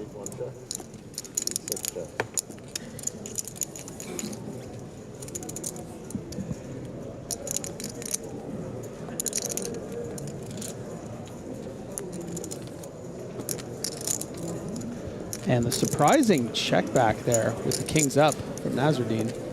Yeah, just EPT, look at this. This is the stat I want to see. Finish third, 442,000 euros, huge score, representing a third of her lifetime winnings. Yeah, I mean, to be honest, it's not, in my opinion, exactly optimal, but actually that kind of lower variance approach in the main event, there are arguments for it of not putting yourself in precarious positions, not risking too much. It's going to curtail your ability to bluff, for instance, but maybe that's not Nadia's style.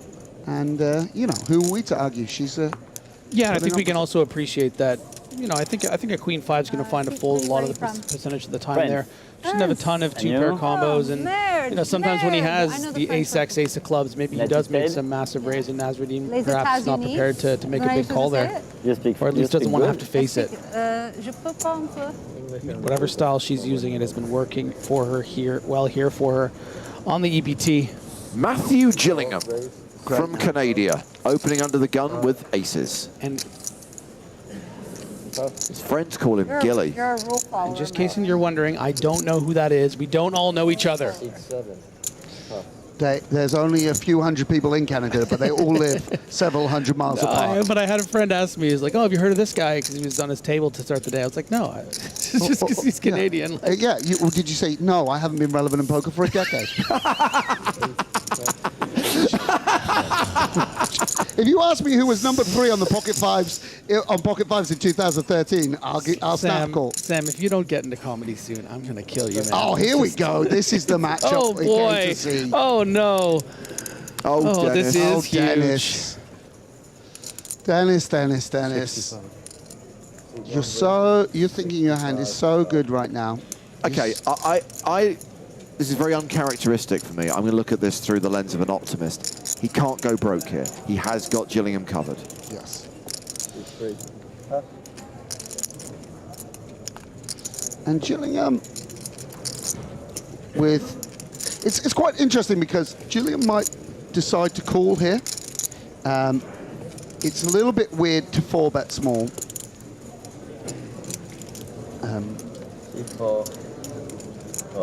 And obviously you sort of block ace-king, so they're going to either bluff it off or have kings and put it in anyway. So, you know, this is a good play versus some parts of some region of Dennis's hands, but it might prevent him getting paid here versus the ace-king. It definitely will, yeah. Dennis has missed. But your point stands. I mean, Sam, the reality is you know, there's not a lot of hands in the positions of under the gun versus small blind that, you know, Shivers is necessarily just going to get in. And you do block aces here, ace-king here. Yeah, and Dennis going for a continuation bet. So maybe... I mean, this is just a bad board to see with ace-king as well. One of the hands you're very worried about is those ace-queen suited combos, which does seem believable. Production. Gillingham, of course, got the ace of diamonds, makes it even more comfortable to just call the continuation bet. Pot back. And now Shrivers has to decide whether he wants to start turning his hand into a bluff a little bit, trying to fold out jacks through nines, trying to pressurize those holdings, interfering a bit with king-queen suited and ace-queen. Obviously, we could see that that wouldn't work. There's not really value to be had once you get called on the flop. Yeah, and the stack to pot ratio here, obviously so tricky. Gillingham with basically exactly pot left. Oh, here comes another bet. Another barrel. Yeah, and you know, even 2-pair can't outdraw the aces here. So Gillingham may want to call to keep in bluffs exactly. Oh, no. Oh, he does shove. He does shove. Oh, whoops. Oh, wow, it's 103K to call. Yeah. I just heard a naughty word. Is that, what have I got myself into here? I mean, it shows how believable Shrivers' bet was. He kind of feels like, oh, he's got a good hand. I don't want a diamond to come and kill my action. And Schreiber's in a bit of a pickle. Is there any King Jack of Diamonds here? Ace Jack of Diamonds. I think once we're being so low in our range, maybe we can't call. But show your aces. Show it. One time. Show your aces one time. Yeah, told you. Does show them.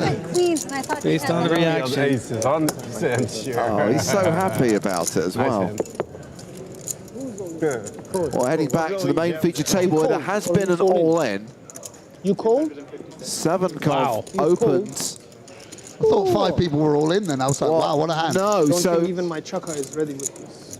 Savinkov is the original raiser, called by Baranski. We've now had the shove from Crondelli, called by Chung.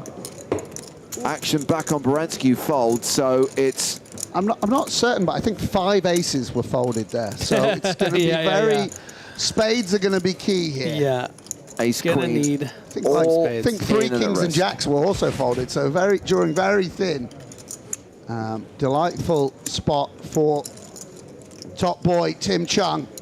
Yeah, and quite a big swing here for Chung. I mean, this is, you know, an over 30 big blind all in. Yeah, plus the shrapnel from everyone else. Yes, exactly. Wow. Running spades? Running spades. Unlucky Nick. Running ace is not possible, as we saw. I mean, a spade's got to come now. This guy's getting chirpy. 2 of them folded. I told you. The other guy's to blame. Tim Chung's fuming. He's like, why have you said that? Go on, let's see 4 of spades here. Oh. Take care, buddy. It is a black 5, but not the spade. Tim, you silent killer. He what? The Chaka. I know. It just, I think when I did that, it kind of went towards you. GG, Nicholas. Thank you. I have to point it more downwards next time. Yeah, Tim Chung, table chip leader, among the tournament chip leaders with more than a milli. Because if you have to do back symphony number 5. While this is all going on, I want you to name 6 British EPT winners. Compose that. You told me Pick what? that number arbitrarily. I can see Hartigan waiting to jump in, like someone that knows. It's okay, James. We know that you know. No, it's fine. I'm just going to adjudicate, because he's bound to say someone who's not British or someone who hasn't won an EPT. John Duthie. No, what are you talking about, bro? No, sorry, not John Duthie. Sorry, pardon me, Barney Boatman. I was a brain fart. Wow, I meant Barney cool. Boatman. I meant Barney Boatman. All old white English guys look the same. You do. Okay, Barney Boatman. Griff, you could be the triplet in that lineup, by the way. Barney Boatman. Barney Boatman, okay. that's 1. Toby Lewis. Yes. That's 2. No footage was seen of it. David allegedly. Doherty. He won the Irish Open. That's not an EPT. No, I know. I was asking. Did I get it wrong? Because he won the Irish Open. Okay, he doesn't count. You've got what? No, that's so 2 I strikes. Have 4. One more, right? One more, and you're out. Yeah, come on. More than I'm out. Okay. You've only got 2 British so far. EPT winner. Vicky Corrin. There we go. That's Vicky Corrin. So that's 4. 3. No, 2 Vicky Corrins. No. As Chung elevates here. A little bit of back and forth between these two. A bit of a dynamic. Kiani folded the ace. Offsuit ace, but with the suited hand, can we focus here, will please? come along. Tom Middleton. Yes. There we go. There is that's 5. That's 4. You need 2 more, bro. Super easy. Super easy. Okay, let's talk. You guys worry about this hand. Give me a second. You know, there's no time limit. Okay, I'm not on the shot clock anymore. Don't even have chips. Yeah, and powerful flop for the ace-jack. Griffin runs out to the corridor to look at some of the pictures on the wall. Maybe producer Chris can give me a little, mouth me a name. Chris, if you help him, I will murder you. Yeah, look at these equities, just 3%, no clubs available. Trying to think. Livebury? Yes. Oh, One more. Okay. One more. Chung thinking about the mirage as he puts out a healthy bet on the flop, targeting the ace-x he dominates. It's no bueno. Kiani is out. Oh, what's his name was runner-up? Oh, it's no good. Oh, I'm just really struggling with this last one. Well, Army Barra was at your table earlier on today, GG, Griffin. Army. He's just busted, cashing for 13,300 euros. The legends. Such a legend. Yeah. And we also lost one of the players that Griffin just referenced, EPT Barcelona champion from 2013, Tom Middleton. Yeah. Won't be doing a Victor Corin. I mean, it's all superstars here at EPT 20. Oh, I got it. Wait, no, he's Swedish. I was going to say Rabin. I was going to say that we had him at the feature table yesterday, but you weren't on the stream yesterday because no, I was running up a 6-stack in the there main. was a very chatty British EPT winner. Okay. Almost a 2-time EPT winner. Okay. Okay, I give up. I lose. Go Come for on, it. mate. Rupert Elder. Rupert Elder, yeah. Ram Vaswani. Okay, I Jake wouldn't have Cody. gotten that. Oh, I should have got Jake. Well, the player I was referring to, who was on the feature table yesterday, is Mark Telcher. Yeah, I wouldn't have got that either. Anyways, I cheated for livery anyway, Chris told me. Oh, I'm going to have to kill him later. I mean, I did make a promise. That's what I should have got. She's a friend of mine. Is there any others I'm missing? Burning Man friends. Oh, yeah, Burning Man friend. It doesn't matter how you start. It matters She had a great burn, by the way, in case you saw her there's still Instagram hope for post. you, Adam. Neil Farrell? Yes. Neil Farrell. 910 suited. No, this is like, Change you your know, man's life. it's about time I get something that... actually, I folded too many things, so maybe... Is that who had the queens? What? Is that who had the queens in that hand? Greenwood folded. He was in the middle of it. Zimnan Ziar, John Shipley. There are, by the way, more EPT winners from the UK than any other country. Oh, wow. That's a good stat, actually. That's true. Take that, the French. And I thank you. You might be coming in your thousands to play EPT Barcelona, but when the big money's dispensed, there's Neil Farrell and Zimmy 86. Okay, French winners, go. No. We don't need to continue this. Why not? It's because I have one in my head because I saw him at breakfast this morning. Name two. Name two? No, name two French EPT winners. Caladasso. Okay, I'll That's allow who I it. saw at breakfast. Who's the other one? Another French winner. 48. Lucy Cayley. Runner-up. Oh, yeah, That's she true. was. Schwippert. Jan is awake. Who? 3-bet. Oh, you're... No, I'm doing my job. Simon. For once. For once, yeah. You see what happens, Jan? When you sleep for a long time and you wake up, no one can believe that you're awake. You are Kian. Yeah, Jan's not much of a banter guy. He's a lovely guy, Schwippert. You should do what Tim is doing. Online legend. What? You should do what Tim is doing. Sleep in the sunglasses? Every other pot, get some action. It's great to have someone You like need to this. get good hands to do that first. Yes. He hasn't been down the good hands.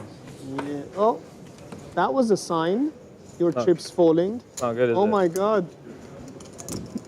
It's my favorite kind of, I mean, I don't know much about this player, but my favorite kind of what I would assume to be a non-full-time professional is someone who's just really like prepared to really engage and get into it with them, you know? Exactly. And just loving the moment and sparring, you know? Of course, it's Back totally and forth. understandable to be at the feature table and be Yeah. a bit overawed. But there's some other You people who don't play just the player at all. embrace No. it and have a bit of Not at showmanship. all. Level 1 poker, play your own cards, you know? A lot of chips on this table, I have to say. Pretty remarkable. Sure. I set you such an easy challenge. You've got to name me one other French EPT winner. Just one. Okay. Yeah. I got it. Ludovic Lacaille. I mean, that's a good answer, and it's correct. It's just not one of the obvious ones. That's actually one of the tougher ones. Yeah, well, I know San that one Remo. because your man, our Canadian friend Jason Lavallee, got second. I was Yeah. thinking you go Elke. I was thinking you go Simon Witziak, who won this tournament last year. Right. You would think I would go there. I even said that one. In your show. Yeah. But I remember that tournament very specifically because my friend had a big piece, and also Lacaille, I think it was he 4-bet called off ace-10 against Lavallee with like horrible ICM spot, like 4-bet called it off. Like it was, poker was great. And Lavallee, I think had ace-5 suited and got there or something. And then I busted still won the Rob Young in tournament. that tournament, I can remember. Yeah. Ace-jack to ace-king or something like this. But Lavallee ahead of the curve was 3 to 5ing ace-5 suited. We were rampaging. Back then, it was not as common. The other one I thought you might go for was Ratman, Lucien Cohen. Oh gosh, yeah. He's check, Interesting here, a little limp on the button with the Jack-9 off. This is why we do it. Perfection. Trap him in with the suited Jordan. Yeah.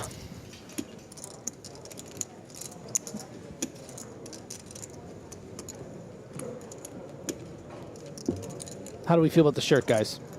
Great shot. Yeah. Oh, wow. No. That's rogue. It's rogue that he's... Wow, they're just... I mean, he's got to bet it now. Okay. Oh, amazing check, actually, from Kai. So nice to check raise here.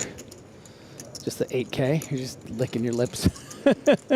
Really small bet as well. Look, it's a bet so that bluffy. looks like it's sort of ace high, looking for protection. Nice and chunky. It's a chunky. Very strange spot for Zvenkov. Deceptively strong hand. See, we can picture so many straight draws, 5-7 for 5, gut shots, 10-8, flush and straight draws that could be bluffed in this manner. And so we'll continue. And, you know, we've limped to kind of create a small pot. Now 92,000 in the middle.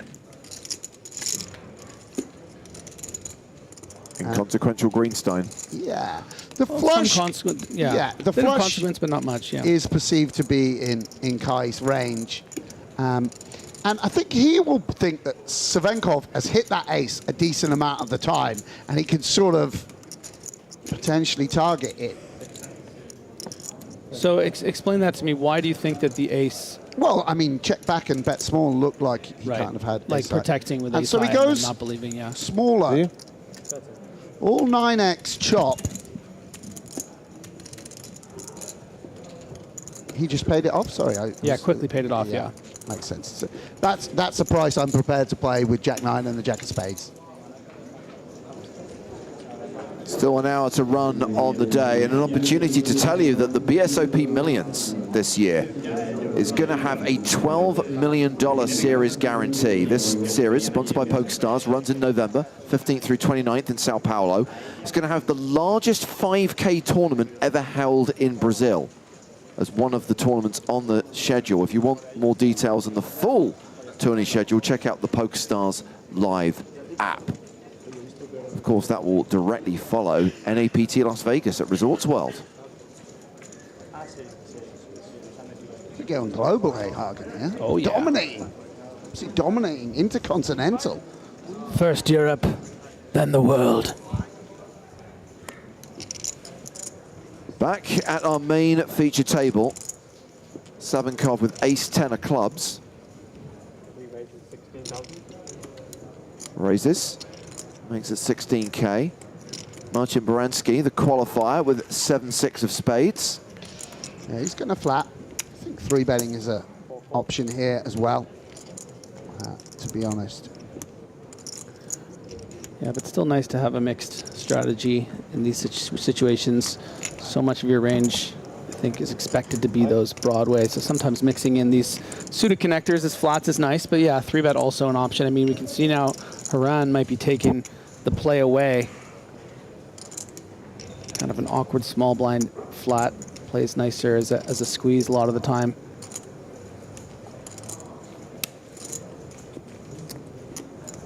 Here he comes. Go on, Tim. Give Tim Chung anything to 4-bet and he'll take this spot all day. Go on. Give him ace-jack off. Folded yet. There we go. He's even thinking about it with ace-6 off. This is how we play in the UK. This is how we play in the Genting 400s. Yeah. Anyway, fold. And Savenkov with a strong cut-off holding. Obviously, we do dominate some of the squeezes. Playability with the flush possibilities. Flush and straight possibilities. Now, if you were to play this situation, Sam, as a 4-bet, are we just all in, or are we 4-bet folding for like 170 of our 4? No, we don't. 460. Well, I mean, okay, so this is what he's elected to do. Yeah, that's what I'm saying. I think I would have shoved. You know, it's never easy to put in 55 big blinds with ace-10 suited, but this might be the spot, it's back right? on Kai, and he has to decide what to do. I assume that the ace-10 suited is folding here. Yeah. So if he can pull the trigger, by the way, this is a huge pot to pick up. And the click is quite polarizing, right? It, you know, it speaks of those very strongest holdings, which you do interfere with a little bit. Yeah, it's one of these situations where if you go into the water, I think you need to jump into the deep end. And Savinkov instead has just sort of, you know, not dipped his toe in, but gone into the shallow end, gotten away with it, I think. But sometimes you jump into the deep end and discover they haven't put any water in the pool. Sometimes the deep end's the shallow end. Outer table, please. Yeah, we're picking up the action on one of the outer tables. Okay, Valeriano Toledano has moved all in against Jack Kiriakos. I think you have... So Jack was my favorite player to play with all tournament, I have to say. He completely bluffed me in a hand that was with cameras there and showed it. It was incredible. He's always talking during the hand, always talking about what... Yeah, as you can see. So he'll give us a show. My view is my opponent has great hair. I respect him. I fold. What is that supposed to mean? If you don't get in, you can't win. Well, that is true as well. And I think... So sexy to see these big stacks out there. We are off to the races. Pocket fours for Toledano, who's the at-risk player. Ace-queen for Kiriakos. Sailboats. Oh, any jack, 5, ace, or queen. Barry Greenstein. And Toledano is eliminated. Remember Jack. There he is. Have a go, Jack. You're stealing the show, Alex. From Lebanon. Had a lovely chat with him yesterday on day 2. We do lose Toledano. Unfortunate river for him. If he started a YouTube channel? No. Yeah. I want to be under the radar. Yeah, but with calls shows I have to play my hand. Yeah, with that stack, yeah, let me tell you, you're not under the radar. You might be the thumbnail of the thing tomorrow. Better trim that beard, make it look... Name 5 EPT winners from Lebanon. Now, quick, immediately. Sami Farha. I'll be able to name one. And look at this, once again. Oh, come on. Outrageous. The same confrontation. Schwippert playing low variance. He's a pro. Schwippert out. 10-6-5, only the one heart. Yes, recognizing perhaps his opponent, you know, maybe on the tighter side, who knows, elects to just call with a hand that he could have 4-bet. And Savinkov will now target the lower pairs, one would imagine. Can also check, a little sneaky check back. Oh, we get a sweaty turn card. And more equity for Schwippert. Yeah, and this is very indicative, actually, of real lost value from Savinkov. Too tricky here on the 6-10-5. You know, you want to get max value from those hands like jacks, queens that could very well flat at this stack depth. Something like 9s or 8s will call once, the 10x combos. And we see that Schwippert with the ace-king suited, if the sizing was small enough, would probably continue and then have to continue on this turn. Then you're really big in building a pot. Instead, you're only going to get one street of action as long as the... Come on, what are we doing here? Oh, my buddy. Wow, amazing. Is this what you wanted? I mean, this is good from Savinkov. Look, if he bet the flop and turn, he would have got chipped up on the river. So much money. And Schwippert now will go for some value. The problem is that Schwippert just thinks his opponent has ace-king here. So it's like, what is he even going to try to bet to get value? Like, you know, is he just going to make it super small and pray? That looks like that's the plan. Looks to be about 27,000. Yeah, Savinkov now considering, is this too nitty to just call? Is this bet from 10-9 suited or 8s? I mean, you've been this nitty so far. You may as well finish the Yeah, sprint. a little bit strange. The third He's slow played all this way. Does he want to, in Joe Stapleton's fashion, just calls? And he's calling, almost expecting to have the best hand. It's such huge information if he shows the aces, which he tried to do, and then he realized he didn't have the winner. Amazing hands. Didn't play out in the manner we might have expected. Yeah. And I think it's important for Savenkov here to resist telling the table what he had there, because he played it so unorthodox. It's so much information to the other players. Although I don't know whether you know, but they are actually filming and revealing the whole card. For the next 30 minutes at least. Of the players, so they will eventually You know find what? out. Should I go? Do you want me to go? I'll go. Had a long day, Sam. His brain's been so frazzled he can't even name 5 Lebanese EPT winners. That's the state. I play my stack. I made of hearts. I play for all. Have there been 5? No, I know. I'm just. Adam, it's my turn now. I'm feeling left out. Everybody is winning. I know I'm not sitting in front of you, but at least you hear me. Oh dear, oh dear. Thank you. Yeah, I mean, by the way, Savenkov is fuming a little bit, but actually, there's so many ways he could have lost a bigger pot there. If Jan had 4-bet, if Jan had bet the turn into him, even if he'd small bet the flop. 7 raises 16,000.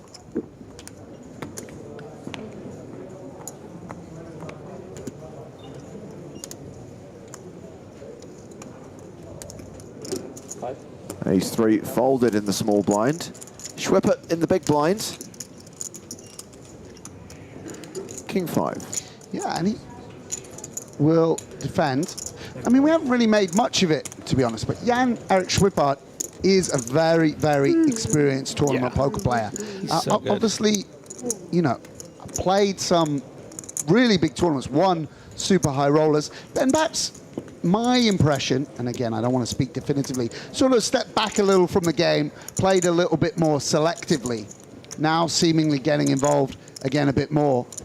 And Chung mixing in some checks and turning the boat.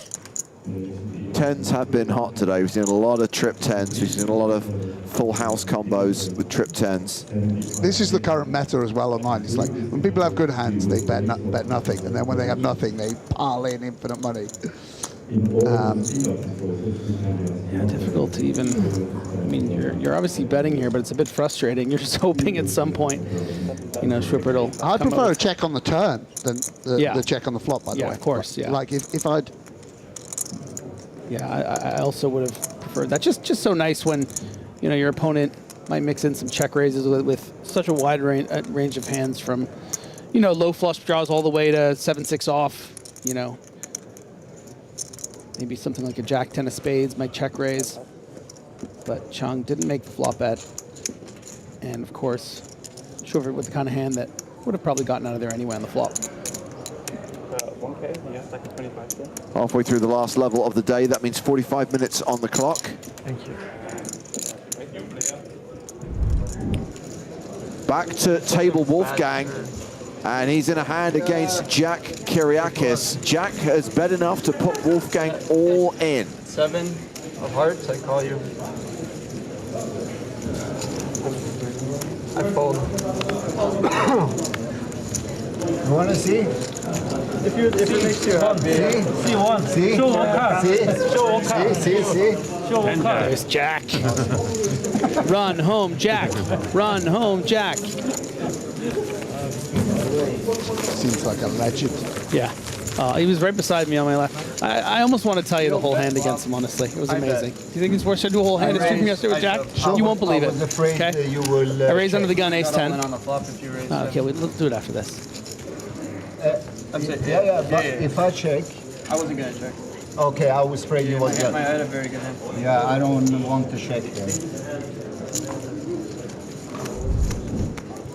Just before we launch into the hand history, Griffin, Yeah, of course. I've just realised that if all these players go deep, there could be the prospect at some point of a feature table with the Eliminator, Jack, and Wolfgang. That'll be something. We would love to see it. And before I get into that little hand I played with Jack on day 2, why don't we stick with this one, as Chung should face a significant resistance from Yan here, probably to the tune of a 3-bet from the small against the cutoff open.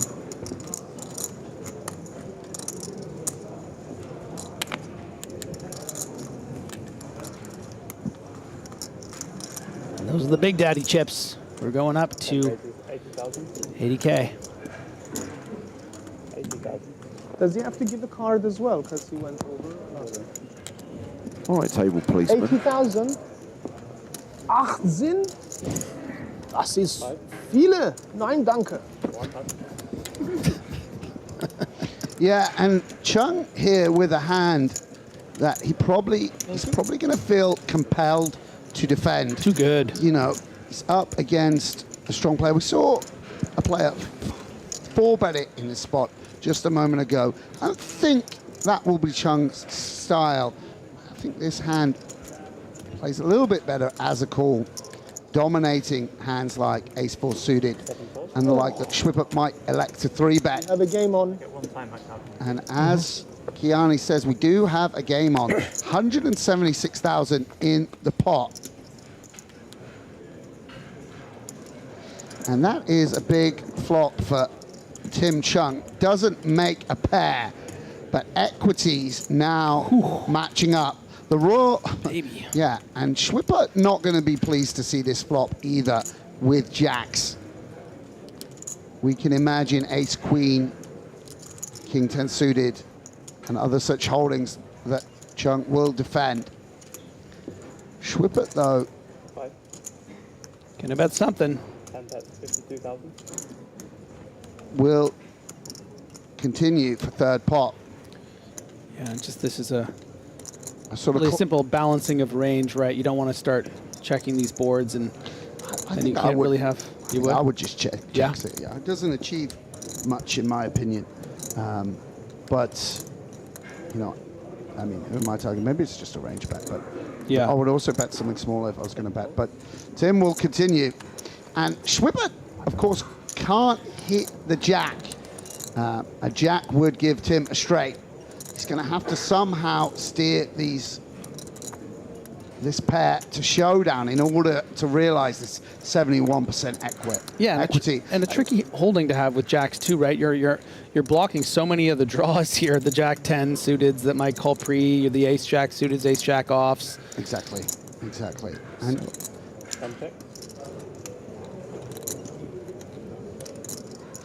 Chung, in something of a dilemma. Might be nice to start taking the pot away right now. On the other hand, you don't want to get check shoved on and blown off your equity. That's not going to be an eventuality that will happen too often.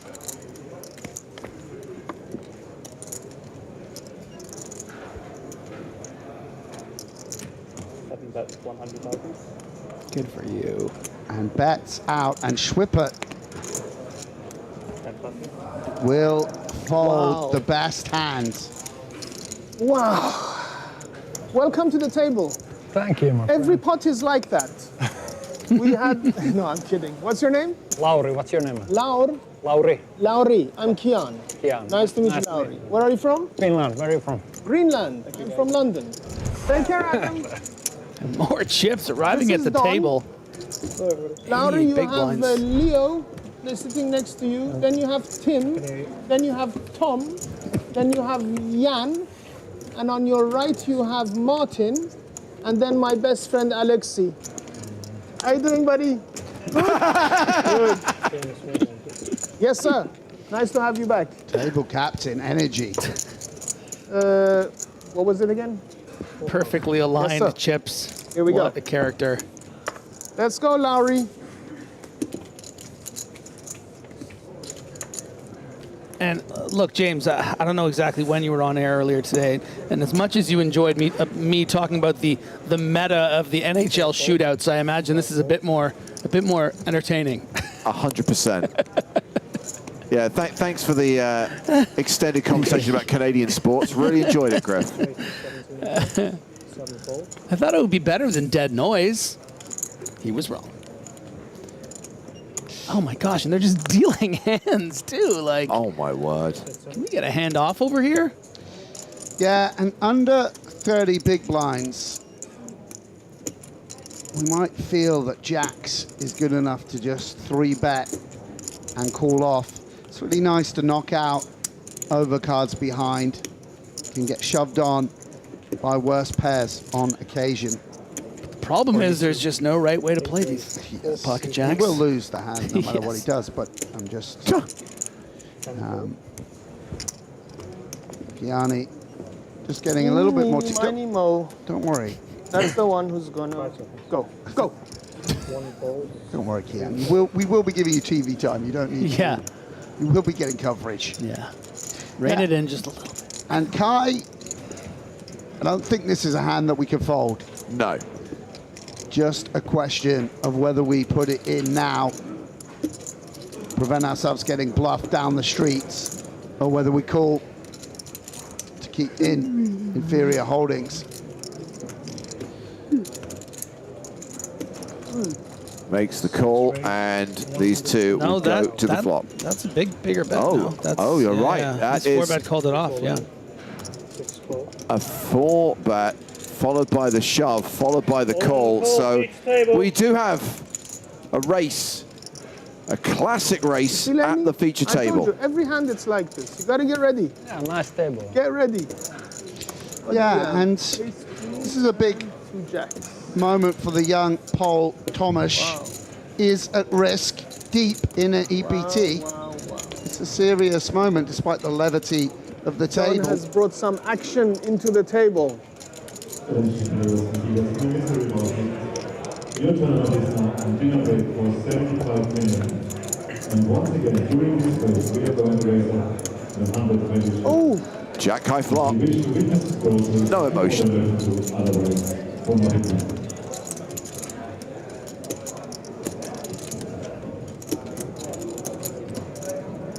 Ace queen drawing thin. Ace queen drawing dead.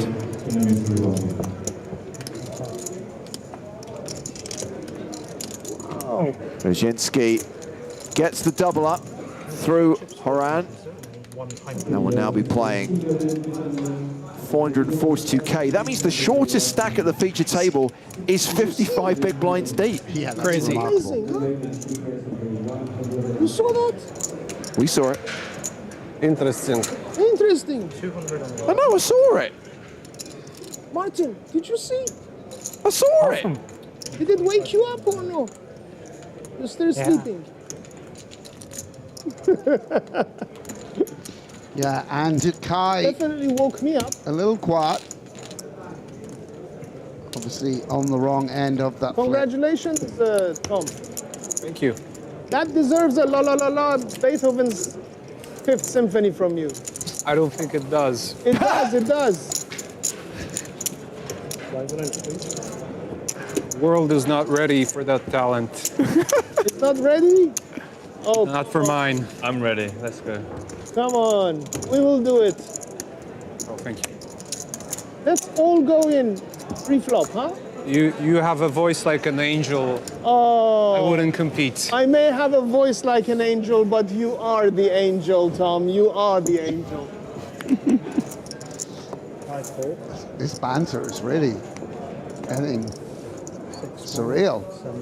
I'm loving it. A lot of sunglasses at the table. Bright lights, big city. Who wrote it? Oh. Is it me? You know it was a Michael J. Fox film. Gone Yes, for yes. 56 minutes. I But haven't it was, gotten it was a bestseller, whereas it wasn't a very successful film, I guess. Jay McInerney. McInerney, I'm not sure how you pronounce it. Savenkov with King Jack of diamonds in the small blind, has the qualifier in the big blind. He completes. Yeah, big hands in the small blinds. Potentially could have come in for a raise here at this stack depth. I wouldn't have minded that at all. But will limp. Two hands that, you know, match up kind of well. Well, a pair of jacks for Savenkov. Yeah, and we'll immediately start betting the nut jack. But understandably marching with a pair and a backdoor flush draw. Yeah. Gonna stick around. Hello, how are you? Are you on that table? Oh, I have the same issue here. Everyone. Oh. Debbie. Another green card on the turn, and Savenkov isn't going to slow down here. Senses, you know, and just sort of betting the strength of his hand. Probably is a turn where we're supposed to polarize a bit, but Marcin doesn't mind sort of the amount he'd actually love to pay to get to the river. By the way, hearing among the recent eliminations from the tournament, Marley Spragg. Marley has busted the EPT Barcelona main event. Oh! Sad to hear. Oh, big Marley fan. Yeah, and Savenkov going to feel even more confident in his hand now, hoping that his opponent has that fourth jack. Okay. 3-bet, 65,000. And we'll go big.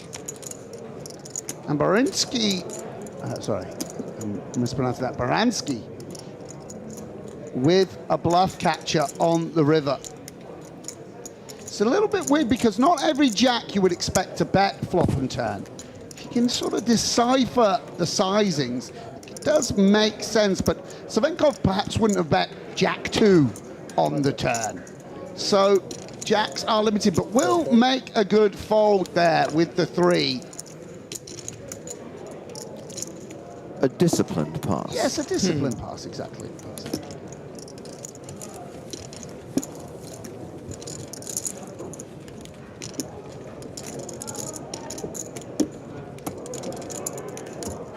So this is a pretty deep feature table. Tim Chung's the biggest stack with more than 155 bigs.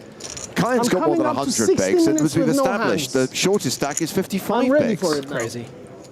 I tell you what, if they give Kiani anything, he's itching to play, itching to get in the mix. Yeah, he's just eeny, meeny, miny, mode 9-6 off. Yeah. He was ready to go, you know? 6 fold, 7 fold. Chung, by the way, I mean, as much as they're all big stacks, I'm only just noticing 157 big blinds in the hand of a very capable player. Oh, here it we is, go. dinner for 2. With a nice Kiani. 1 raise, 16,000. Raises with 9-6 suited to 16,000. Ace-king for Baransky. And I'm frustrated that he's immediately running into it. Why? He's going to call and we're going to get some action. He did say dinner for 2. Baransky wants to be the partner. And this... Griffin, just don't go down that avenue. Why? What's the dinner for 2 thing? Did I miss something? Oh, I just... Varanen folds the big blind. Action back on Kiani. Yes, and if I were Kiani... The one time I come in to play a little bit... He's happy to just have a chance. I was feeling bored. Put a little bit... One time. 1 hour, 1 hand. I just want to see one. No. You almost smiled there. You almost smiled. Okay. 1 fold. Does let it go. Baransky can't believe where he is. Imagine just winning your seat here and now you're this deep. It's sick. And yet, it still feels like there's so far to go, right? What day is this day? Wednesday, and this thing finishes on Sunday? Yeah. I think final 100 you can really begin to smell it. It's a long time since I made it that deep, but as I recall.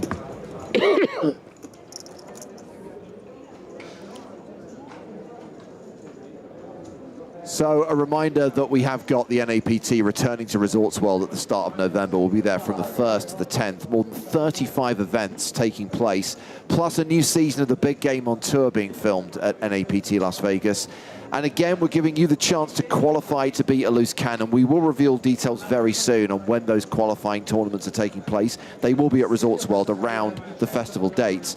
But remember, if you win your way to Vegas with a gold pass, you fast-track the tournament qualification and you go straight through to the casting stage. Well, we will be auditioning candidates and we will be picking new loose cannons for a new season of the big game on tour at NAPT Las Vegas. While James is in America, he's also a judge on The Voice. So it's a nice 1-2 for him while he's in town. Do love my judging. Judge, jury, and executioner. Oh, nice. Yeah, NAPT, such a great event last year. I was able to win a little spade, a little side spade. Oh, did you? That was his one. That was his one last year. That was my one last year. Actually, I also won one in Paris. So.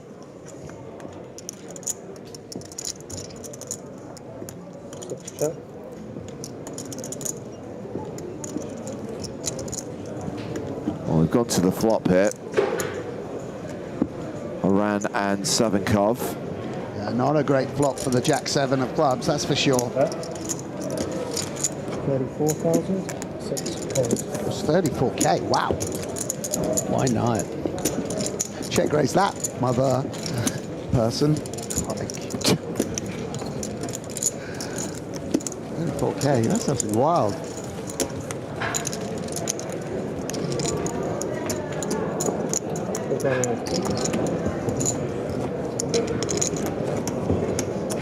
Yeah, I mean, this is pretty cool. Been a pretty cool feature table. A lot of action. A lot of action, a lot of chips. Yeah, look at these stacks. Tim Chung must be one of the tournament chip leaders. Must be top 10. Yeah, yeah, absolutely, absolutely. I mean, we saw when we came back from break, there were 3 players in the top 5 had more than $1 million, and then there were a couple of 6-figure stacks. So he's definitely catapulted himself into the top 5. The thing that makes it exciting for me is it means that a lot of these confrontations end up not being all in, but they're forced to, seeing aces and ace-king down the streets, or ace-10 suited and jacks down the streets, is really adds another level to it. It's a real pleasure. Yeah, it's a great layer. Bless you, BMX44, who writes on YouTube, I probably play more like a tight cannon. That's why there's a casting process, because we have to weed out the people who are going to play tight. Not sleep, no. Yeah, 25 and here goes minutes. Tim. Every time he's had the option of an aggressive action, he's put the pedal to the metal. And the one time I get something But okay, Kai, that's like crazy. I think with this nice suited connector, I wouldn't imagine. Very okay. You had a very Actually, good like, card. maybe coming in for a race, but he's Ace-king, going to limp call. Very good. They're here to play poker. They got a lot of chips. I mean, how Good often for can you. my Why 5-3, not? 5-4 suited? Well, you're keeping the dominated hands. There That's you why go. limp That's call what I'm it. thinking. So many opportunities here, except I doubt this will get to showdown. Tim Chung doesn't let you get to showdown. That he's much is clear. Tim, the no showdown Chung. Okay. He's redlining this tournament into, I mean, by the way, this is a board that will hit your opponent, but when you got 5 high, what else you going to do? It's quite nice to see how this young man accumulates his chips. Should I start wearing glasses at the table? They look quite cool. You do see it making a bit of a comeback, certainly in the high rolls, I think, because of the glare. Ivy's wearing I'm not these, getting action. same Chrissy Bicknell there, wearing the glasses with the UV rays. What does it do? Well, I think... When you're saying the glare, what do you mean? Just having the lights in your eyes for so long. Okay. It's hard to see the cards, and, it means you can't get to sleep before 5 a.m. Oh, interesting. I don't think I've... How long have I known you? Yeah, a long 10 time. plus years, 15 years almost? Yeah. I don't think I've ever seen you wear sunglasses. No. Ever. There is one photo on my Mob from the first EPT I ever played, and I'm wearing sunglasses. Really? Yeah, I rocked up. I'm wearing a Wolf jersey, Wolf sweater. I've got a mini iPod. James is getting on it's immense on the horn here to track it down. You really, it's next level. And I just thought, it's an EPT. Got to wear the Ray-Bans, haven't I, for popping down to Edgware Road. James is going deep into Hendon Mob right now, trying to find this photo. I'm sure some of the people at home are too. Where do I have the gallery? Here we go. You're going to go through every single Sam Grafton. Oh, okay. Oh, yes. Oh, my God. Oh, look at him. Oh, my God. So cool. Can we superimpose this on the screen here over this hand that's consequential? A great picture. Are we allowed to do that? Just slowly comes in. Literally my first ever EPT day 1B. I'm playing with Mercier and David Benjamin and Miami John Sanuto. I was in heaven. By the way, down to 120 players, so down to the final 15 tables now. Yeah, and Tomasz can check. I was about to say, I think a check back here is pretty nice. Can bet some worse hands, some worse club hands. And Chung making 2 pair can consider betting for a bit of protection, even a little bit of value. 24. And will recognize the strength of the 3 and bet the pot, intuiting that his hand is good here and now. But Thomas in position with the flush draw. Very, very occasionally, even the best hands will call.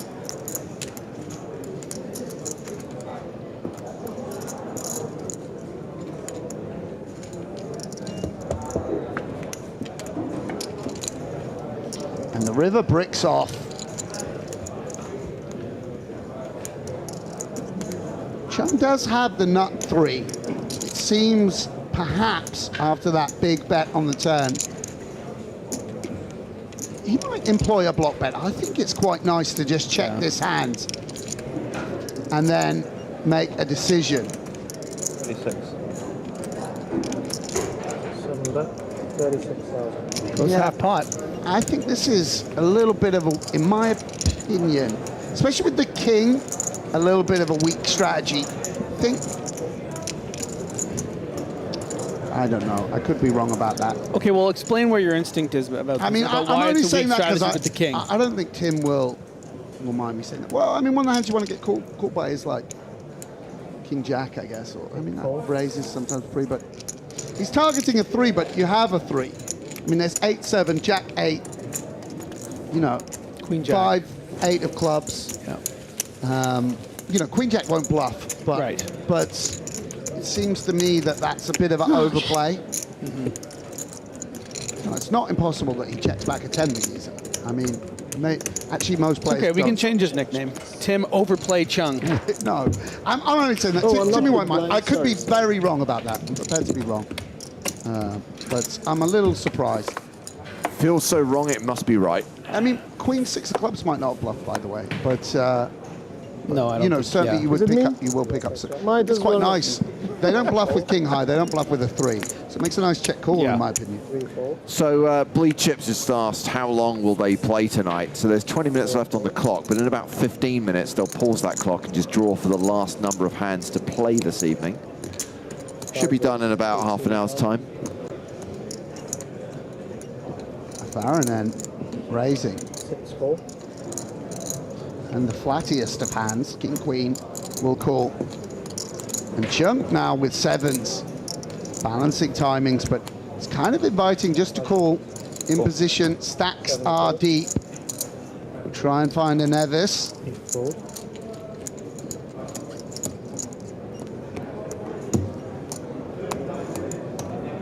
Jan Eric looking like, looks like maybe he founded a software company or something like that. Yeah. Yeah, and cashed out at the right time. Yes, he probably did cash out. yeah. He's the kind of guy who cashed out correctly. Obviously, someone you and me played a lot with back in the day. As we get a rare 3-handed flop. Does anyone have a 3? No. Huh? Just stretching your legs. No. Yeah. Was it John? Yeah. John, we need more dealers for this table. We only have 2 that are exchanging. Varanen.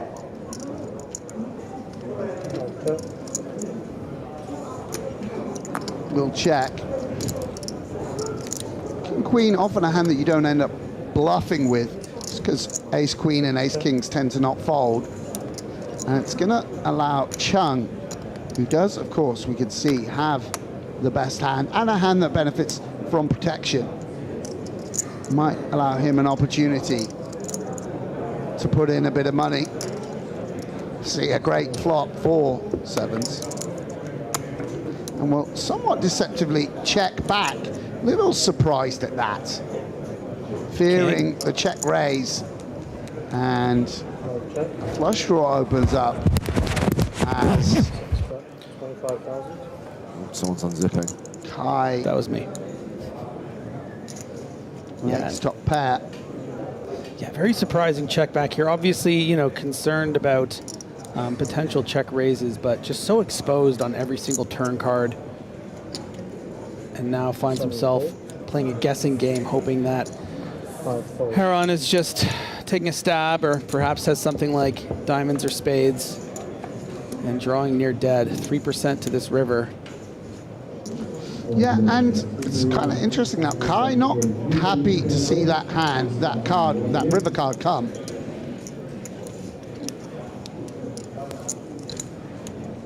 Go on, Chuck. Yeah, so is Chung prepared? Go on, mate. If he reckons this snap check is often a king X, is he prepared to bet, you know, upwards of 100K here to force out something like a king queen or a king jack? Mean, where are you in your range? Like very, very low. Obviously, spades would be a bluff. No, he can't do it. It's understandable. It would be a bit out of line. Yeah. Just would have been sexy to see in that particular moment. Yeah. Good morning. How are you? Very nice. Thank you. Don, where are you from? Sorry?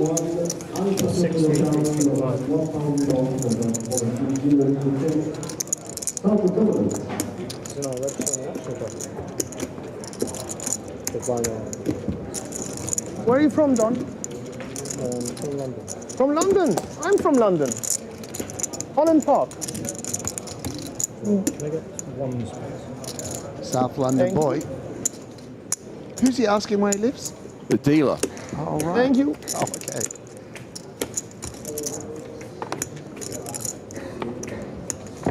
The Kansas in Holland Park. Yeah.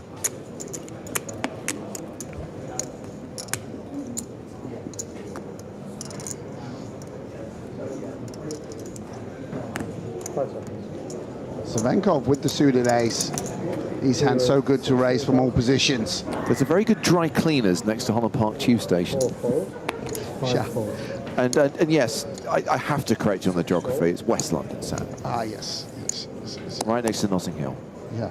I call Notting Hill South London, but that's not the right way of thinking of it, yeah. 5 seconds. It's not really my ends. 48. 7 raise, 48,000. Big fold. And Chung has been active. We saw him 3-bet the King-9 suited. I mean, not too out of line. Schwippert. This is a bit of an unnecessary tank from Schwippert. He will fold. And Kiani, desperate to get involved. A man that loves action. Out of position with pocket fives versus raise and 3-bet though. Oh, wow. I'm very surprised at this. And he will hood flat out of the big blind. Nice. With pocket fives. This is juicy. Sick of waiting. And Savenkov now. I mean, what do you do with ace 3 suited now? 40,000 into 32,000 into 124,000. Very weird. Will call 3-bet pots. This is why you tune in to EPT broadcast. And Chung going to be a little bit shook by this. Confused. Ace, deuce, deuce. Yeah, and Kiani has drawn Savenkov into the maelstrom here because the Russian flops top pair, and Chung gonna be delighted. The maelstrom, word of the day. Gonna be hoping, could Kiani have an ace-queen or ace-jack suited? Savenkov, lots you can get value with. Board that we don't want to necessarily bet very big, sort of lockdown. Exploitatively, we could think about sizing up. But in general, I think we want to bet very, very small. This many hands are dead. 40,000. And this, I think, is just a product of his actual hand. Tim Chung, someone that knows how to build a stack, feels that the big blind's basically inelastic. If they have an ace, they're going to call any size, and so will put in a bit more money than perhaps his range wants to. You can see Kihani agonizing, but nothing we can do with fives, and Savenkov trapped. Does have a couple of nice back doors. Yeah. So makes the call, and we are going heads up to the turn. Five of hearts was folded, though, I believe. Yeah, disappointing. Queen of clubs. Chung not going to be, I mean, overjoyed to see that hand, but when we factor in the price he was getting, he will also be able to picture that there's other ace X in range. Any prospect he just checks back here? No, I think he's going to bet again. I mean, I would just elect to treble off. I mean, ace. I mean, the thing is the only offsuit ace he's probably got is ace queen. That's the worry with the queen. Yeah. Every other ace is suited. So yes, every turn brings a potential outdraw, but an 8, a 7, a 6, etc. are less worrisome. And so yeah, and of course Savenkov now, you know, chopping with any other ace. If Chung, say, did have a bluffy ace pre-flop, at best chopping now that the queen is in play. And I would have loved to see him consider a fold there. This pot now very, very big. He's going to make Chung put it in. Maybe not. Yeah, I mean, there's a chance that Tim just thinks, yeah, at wow, this stage, this hand got a little out of control.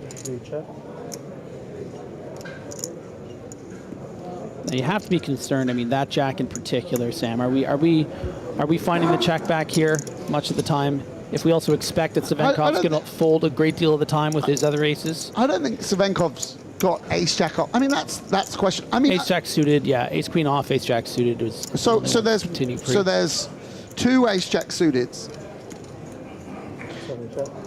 I wouldn't mind wimping out in a main. And, and that's understandable. I mean, that's fine. How often do you play a three-way, three-bet pot? Who knows how tight the ranges are? And he sort of put his money up front with that bigger C-bet. And that's a $500,000 chip pot for Timothy Chung. 194 big blinds. Huge. A very experienced poker player with a big, big stack approaching the business end of this tournament. Very exciting for UK poker fans. And UK poker players will all know Tim. Another elimination to tell you about. We dropped down to 119 players because Masato Yokosawa has just been KO'd. Cashes for 13,300 euros. Sad face. So sad. Good call, James. Can you really read the room there? Can you text Joe so he can celebrate? Zero.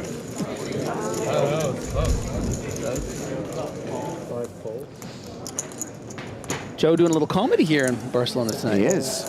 Hope He's to warming catch up for that gig. I mean, I think it was a 9 o'clock start time, but I think that he was planning to take the stage he's until rock and 10. roll. Yeah, Springsteen doesn't go on till 10. Yeah, no chance. No, I'm gonna rush over there. Sam and I wouldn't miss it for the world. You going, James? I'll try, but I'm concerned that it might be at capacity by the time we get there. Surely you got Surely we backstage get pass. reserved. What is this? You have to have It's a players' lounge, Sam. There's a backstage. Well, him and I are players. Maybe we'll try to get you in. It'll technically be longer than the 10 minutes. I'm a player with an A. Did not expect that response. Oh, dear. No, Joe does not like his comedy live streamed or videoed. He likes it to remain an in-the-moment experience for people attending. Believe me, if you were as bad as he is at his job, you wouldn't want anyone filming you either.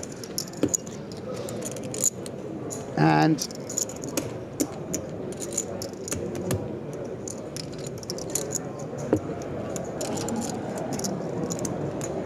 Krasinski will check back on a board that slightly favors the big blind. Uh-oh. And will be rewarded for that very mature check by turning top player. And Savenkov, oh, I think this is I think with the ace-9, maybe we don't want to be betting. I'm not sure. We sort of want to target ace-x. This might, oh, and he's potted it. And this is potentially a little bit of emotion creeping into the decision-making process. He got sort of trapped into playing a bloated pot with a hand he might otherwise have folded. And now he's potentially overcompensating. Yeah.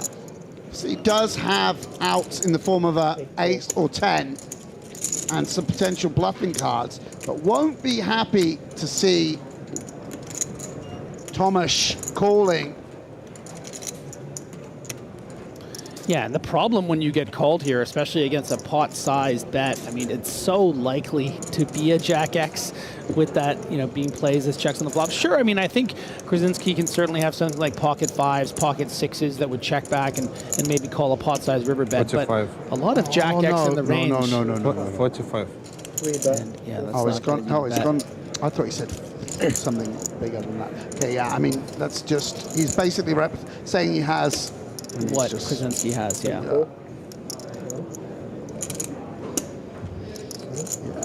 And Savenkov a little off the rails, and it's completely understandable. It's a long, long day. You're on the feature table. Yeah. You know. Try to get out of here with your head held high with the chips. So clock pause with 9:58 to go, and that's because they're going to draw for how many more hands we'll play at each table before we bag and tag and come back for day 4. And I can confirm, Sam, that Timothy Chung is overall chip leader right now with 1.55 million. Yeah, that's absolutely huge. And we've seen the way he's earned it. Very strong poker player, as I said. Unafraid. Been on the circuit a long time.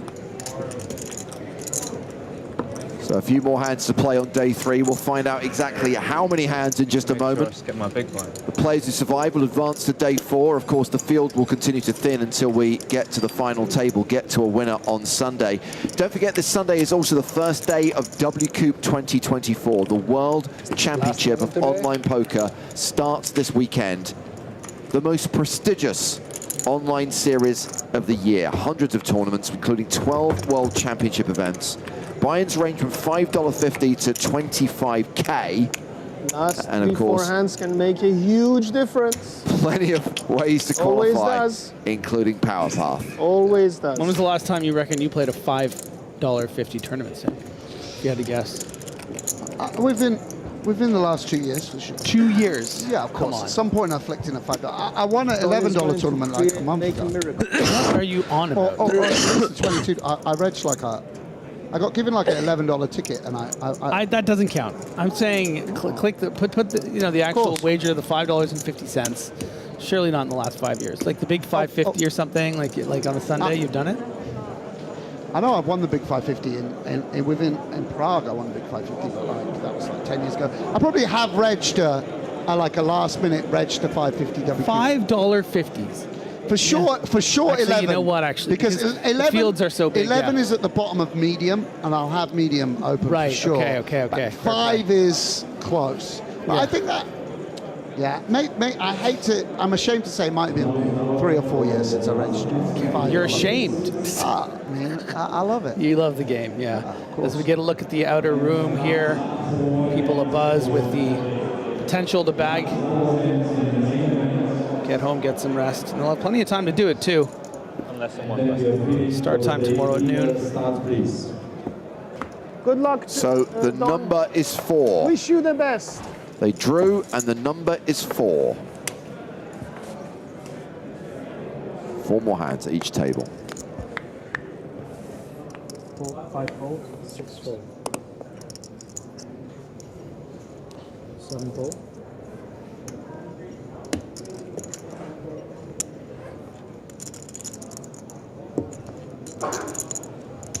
16,000, 10 fold. 1 fold. 3 fold. And our qualifier marching with a defendable hand. Your chips, your ID card, and also your time paying cards, please. You get 6 time paying cards tomorrow. Same matchup, ace king suited, ace king offsuit versus ace 3 suited. And it's a fair fight now. Thomas been very selective with his C bets. Abroad, I think that we want to bet big. If we do bet with that 6-7 suited interaction. And we'll check back. Worked wonders for him last time.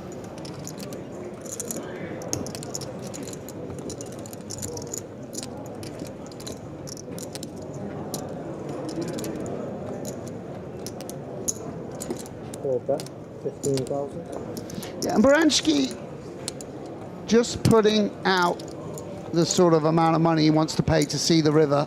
Yeah. And I wonder if Marcin could seize on that and put in a raise. I think he will. Potentially might want to just call and feel like he has the jack, ace, and king as outs.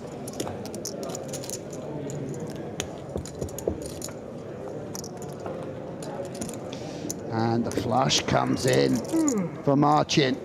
And he'll be hoping his opponent has a hand like Jack 10, Ace 10, King 10, King 10 of clubs that might have checked back the flop. And for that reason, do we expect a larger sizing here? Goes for 50K. And Marcin with the bluff catcher. What? The bluffs would be 5-4, perhaps 8-5. They have sized up on the turn, though. Wouldn't we want a spade here, perhaps, if some flushes are in range? You mean Tomasz with the bluff catcher, right? Yes, apologies. Tomasz, the pole with the bluff catcher. He's obviously thinking back to the last hand, where his opponent went after him with the ace-9, but I think that's a slightly different character to Marcin. It is worth taking some time to think it through. King-Jack would be another bluff, potentially. And he does call, getting stubborn.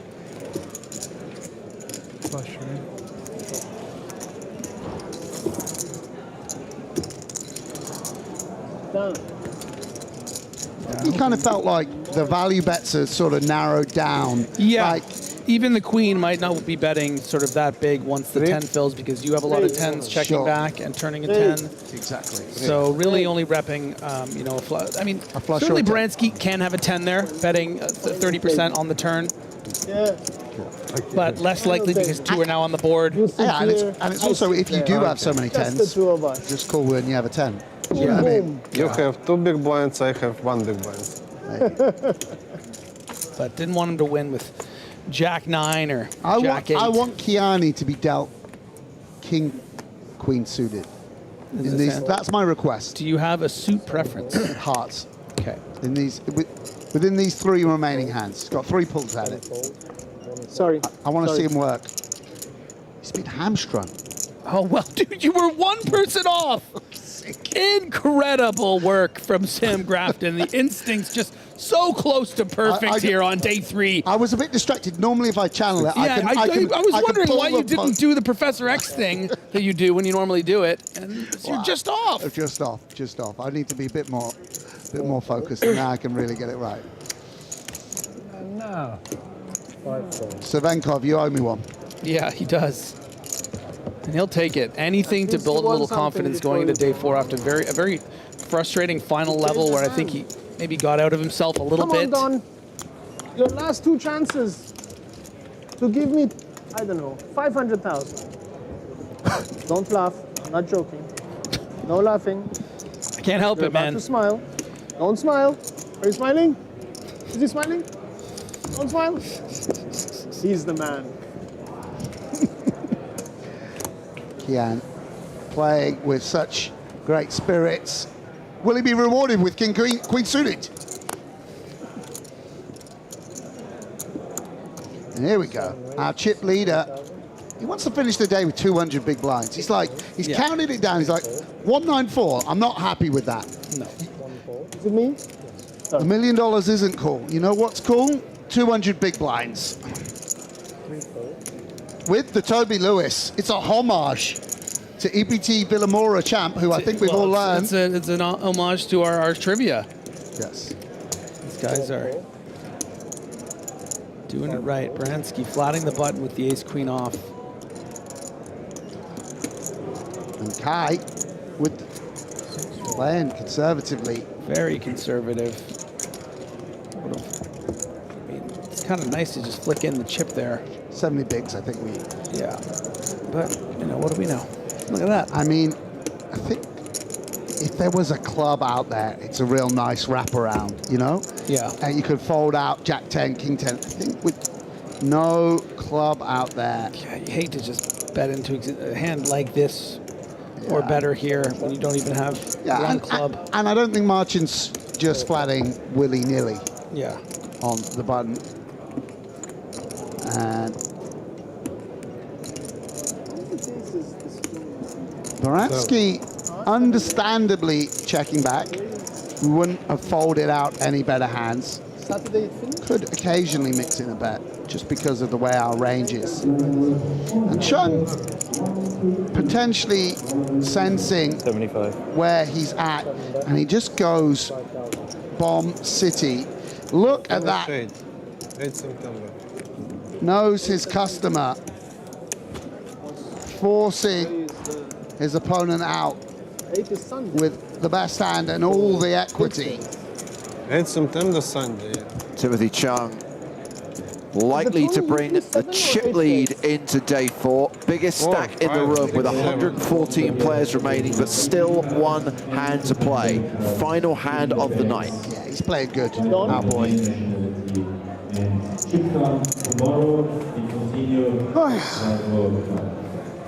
Kian, by the way, still 91 big blinds, and he hasn't won a hand for an hour and a half. Yeah.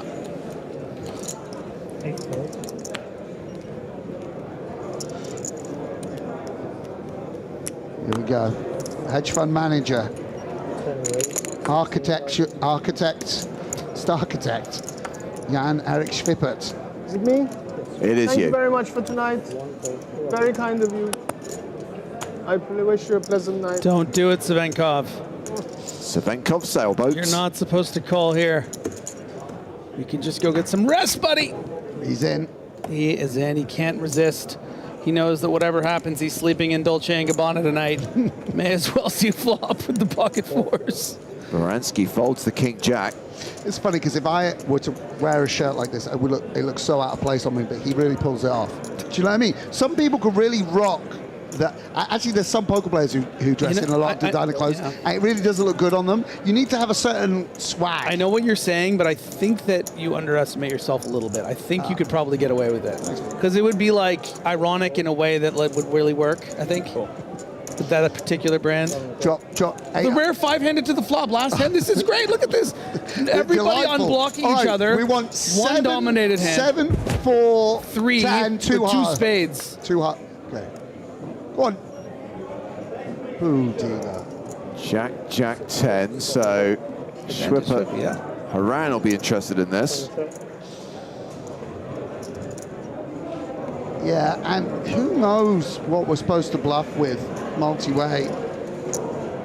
I guess we just default to playing honest. They're going to get another pull at their pocket pairs. Yeah, hard to find. That's nice.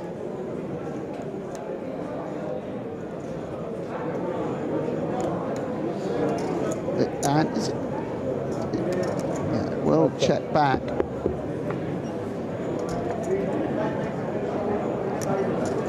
That's, yeah, no one with clubs. Yeah, and Yan with the best hand here with the King 10 is still not that thrilled when you're dealing with 4 other holdings. You know, a lot of these club combos certainly still possible in the pocket blind. eights. Pocket eights. As you say, pocket fours you might expect to fold. Pocket eights. Exactly. Yeah. We're yeah, always yeah. flat. I wonder if Savenkov can have a run at it now? I don't blame him for not doing it. Sometimes these low pocket pairs do make good bluffs. Varanen does actually have a legit straight draw, I believe. It's a straight flush draw randomly. That's 25% equity, and it bricks out. Go on, Tim Chung, just bet 190,000. No, he can't. Obviously, interfering with 6s and 5s, which you kind of want your opponents to have. Just do it anywhere. Oh, right? and actually, the small blind here with a 10 has already checked. Oh, he's already checked. So Yeah. Tim is thinking about it. No, yeah, he can't do it. I don't think Jan will even bet now. And Savenkov thinking, what if they all have ace-5 suited? 3 ace-5 suiteds, 1 ace-7 suited. It wasn't as exciting as we hoped, was it? Yeah, Naran thinks he's turning up the winner here with the queen 10, but he's gonna get the bad news. As Jan picks up quite a significant pot to end the day. He didn't think so because it's a a no streets hand, but when 4 people call, I mean, you just made bank plus 72K in the pocket. That's a good 7 big blinds. So it looks like the number is 113.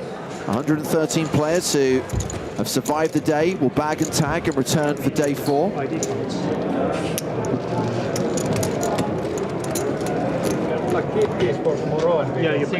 Including Tim Chung, who during a phenomenal last level of the night has chipped up to 1.56 million, which will be the chip lead, will be the biggest stack coming into play tomorrow. Yeah, and it's been a delight to see this man work, known throughout the UK as a very talented and aggressive player, and we've seen the evidence of that through the last hour and a half. And also this chatty chap, also out of the UK, Kian, who's added a lot to the atmosphere. Didn't play we write how many hands, but will also be back tomorrow. And this guy, marching in as a qualifier, 63 big blinds to work with. Might he be marching to the final table? Oh! Also, I know a lot of people are asking after Wolfgang Poker. He has bagged. Wolfgang will be back for day 4. Okay, ID. And we'll look at the stacks of the players who we've been watching for the last 90 minutes at our feature table. A couple of other players who I will mention as we look at these chips is Rani and Nasruddin, who will be a top 5 stack tomorrow, and Jack Kirakaus has a top 10 stack, Griffin. Oh, you love to hear it. We got to get the guy on the feature table. I'm pulling rank here. It's happening tomorrow. But Tim Chung did just end the day as our feature table chip leader. He is the overall chip leader with 113 players remaining. And of course, we burst the bubble earlier on. That means everyone is now in the money. Of course, you want to advance to the late stages. You really want to make it to the last 2 days to win life-changing money, 6-figure scores for everyone who finishes in the top 10, with nearly $1 million for the runner-up and more than $1 million. In fact, more than €1.5 million for the eventual winner who will lift that trophy at Casino Barcelona on Sunday evening. Make sure you're watching our coverage over the course of the next few days as we continue to play down to a champion here on the 20th anniversary of the European Poker Tour in Barcelona. And of course, you can read about everything that's happening here on the EPT via the PokerStars blog, updates and stories, not just on the main event, but on the other tournaments and of course the other activities taking place. And we will be here at 12:30 local time tomorrow with day 4 of the EPT main event. But for now, from Sam Grafton, Griffin Bencher, Maria Ho, Nick Walsh, Joe Stapleton, and me, James Hartigan, it's good night from Barcelona.